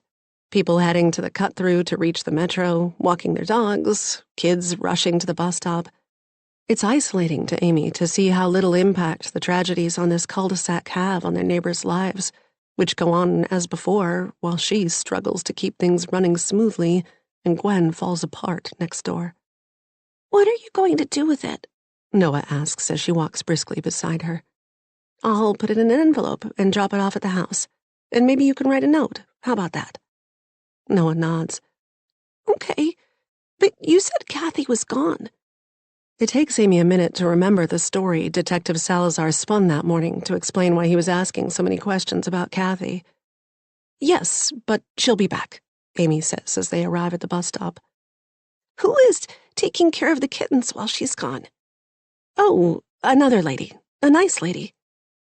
"I was thinking last night how if Kathy didn't come back, then the kittens wouldn't have a new home. Mummy, the other things, you should put them in the envelope too." Noah says that last part so fast that Amy almost doesn't catch it. "You mean the things in the box?" "We should give them back to Kathy." She looks up at Amy with her big brown eyes. "Do you think she'll be mad at me?" "No, of course not. I think that's a good idea." "I'm sorry, Mummy." "It's all right, honey. See how much better it feels to tell the whole truth? Now let's get you on the bus." Noah runs onto the bus, but a moment later she's bounding down the stairs and running back to Amy. "Mummy, I remembered one of the things in the box isn't from Kathy's house. One of the things is from Kathy's car." "Which thing?" "It's a card with a fox on it. Now I told the whole truth. Bye, Mom." She runs back up the steps of the bus and the folding doors hiss closed. Noah waves from the window as the bus pulls away. It's only once the bus has turned the corner that the significance of what her daughter said hits her. Kathy's car. Kathy drove Noah home in her Subaru. Anything Noah took from the car would belong to her and not to Jean Brewster. Amy breaks into a run, nervous energy propelling her back to the house. Inside, she rushes upstairs to her bedroom and grabs the shoebox, dumping everything on the bed. It isn't a lot to hang her hopes on, but it is all she has. She sifts through the items that were in the box, looking for a card that has a fox on it. She finds a sterling silver teaspoon, a magnet in the shape of the Eiffel Tower, and a piece of lilac silk ribbon. Noah's been quite the little collector. And then Amy sees it, a card with a fox on it. She plucks it from under a dried rosebud whose leaves are disintegrating. She can see why it was appealing to Noah. The fox is hand-drawn and wearing a jaunty ice-blue scarf. The Little Fox Coffee Shop. It's a loyalty card with 7 of the 10 holes punched out. According to the address printed on the card, the coffee shop is located in Frederick, which is about 45 minutes northwest of where they live, near the mountains. She and Scott have taken the kids up to Sugarloaf Mountain and then gone into Frederick to eat. It's a quaint town with Civil War-era buildings filled with shops and cafes. Amy turns the card over in her hand. It's a long shot. But just maybe someone at this coffee shop knows something about Kathy Stalker. 41. Now.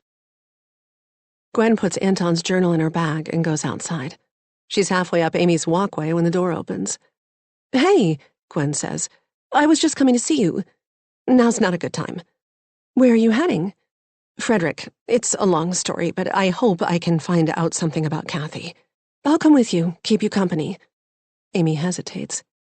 "I don't know. That's what you said yesterday when you went to Kathy's house, and it was because of me, well, because of Sababa, actually, that we found Scott's car."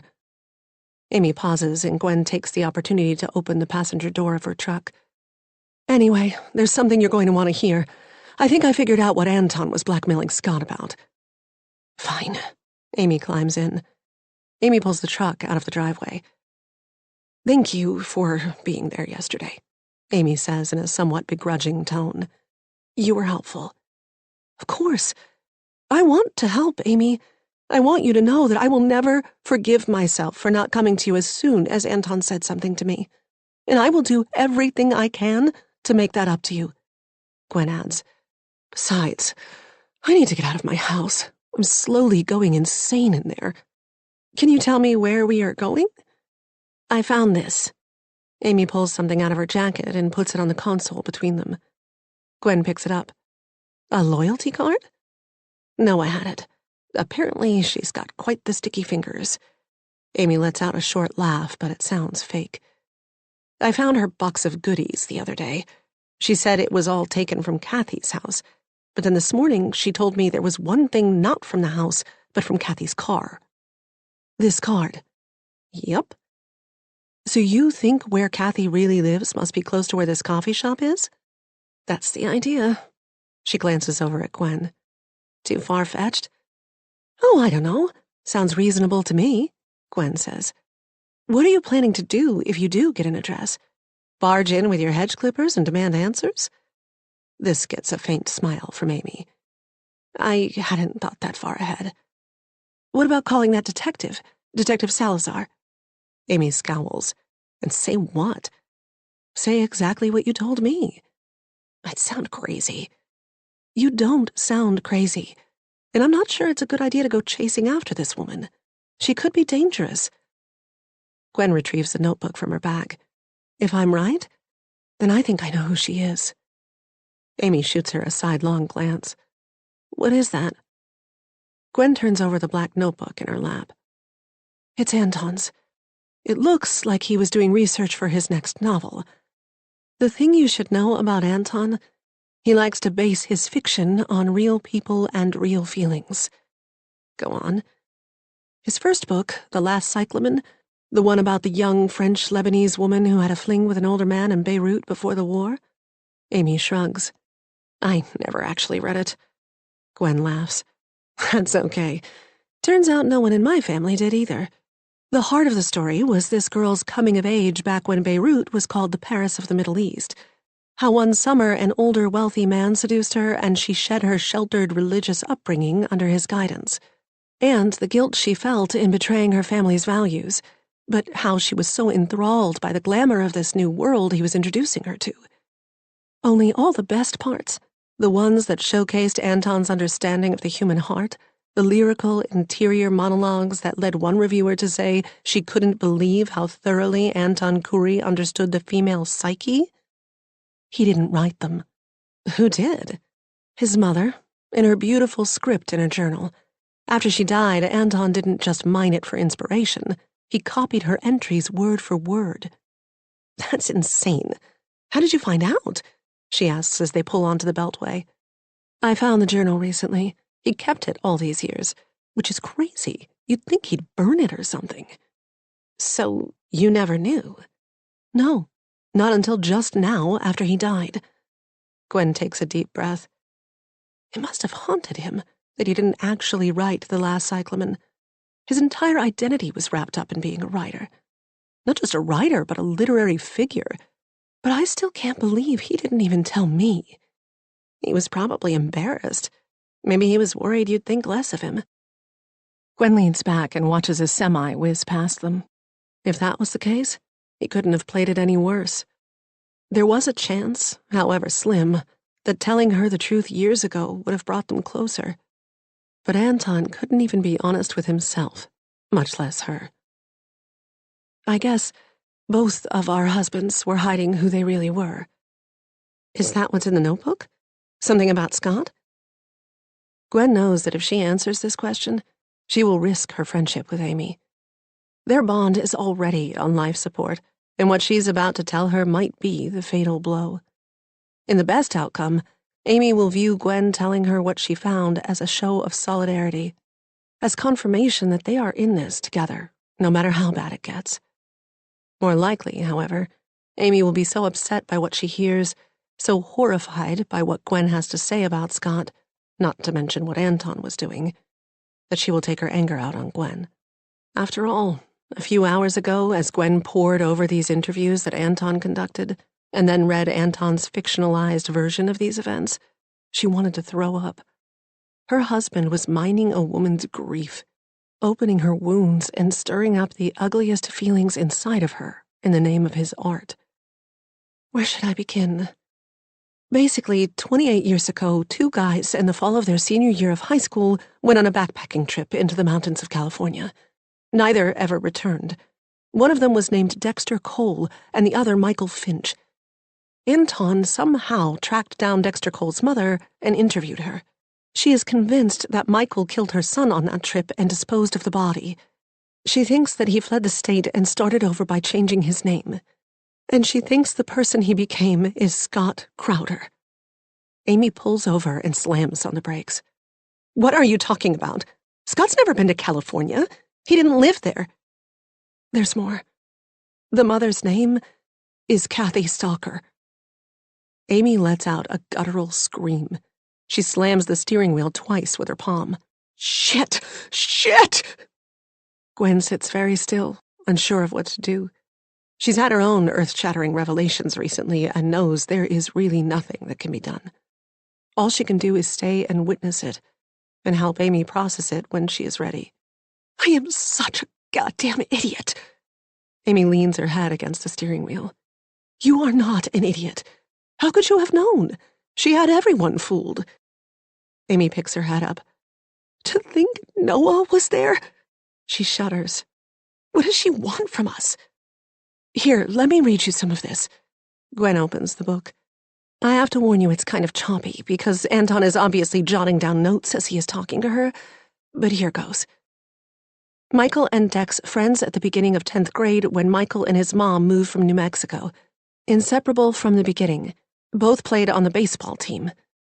Gwen looks up at Amy, who is staring straight ahead, her hands gripping the wheel tightly.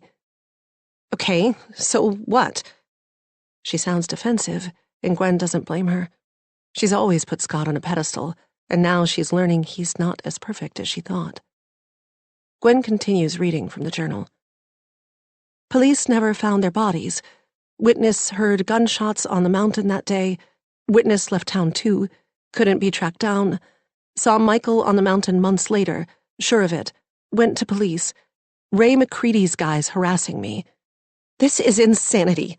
You want me to believe that Scott is a fugitive who killed someone and then changed his name? This woman is nuts. Where's her proof? Gwen looks up. From what I can make of his notes, Dexter's mother claims she saw Michael on the mountain months after their disappearance, but when she called his name, he fled. When she tried to kickstart the investigation, she says this Ray McCready sent some guys to scare her. Apparently, McCready ran a big growing operation up there in the 90s. She dropped it because she was afraid for her life, she says. But then Anton stirred things up, calling and saying he thought that Michael Finch became Scott and started a new life in Bethesda. And how did Anton learn about all this? I don't know. Gwen stares out at the mountains in the distance. Maybe he learned something and went digging? He didn't mention anything about it in his notes. No, this can't be right. This is crazy. Amy shakes her head wildly as if she can physically banish the thought. I don't believe it. Scott is not capable of murdering someone. It doesn't matter whether you believe it if Kathy Stalker does. There's more to this story. There has to be. She's confused. She has the wrong person. Amy puts the truck in drive and eases back onto the road. It can't be Scott. She's mixed up. It might explain a few things, though, Gwen says. Like what Anton was blackmailing Scott about, and why Kathy moved here and hired you. Look at the dates. Anton interviews Kathy several times in August, and then she moves here in September and hires you. Amy shakes her head in defiance. She has the wrong person, I'm telling you. Although what? She did tell me that she had a son. She said she lost him when he was young. She told you that? Yeah. She had this framed photo of her and a little baby in her kitchen. She must have carried that photo to Jean's house with her every day and then taken it home every night. I'm not surprised. What do you mean? From the interviews, it's clear she wanted to find out what happened to her son. She wanted to find Michael Finch, and I'm sure having a picture of her son with her motivated her. She was on a mission. What was her mission? Justice. To bring the people responsible for her son's death to justice, Gwen says. In these interviews, she said she had given up on finding out what actually happened to Dexter. She had given up hope that anyone would ever be held accountable for his murder, until Anton contacted her. A few minutes later, Amy noses the truck into the parking lot of a small strip mall. The Little Fox coffee shop is the last business on the far end, just after the Knitter's Corner yarn shop. Here we are. Amy cuts the engine. Gwen gets out and takes a deep breath. The air is just a shade cooler up here than it is closer to D.C. In the distance, Gwen can make out the wavy line of the Blue Ridge Mountains. They are several miles from downtown Frederick, surrounded by farmland, and this little strip mall is the lone commercial post on the road as far as Gwen can see. Amy pauses outside the entrance to the coffee shop. I don't know what to say in there. Why don't you let me do the talking, Gwen says. Do you have a photo of Kathy on your phone? Amy pulls up the photo of Kathy with the kitten that Jean texted her yesterday and sends the pic to Gwen. The Little Fox is small and cozy. Leaning against the counter is a large blackboard with colorful lettering spelling out the specials: apple caramel cappuccino and oat chai latte. Gwen recognizes an Indigo Girls song playing from the overhead speakers and gets in line. The clientele is a mix of the usual coffee house habitués, a scattering of folks at tables with laptops open in front of them, maybe writing the great American novel, working on spreadsheets, or, more likely, watching YouTube. The only person in front of her is a burly man with a baseball cap who looks like he spends his days atop a tractor. Gwen waits as he orders a smoky latte, whatever that is, from a slight girl with pale pink bangs that almost cover her eyes. Then it's Gwen's turn at the counter. When Nova, the girl's name, according to the tag pinned to her blue apron, asks her what she wants, Gwen asks for a plain black coffee. After using her phone to pay, Gwen keeps the phone out and pulls up the picture of Kathy. I have a really weird question. Gwen smiles at Nova, hoping to disarm her. I'm looking for my friend. Her name's Kathy. She comes here a lot. Do you recognize her? Nova hunches her slender shoulders and leans toward the phone. She looks vaguely familiar. Skim milk latte? I don't know her drink, Gwen says. Like I said, her name is Kathy. I'm worried about her. Did she come in today? A young man who has been cleaning the behemoth silver espresso machine steps to the counter. Let me see. He's short, the same height as Nova, and has a tiny, pointed beard that reminds Gwen of the devil. I know her. She comes in every morning. She was here, yeah. Oh my gosh, thank God. I'm Gwen. Kathy sometimes sits for us, and she's become like part of our family, and well, she didn't come yesterday, and she has not been answering her phone. Oh, he scrunches up his face. I know, not good. Gwen glances at his name tag. And Lance, is it? I know this might be an overreaction, but I just wanted to make sure she was all right, that she hadn't, fallen or something. Her family is back in California. She really doesn't know a lot of people here. Right, that's scary, Lance says, nodding enthusiastically. I thought about calling the police, but I don't want to embarrass her. Just for myself, I need to know that she's okay. And I know she lives up here. She's mentioned this coffee shop, but I actually don't have her address. Lance turns his head toward the glass pastry display as if inspiration might be found among the croissants. Actually, I'm pretty sure that she lives near the construction of the new high school on Autumn Lake Road, because she was complaining today that it was so loud. She said there was a cement truck on the road blocking her way to the coffee shop this morning. Thank you guys so much. I hope she's okay, Lance smiles. Don't forget your coffee. Once they are outside, Gwen hands Amy back the phone. I never realized you were such a good liar, Amy says, raising an eyebrow. I prefer to consider it improvisation. Gwen takes a sip of the steaming coffee. So, let's go find the new high school on Autumn Lake Road. 42. Now. After looking up where the new high school is being built, Amy drives in that direction. It isn't hard to find, a monstrosity of cement and glass jutting into the sky from the flat of the surrounding fields. She slows down as she passes a hand-painted sign that reads, Pumpkins, homemade pies, 2 miles ahead. So if the cement truck was blocking the road on the way to the coffee shop, Gwen said, then Kathy must live on the other side of the school. Amy starts down the country road that dips and rises in the distance. That's a lot of territory. Well, let's go slowly, and maybe we'll see something. Just past the school is a dense copse of trees, and then a clearing. Finally, they come across a modest 1-story house with a beat-up truck on the grass in front, but no Subaru. Should we knock on the door? Gwen asks. No, Amy says, pulling onto a dirt road to make a U-turn. She wouldn't complain about the construction noise from this far away. As she heads back toward the high school, Gwen grabs her arm. Wait, is that a road? Gwen points to the right. Amy hits the brakes, and sure enough, there is an unmarked road, its entrance almost hidden by the woods they passed earlier. We must have driven right by it. Amy directs the truck onto the bumpy dirt road, and after a while, the trees are replaced by more farmland. A house appears, a 1-story vinyl-sided rambler with a leaning carport. Amy edges the truck up to the beginning of the asphalt driveway. Look, there's a Subaru under the carport. I think it's Kathy's. Maybe now's a good time to call the police, Gwen says. And say what? We found a Subaru? She starts to get out. No, I have to go in and see if it belongs to Kathy for myself. Gwen unbuckles her seatbelt. Then I'm coming too.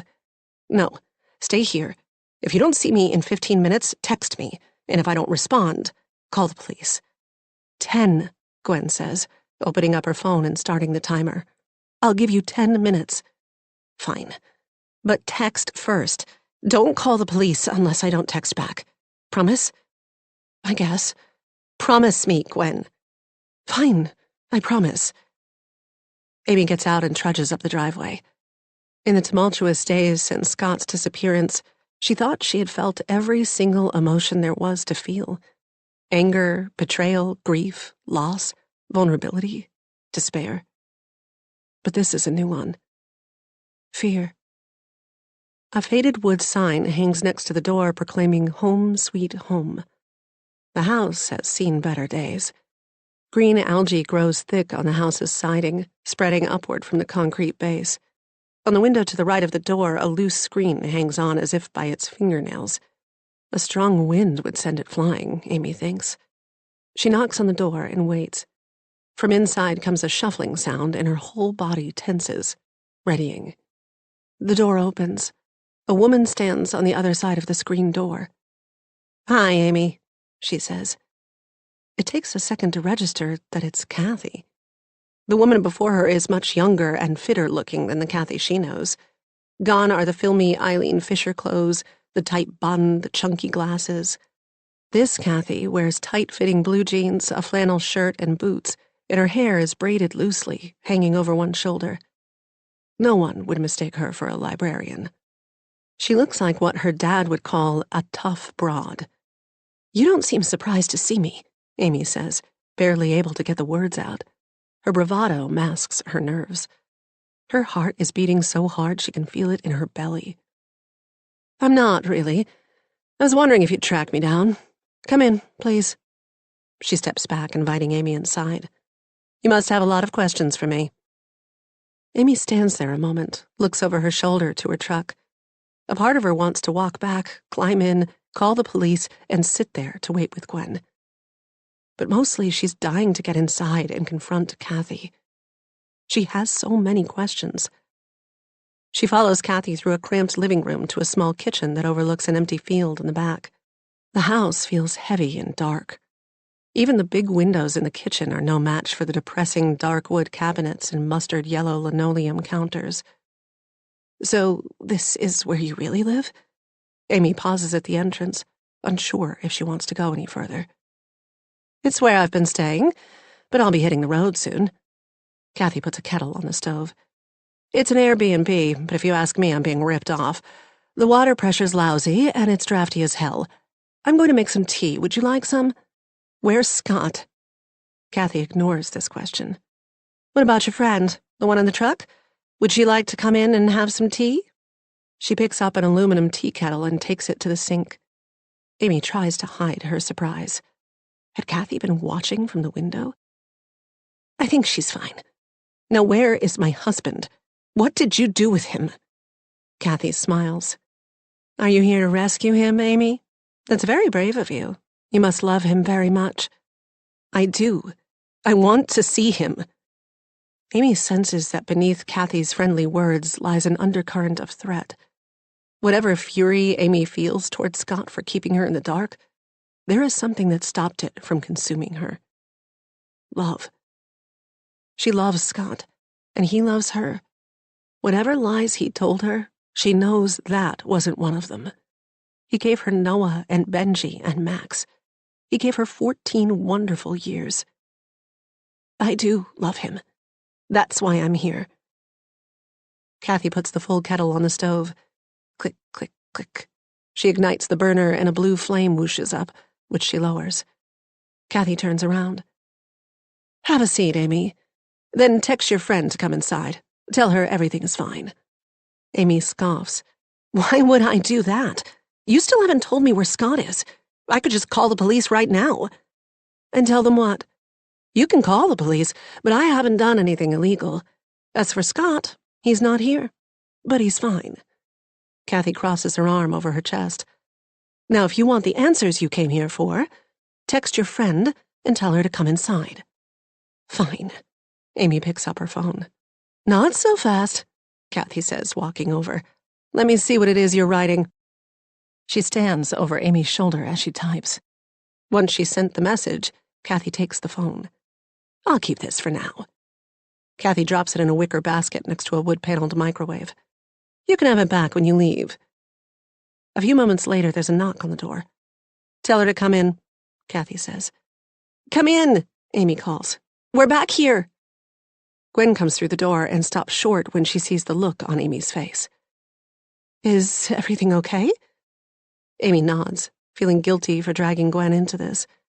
But the desire to hear Kathy out overpowers everything right now. "Put your phone over there." Kathy nods toward the basket. Gwen looks to Amy. "Do you want to know where Scott is?" Kathy asks. "Just do it," Amy tells Gwen. "Please." Gwen does as she's asked and takes a seat next to Amy, just as the kettle begins to screech. "Tea, anyone?" Kathy asks, pulling a mug down from the cupboard. "Just tell me where Scott is," Amy says. "I can't get used to calling him Scott. Michael's his real name, but he's fine. He's running an errand. He should be back soon, and you'll be able to see for yourself." "I don't believe you.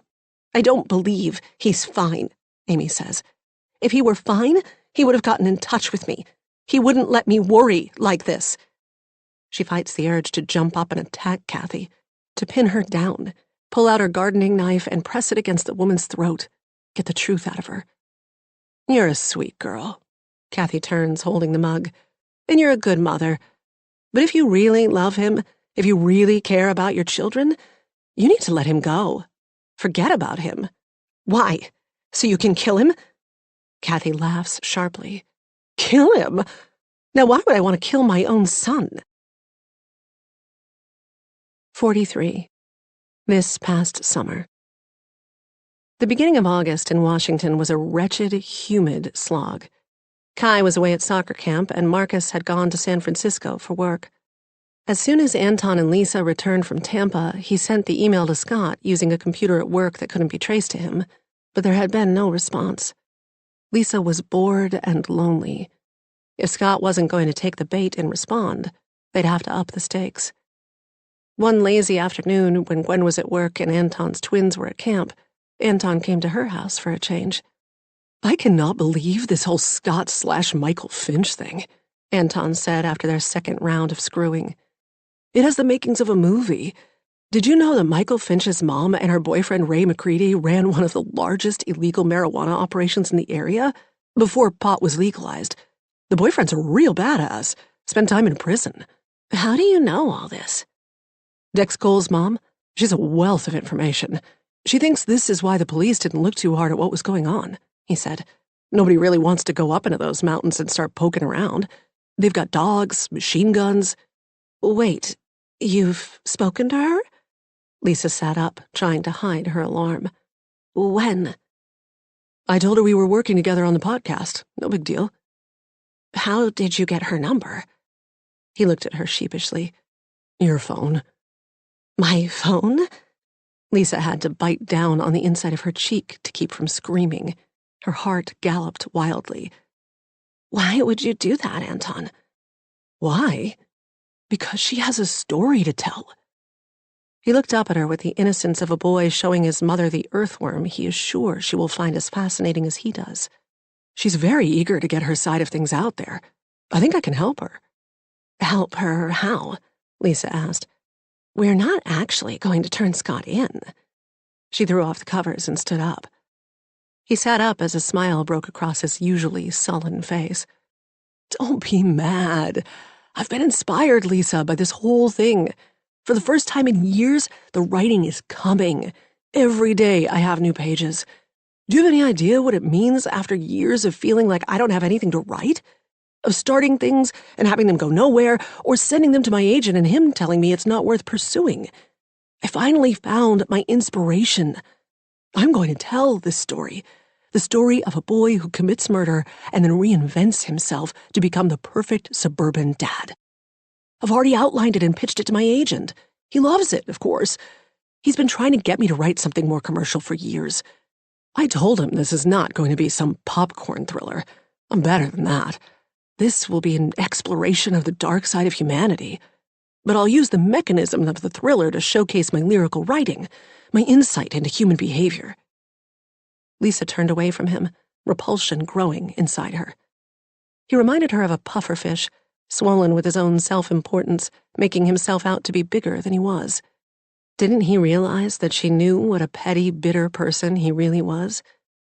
But the more pressing issue was that he might be jeopardizing their whole plan. The more he riled up this grieving mother, the more likely she was to take action. What if he slipped up and she found out that Michael Finch was living in Bethesda? It wouldn't be too hard. She had Lisa's cell number, and with Anton's now, too, a clever person would have no trouble tracking them down. She looked out the bedroom window at the stillness of the neighborhood. The only movement was a rotating sprinkler on her neighbor's lawn. If the police came looking for Scott/Michael, that would be a disaster. Not because they wouldn't get the money, she didn't really care about the money, but because it was bound to come out that someone had tipped them off, and that someone was her. Amy would never forgive her. She swallowed her anger and rearranged her mouth into a pleasant smile before turning to face him. Hers was a delicate operation. Yes, Lisa hoped to drive a wedge between Amy and Scott, punish him for his misdeeds, but she had to be careful not to leave a trail that could be traced back to her. That would defeat the whole purpose. Anton's recklessness scared her. He was intoxicated by the secrets he was discovering. Like a young girl drunk on her first taste of champagne, Anton's inhibitions had loosened, and he was taking unnecessary risks. That wasn't the plan. Lisa sat on his side of the bed and caressed his arm when what she really wanted to do was smack him upside the head. He was being stupid, careless. The plan was we were going to get some money, remember? So we could start over? Oh, sure, he said in a dreamy way. That's still the plan. But why not get a book out of it as well? Because the more you dig, the deeper the hole gets, and we might fall in. Lisa stewed over this development for the next few weeks, and not just because what Anton was doing endangered them both, but because she was beginning to feel used. Several times he declined dates with her, saying he was writing and didn't want to interrupt his flow. The last weekend of August before school started was a scorching hot day. After soccer practice, Lisa took Kai down to the neighborhood pool, where she found Amy and Gwen near the diving well in the shade. She joined them and spent an afternoon like so many others before, watching the kids, taking a dip, returning to her seat to chat. It's lovely, she thought, to have this stability. Gwen pulled out watermelon chunks from her cooler and passed them around, and Lisa found her dissatisfaction with life momentarily abating. She almost had a panic attack earlier in the summer when Amy casually dropped that she was going to use Gwen as her emergency contact. Oh, Lisa, I put Gwen down as the kid's emergency contact since you don't drive to the elementary school anymore. But today, baking under the sun, surrounded by the familiar rhythms of a suburban summer, Lisa felt reassured of her place in the world. Even Gwen wasn't bugging her as much as usual. Sleeping with Anton had satisfied something in her. She knew she could take him away, and that felt like enough. Who cared if she was never going to be a size 4, or if her hair, unlike Gwen's, frizzed in the humidity? All she had to do when she felt insecure was remember being on her knees in front of Anton as he begged her to suck him off. She liked to make him literally beg. That could be enough. She could make some kind of internal peace with Gwen. But she should never have told Anton about Scott. What were the odds that he would keep his mouth shut? He was writing a goddamn book about it. What a selfish, entitled little prick. He had claimed he was in love with her and wanted to start a life anew. He jettisoned that dream pretty quickly once he smelled a book. She wasn't hurt that Anton didn't really love her, or that he wouldn't really leave Gwen for her. She never wanted that. But she was scared. Anton would want everyone to know about his genius. His desire for validation would outweigh his instinct for self-preservation. They would both end up in jail. She felt her face grow warm. Gwen would paint her as some kind of psycho. She'd control the narrative. Lisa wouldn't just lose Amy forever. She'd lose Marcus and Kai, her standing in this community, and everything she'd worked to build. She might lose her actual freedom. She'd been so stupid, so blinded by hate, and so focused on revenge that she'd endangered herself. Is everything okay, Lisa? Amy asked. You're kind of red. Do you need sunscreen? I'm fine, Lisa choked out, bringing her hand to her face. She was burning hot. I think I just need some water. Gwen passed her a canister of Evian. Lisa took her glasses off and sprayed the mist over her hot face. The relief was instant. It had been a terrible mistake to involve Anton, one that she couldn't undo. She'd once viewed him as the solution to her woes, but he had become her biggest problem. Lisa put her sunglasses back on and leaned back in her chaise, letting the sounds of splashing water and children's happy screams wash over her. A single thought occupied her mind. What was she going to do about Anton? 44. Now. Your son? The word seems to ricochet off the walls of the small kitchen and lodge inside Amy's head, where it cracks apart the image of Scott she has held since she's known him. He lost his mother young, like she did. It was one of the things that had bonded them. Now this woman is claiming it was a lie. I don't understand, Amy says, a clash of nausea and heartbreak spreading in her belly. Scott's mom died when he was in college. Is that what he told you? Kathy's gaze is steel-eyed and steady. No, I didn't die. After Michael left California, he cut off contact with me, cut me out completely. That's when he changed his name to Scott. Why? Because he killed Dexter Cole? Gwen asks. Kathy turns to look at Gwen, amusement in her eyes. Someone's been talking to Dexter's mom. I assume that's where you got that nonsense.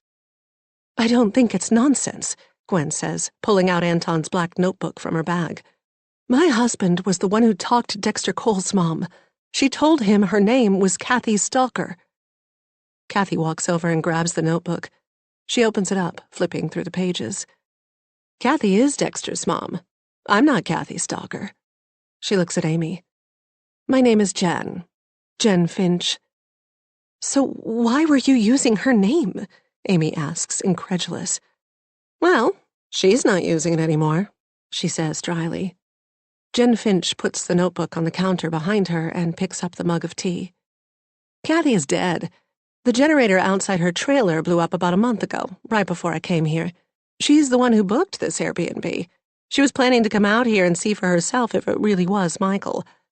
So I came instead. I mean, it was already paid for. Would be a waste for someone not to use it. She's dead, Amy says, more to herself than anyone else. You say her generator blew up? Was it an accident? Oh, those old generators can be quite dangerous, you know. She takes a tentative sip of tea. Such a shame.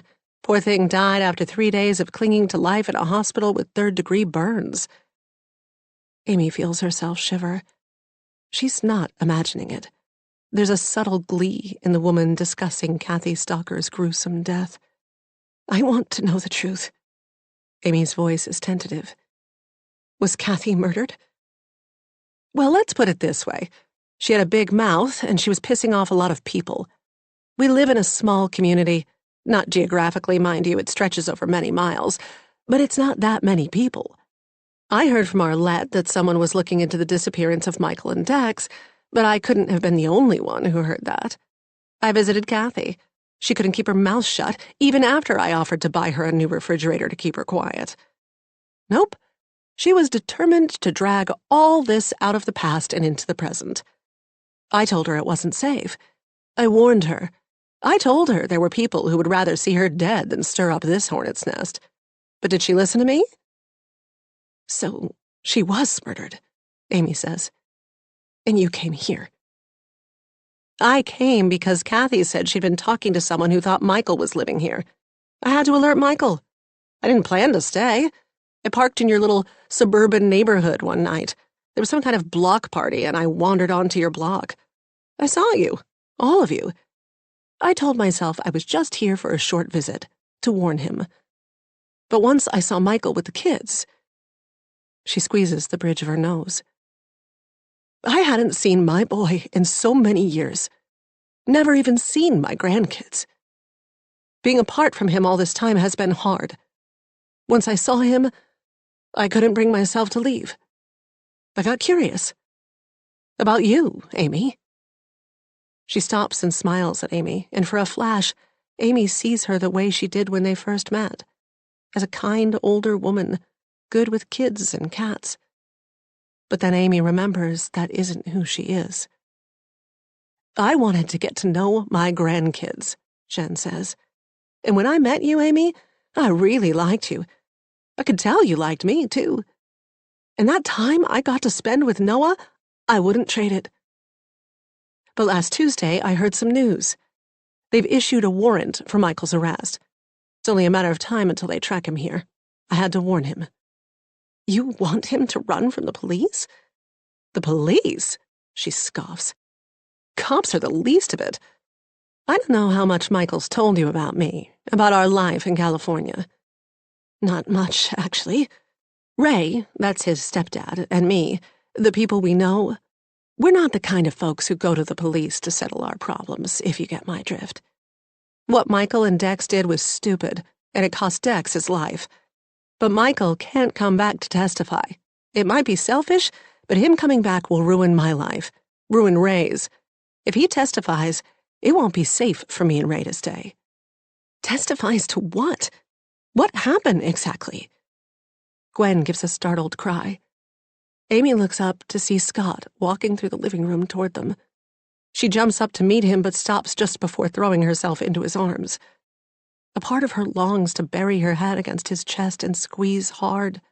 What she wouldn't do to be rocked back and forth in his strong arms, for him to kiss the top of her head. But anger stops her. Everything that has happened in the past few days is now a barrier between them that she cannot cross. "Where have you been?" The question is sharp. The gratitude that he's safe is lost in the fury that she has been keeping under control. "I'm so sorry, Amy. I really am." Amy wipes at her eyes with the back of her hand. "What is going on? Why didn't you come home? Why didn't you call me? Text me?" She makes a fist and slams it against his chest. "Do you have any idea what this has been like?" She hits him again. "How could you do this to me? Not come home?"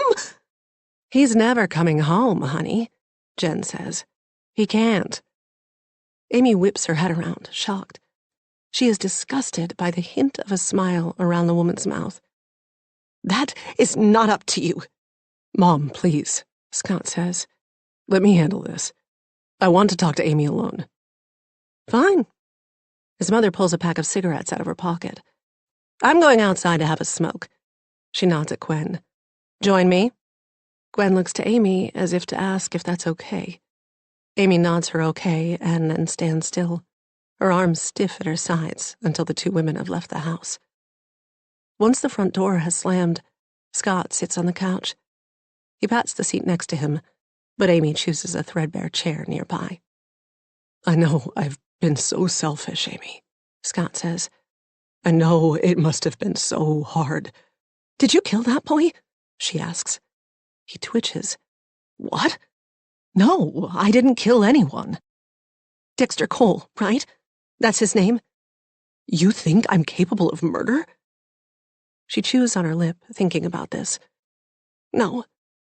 At least I didn't think so. But I also didn't think you were capable of lying to me, Michael." "I can explain everything." "I also didn't think you were capable of leaving your family to wonder for 3 days if you were dead or alive. I deserve to know the truth. What happened in California? Your mom said something about testifying." He runs his hands through his messy hair. He looks exhausted and run down, with the beginnings of a beard and shadows under his eyes. "My mom and me, we moved to California right before 10th grade, but I didn't kill anyone." "Then what happened? Why did you change your name?" "The truth is ugly." "Please, try me." He stands up, thrusting his hands into the pockets of his jeans, rocking back and forth. It's a tic he has. Can't stay still when he's nervous, just like Noah. "We were robbing some drug dealers, Dex and me. It didn't go as planned. Dex got shot." "What does this have to do with the backpacking trip?" "There was no backpacking trip. My stepdad, Ray, and my mom managed a farm about an hour away outside Garberville, near the top of a mountain." "A farm?" "This was before marijuana was legal. It was an illegal grow operation, about 100 acres. My stepdad managed the trimmigrants. That's what we called the people who came through at the end of the summer to work the harvest and make some fast cash." "And you lived there? On the farm?" He nods. "I did. And there was a lot of cash floating around that time of year. Trimmers worked nonstop for about 5 weeks, sometimes as much as 16 hours a day. It's all they did. Then they got paid in cash. Not too many places to spend money around there. Dex and I heard my stepdad talk about a high-stakes poker game at another grower's farm. We knew there would be tons of cash floating around. We got the brilliant idea to rob it. We thought it was foolproof since they wouldn't go to the cops. And it went to shit immediately. We showed up in masks with shotguns, and one of the players pulled a handgun. Dex shot him in the arm, and the guy returned fire, killing him. I barely got out of there with my life. If that guy's gun hadn't jammed, I'd be dead too. I took off running, and I ran and ran until my lungs were on fire. I didn't even go back to where our car was. Called my mom once I hit the highway and found a payphone. She came and picked me up. She knew right away I had to get out of town. You can't go around robbing criminals and not have them come look for you. So she sent you away? A boy was killed. You don't get it. I couldn't go to the police. Do you know what the felony murder rule is? It says that if someone dies while you are committing a felony, you can be charged with murder. You are just as liable as if you pulled the trigger yourself. But you didn't kill anyone, Amy protests. That's the law. There are people on death row who were driving the getaway car when their buddy shot someone inside a bank. But I wasn't worried about that at the time. I was scared of the guy who killed Dex. I saw him do it, Amy. He pointed that gun at me, and I'll never forget that look in his eyes. He wanted me dead. I had to leave. So she sent you to North Carolina, to Aunt Kay. Aunt Kay agreed to take me in. She didn't really want me there, but at least she gave me a place to get my act together. I changed my name, finished my senior year. Spent a year at community college and then transferred to UNC. I've spent my whole life trying to make up for what I did. To be a good person. What about your mom? You just cut her out? Scott gazes at the picture window that overlooks the front yard where Jen stands with Gwen. It might be hard for you to understand this. Your mom sounded like an amazing person. But my mom is different. She's deeply in that life. And I mean deep. Her boyfriend was a major player in the growing scene back then.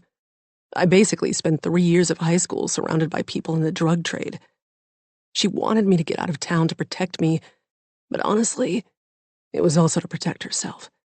She could have left with me. We could have started over together somewhere. But she chose the life over me. She chose my stepdad over me. So yeah, I cut her out. But she cut me out first. At Aunt Kay's, I had an opportunity to start over. I took it. The way you start over is by coming clean, Scott, not by abandoning your family. Don't you get it? He kneels in front of her, beseeching her with his eyes. I'll have 2 choices. To go to prison for the rest of my life, or testify. That'll mean not just testifying against the man that killed Dexter, but against all 5 men, including my stepdad, who were at that poker game. They didn't report the murder either, and they got rid of the body. They've all committed first-degree felonies. Why do you think they killed Kathy? To shut her up. They have witness protection programs. We could go somewhere. Is that what you want? To cut ties with everyone you know, including your dad, and live under an assumed name in some random place? Is that what you want for the kids? I want them to grow up knowing their father. She lifts her chin in defiance. They won't if I'm in WITSEC. And they won't if I'm serving time in California. Scott flinches. I'm sorry, Amy. I'm weak. I feel lucky to have met you, married you, had these great kids. It's more than I thought I would ever have. I'm sorry I've ruined it all. What about Anton? How does he play into all this? Scott jerks his head back. Anton? What are you talking about? He was blackmailing you. You're saying you didn't know? Scott stands up and stumbles back. Anton? Where did you get that idea? I talked to John Block. He figured out where the email was coming from. An account at a library on the American University campus. What? He didn't tell me that. I think he just found out. And then when I confronted Gwen, she confirmed it. Anton confessed to her the night he died. I can't believe this. I had no idea it was him. He was trying to talk to me that night, but I blew him off because I was meeting John Block. Holy shit. I need a drink. He walks into the kitchen. She hears the whoosh of the fridge as he opens it. He appears in the doorway holding a bottle of beer. Want one? He pops the top off the bottle with the edge of the counter and takes a swig. Amy glances at her watch. It's not even noon. I don't get it. Why would he do that? Why would Anton blackmail me? And how the hell did he even find out about my past? I don't know. But you paid him, right? $100,000? I've looked through the finances over the last few weeks. The money is gone. No, you have it wrong. I didn't pay him, he says. I took that money out from me. You what? I took the money out to help me run. I never paid the person blackmailing me. I never intended to. I didn't know Anton was the one who sent me that email or that text. I assumed it was someone from back in California. The person never gave me their name. I just knew that someone out there knew about my past and the clock was ticking. I withdrew that money for a getaway fund to start a new life. You've been planning to leave us for weeks? Amy stands up. I know how it sounds. How it sounds? You're a lying sack of shit, Scott. Michael. Whatever your name is. She brushes past him to get her phone from the basket in the kitchen. Wait. He grabs her arm. Let go of me! She wrestles free of his grip and steps back into the living room. So what happened Monday night? She spits the words out. You just decided that it was a good time to put your little plan into action? When I went to pick up Noah, there was my mom. She told me Kathy had been murdered, that people were already looking for me, and she and Ray had to go into hiding. She said the police were going to issue an arrest warrant. I had to run. I wasn't ready, but I left my car there and came here. I had to get new papers, social security number, passport, things like that. And what will you do once you have all those things? She fights to keep her voice steady. I'll make my way to Ecuador. There's no extradition with the U.S. Clever. Amy looks at the man in front of her. He has the same dark brown hair, the same green eyes, the same strong jaw as her Scott. But she doesn't recognize him.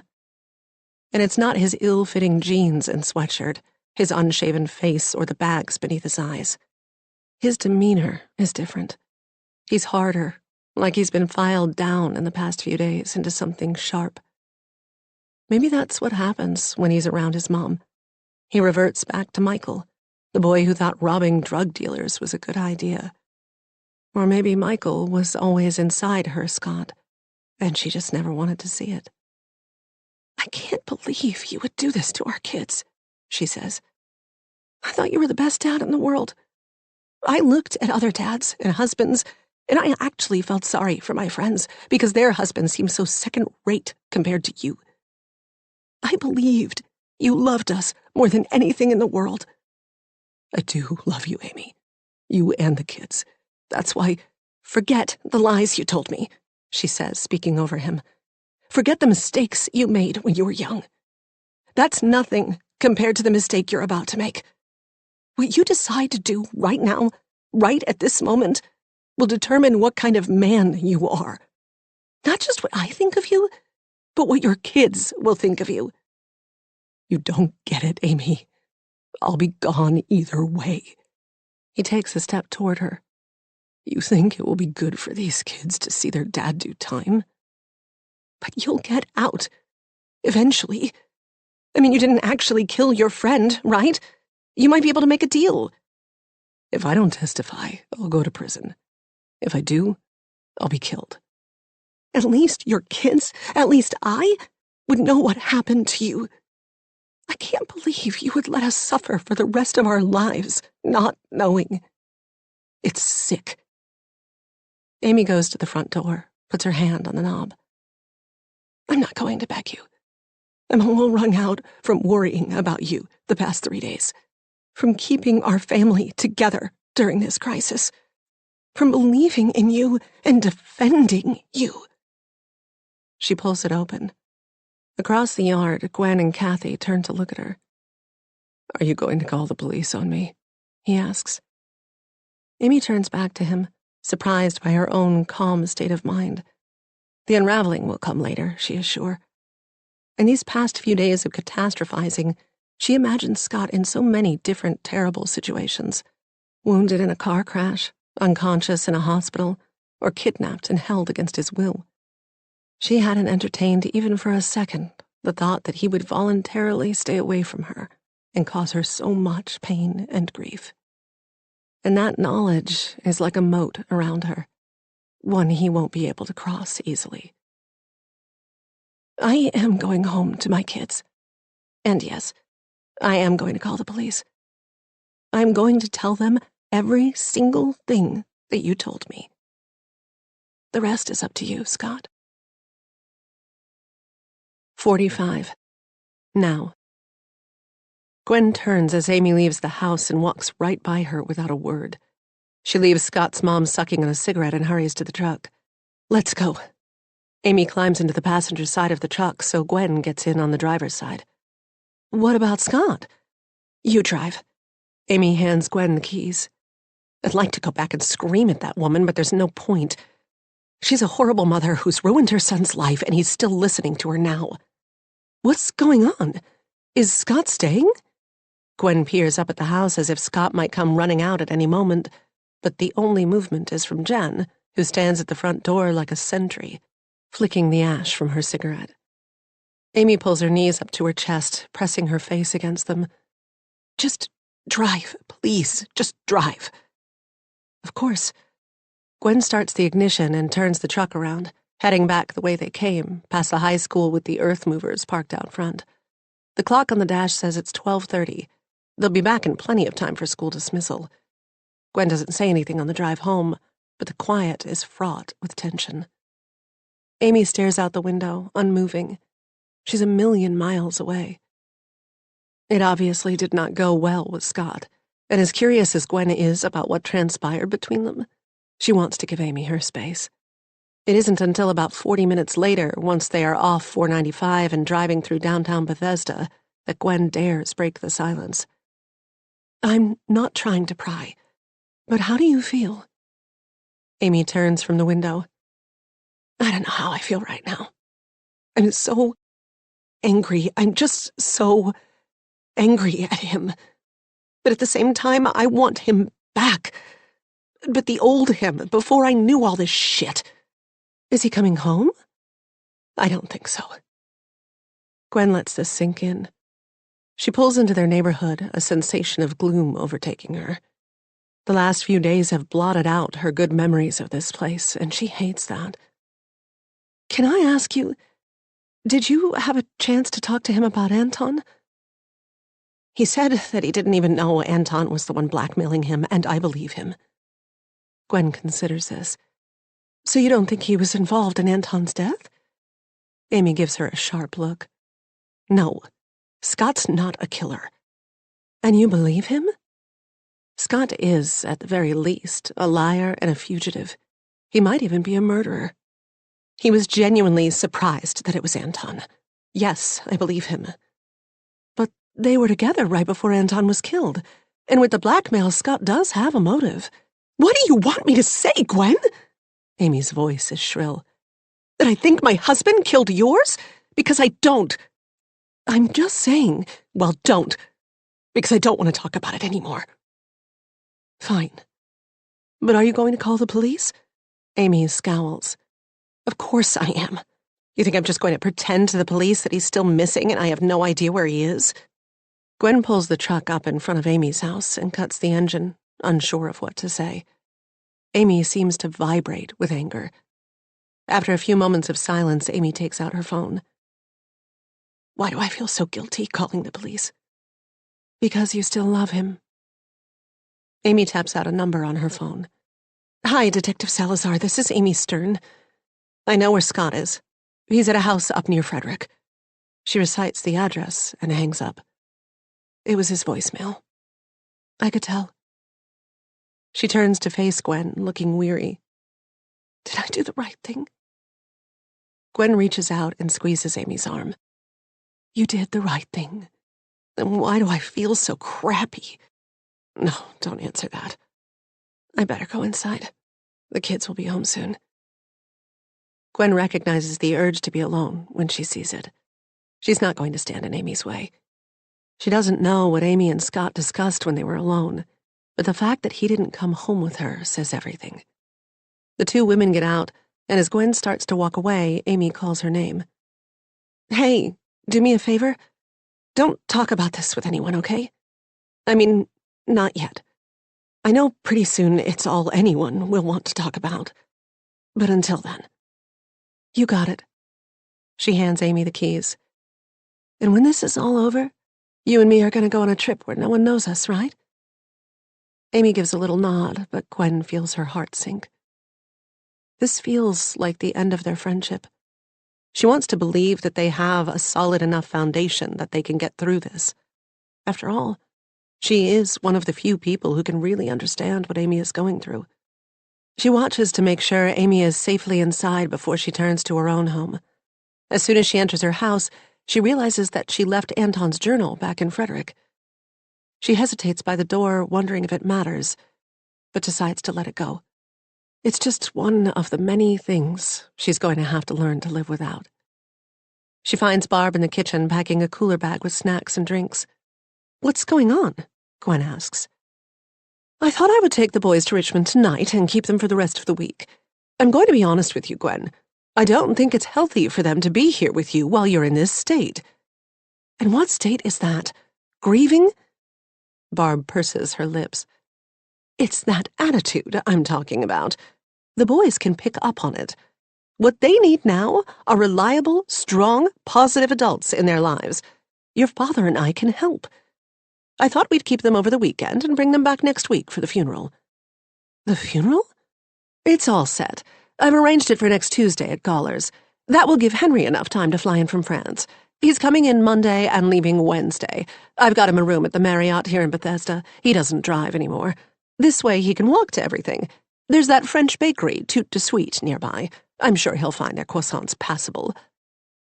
Gwen lets all this sink in. Normally her mother's presumptiveness would rankle her.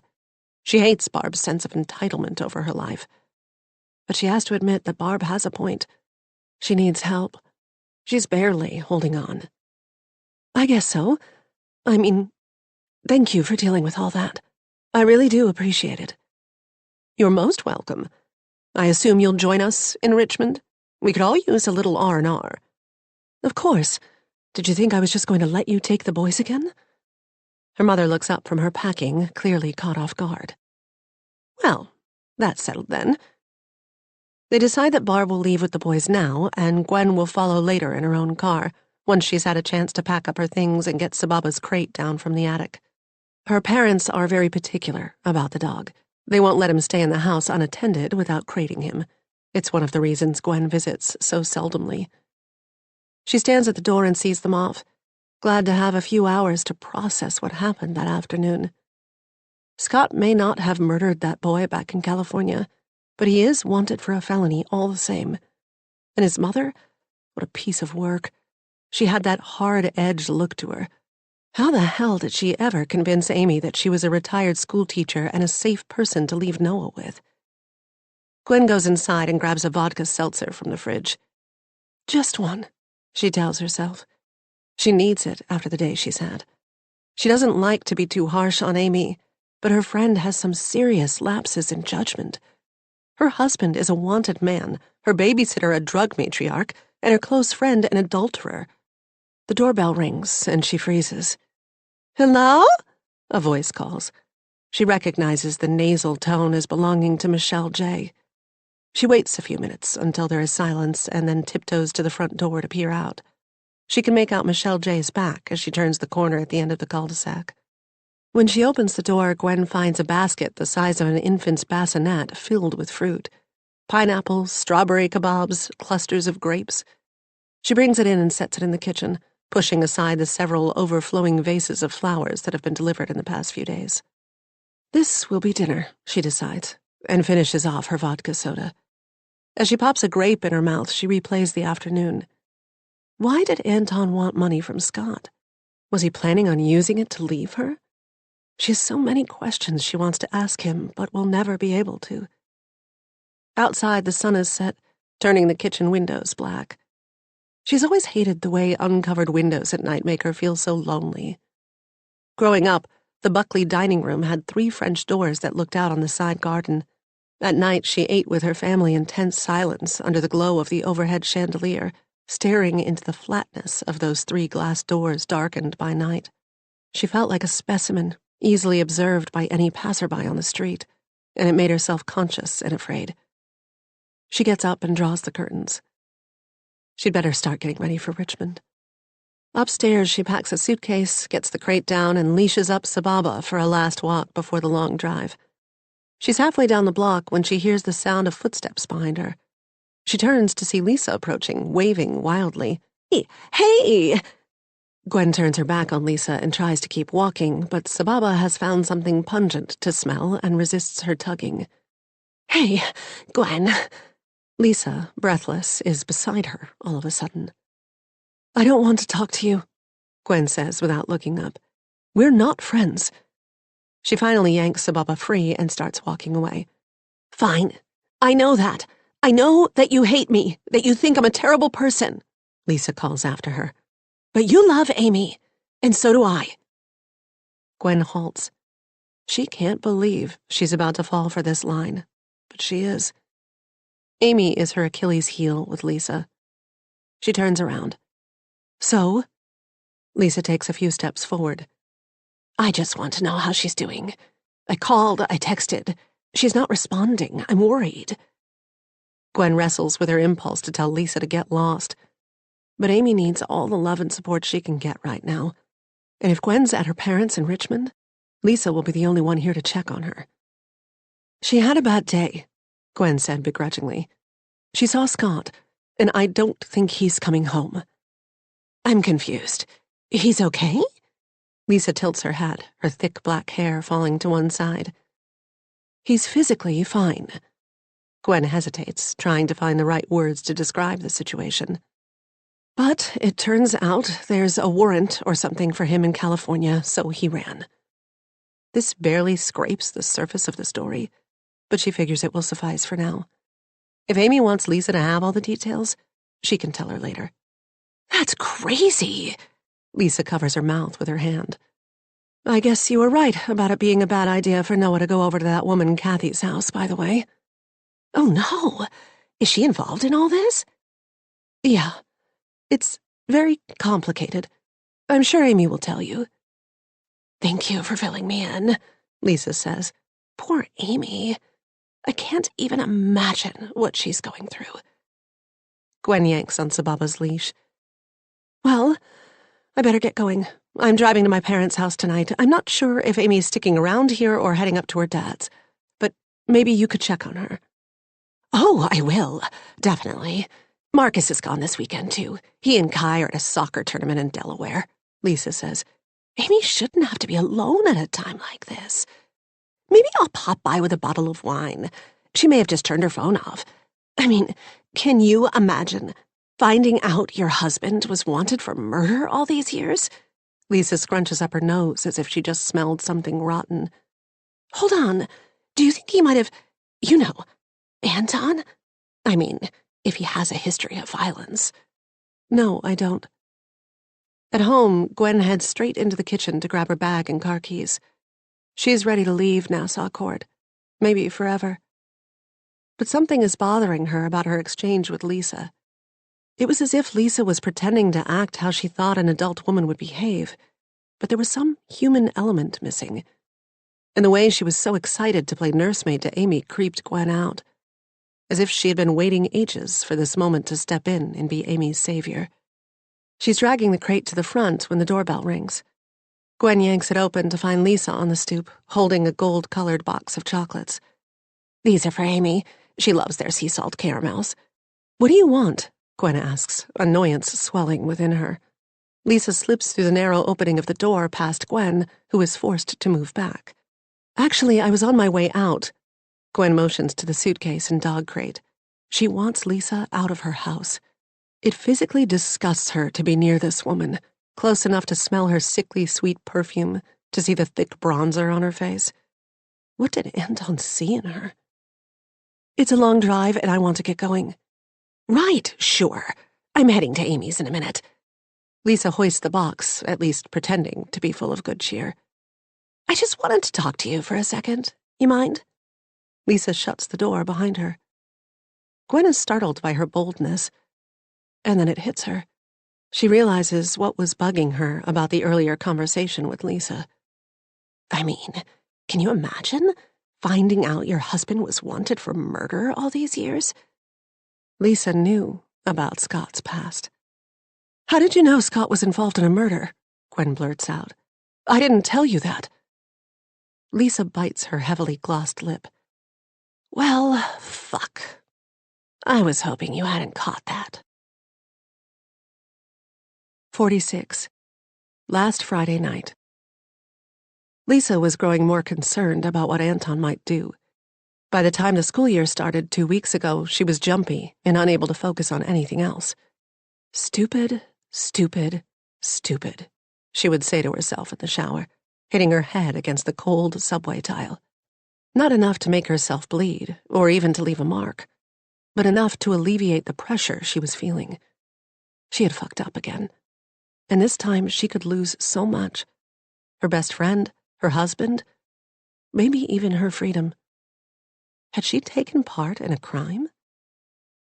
Her relationship with Anton had turned sour. The last time they had tried to have sex was weeks ago, and he couldn't get it up. Lisa had spent a humiliating 30 minutes trying to get him hard, which left them both embarrassed and frustrated. Neither of them had to say that this was the end. If she cared about him, she might have cried, yelled, reminded him of his declarations of love and his promises of a life together. But she couldn't muster the energy. They had used each other, and they both knew it. The only question now was whether he would do something dumb, something to jeopardize them both. Like actually try to publish a book about Scott. That would be disastrous. He didn't want to discuss the new book with her. He wouldn't talk about Scott, either. She was in the dark, panicking. The next day, while Kai was at school and Marcus at work, she dialed Kathy Stalker's number. Maybe if she could find out what Kathy had been discussing with Anton, how much she had told him, she would feel better. The woman might have some insight into what Anton was up to. She left a message, and when she didn't hear back, she tried again the next day. And the next. By Friday of that week, she had left 7 messages for Kathy. Marcus came home earlier than usual that day so they could all grill at Amy and Scott's. While he changed, Lisa emptied a carton of Caesar pasta salad from Whole Foods into a bowl. As she worked on the salad, she thought of someone else she could call. Arlette Fagan. She looked at the clock. It was 2:30 in California. She locked herself in the downstairs bathroom and dialed. Arlette answered on the first ring. When Lisa began to introduce herself, Arlette interrupted. I really can't talk. This isn't a good time. There was no mistaking the hostility in her voice. Wait, please. Don't hang up, Lisa begged. I don't want to be involved in any of this. You hear? Don't use my name. I won't. I just have one question, and then I will never bother you again.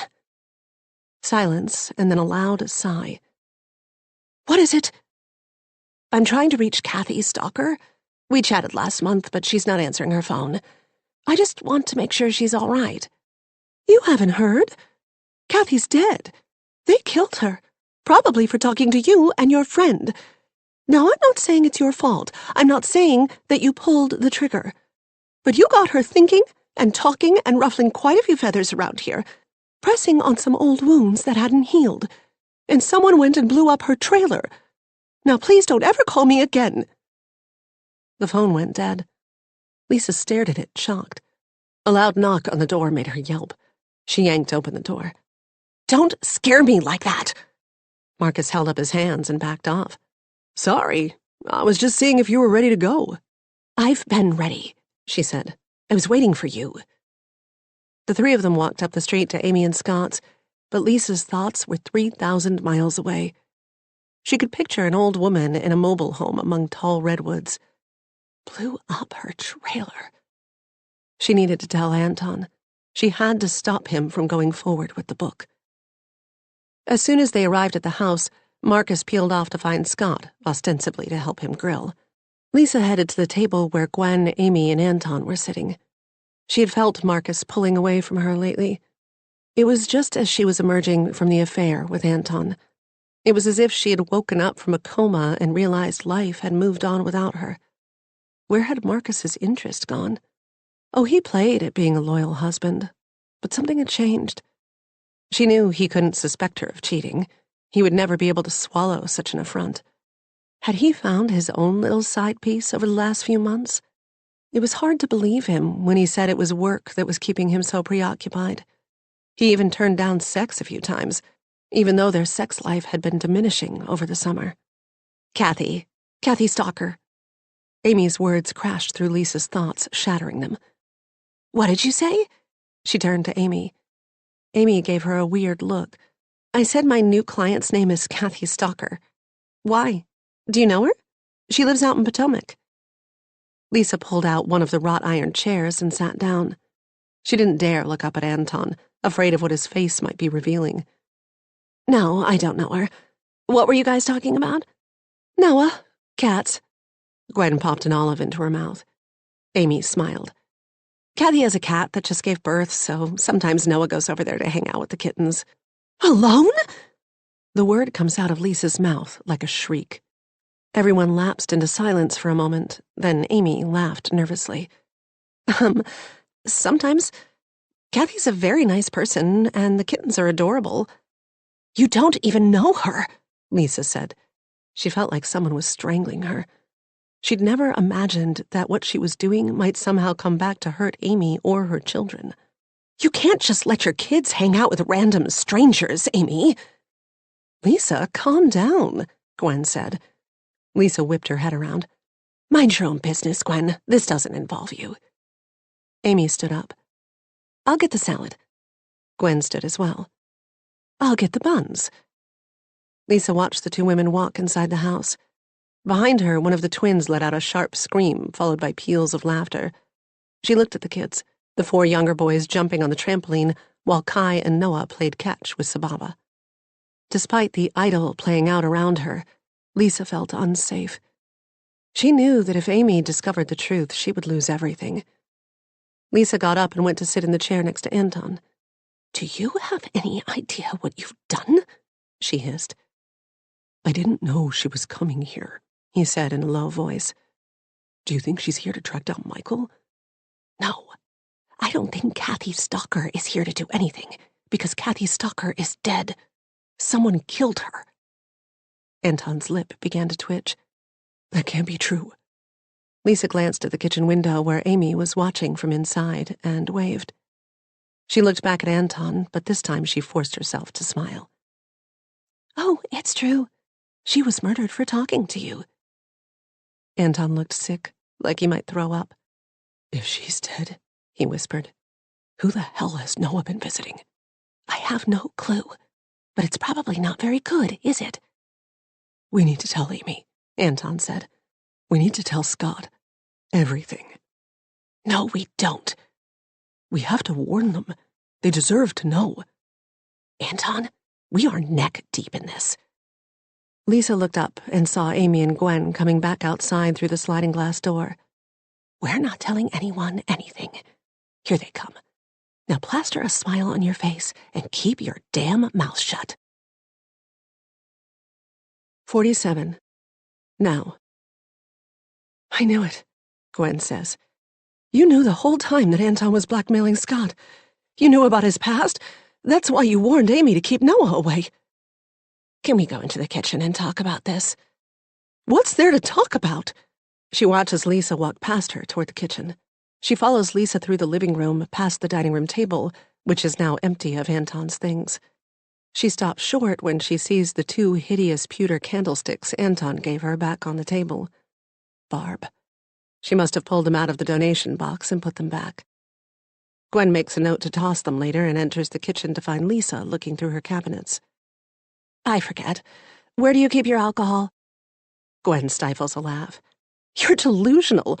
We're not drinking together. I don't want you here. But you want answers, don't you? Aha! Lisa bends down and opens the wine fridge. She stands back up, now holding a bottle of white wine with a rubber stopper in it. Mind if I... Do I have a choice? Lisa seems to glow from within, giddy with a strange energy. She grabs a wine glass drying on the dish rack and fills it. "God, I needed that," she says after a big sip. "You sure you won't join me?" "You don't seem freaked out that I know. Aren't you worried?" "About what?" "That I'm going to call the police. That I'm going to tell Amy." Lisa flinches, and Gwen knows she's made contact. "Imagine what Amy will say when she learns that you were blackmailing her husband." Gwen takes a step forward, enjoying the way Lisa's eye has started twitching. "That you allowed sweet little Noah to go over to this crazy woman's house, a criminal, actually, and you never told her who Kathy really was." "It wasn't my fault. Anton threatened to kill me if I said anything." Gwen scoffs. "You're kidding, right?" Lisa blinks twice, and as if by magic, her face rearranges itself into one of fear. "I was scared for my life, Gwen." Her voice trembles. "He slammed me up against a wall. He put his hands around my neck and choked me." She looks away and sniffs. "He told me he would kill me." "You have got to be kidding me. You seriously think anyone will fall for your act?" Lisa grabs the wine glass and takes a swig. "Oh, I think so. If I were you, I'd be more worried about what people will say about you when they learn that your husband was a liar and a criminal and violent, too. That he threatened a woman's life. Are you an enabler, Gwen? That's pretty sick." "You're a complete psychopath, aren't you? I never understood why Amy put up with you. You're like a stray dog she felt sorry for." "Shut up, Gwen. I fucked your husband in this room." "No, it's true," Gwen continues. "Everyone thought so. We all felt so sorry for Marcus. He's such a nice guy. We all talked about you behind your back, you know. How hard you tried. Always trying to get our attention. That leopard print bikini at the pool? I mean, come on, Lisa. Pathetic." "You're such a cold bitch. No wonder Anton stepped out on you." "Hope you've enjoyed your life, Lisa. Because when I tell people that you knew, your life is over. Amy will never speak to you again. You may end up going to jail." "I'm not going to let you do that." "Thing is, you can't stop me," Gwen says. "I'm done here. I'm leaving. You can stay and lock up." She turns her back to Lisa and begins to walk to the front door. She's halfway through the living room when something strikes her in the back of her head. Gwen staggers forward, woozy, and collapses on the couch. She touches the back of her head, feeling something wet, and looks at her fingers. Blood. She looks up to see Lisa standing over her, one of the pewter candlesticks hanging by her side. "What are you doing?" Gwen gasps. "I can't let you tell Amy." She steps closer. "I told Anton the same thing, and he didn't listen either." "What do you mean? Anton didn't listen?" Gwen blinks as the room starts to sway. "Are you saying—" "I saw him follow Scott. I knew what he was going to do. He was going to tell him. He was going to destroy me. I had to stop him." "You murdered Anton!" Gwen struggles to stand up. She needs to get out of here. But Lisa stands between her and the door. "You mean that cheating, lying piece of shit husband of yours? You call that murder? I call that a service. I did you a favor. You're free." Her voice is shrill, and there's a wild look in her eyes. "You should be on your knees thanking me instead of acting like the bitch that you are." She raises the candlestick again, but this time Gwen bends forward and rams into the middle of Lisa's body, tackling her. They fall on the floor, struggling, and Gwen winds up on her back, Lisa straddling her. Lisa's hands are around her neck, and Gwen opens her mouth, desperate for air, gasping. She tries to pry Lisa's fingers off, but can't get a grip. Her right arm flails out to her side and hits something metal. The candlestick. She gropes around until she has it firmly in her hand and then swings it up, catching Lisa on the side of her head. Lisa sways. Her grip loosens. Again, Gwen swings the candlestick, making contact this time with Lisa's forehead with a sickening thud. Lisa collapses on top of her, and Gwen pushes her body away. She lies there for a moment, fighting to catch her breath. After a while, she sits up, dizzy, and looks at Lisa's crumpled form. She puts 2 fingers to Lisa's neck, knowing before she does that there is no point. 48. Now. Amy is sitting on her bed, detangling Noah's hair, when the whoop of a police siren startles her. Red lights coming from the street outside bounce off the walls of the room. Her body quivers. She can't handle any more bad news today. She still hasn't processed what Scott told her this afternoon. "What is that?" Noah asks. "Hold on, sweetie." She pats Noah's head and goes to the window. Peering out, she can see 2 police cars arriving, followed by an ambulance. They pull up haphazardly, taking up too much of the cul-de-sac, but it is obvious they are heading to Gwen's house. The relief she feels is slight. "What's going on?" Noah appears beside her. She cups her hands around her eyes and presses them to the window. Max and Benji rush in, yelling about the sirens. They join their sister at the window. "Is it Santa?" Benji asks, breathless. "It's not Christmas." Noah looks up at Amy. "Right, Mom? It's not Santa, is it?" Every year around the holidays, the local fire station sends a truck through the neighborhood with someone dressed as Santa. Kids and parents gather outside their homes to wave as he rides by. "No, it's not Santa." She tells them to stay by the window and keep watch, that she'll be right back. Amy grabs a fleece and slips on her sneakers. It's a clear night with a hint of a breeze and the cooler weather to come. Stepping into the street feels like stepping onto a movie set of action and bright lights. People rush about, confident of where they should go and what to do. She looks around to see if any of the other residents are here, but there's no one. Then she sees her older neighbor Paula on the other side of the ambulance. As Amy walks over, she sees Detective Salazar emerge from the chaos and approach Paula. "Hi, Detective," Amy says, aware she might be interrupting. "Did you get my message?" "Miss Stern, hi. Yes, I did." He shoots a look at Paula, who is peering at him wide-eyed from behind immense glasses. Amy interprets his glance as a question. Do you want to discuss this in front of her? Beyond niceties at this point, Amy pushes on. "And? Did you find Scott?" He grimaces. "We have been unable to locate your husband, but we have a few leads. We can discuss it later. Right now, we have to deal with this." Chastened, Amy lapses into silence. What did she think he would say? She'd hoped against hope that Scott would be there when the police arrived, that he would have changed his mind. She would be willing to forgive him eventually. She knew that in her heart. But only if he was willing to do the work.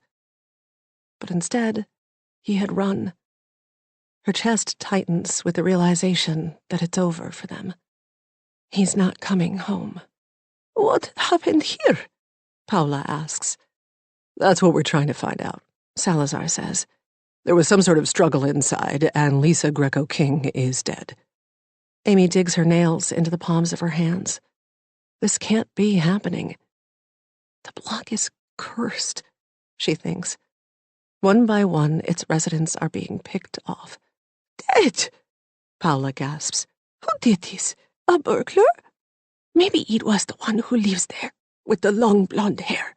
"We're still figuring things out," he says, uncertainty in his voice.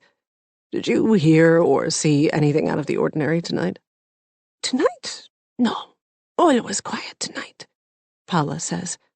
"No, nothing," Amy says. "And do you have any idea where Lisa's husband is?"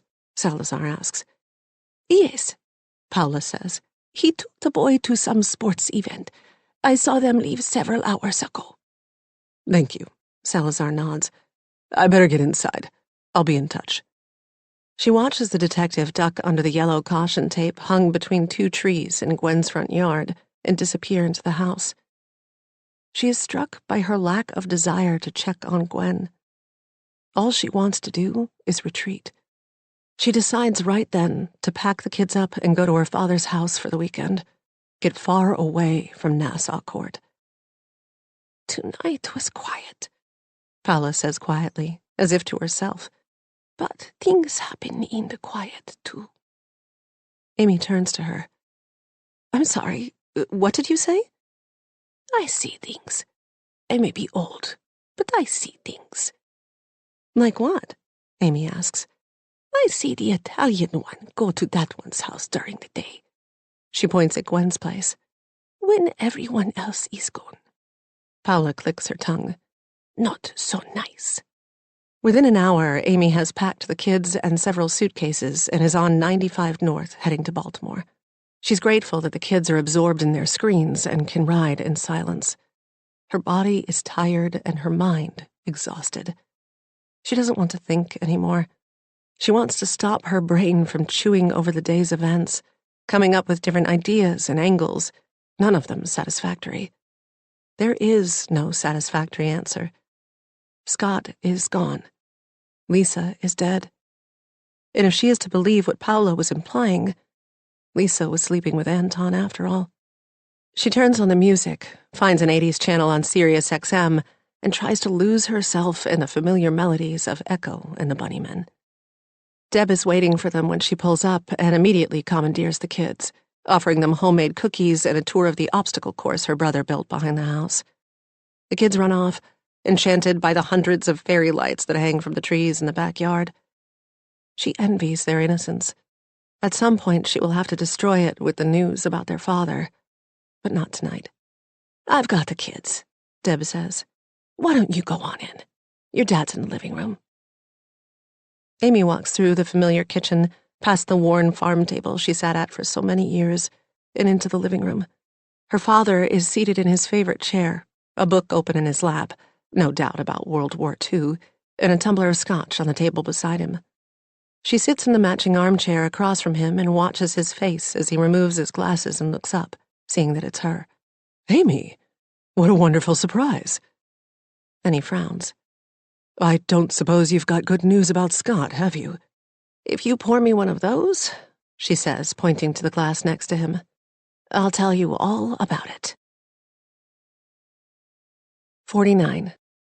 Now. On Saturday morning, Amy wakes up for the third day in a row in her childhood bedroom. She rolls over and looks at the other twin bed in the room, the way she did so many times as a girl when a friend slept over. But it is empty. Noah must already be up. The house is too quiet, she thinks as she descends the stairs. In the kitchen, she discovers why. Deb has left a note on the counter that Amy's dad is at work, but she's taken the kids out, and they'll be back after lunch. The coffee pot is full and being kept warm. Amy pours herself a cup and takes it out to the large screened-in porch in the back. From here, it is a quick walk down to Gunpowder River, which empties into the bay. Her mother had been an avid birder. She used to head out in the pre-dawn hours to watch the sunrise over the water, keeping track of all the birds she saw. She'd draw them, adding dabs of watercolor, and leave them on the porch to dry, then tack them up to the wood railings with a thumbtack. None of that is left. All traces of her mother are gone. Amy curls up on the wicker love seat, cradling the coffee mug. She had thought Scott experienced that same loss of his mother, but it turned out to be a lie. Her phone vibrates in her pocket, and she puts her coffee down to answer it. Good morning. This is Detective Salazar. Do you have a few minutes? His voice is brusque, as if he's walking fast. Amy sits up. Yes, I have time. I'm sorry to disturb you on a Saturday, but I thought you'd want to know. Did you find Scott? Actually, your husband turned himself in. He's being processed at the Montgomery County Detention Center right now. Is he going back to California? Amy asks. Will he stand trial? He is going back to California, whenever transport can be set up. I don't know when. We'll find out more tomorrow. I just wanted you to know. Can I see him? Not today, I'm afraid. Maybe Monday, after he's been arraigned. I'll see if I can set something up before he leaves for California. What about Lisa Greco-King and Gwen? Can you tell me anything? I guess everything I am about to tell you will be in the public record soon enough. We found trace amounts of Anton's blood on the front of Lisa's car and on the underside of the front wheel. Clearly, someone had tried to clean it, but didn't do a great job. We believe she was responsible for Anton's death. Oh my God. She turns this over in her mind, flashing back to Anton's and Lisa's conspiratorial whispering on her back patio on the day that Anton died. And Gwen? Is she being charged with anything? No, not at this time. I can't believe Lisa killed Anton. Was it to keep him quiet? Well, that's the theory, that he was starting to crack under the pressure of blackmailing your husband. He was heading to Villain and Saint to talk to Scott. That must have spooked Lisa. So, what? She saw him following Scott and drove there to cut him off? We'll never know exactly how it went down, but that's the idea. We're closing the case. On Monday, Amy wakes up early to drive to the Montgomery County Detention Center in Rockville, about an hour from her parents' house. She dresses appropriately. After a little researching online, she knows to wear a bra without an underwire and to bring a clear bag to hold her car key and ID.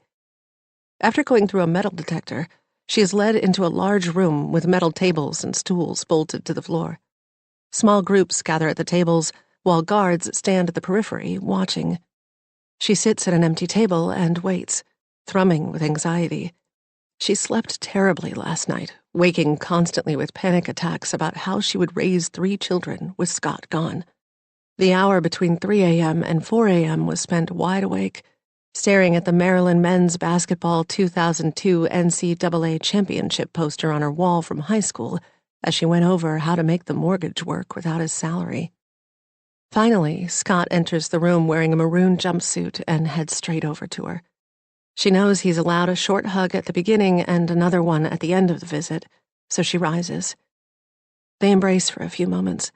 She clutches his shirt, fighting back tears. She never thought she'd see him again, and here he is. He came back after all. She pulls back, touching his face. You shaved? Yeah, for court. They both sit on the metal stools, holding hands atop the small table. A guard starts to walk over and he pulls his hand away. Sorry, we can't touch. She nods, pulling her hand into her lap. How did it go in court? It seems easier to ask a logistical question than to pose the one she really wants an answer for. Why did you change your mind? It wasn't a real hearing. It was on video. I'm going back to California. Amy feels her shoulders slump. She's losing him. Again. What are you charged with? Felony obstruction of justice. But my lawyer says that's just to get me back there. Then they can charge me with something more serious. But he thinks I'll be able to make a deal if I cooperate and testify against the man who shot Dex. And you're going to cooperate with the prosecutor? I'm going to do everything I can to minimize the time I spend in prison, Scott says. That's all I can say.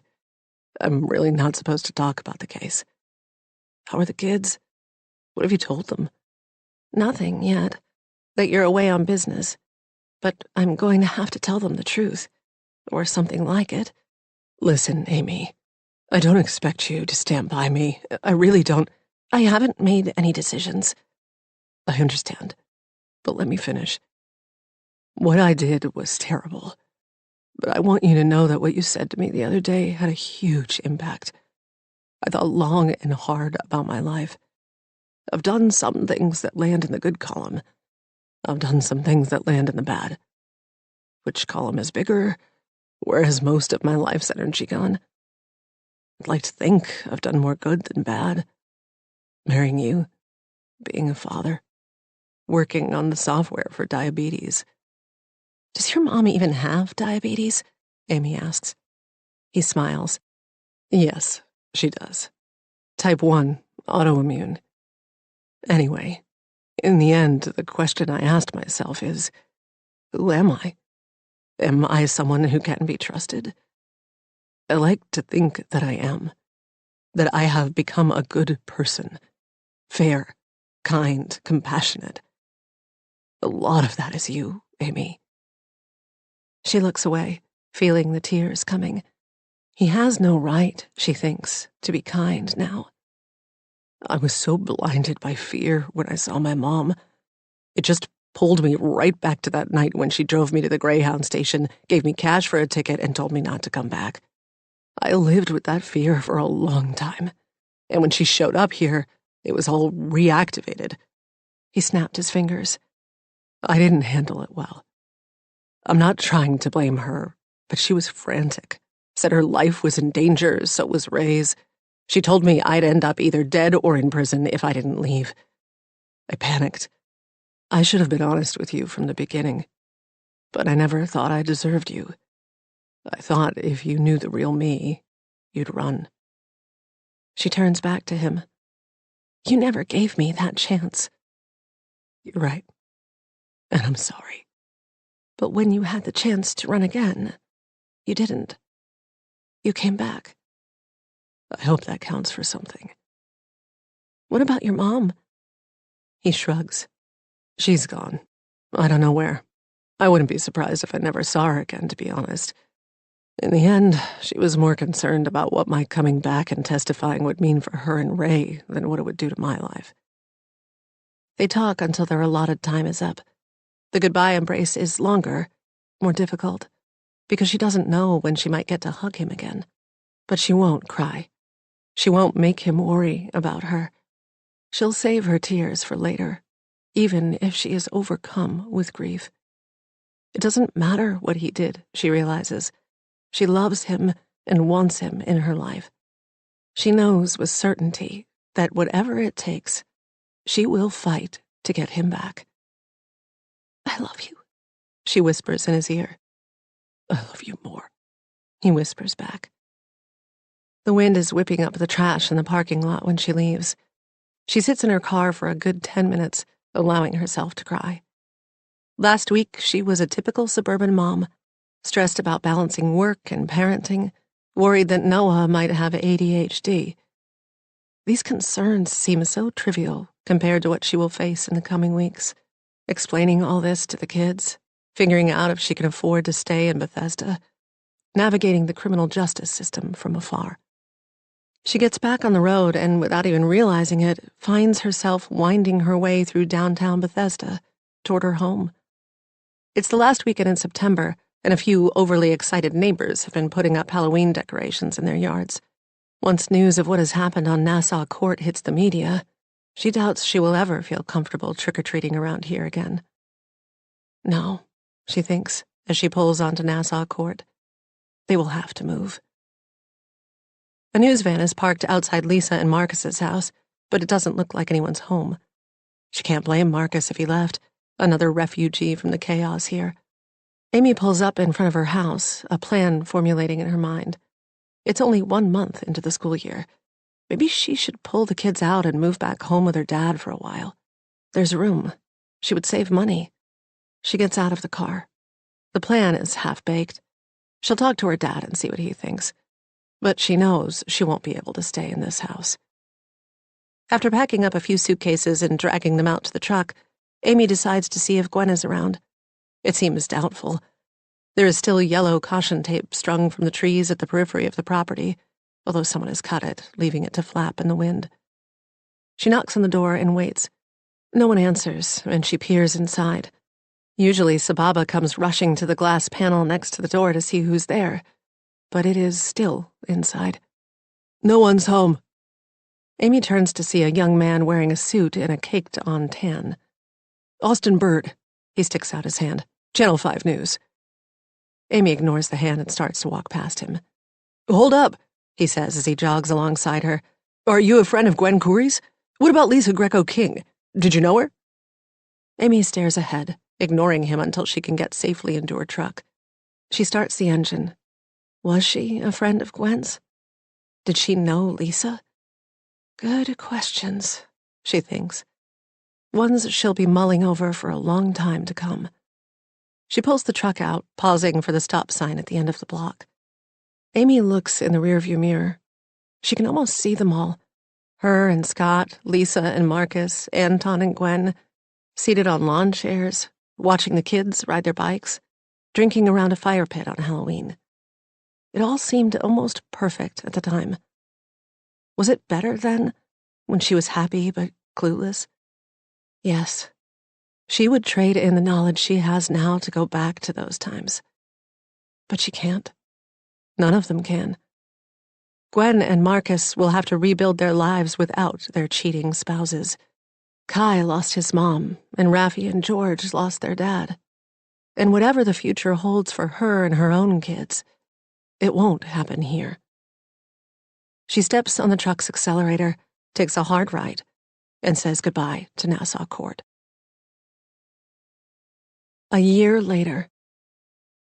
Marcus comes into the room and offers me a mojito with fresh mint from the garden and garnished with a lime from a tree in our yard. Thanks, babe. I take the drink from him and aim the remote at the TV. I kind of want to play it again. Marcus laughs. Twice wasn't enough? Anyway, aren't you meeting Amy in South Beach? No, I changed my mind. We're meeting at Lamar. I want to show her the best of what Miami has to offer.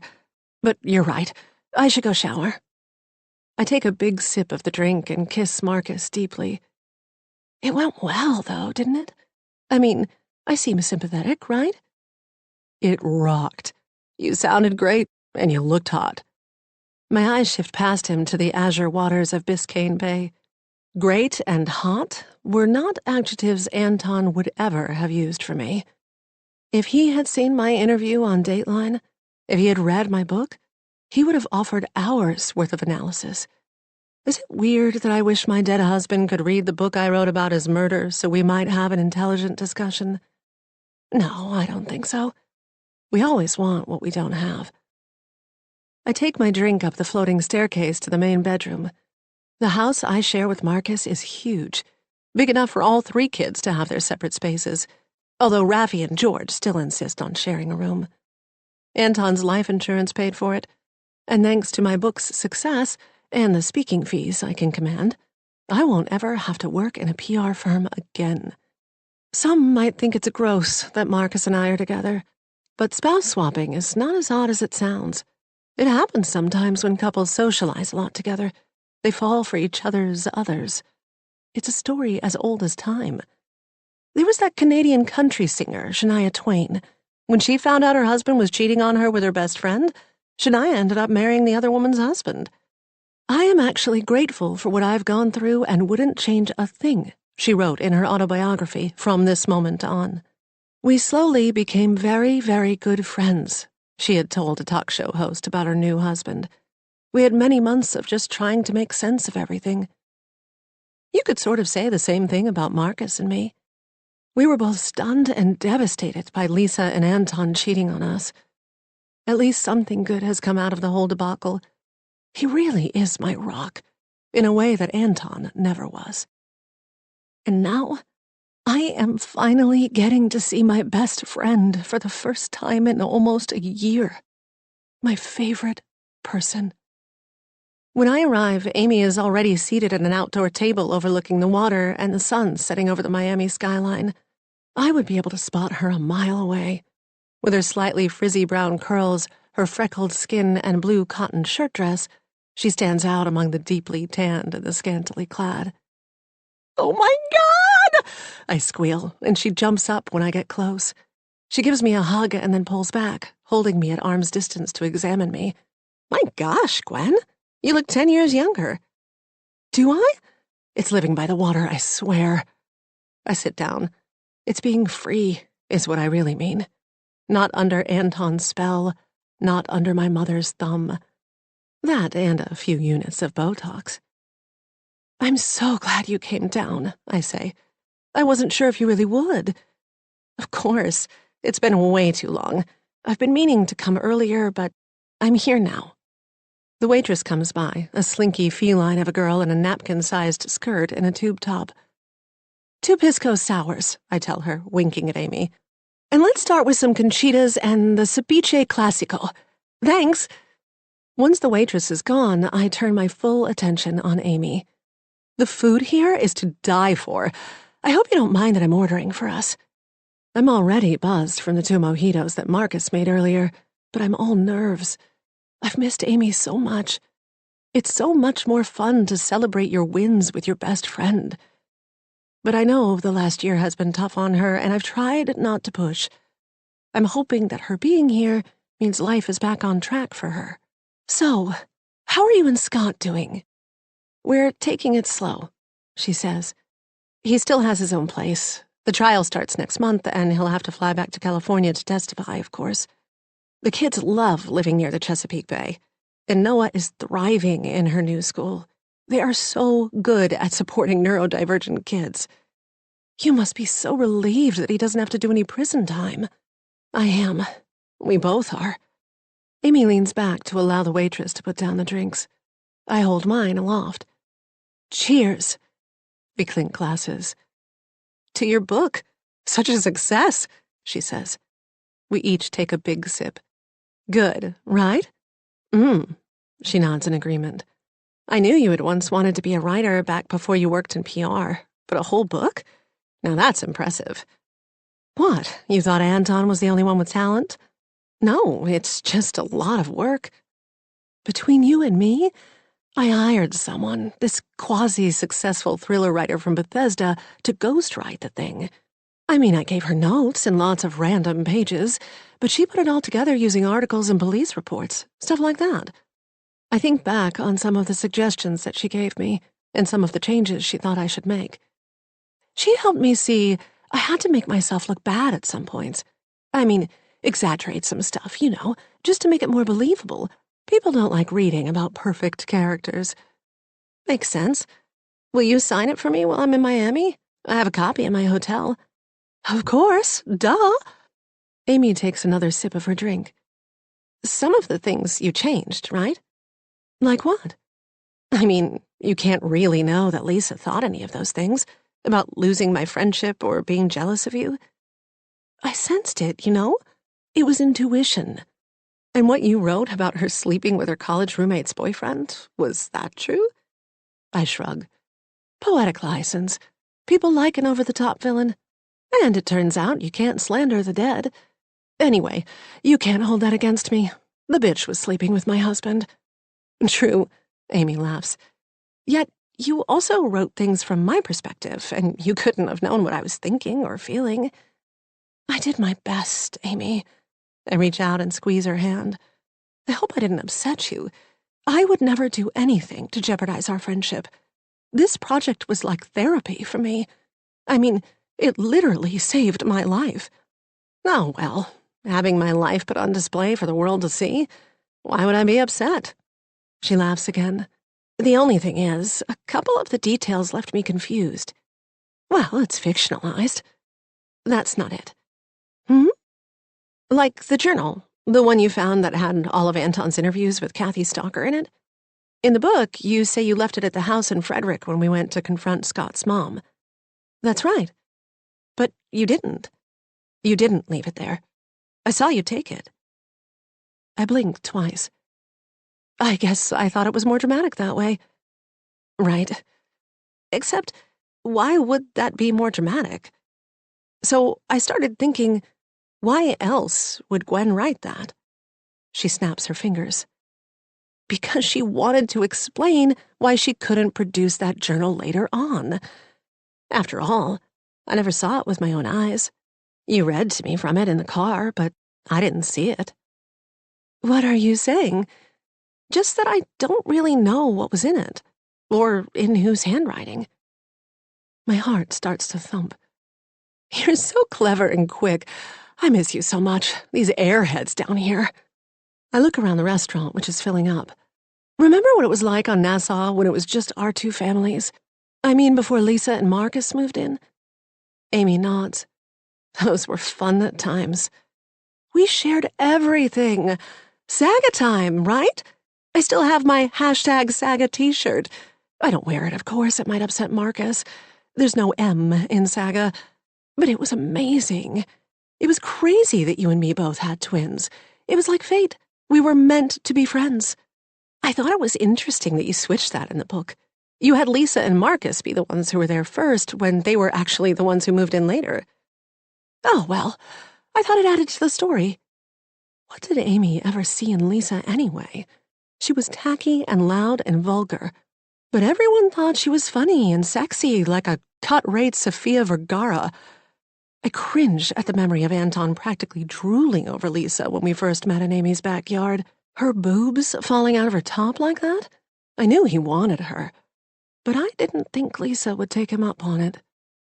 Gwen, you were the one who wrote in that notebook, weren't you? Those interviews with Kathy Stalker that you read to me, she says. It was your handwriting, wasn't it? Does it matter? I can feel myself letting my guard down. Maybe it's the alcohol, or maybe it's the thrill of having someone I can talk to. Amy was there. She understands. Amy shrugs. Maybe not. But it means that you were the one that was interviewing Kathy Stalker. What's the point of all this? Curiosity. I want to know the truth. Really? The last time you went in search of the truth, you found out your husband was a fugitive who had robbed a drug dealer. Silence, and then Amy bursts out laughing. I join her. Oh, Gwen, I miss you so damn much. My heart sings. There's nothing better than Amy's laugh. Me too. Did you cook up this whole thing yourself? I mean, were you the one? She grins slyly. I mean, Anton, Lisa? They're not the brightest bulbs. What, you don't see Anton doing investigative journalism? I giggle. Well, he wasn't Bob fucking Woodward, that's for sure. He was so lazy. So you did? Good for you. Amy raises her glass. Men can be so disappointing sometimes. Yeah? So you're not mad about Scott? No, I'm grateful that you found all this out. You're a true friend. You were doing it to help me, right? Yes. I can feel tears of joy warming my eyes. Thank you. I'm so glad you see it like that. You have no idea how anxious I've been about seeing you. I've always wanted to tell you, but things got so freaking out of hand. Did Lisa or Anton have anything to do with the blackmailing at all? No. They were in La La Land screwing each other. I'm the one who sent the original email to Scott from American University. Anton had no clue, not until the day he found my notebook. We got in a huge fight about it. I had to tell him what was going on. He got so self-righteous with me, I couldn't believe it. That was the day we went to dinner at your place, and I heard him warn you. We got in a huge fight when we got home. But how did you... I mean, there was Anton's blood on Lisa's car. I laugh. Oh my God, I didn't kill him.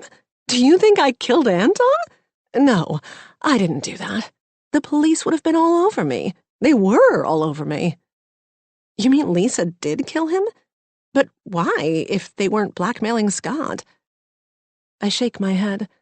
I want to tell her, but it's not my secret to tell. I can't tell you.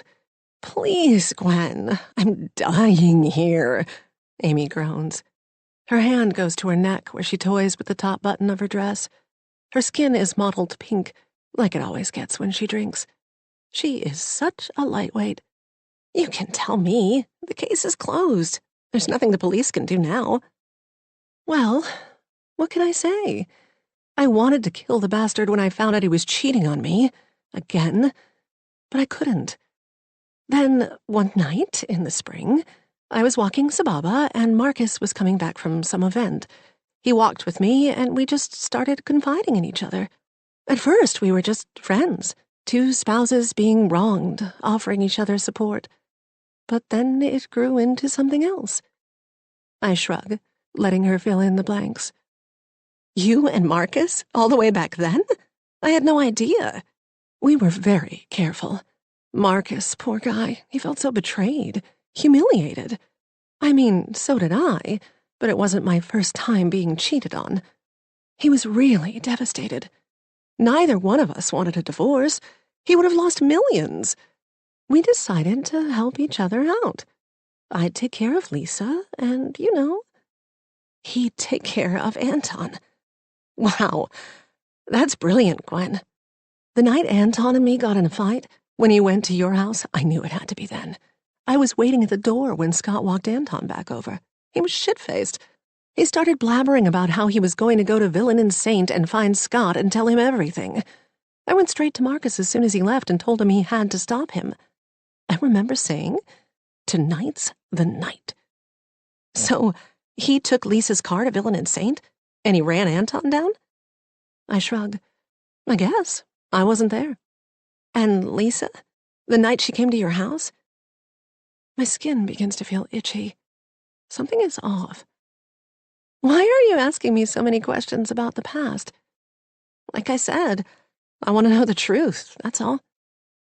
The waitress arrives with our food and places it on the table. Do you ladies know what you'd like for dinner, or do you need a few more minutes? A few more minutes, I say, draining my glass. And another round of these. Once she's gone, Amy pushes the plate of Conchitas away from her. It looks good, but I've lost my appetite. Oh, come on. Don't be that way. She unbuttons the top of her dress, reaches inside, and pulls out a small black microphone, which she tosses on the table. What the hell is that? I ask, recoiling.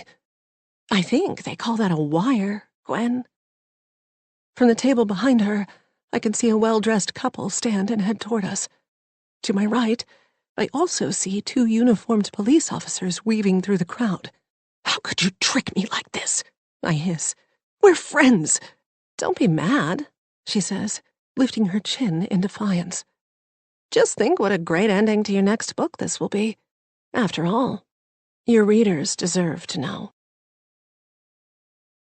This concludes You Deserve to Know by Aggie Blum Thompson. Narrated by Alex Picard. Copyright 2025 by Agnes Blum Thompson. This unabridged audiobook is published by arrangement with Tor Publishing Group and was produced in the year 2025 by Tantor Media Incorporated, a division of Recorded Books, which holds the copyright thereto. Please visit tantor.com for more information on our growing library of unabridged audiobooks.